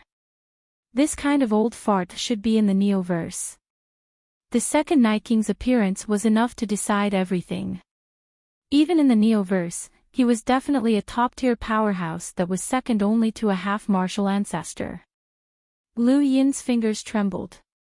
There was no one around him who could deal with the second Night King, but since Silver had appeared, then the Neo-Human Alliance would also appear. The second Night King's power caused the heavens to tremble, but because he had been immersed in the frigid immortal pond for so long, his astral source contained the frozen properties of the pond's water, making it difficult for the astral source universe to detect. This allowed him to act without restraint. The entire region of space submitted to his gaze. At this moment, the second Night King was invincible. The Day-Night clan members were all excited. They were saved. They were saved. Ha ha ha ha, Great Eastern Alliance, you're all dead. No one can save you. Ancestor Second Night King, please kill Lu Yin and avenge our Day-Night clan members. Ancestor, please kill Lu Yin. Ancestor, please take action. The second Night King heard the Day-Night clan members' cheers. Who is Lu Yin? A deafening voice reverberated through the heavens, causing many distant planets to explode. No one dared to move. On Night King Planet, Night King Yuanjing raised his head and shouted, Ancestor, Lu Yin is the enemy who destroyed our Day-Night clan. He's our archenemy. He overturned the Day-Night flow zone, destroyed the first Night King statue, ascended to the Vigil Pavilion, killed the most talented descendant of our Night King clan, stole the Inheritance Stone, released the Day King bloodline, destroyed the Ancestral Land Stone Tablet, and now, he wants to enslave our Day-Night clan. Lu Yin is an enemy that our Day-Night clan must kill. The second Night King's eyes trembled. Who is Lu Yin? On the spacecraft, Lu Yin's expression did not change. Silver looked at him. Captain, aren't you afraid? Lu Yin smiled. Who's from the Neo-Human Alliance? Which one of the 7 sky gods? Silver smiled. During the battle in the Cosmic Sea, the Witchling God personally sent out experts to deal with everyone, but in the end, they helped you. If I'm not wrong, you're playing with fire. Lu Yin did not respond. On Night King Planet, Night King Yuanjing raised a hand and drew in the void. He drew an image of Lu Yin and pushed it out with his palm. The image gradually enlarged until finally, a young man's image appeared in outer space. It was extremely lifelike, and it was Lu Yin. Night King Yuanjing had drawn the tyrannical look in Lu Yin's eyes. When the second Night King saw Lu Yin's image, his face turned ashen. He's Lu Yin. Yes, he's Lu Yin, our Day-Night clan's archenemy. Ancestor, please kill him. Night King Yuanjing shouted. The other Day-Night clan members also shouted, but the giant and Lu Xianjun who were suppressing them did not dare to move. Under the second Night King's pressure, no one dared to move. The fury in the second Night King's heart was enough to burn the heavens. Lu Yin had indeed lied to him. This brat had said that he was in love with Night Queen Yanqing, that he had received the Night King clan's approval, and that he had even been allowed to learn the Day-Night's tribute. Everything had been a lie. What a bastard. Lying to him was one thing, but this brat was actually the culprit who had nearly destroyed the Day-Night clan, and he had escaped right under his nose. This was unforgivable. The second Night King suddenly looked at Lu Yin, who was still inside the spacecraft. The void exploded as the entire spacecraft shattered, revealing Lu Yin and Silver inside. Silver was pushed back by the second Night King's aura, and his face turned even paler. Lu Yin stood there quietly. In the distance, Elder Joshin had a bad feeling. "I'll pull out your tendons and skin you alive, but I won't kill you. I'll hang you in my Day-Night clan's ancestral land for 10,000 years as a warning to others," the second Night King said coldly as he slowly raised his hand under the fervent gazes of the Day-Night clan members. Night Queen Yanqing, Night King Gu, Night King Yuanjing, and the others all looked on with fervent gazes. On Night King Planet, Shua Day-Night's face was pale, but her eyes were filled with stubbornness and determination. She immediately used Night's End, Daybreak, in an attempt to stop the second Night King, even if it was just for a second. The second Night King was astonished, and he looked at Night King Planet and saw Shua Day-Night. Night's End, Daybreak. That's the Day King's battle technique. You're a descendant of the Day King. Night King Yuanjing shouted, "Ancestor, the Day King's descendant has betrayed our Night King bloodline and colluded with Lu Yin to destroy the Day-Night clan and completely destroy our Night King clan." The second Night King's eyes narrowed. "How dare you betray your own clan? You deserve to die. Kneel." His voice shook Night King Planet. Shua Day-Night looked as if she had suffered a heavy blow, and she spat out a mouthful of blood as she fell to one knee. Lu Yin leaped out from outer space. "Second Night King, I'm the one who wants to destroy the Night King clan. You're blind and have the wrong target." The second Night King sneered and reached out to grab Lu Yin. He didn't even bother to speak. At that moment, a voice rang out from another direction, accompanied by a terrifying number of rune lines. In Lu Yin's eyes, this rune line count was no less than the second Night King's. Another top-tier expert had arrived. "Second Night King, congratulations on leaving seclusion." The voice was gentle and refined, like a spring breeze. The second Night King paused and turned around to see a middle-aged man with an ordinary appearance. At first glance, there was nothing special about him. "Who are you?" The man smiled. "You can call me Mr. Feng. I'm from the Eternal Kingdom." The second Night King's expression changed. "The Neo-Human Alliance." Mr. Feng clasped his hands behind his back. "That's right. Would you be interested in joining my Neo-Human Alliance, second Night King?" The second Night King's eyes narrowed. According to the rules of the universe, anyone who encounters the Neo-Human Alliance must be killed. He then pointed out a finger, causing the void to freeze. It was the Night King's immortal finger. Mr. Feng remained calm in the face of the Night King's immortal finger, and he had no intention of dodging.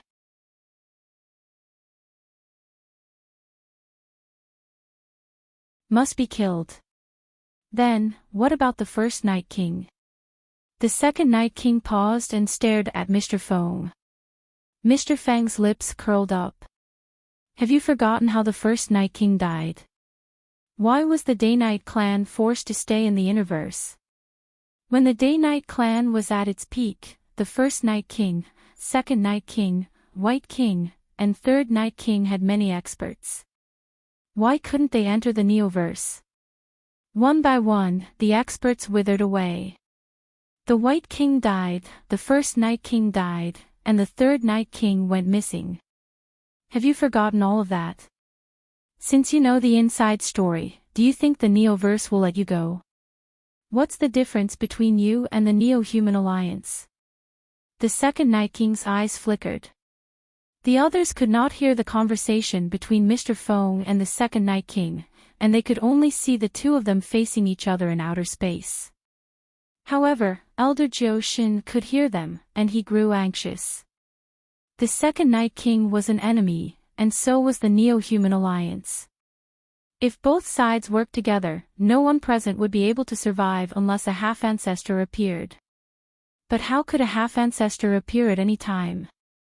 Besides, the Neo-Human Alliance had the power to contend with the entire human domain. With the second Night King's strength, the Neo-Human Alliance would be like a tiger with wings if it joined.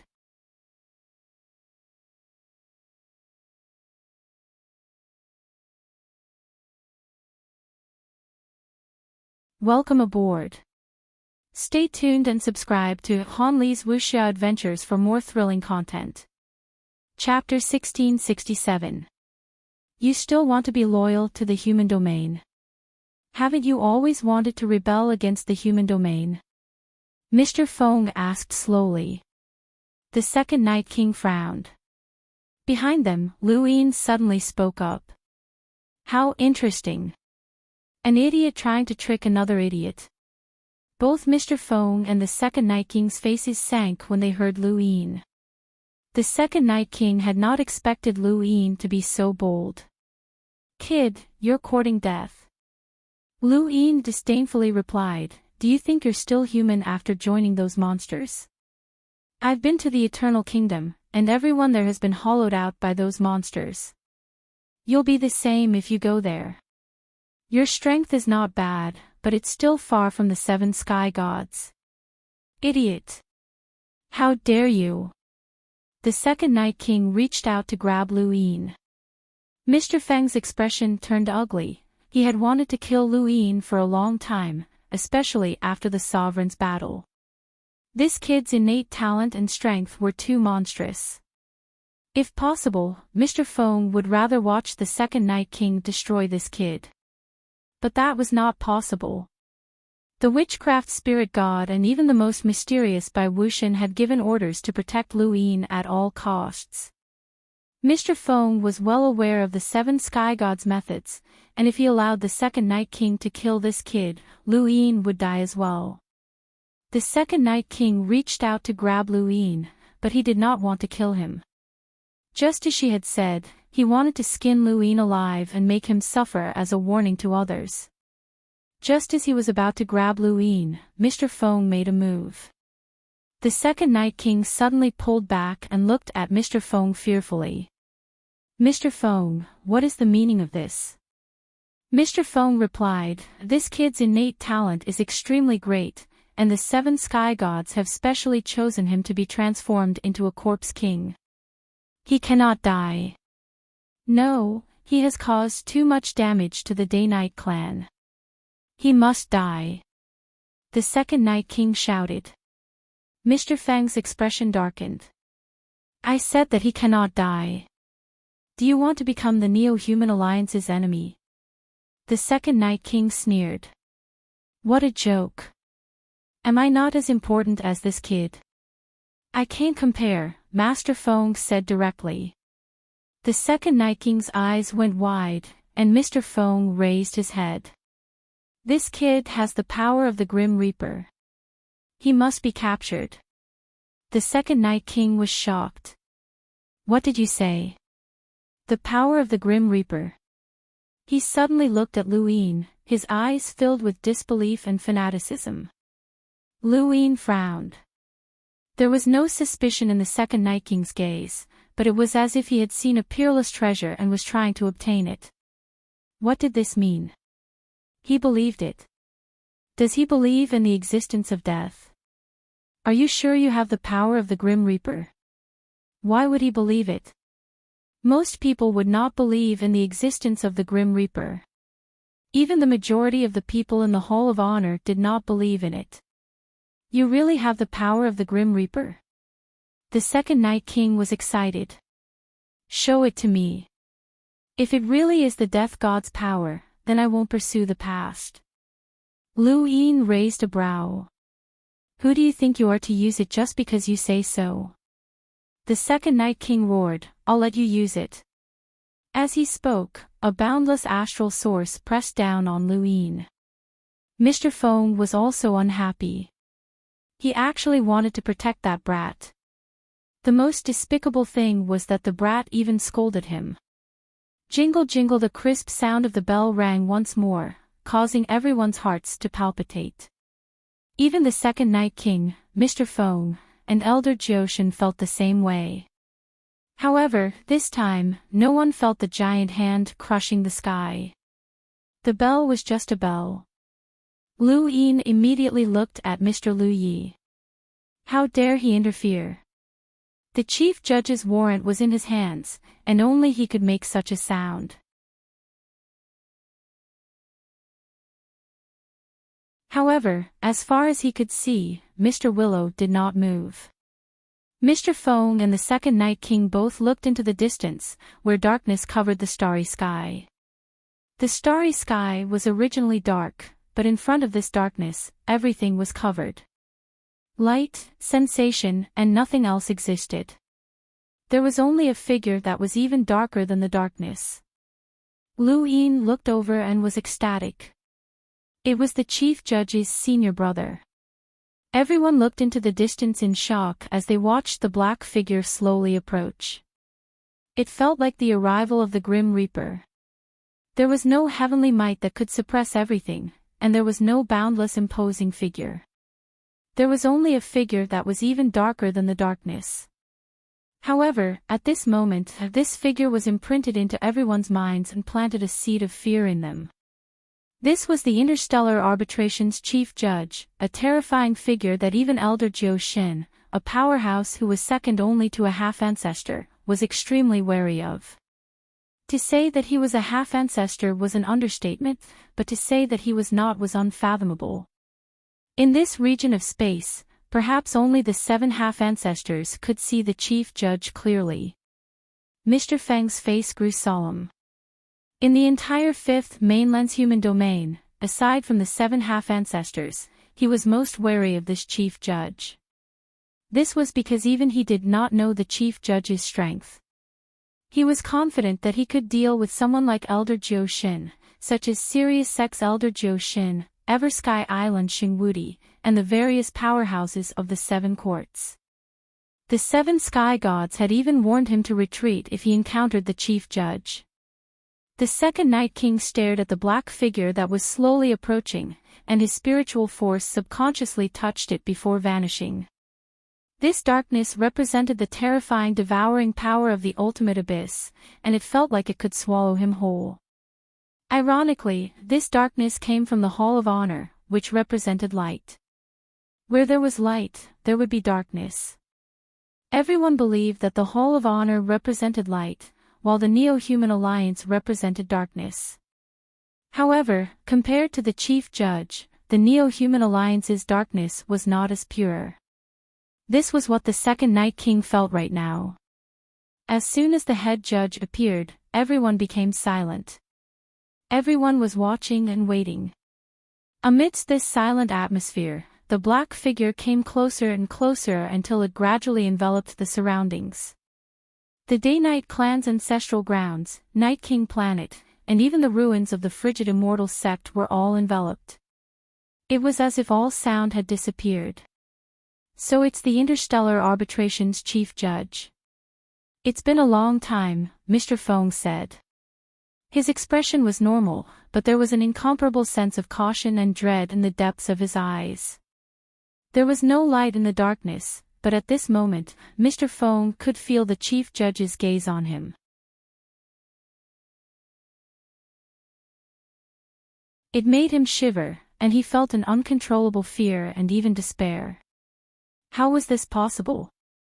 Aside from the 7 sky gods, no one else had ever made him feel this way. Just what level of cultivation was this chief judge at? Eternal Kingdom, Mr. Feng, accept your trial. An emotionless voice rang out from the darkness. Then, everyone saw a balance scale extend from the darkness and extend to Mr. Feng's feet. Mr. Feng was shocked and hurriedly retreated, but it was useless. Even if he disappeared into the astral source universe, the balance scale would still chase after him and eventually fix him on the balance scale. Trial, rules, cultivation. Those who win shall live, and those who lose shall die, the chief judge said slowly. Then, the balance scale tilted, and Mr. Feng continued to rise. In the darkness, the balance scale continued to sink. The higher it rose, the uglier Mr. Feng's expression became. The balance scale rose by 1 meter, and blood flowed from the corner of Mr. Feng's mouth. It rose by 2 meters, and Mr. Feng's limbs cracked. His expression was savage as he said, "You want me to die? Impossible. Chief Judge, we'll meet again someday." He then took out a spirit doll from his cosmic ring and let out a strange, eerie laugh. The entire region of space rippled, and everyone's 5 senses were thrown into chaos. The power of a half-progenitor had descended and replaced this region of space. When everyone recovered, they saw that Mr. Feng had disappeared from the other side of the balance scale, and in his place was a shattered spirit doll. Mr. Feng had used the spirit doll to die in his place, allowing him to avoid being killed. Lu Yin was shocked, as this was the innate gift of the Chief Judge's senior brother. It was too strange. Mr. Feng was an absolute powerhouse, and he should be second only to a half-progenitor. He was on the same level as Elder Jiu Xin and the Second Night King, but he hadn't even been able to retaliate. He had only been able to escape with the help of a half-progenitor's power vessel, and even if he had managed to escape, his injuries had definitely not been light.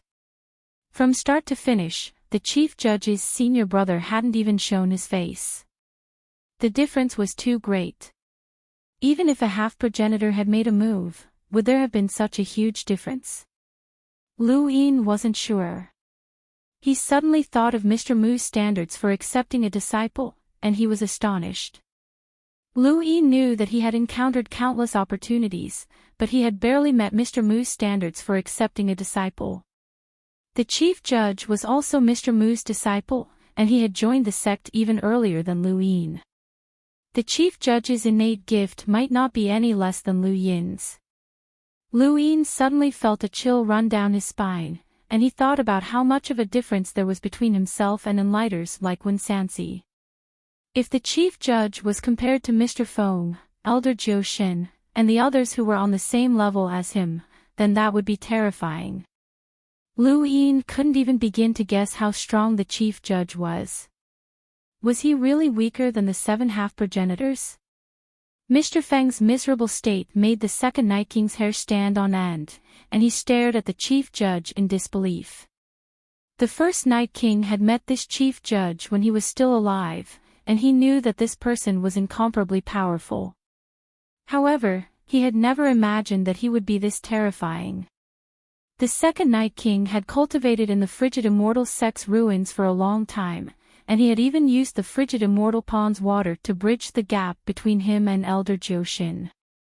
However, he still couldn't see the extent of this Chief Judge's strength. He still felt the same as he had when he had faced the Chief Judge back then. He was terrified. Second Night King, accept your trial. The cold, emotionless voice rang out once more. When the Second Night King heard this, his scalp went numb, and he hurriedly said, "Wait, Chief Judge, why are you trying me? I'm not guilty." The scales extended from the darkness and appeared beneath the Second Night King's feet. He didn't dodge, as he knew that he couldn't, so he could only stare at the darkness. "I'm not guilty. I've been in the Frigid Immortal Sect's ruins all this time and haven't done anything. Back then, I even attacked the Astral Beast domain with the First and Third Night Kings. I've contributed greatly to humanity, so why are you trying me?" Many of the Day-Night clan members looked on in fear, but no one dared to speak. "The trial is based on the rules, betrayal. You spoke to Mr. Feng with the intention of joining the Eternal Kingdom, which is tantamount to betraying humanity." The Second Night King roared, "I refuse to accept this. I didn't agree to join the Neo-Human Alliance, so why are you trying me? I refuse to accept this." The Chief Judge didn't reply.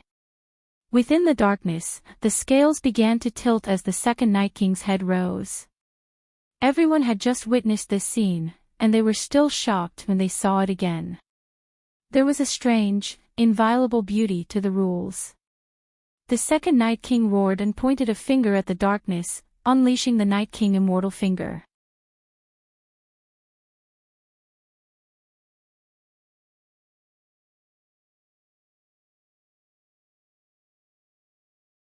Welcome aboard. Stay tuned and subscribe to Han Li's Wuxia Adventures for more thrilling content. Chapter 1668. The second Night King was very strong, but his finger quickly dissipated. On the scale, he could not do anything. Be it spiritual force, battle techniques, or battle force, he could not do anything. Countless people gulped. They had just experienced the second Night King's invincible might, but now, he was as powerless as a child. That was how powerless he was in front of the head inquisitor. Even Lu Yin was shocked, which further confirmed his suspicions. The difference between the head judge and Elder Joshin, who were at the same level as him, was huge. It was so huge that Mr. Mu had acknowledged Lu Yin as his disciple. It was so huge that these people were doubting their own lives. Puff, the second Night King, spat out a mouthful of blood and knelt on one knee. Astral source visible to the naked eye began to evaporate from the surface of his body, which then attracted the attention of the astral source universe and was forcibly extracted. This was the first time that Lu Yin had seen someone's astral source being forcefully extracted by the astral source universe. No, he had seen it happen to people who had failed to face their tribulations, but this was the first time that someone's astral source had been forcefully extracted in battle. The Day-Night clan members despaired, while Night King Yuanjing's face was ashen. Why had things turned out this way? Why was the head arbiter helping Lu Yin? Why? Was the Day-Night clan's hope to rise up gone just like that? Many of the Day-Night clan members watched in despair as they silently cried out. The astral source within the second Night King's body was forcefully extracted, and Lu Yin watched as the number of rune lines rapidly decreased. By the time the astral source within the second Night King's body had been completely extracted, the number of rune lines in the second Night King's body was only close to 700,000, which was not weak at all. However, compared to his previous power level of over 1,000,000, this was a significant decrease. The second Night King was panting heavily, and he looked much older than before. He lay sprawled on the scales like a stray dog. The trial is over. The verdict is that Kuan-Zhe will be imprisoned for 100,000 years, the head judge said. His voice was cold and emotionless, cutting into the second Night King's heart like a sharp blade. His eyes were filled with despair. 100,000 years was not cultivation, but a sentence. 100,000 years was enough to wipe out an entire race. I don't accept this, I don't accept this. No one dared to speak up for him. Under the pressure of the head inquisitor, no one had the right to speak. Even if the 3 head inquisitors were present, it was the same. No one dared to defy the head inquisitor's decision. In the distance, Lu Yefei and Flower felt their scalps go numb. Even in the starry sky of the trees, they had never seen such a powerhouse before. Only an inner world was capable of such a feat, and an inner world was the hallmark of a demi-ancestor. This head inquisitor did not even use his inner world, and it was truly an innate talent suppression that completely crushed the second Night King and Mr. Feng. It was truly inconceivable. Even in the starry sky of trees, this person was definitely the strongest expert below the half-martial ancestor realm. This abandoned land actually gave birth to such a character. Lu Qianjue, Shan Xin, Ling Qiu, and the others bowed respectfully, not daring to utter a word. Everyone else saluted the head judge and waited for his next sentence, the trial. The ruins of the Frigid Immortal Sect, an ancient sect, are treasures of the human domain. Anyone can explore them. With that, it was decided that the Frigid Immortal Sect would belong to the entire human domain. Lu Yin opened his mouth to speak, but no words came out.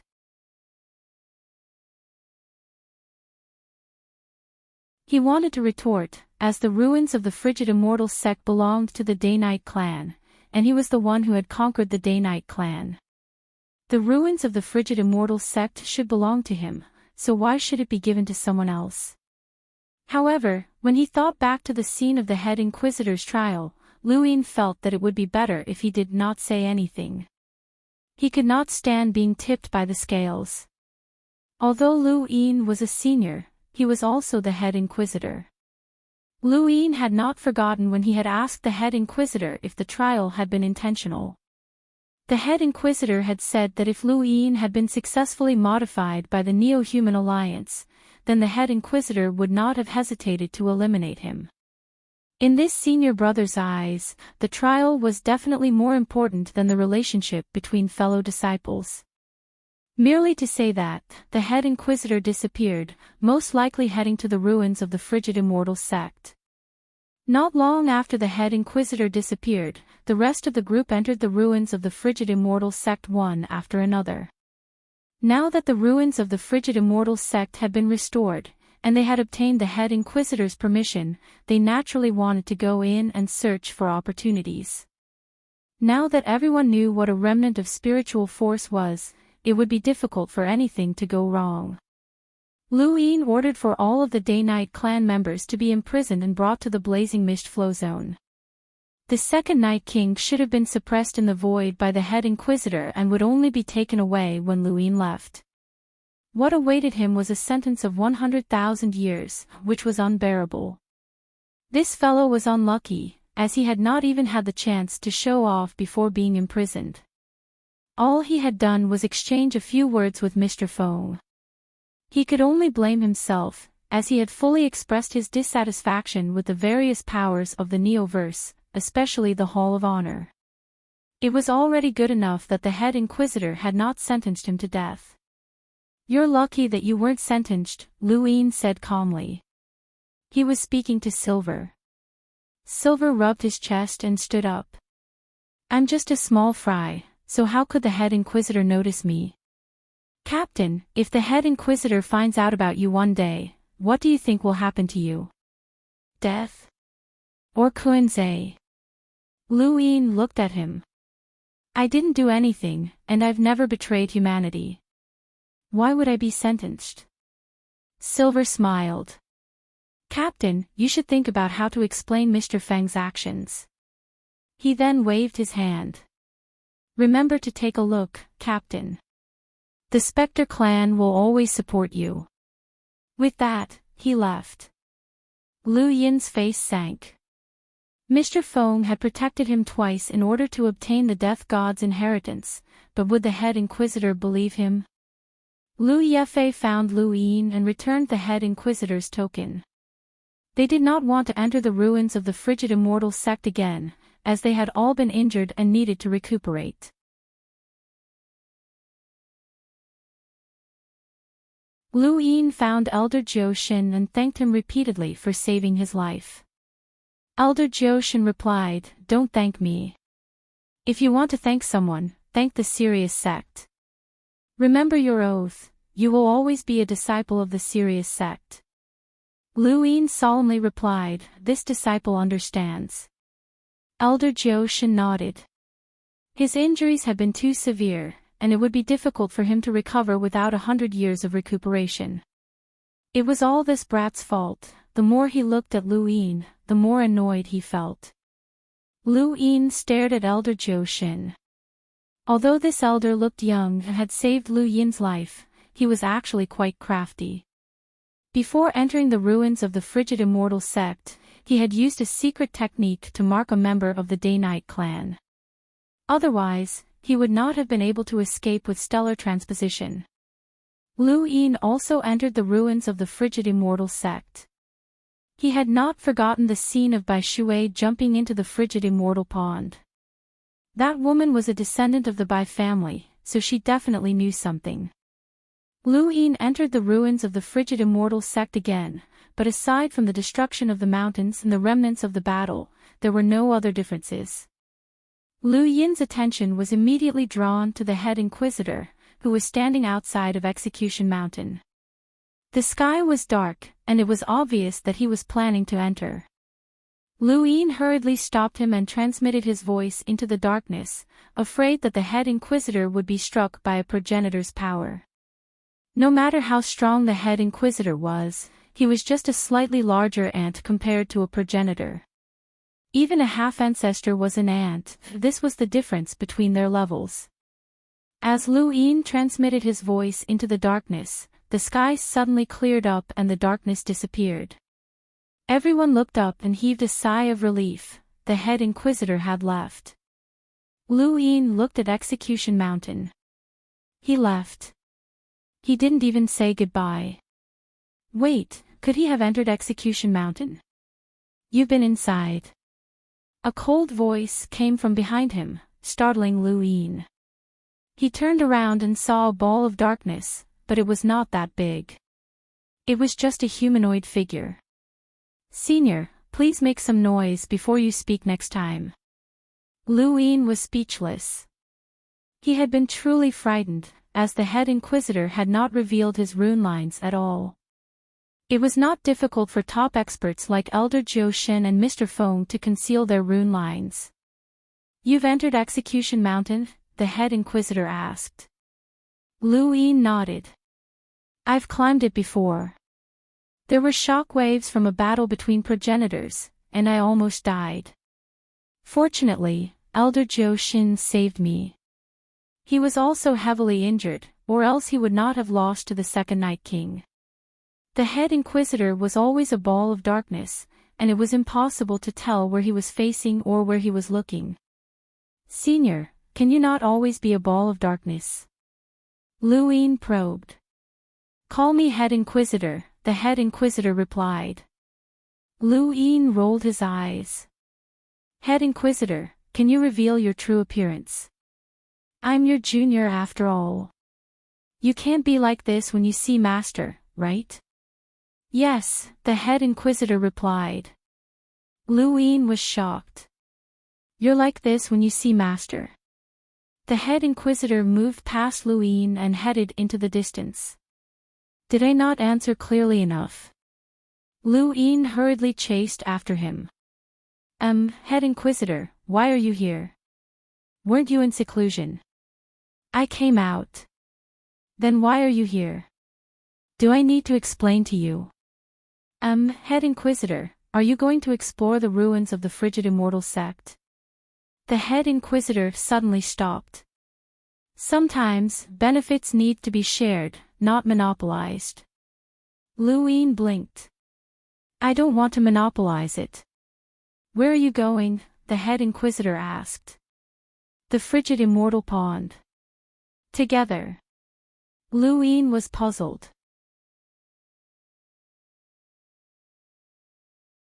You're interested in the frigid immortal pond. By the way, have you been to the astral tree before? The head inquisitor didn't answer and quietly headed in the direction of the frigid immortal pond. Lu Yin had no choice but to face the head inquisitor as if he was facing a wall. Fortunately, he didn't have to worry about his safety. Even if the remnant essence of the frigid immortal sect was disturbed again, the head inquisitor would ensure his safety. Moreover, the head inquisitor wouldn't fight with Lu Yin for anything good. Lu Yin sped up towards the frigid immortal pond. Otherwise, all the good stuff would be taken away by Bai Shui. That woman was smart enough to directly jump into the frigid immortal pond if her remnant essence was disturbed. Soon, the two arrived at the frigid immortal pond. Looking at the small pond, Lu Yin remembered that the second Night King was hiding below. He hadn't noticed him when he first arrived. No, he hadn't noticed him. Elder Joshin should have noticed as well. This pond wasn't as simple as it seemed. Head Inquisitor, let's jump in, Lu Yin said. The head Inquisitor didn't move. Lu Yin didn't hesitate and jumped in. The pond was icy cold. With Bai Shui's ability, she should have been frozen the moment she entered. With that in mind, he headed towards the bottom of the pond. The frigid immortal pond had the ability to freeze astral sources, so it was impossible to tell how deep it was from the outside. After diving for a while, Lu Yin remembered that he had wanted to dig the entire pond into Mount Supreme. If he had tried, he wouldn't have been able to do it.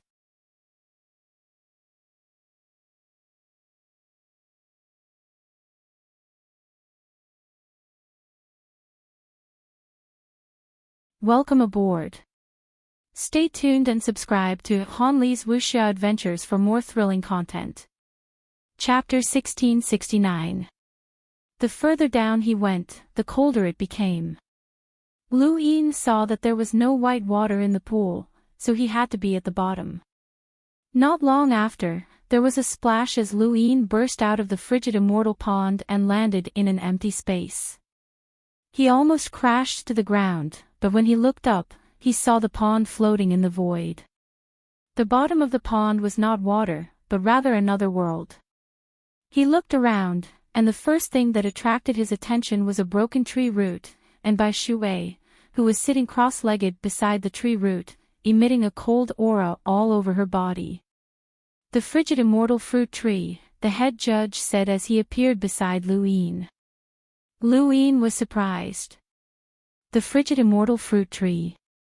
It's broken." The head judge appeared beside the tree. "It's been broken for a long time. No wonder the frigid immortal pond was left behind. The pond's greatest value, aside from the water itself, is the frigid immortal fruit tree. The frigid immortal sect took away most of the pond and only left this behind. They also sawed off the frigid immortal fruit tree and didn't leave it behind on the fifth mainland." Lu Yin looked around and saw that everything was dark. He wasn't in an empty space, but rather something like a large hole. Perhaps because it had been empty for a long time, the hole had long since been covered in dust. Only Bai Shui's area was clean. This was probably where the second Night King cultivated. The Fate Zan in front of his chest shook violently, as if being pulled in by something. Lu Yin looked deeper into the hall, where the pulling force was coming from. At that moment, Bai Shui opened her eyes and saw Lu Yin and the head judge. She jumped in fright, and her face paled as she looked at Lu Yin in shock. She hadn't expected him to appear here. Lu Yin looked at her.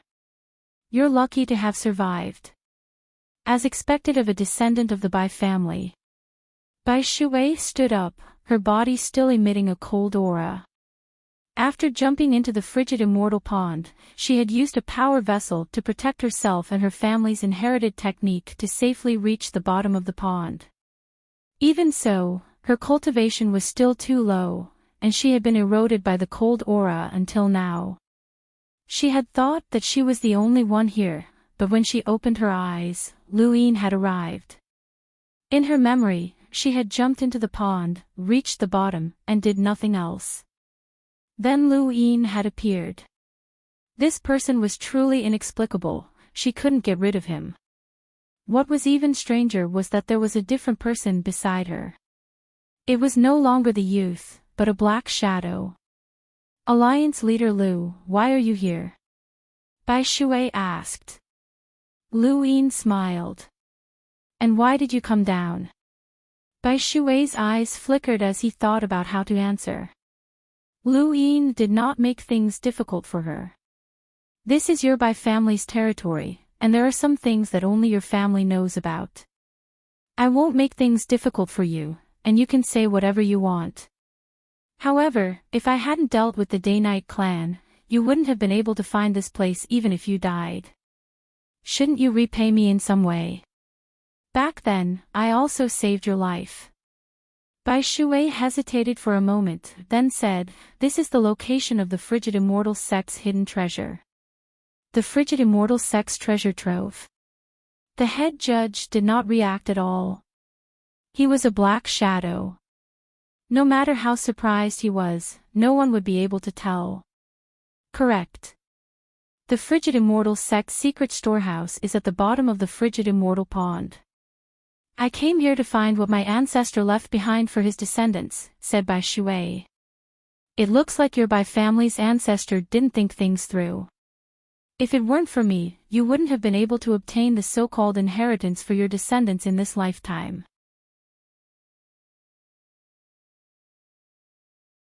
Bai Shui bowed deeply. "Thank you, Alliance leader Lu. In return, Bai Shui is willing to share the inheritance with you. If Alliance leader Lu needs anything, Bai Shui will not refuse." Lu Yin did not mind. Even if she refused, it would be useless. She had only said this to force a favor. If there really was something that the Bai family's ancestors had left behind for their descendants, then Lu Yin was confident that he could take it with a clear conscience. This was how the world of cultivation worked, where nothing could absolutely belong to anyone. Lu Yin was well aware of the Bai family's conduct in the Starry Sky Tree Cold Immortal sect. If possible, Lu Yin hoped to loot the entire Starry Sky Tree Cold Immortal sect, and not just take the so-called things left behind for their descendants. Bai Shui had no choice, as she had no choice in front of Lu Yin. "Where is it?" Lu Yin asked. Bai Shui replied, "The secret storehouse is still inside. Please follow me, Alliance Leader Lu." She then bowed and headed deeper into the hall. The head judge did not speak the entire time. He seemed very mysterious, and Bai Shui was very concerned. "Have you ever considered that if we were killed by the second Night King and he returned, you wouldn't have been able to escape either?" Lu Yin suddenly asked as they walked through the dust-covered hall. Bai Shui froze, and then she replied, "As long as there's a chance, I won't give up. Only by obtaining the inheritance will my Bai family have a chance to rise up in this universe." Lu Yin's eyes narrowed, and he did not say anything else. He quietly followed Bai Shui, and he realized that she was walking in the direction that the Fate Zan had been drawn to. Clearly, the thing that had attracted the Fate Zan was in the Frigid Immortal sect's secret storehouse. The hall was dark and serene, and the three of them did not walk very quickly. They had some misgivings, mainly because they were worried about the remnants of spiritual force in this place.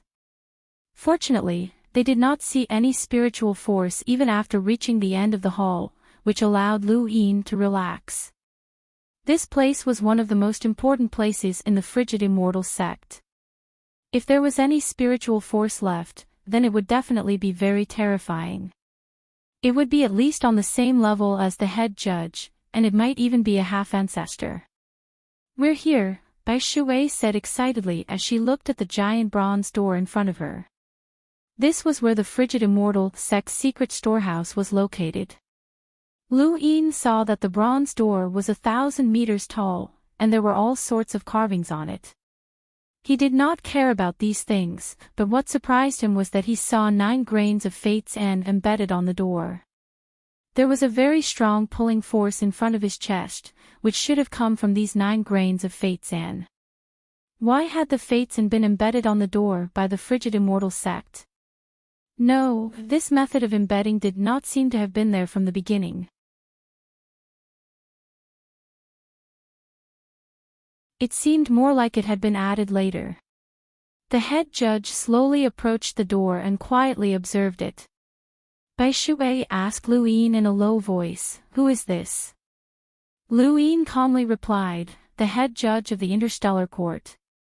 Bai Shui was shocked. "The head judge?" Lu Yin nodded. He had told the truth so that Bai Shui would not play any tricks. This woman looked delicate and weak, and she seemed to be someone who would repay any kindness, but that was only because she had no other choice. When Lu Yin and Elder Jiu Shin had been chased by the second Night King, this woman had jumped into the Frigid Immortal Pond without hesitation.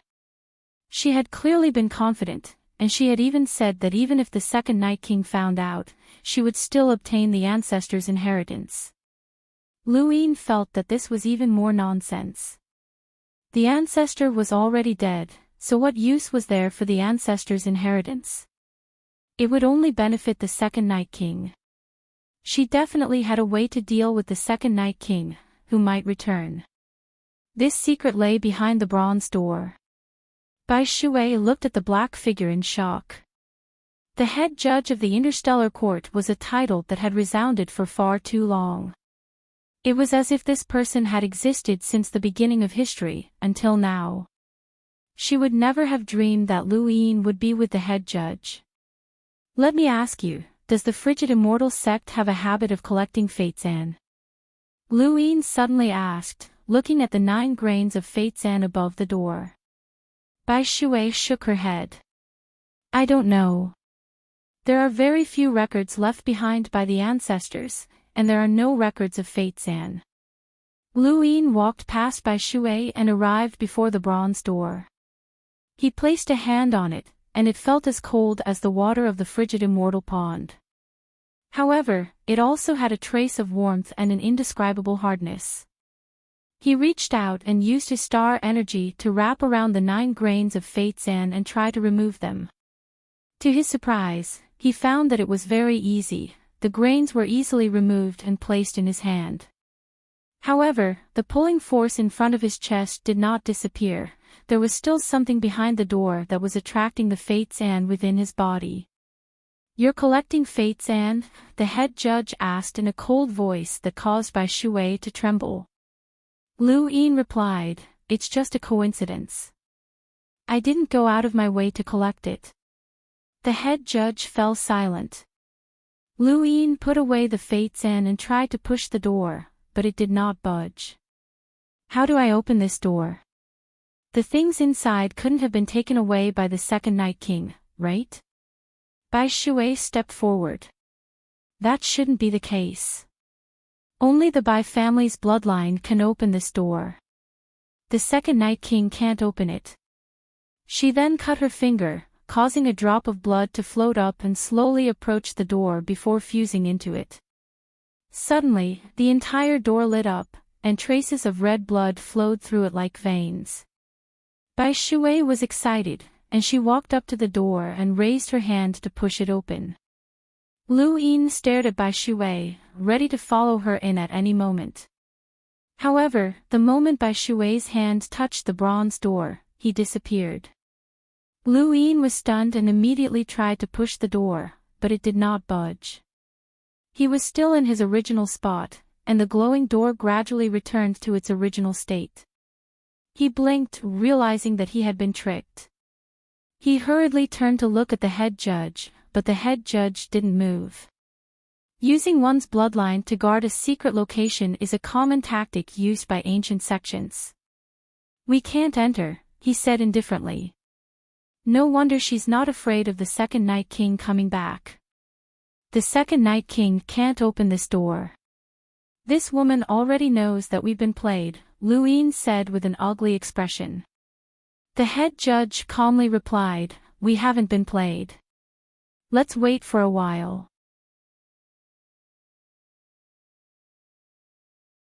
"She'll find a way to open the door and let us in." Lu Yin knew that Bai Shui would definitely open the door and let them in. Otherwise, she would think that she could deal with the head judge just because she had obtained the ancestors' inheritance. Even if a progenitor from the frigid immortal sect was inside, it would still be useless.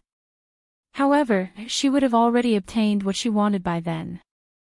Since this woman was confident that she was not afraid of the second Night King, it meant that the item inside was no small matter. It was the type that no one could snatch away once they obtained it. Even if they entered and saw Bai Shui, they would not be able to force her to hand it over. However, this was only for Lu Yin and the head judge. If it was the second Night King, they could just kill him if they could not obtain it. Since Bai Shui had staked everything on this, it meant that there was either something inside that could deal with the second Night King, or there was another way out. She was not stupid. Lu Yin was very curious as to what exactly it was, but he was currently blocked outside the door. To Lu Yin, entering a treasure trove and returning empty-handed was simply unthinkable. Back in the Astral Tree Dominator's realm, he had spent a lot of money to prevent Longxi from escaping from Mount Supreme. In the end, he had even taken Wen Yixin and the others away to make up for his losses. He would never make a bad deal. "Head judge, is there really no way to open the door?" Lu Yin asked anxiously.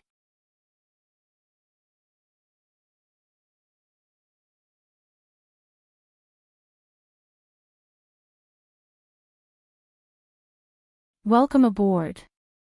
Stay tuned and subscribe to Han Li's Wuxia Adventures for more thrilling content. Chapter 1670. You can't open it unless a half-step ancestor attacks and destroys the door, destroying everything inside. Luin grew anxious and tried to push the door again, but it was useless. He punched the door, but his fist hurt. I should have let Bai Xiaohong bleed some of his blood, he muttered. Suddenly, a thought flashed through his mind, and he retrieved a token from his cosmic ring. It was Bai Xiaohong's token. Would this thing be useful? Back in the cosmic tree realm, when Luin had been trapped on Dragon Mountain, he had relied on Longtian's command medallion to pass through the sourcebox array and escape. The Junior Patriarch's command medallion had allowed him to pass through the sourcebox array of the four-way Scales Protector clan sourcebox array, so it was possible that this one would work as well. As he thought about it, he pressed the token against the door. Luin waited anxiously. The next moment, the door lit up, and he was ecstatic. His body was then sucked in and he disappeared. To the side, the hidden head judge stared blankly at the spot where Luin had disappeared. Even with his many years of experience, he was still stunned. He had gone and just like that. How had he done it? Why did this brat always have all sorts of strange things? Why was he able to obtain such unimaginable opportunities? What lay beyond the door was not a secret room filled with star essence like Luin had imagined. Instead, it was a void filled with a few glowing objects that looked like stars. He looked around and saw Bai Shui putting something into her cosmic ring. Lu Yin's body flickered, and he appeared in front of her. Bai Shui was excitedly collecting her ancestors' inheritance when Lu Yin appeared in front of her, giving her a fright. Her face went from white to red, and then to white. She stared at Lu Yin in disbelief. How? How did you get in? The head judge could not figure it out, and she was even more confused. This was a secret room of the frigid immortal sect. Not even all of the Bai family's disciples could enter, let alone Lu Yin. Only those with the direct bloodline could enter. This place could not be entered with brute force, not even the head judge. But then again, how had Lu Yin managed to enter? He had been completely silent. Lu Yin smiled. I just walked in like that. Only an idiot would be able to do that. Bai Shui stared blankly at Lu Yin, not knowing what to say for a moment. Lu Yin's gaze landed on Bai Shui's cosmic ring, and he curiously asked, Miss Bai Shui, what did you get? Bai Shui's face twitched and a bitter look appeared in his eyes. He had jumped into the immortal frigid pond, but he couldn't escape. Even after entering the secret chamber, he still couldn't escape. This was fate. Could it be that this person was his nemesis? It's nothing. It's just one or two defensive treasures. They're not of much use to Alliance Master Lu. They're not even at the level of an emissary, she said helplessly and bleakly. Lu Yin nodded. He didn't want to force her to take everything out of her cosmic ring. She had arrived less than a minute before him, so the things she could take were limited, especially since she didn't think that he would be able to enter. As he thought about it, he looked around and saw that there were dozens of glowing objects floating around, and there was quite a bit of fate sand among them. He was surprised that the frigid immortal sect had so much fate sand. Fate sand was extremely rare, and not many people in the entire Fifth Mainland possessed it. Lu Yin was not sure how many of the 10 arbiters possessed it, but he estimated that there were no more than 5 of them. Some of them did not even want to use fate sand. Why did the cold immortal sect collect them? Miss Whitewater, why don't we gather all of these things and see what's good for us? Lu Yin asked.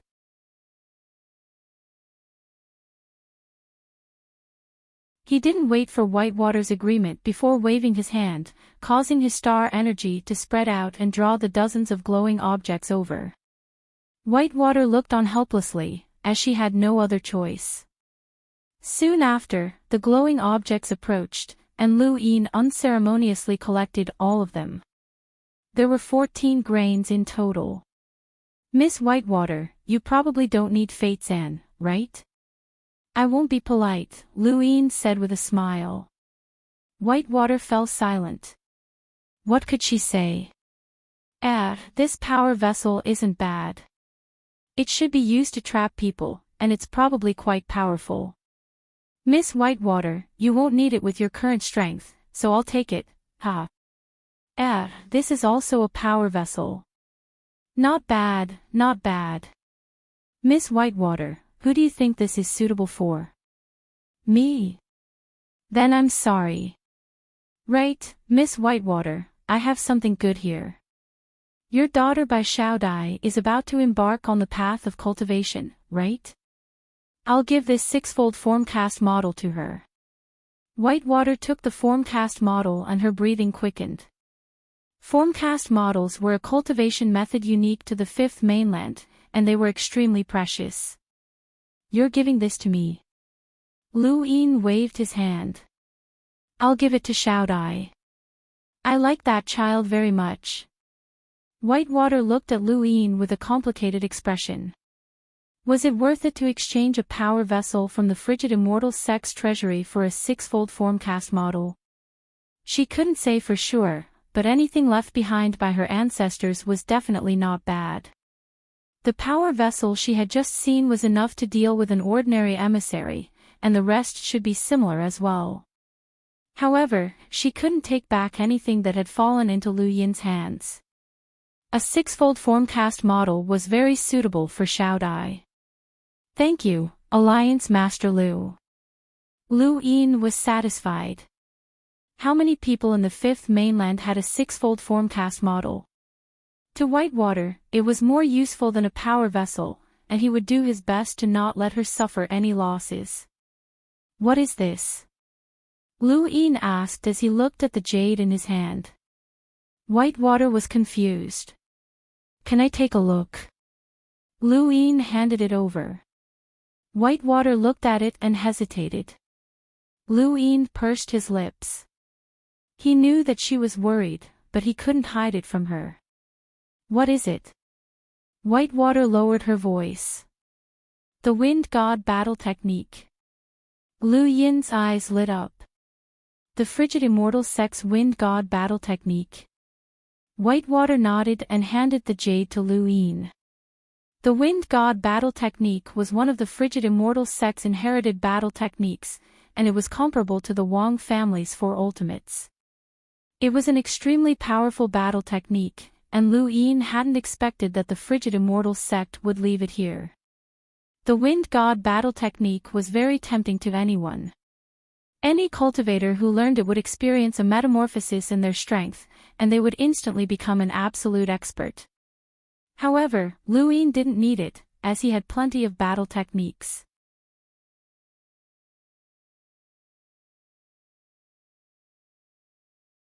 He hadn't even finished cultivating the 9-yang cauldron transformation, so it was impossible for him to learn the Wind God Battle Technique. Besides, the Wind God Battle Technique wasn't that tempting to him. Bai Xiaohong hadn't even used the technique against him because it was useless. Lu Yin casually handed the jade to Whitewater. You should need it. Whitewater was shocked. You don't want it. Lu Yin solemnly replied, this was left behind by your family ancestor. I can't accept it. Whitewater opened her mouth, but no words came out. She wanted to mock him, but when she looked at the jade in her hand, she couldn't bring herself to say anything. What was this? She couldn't understand Lu Yin anymore. The frigid immortal sex Wind God Battle Technique was very powerful, and it was enough to allow a power to rise to prominence. There weren't many glowing items left, and Lu Yin looked at the bottle in his hand with a solemn expression. This time, he was truly solemn. This was astral liquid. He hadn't expected the frigid immortal sect's ancestor to be so generous as to leave astral liquid to the descendants of the Fifth Mainland. The frigid immortal sect must have absorbed astral liquid back in the Fifth Mainland, which meant that the mother tree had also been on the Fifth Mainland when it had broken away from the Lu family and the four-way scales. Lu Yin hadn't broken through to become an envoy, so he didn't know how much astral liquid was in this bottle. However, He recalled that the amount of astral liquid that had been destroyed under the mother tree had only been so small. There were 3 bottles here, so it shouldn't be too little. He silently put them away and then picked up another glowing item. It was a palm-sized metal, but he couldn't tell what material it was made of. "Miss Whitewater, what is this?" Lu Yin asked. Whitewater was still immersed in the ecstasy of obtaining the Wind God battle technique, but when she heard Lu Yin's question, she looked over and was shocked. "This is Primordial Dazzling Stone." Primordial Dazzling Stone. Lu Yin didn't understand, as it sounded very high class. Whitewater explained, Primordial Dazzling Stone is a very ancient and rare metal that is very suitable for making weapons.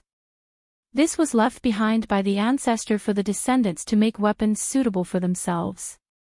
How do you know about it? The ancestor's records specifically mentioned that he left behind a piece of Primordial Dazzling Stone. Lu Yin gripped the metal in his hand tightly. Primordial Dazzling Stone. It could be used to make weapons. He looked at the cracked miniature armor on his body and wondered if he could join them here to repair it. He put away the Primordial Dazzling Stone, and there were only 2 items left. One was something that looked like tree bark, while the other was a splitting heaven array. He hurriedly picked it up, excited.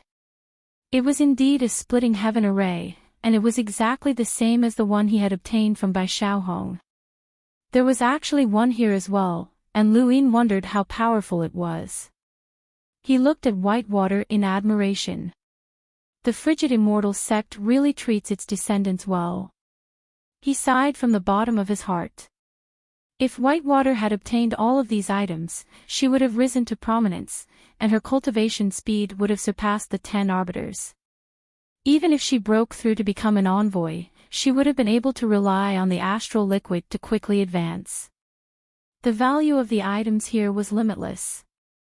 Not to mention the power vessels, especially the splitting heaven array, which was an item for killing. Whitewater fell silent. She was well aware of the value of these items, but there was no point in overthinking it. The other item was tree bark. Lu Yin put away the splitting heaven array and picked up the tree bark. He pinched it hard, but it did not budge. "What is this?" Lu Yin asked.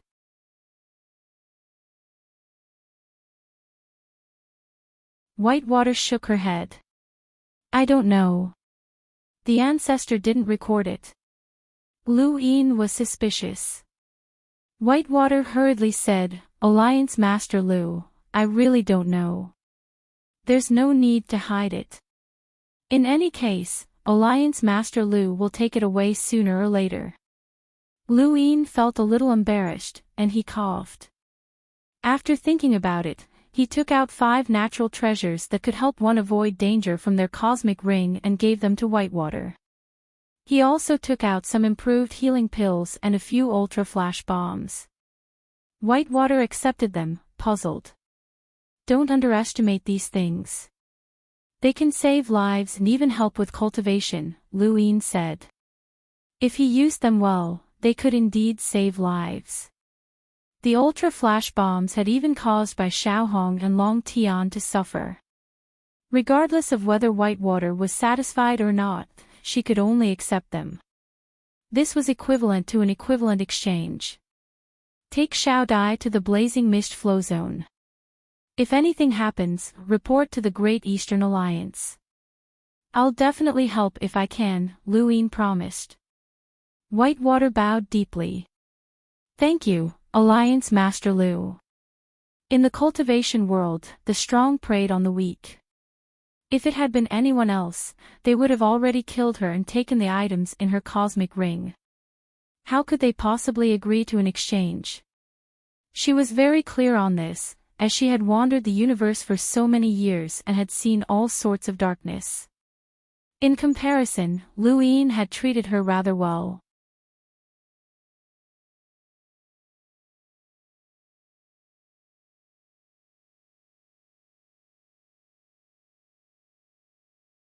"Welcome aboard. Stay tuned and subscribe to Han Li's Wuxia Adventures for more thrilling content. Chapter 1671. As he touched the bark, Lu Yin suddenly felt that its texture was similar to that of the splitting heaven array. He took out the splitting heaven array and touched it. He was surprised to find that the texture was the same. Could it be that the splitting heaven array was made from this bark?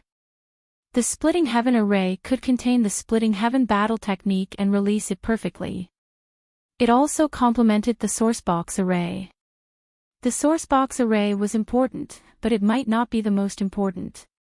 It also needed materials that could withstand the splitting heaven array. Lu Yin suddenly realized that this bark couldn't be the bark of the mother tree, could it? The mother tree could store astral fluid, so it could naturally store the power of splitting heaven array. Right, why hadn't he thought of this earlier? Although it might not be correct, it was still a possibility. Alliance Master Lu, there's nothing left here. Let's go out, Bai Shui reminded him. Lu Yin put away the splitting heaven array and the mother tree bark and then looked at Bai Shui. Let me ask you something. Bai Shui was at a loss. Lu Yin asked, if you're the only one here and the second Night King returns, what will you do? Bai Shui's expression changed, and she lowered her head. What about the things here? Don't tell me that the things here can protect you. I know how powerful they are, and you should be able to guess how strong the second Night King is. The things here won't be able to save you. Bai Shui's eyes flickered. There's another exit here. Where? Lu Yin asked. Bai Shui clenched her fists and looked around. Lu Yin just looked at her. Beads of sweat dripped from Bai Shui's forehead, and her mind raced as she pondered over something. Lu Yin was in no hurry. After a while, Bai Shui sighed. Alliance Master Lu, what are you trying to say?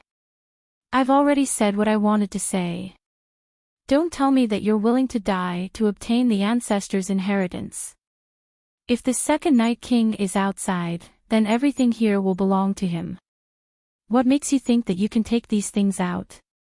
Bai Shui pursed her lips and looked up at Lu Yin with pleading eyes. Alliance Master Lu, this is a secret between the Bai family and the Day-Night clan. Can you let me keep this secret? Lu Yin's eyes narrowed. The Day-Night clan no longer exists. The Great Eastern Alliance has suppressed the Day-Night clan. From now on, this secret belongs to the Bai family and the Great Eastern Alliance. Bai Shui's fingers trembled as she struggled and struggled. The more she acted this way, the more he wanted to get his hands on the secret. There was nothing else here, which meant that the woman had taken away the most valuable thing in the entire vault. Fortunately, he was not stupid. Otherwise, he would have really entered a treasure mountain and returned empty-handed. Alliance Master Lu, have you heard of the cage technique? Bai Shui asked in a low voice. Lu Yin's eyes went wide, the Night King bloodline's ability to control the Day King bloodline. Bai Shui sneered. More accurately, it's the Bai family's cage technique that controls the Day-Night clan. The Day-Night clan used to be the Bai family slaves. Lu Yin was shocked. The Day-Night clan is the Bai family slave. Bai Shui nodded. During ancient times, the Daosaur sect still existed, and the Frigid Immortal sect stood tall in the universe. The Bai family controlled the Frigid Immortal sect, and the Day-Night clan was nothing more than the Bai family's watchdogs and slaves. In order to better tame the Day-Night clan, the Bai family's half-ancestor elder created the cage technique in order to suppress the Day-Night clan. However, after the Frigid Immortal sect left, the Day-Night clan began to rebel, especially after the birth of the first Night King and the Day King.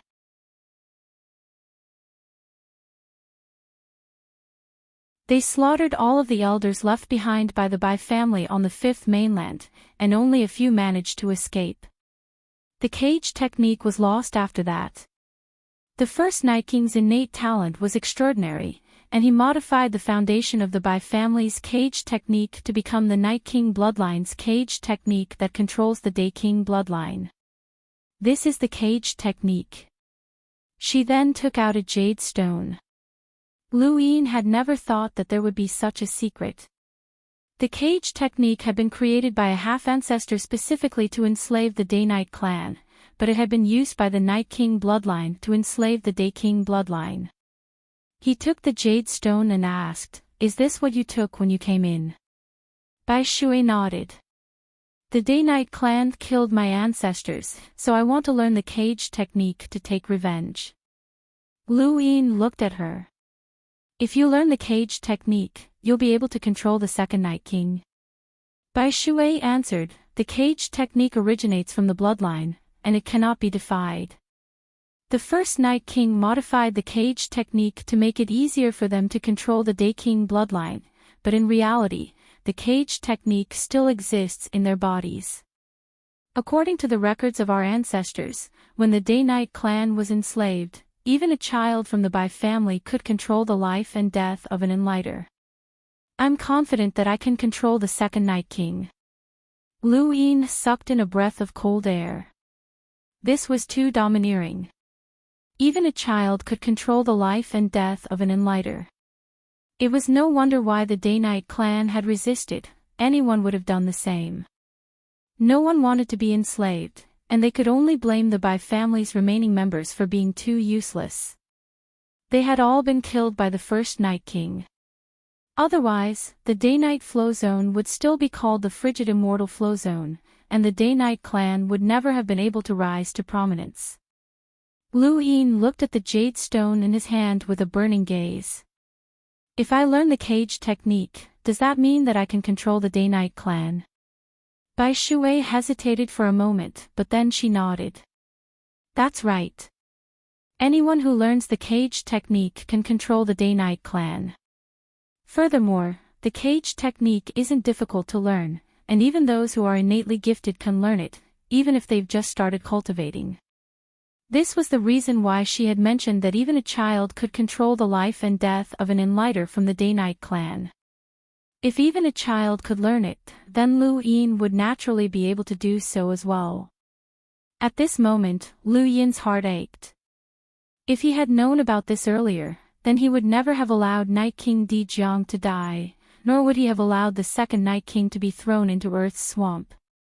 These were all powerful bodyguards. What a pity, what a pity. If he had known that he would be able to obtain this, then all of the Day-Night clan's experts would have been his.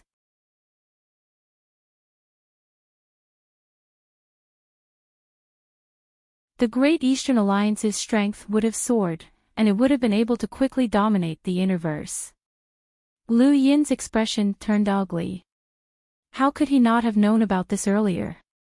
Bai Shui was apprehensive, as she did not know what Lu Yin was thinking. She felt even more pity for the cage technique, as she had wanted to learn it and use it to control the Day-Night clan.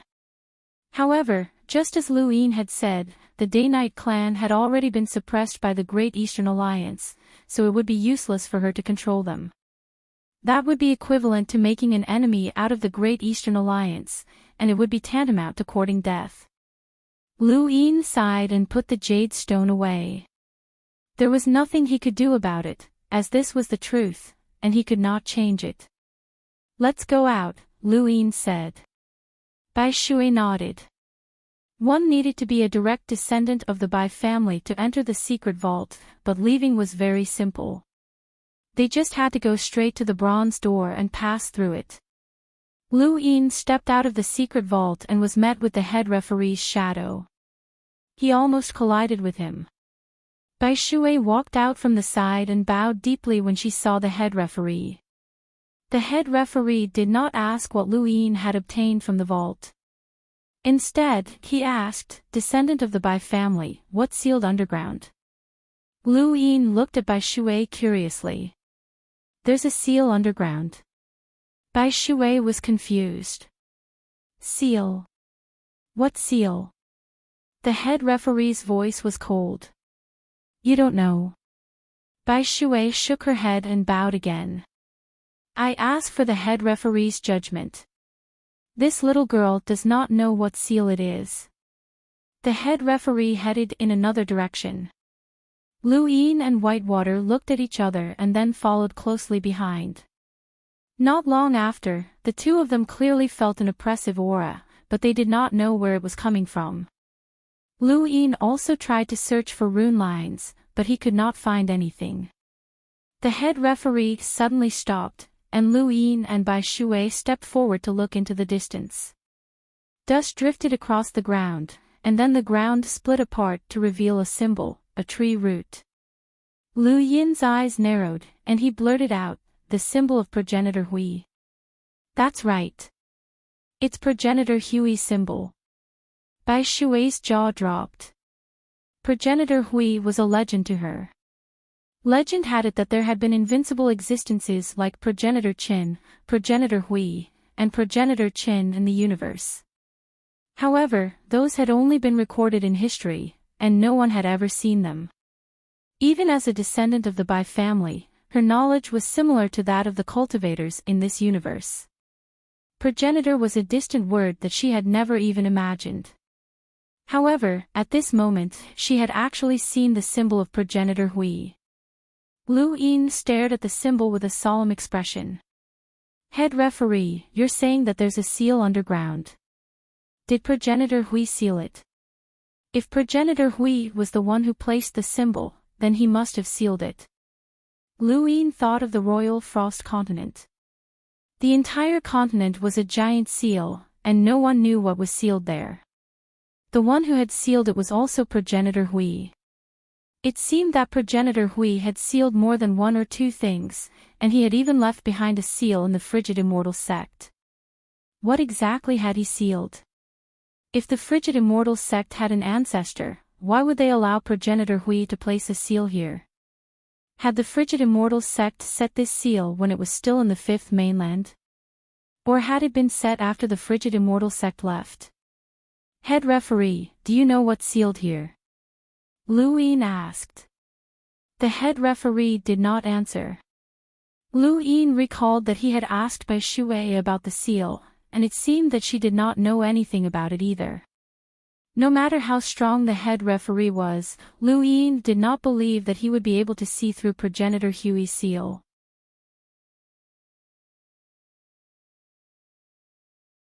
Even if the sixth mainland's three progenitors were here, Lu-Yin did not believe that they would be able to see through progenitor Hui's seal. Progenitor Hui was a terrifying figure who had plotted against the sixth mainland and the Eternals. Even though no one knew how strong he was, just the fact that he had schemed against the sixth mainland and the everlasting race was enough to make anyone wary. Martial power and wisdom. If Ancestor Qin represented martial power, then Ancestor Hui represented wisdom. You really don't know about the seal here? Lu-Yin asked Bai Shui. Bai Shui solemnly replied, I swear that I definitely don't know. Lu-Yin looked away, as he trusted Bai Shui. How could she possibly know about progenitor Hui's seal? Even the progenitor who had left her those external items might not have known about it. The frigid immortal sect only had one progenitor, and only that progenitor had the qualifications to know about it. How could a progenitor leave such things behind for Bai Shui and the others? Let's go. This place can't be exposed, the head referee said coldly. Lu-Yin agreed. If progenitor Hui had sealed this place, then it was necessary to seal it.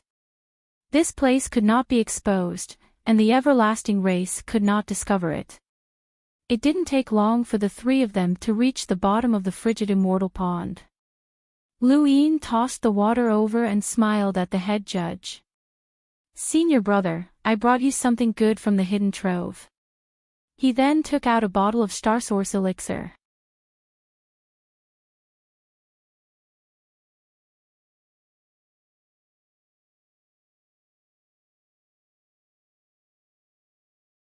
Welcome aboard. Stay tuned and subscribe to Han Li's Wuxia Adventures for more thrilling content. Chapter 1672. The head judge was astonished. Star Source elixir. It looks like the frigid immortal sect secretly absorbed it before they left the fifth mainland. Lu Yin tried to curry favor with the head judge. I wonder if this will be useful to you, senior. The head judge's voice was cold. What do you want in exchange? Lu Yin's expression changed. I'm just showing my respect to my senior. How can you say that I want an exchange? Senior, you're treating me like an outsider. The head judge fell silent. He was just a black shadow, and Lu Yin couldn't see his expression. He couldn't tell what the man was thinking. Lu Yin coughed and carefully handed the elixir over. The head judge said, "One bottle is too little. It's useless." Lu Yin's face twitched, and he gritted his teeth and took out another bottle. 2 bottles are too little. It's useless. Lu Yin was helpless. Senior, there are 3 bottles in total. I want to keep one just in case, but there's no more.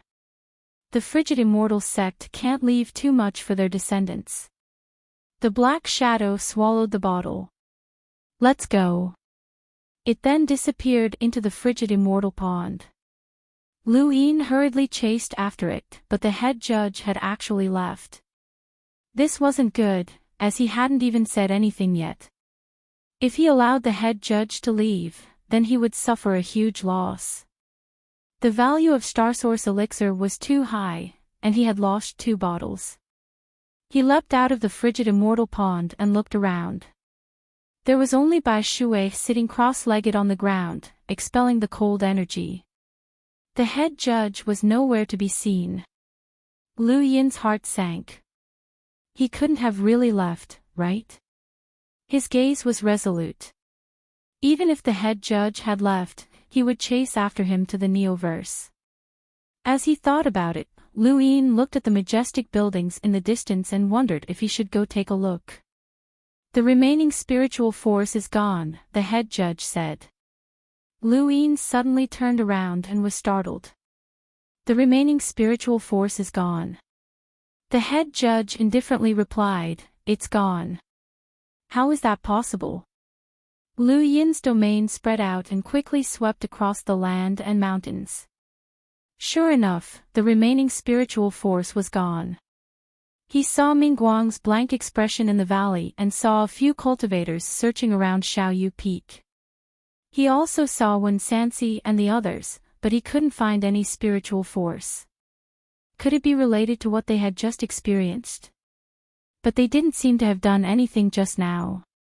It was even more impossible for the cultivators who were wandering around the mountain peaks in search of the remnants of their essence, energy, and spirit to know. Miss Whitewater, do you know the reason? Lu Yin asked. Bai Shui opened his eyes and let out a cold breath. I don't know. I don't even know why there are remnants of spiritual energy here. This is the first time I've seen it. Lu Yin guessed, could there be an even greater opportunity here? Think about it carefully. The appearance and disappearance of those remnants of spiritual force might be related to something else. Don't end up with the things that your Bai family's ancestors left behind for you being taken away by someone else without you even knowing. Bai Shui looked at Lu Yin helplessly. Didn't you just take it away? She could only say to herself, there's really nothing else. The ancestor has recorded that there's a hidden treasure at the bottom of the frigid immortal pond. There's nothing else of value here. Lu Yin turned around and was about to speak to the head inquisitor when he saw the latter's figure walk off in the direction of Xing Mountain. Lu Yin hurriedly followed after him, but before he left, he told Bai Shui, go to the blazing mist flow zone. The Great Eastern Alliance can protect you. He then chased after the head inquisitor.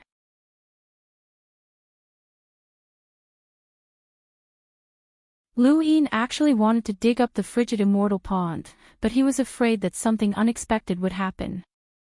After all, there was still Ancestor Huey's seal below the pond. He would have no choice but to give up. Once he reached the level of an emissary, he could come here and use the frigid immortal pond. Even though the head inquisitor had said that this place belonged to the entire universe and that anyone could come here, those words were just empty words. Lu Yin had no plans of giving up a place like the frigid immortal pond to anyone, not even the Hall of Honor. Bai Shui sighed and watched Lu Yin's departing figure. The Great Eastern Alliance, huh? At the base of Xing Mountain, the head inquisitor quietly watched. Lu Yin chased after him. Sir Inquisitor, the remnants of spiritual force are gone. We should be able to go up now. The head inquisitor asked, is there anything else? Lu Yin pursed his lips, not knowing what to say. The head inquisitor continued, if there's nothing else, I'll be leaving. Lu Yin coughed. It's nothing too important. Please go ahead. Even though the head inquisitor was shrouded in darkness, Lu Yin could still feel that the man was looking at him with a strange gaze. Are you sure? I'm fine. I just chased after you to remind you to be careful, Lu Yin said sincerely. The head inquisitor fell silent once more, and then he headed towards Xing Mountain. Lu Yin sighed. He had actually wanted to ask if the second Night King could be released. The cage technique had filled him with a strong desire for the Day-Night clan's experts, and they were all bodyguards. The 2 bottles of Starsource liquid had been given to him in exchange for the second Night King's freedom. But in that moment, he suddenly remembered who this senior was. This man was the head inquisitor of the Interstellar Court, and he was the representative of justice. No matter how dark and sinister his methods were, he had a set of standards in his heart. From the first time he had met Lu Yin and told him that if Lu Yin was successfully modified by the Neo-Human Alliance, there were some things that Lu Yin could not say to this senior. Release the second Night King. In Lu Yin's opinion, the possibility of that happening was not high, and there was no point in making such a request. Since that was the case, Lu Yin could not bring it up. He recalled something that had appeared in Lu Huang's memories before, the Kuan Swamp Rebellion. Someone was planning a rebellion within Kuan Swamp, and if it succeeded, all of the prisoners would escape. Only the top prisoners knew about this, and the Interstellar Court would not know. If Lu Yin wanted to take the second Night King away, the Kuan Swamp Rebellion would be the best opportunity. He could not ask the head inquisitor to take the second Night King away, or else the head inquisitor would definitely think of him. Boom! A loud explosion shook the ground. Within a hall at the top of a mountain, Wen Sanxi looked into the distance helplessly. Giants were descending one after another, and it was a disaster.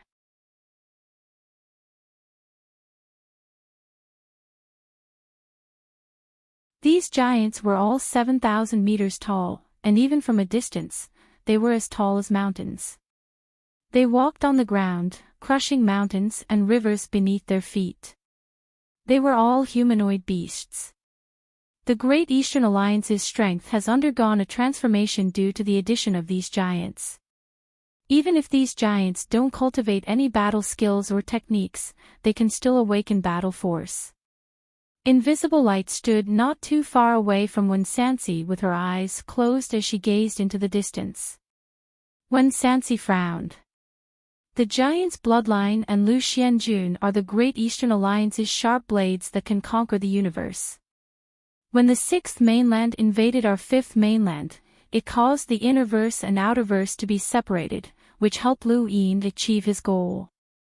That kind of opportunity is hard to come by, but even if you and I were in the outerverse back then, we wouldn't have been able to achieve what he did, Invisible Light said. Wen Sanxi's position was different from Invisible Light's. Wen Sanxi was from the Wen family, and the Wen family was now exposed to the Great Eastern Alliance. Anyone could tell that Lu Yin's goal was not the blazing mist flow zone or the day-night flow zone, he wanted to unify the innerverse.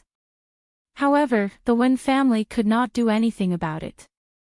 They had sacrificed a lot for Wen Sanxi, and they would have to sacrifice even more in the future.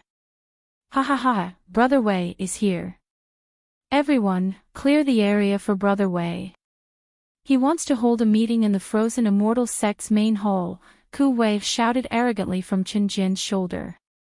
The surrounding giants charged towards the main hall in the depths of the frozen immortal sect's ruins. The cultivators they encountered along the way retreated and cursed, but there was nothing they could do. The giants were too intimidating, especially Chen Jian. He was 9,000 meters tall, and there was no way to see his head. A single slap from him could kill a whole bunch of people. There was no lack of experts among the cultivators who had entered the frozen immortal sect's ruins. There were quite a few hidden cultivators from the Innerverse, and there were more than 300,000 to 400,000 powerhouses. However, no one dared to fight against the giants. This was not only because the giants were powerful, but also because Lu Xianjun, Chen Huang, and the recently arrived Dragon Lord of the Sylvan Dragon clan. After Lu Yin parted ways with the head judge, he explored the frozen immortal sect's ruins on his own.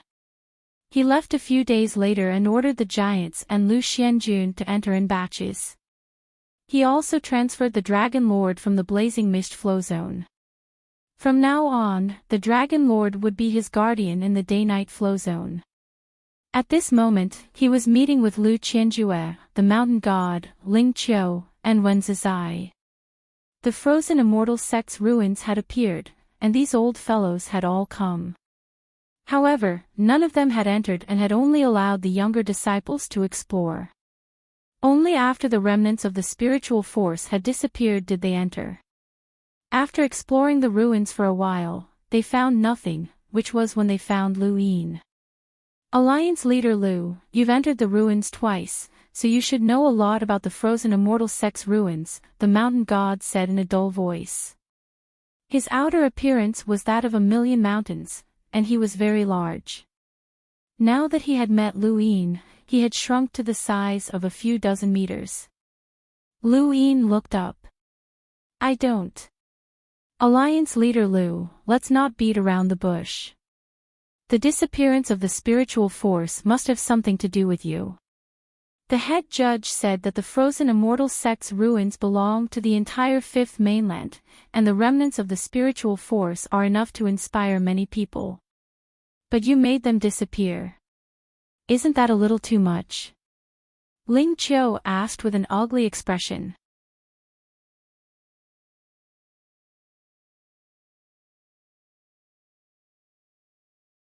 Lu Yin calmly replied, which eye of yours saw me do it? I believe that only you have the ability to do so, Alliance leader Lu Qianjue said. Lu Yin glanced at them. Are you all here to denounce me? Then you've come to the wrong person. When the spiritual force disappeared, I was exploring the ruins with the head judge. The disappearance of those things has nothing to do with me. If you don't believe me, you can ask the head judge. They all looked at each other, and Ling Qiu was astonished. It really has nothing to do with you. Lu Yin looked at her. Do I need to lie to you? Or rather, do you think that the head judge would lie to you with me? Wen Zizai spoke up. I believe that it has nothing to do with Alliance leader Lu. Lu Qianjue stared at him. Brother Wen, your Wen family has been interacting frequently with Alliance leader Lu recently, and Alliance leader Lu even personally visited the Wen family. It seems like the Wen family and Alliance leader Lu have a very close relationship. May I know the reason? The mountain god added, I'm curious as well. Ling Qiu interrupted, I'm more curious about what happened at Chaos God Mountain. Zhang Shou seems to have died in the cosmic sea, and Chaos God Mountain sealed itself off from everyone. She then looked at Lu Yin. Could it have something to do with you, Alliance leader Lu?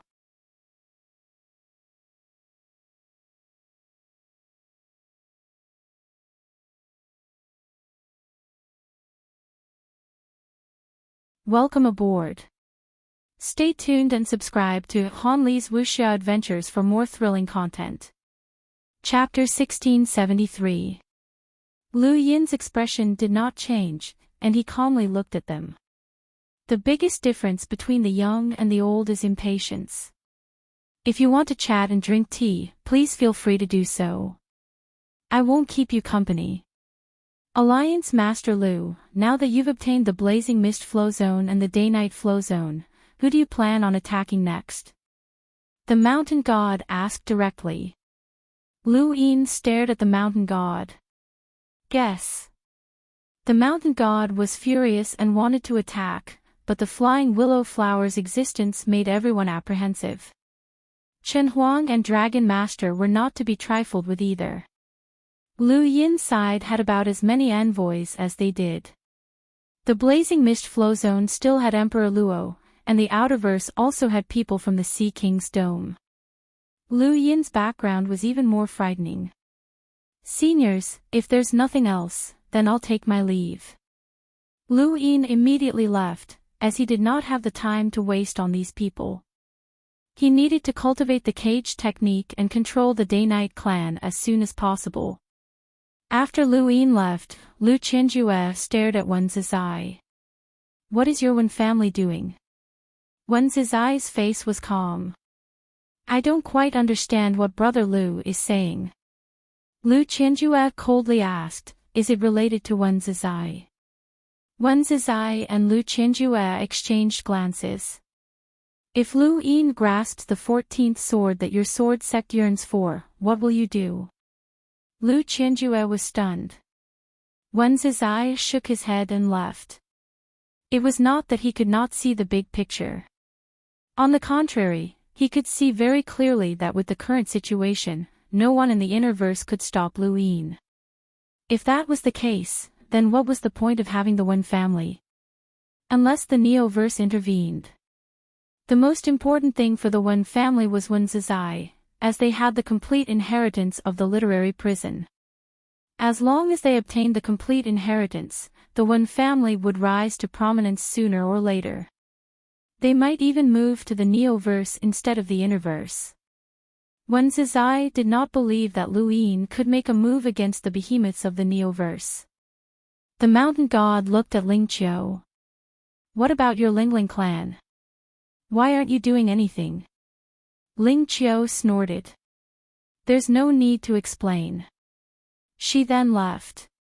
The mountain god was furious. What are these idiots thinking? Are they really going to allow Lu Yin to unify the Innerverse? Lu Qinjue stared at Ling Qiu's back. Something was wrong. Something was very wrong. The Wen family's lifeline had been grasped by Lu Yin because of Wen Shishir, but why was the Lingling clan's lifeline the same? Ling Qiu was in a hurry to leave because she wanted to find Elder Zhou Xin. She had already searched for him for several days, but she still couldn't find him. Over the past few days, the scene of Elder Zhou Xin throwing Lu Yin out of the frigid immortal sect's ruins kept replaying in her mind. Why would Elder Zhou Xin do that at such a critical moment? Didn't Sirius want to deal with Lu Yin? Why did he save him? She thought about it for a long time, and faintly guessed at the possibility. This possibility made her sullen, and she was unable to accept it. She had to find Elder Zhou Xin and ask him clearly. However, she couldn't find him even after searching for a long time. She didn't know that Elder Zhou Xin had already left. Out of desperation, Ling Qiu contacted Elder Originator Shou. It was Elder Originator Shou who had promised to use the Lingling clan's name to deal with Lu Yin. Not long after, Elder Yuan Shou answered the call. Elder Yuan Shou, Lu Yin led the Great Eastern Alliance to take down the Day-Night Flow Zone. Why hasn't the Sirius sect made a move yet? Ling Qiu asked in an unpleasant tone. Elder Yuan Shou was displeased.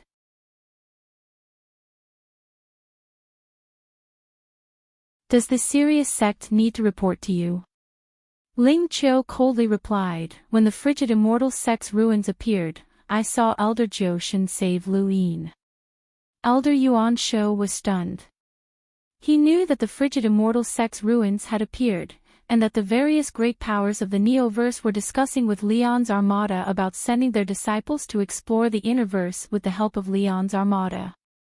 However, He hadn't known that Elder Joshin had saved Lu Yin and had been seen by Ling Qiu. Are you sure it was Elder Joshin? Have you seen Elder Joshin before? Elder Yuan Shou retorted.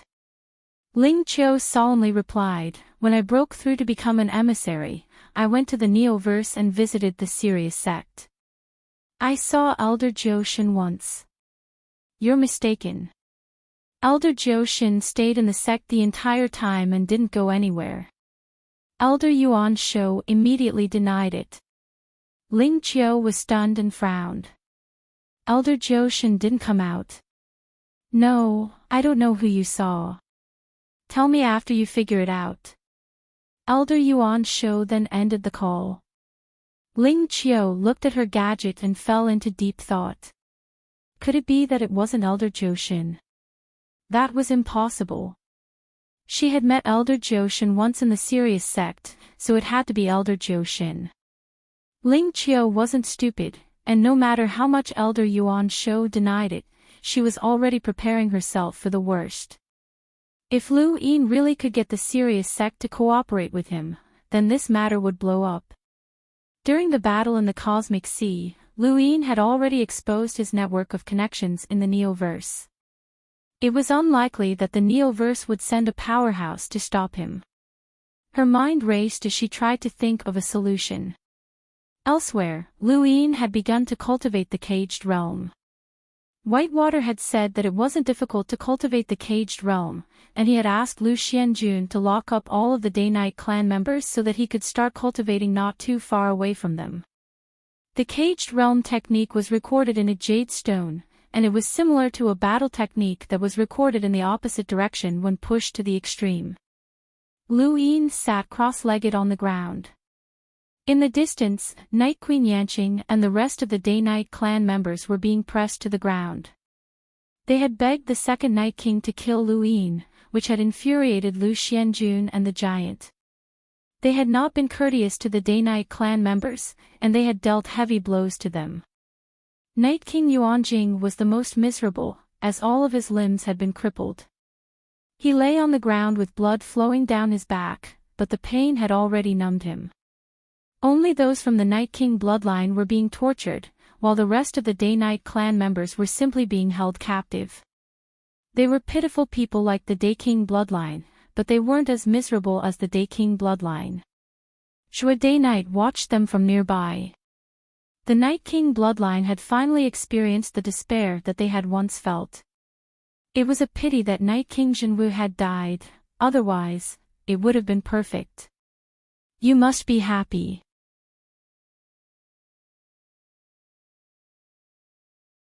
Shua Day-Night was about to leave when she heard Night Queen Yanqing's voice. She turned around. Night Queen Yanqing stared at Shua Day-Night. Her face was pale, and her lips were cracked. Blood flowed from the corners of her mouth, and she looked miserable. Not too far away from her, a hunter from Lu Xianjun glared at her and waved his hand. White smoke smashed into Night Queen Yanqing's back, causing her to spit out a mouthful of blood and fall to the ground. Stop! Shua Day-Night barked. The hunter from Lu Xianjun looked at Shua Day-Night and slowly retreated. The Lu Xianjun army still did not have a true commander. Lu Yin was in charge of this army, and the position of second commander had been temporarily given to Shua Day-Night. She could command the Lu Xianjun army. Night Queen Yanqing raised her head with great difficulty and met Shua Day-Night's gaze. You must be happy. Shua Day-Night walked up to her and calmly asked, Why should I be happy? You've taken revenge, and my Night King bloodline has been reduced to such a state. Are you still not happy? Night Queen Yanqing shouted through gritted teeth. Shua Day-Night remained indifferent. Back then, Night King Jinwu massacred my parents and family.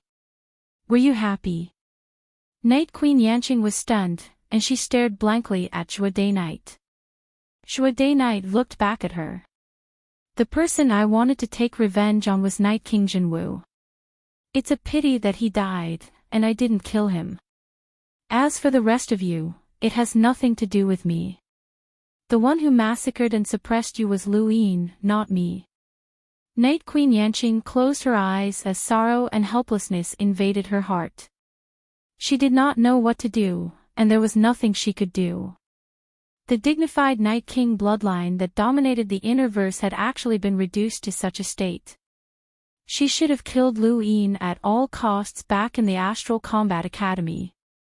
She suddenly turned around and stared at the miserable Night King Yuanjing. It was all his fault.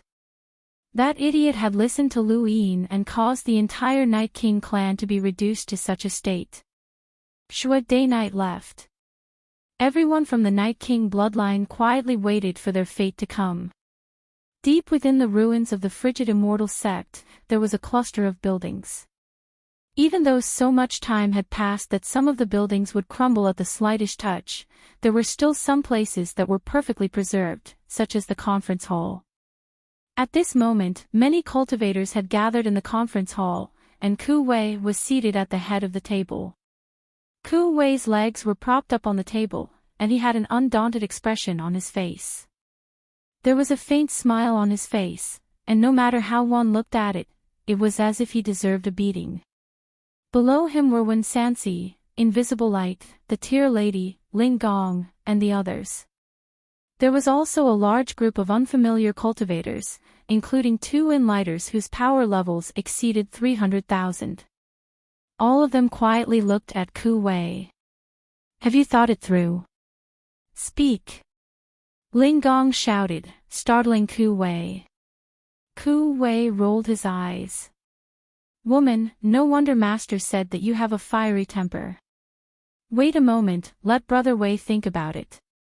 Ling Gong immediately stabbed out with her spear, but Ku Wei grinned and raised a hand. He tapped out with a finger, and with a bang, the void trembled as cracks spread out.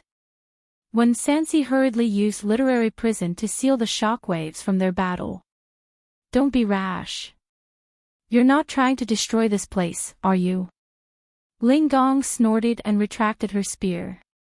She coldly stared at Ku Wei with a deep fear in her eyes.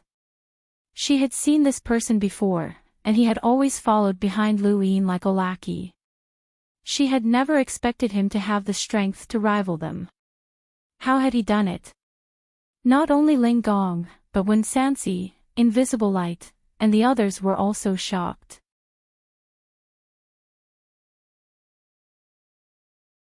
Ku Wei's strength had risen too quickly, to the point that it was inconceivable. He was now able to stand shoulder to shoulder with them. Even though he was from the 7 Quartz Ku family, the Ku family's successor was Ku Lei, not Ku Wei. Ku Wei was delighted, and he proudly raised his head. He had long since wanted to compete with these former 10 arbiters. Although it had been a little late, he had still managed to make it in time. It was all thanks to progenitor Chen's blood that he had undergone a transformation. Otherwise, he definitely would not have been able to fight against these people.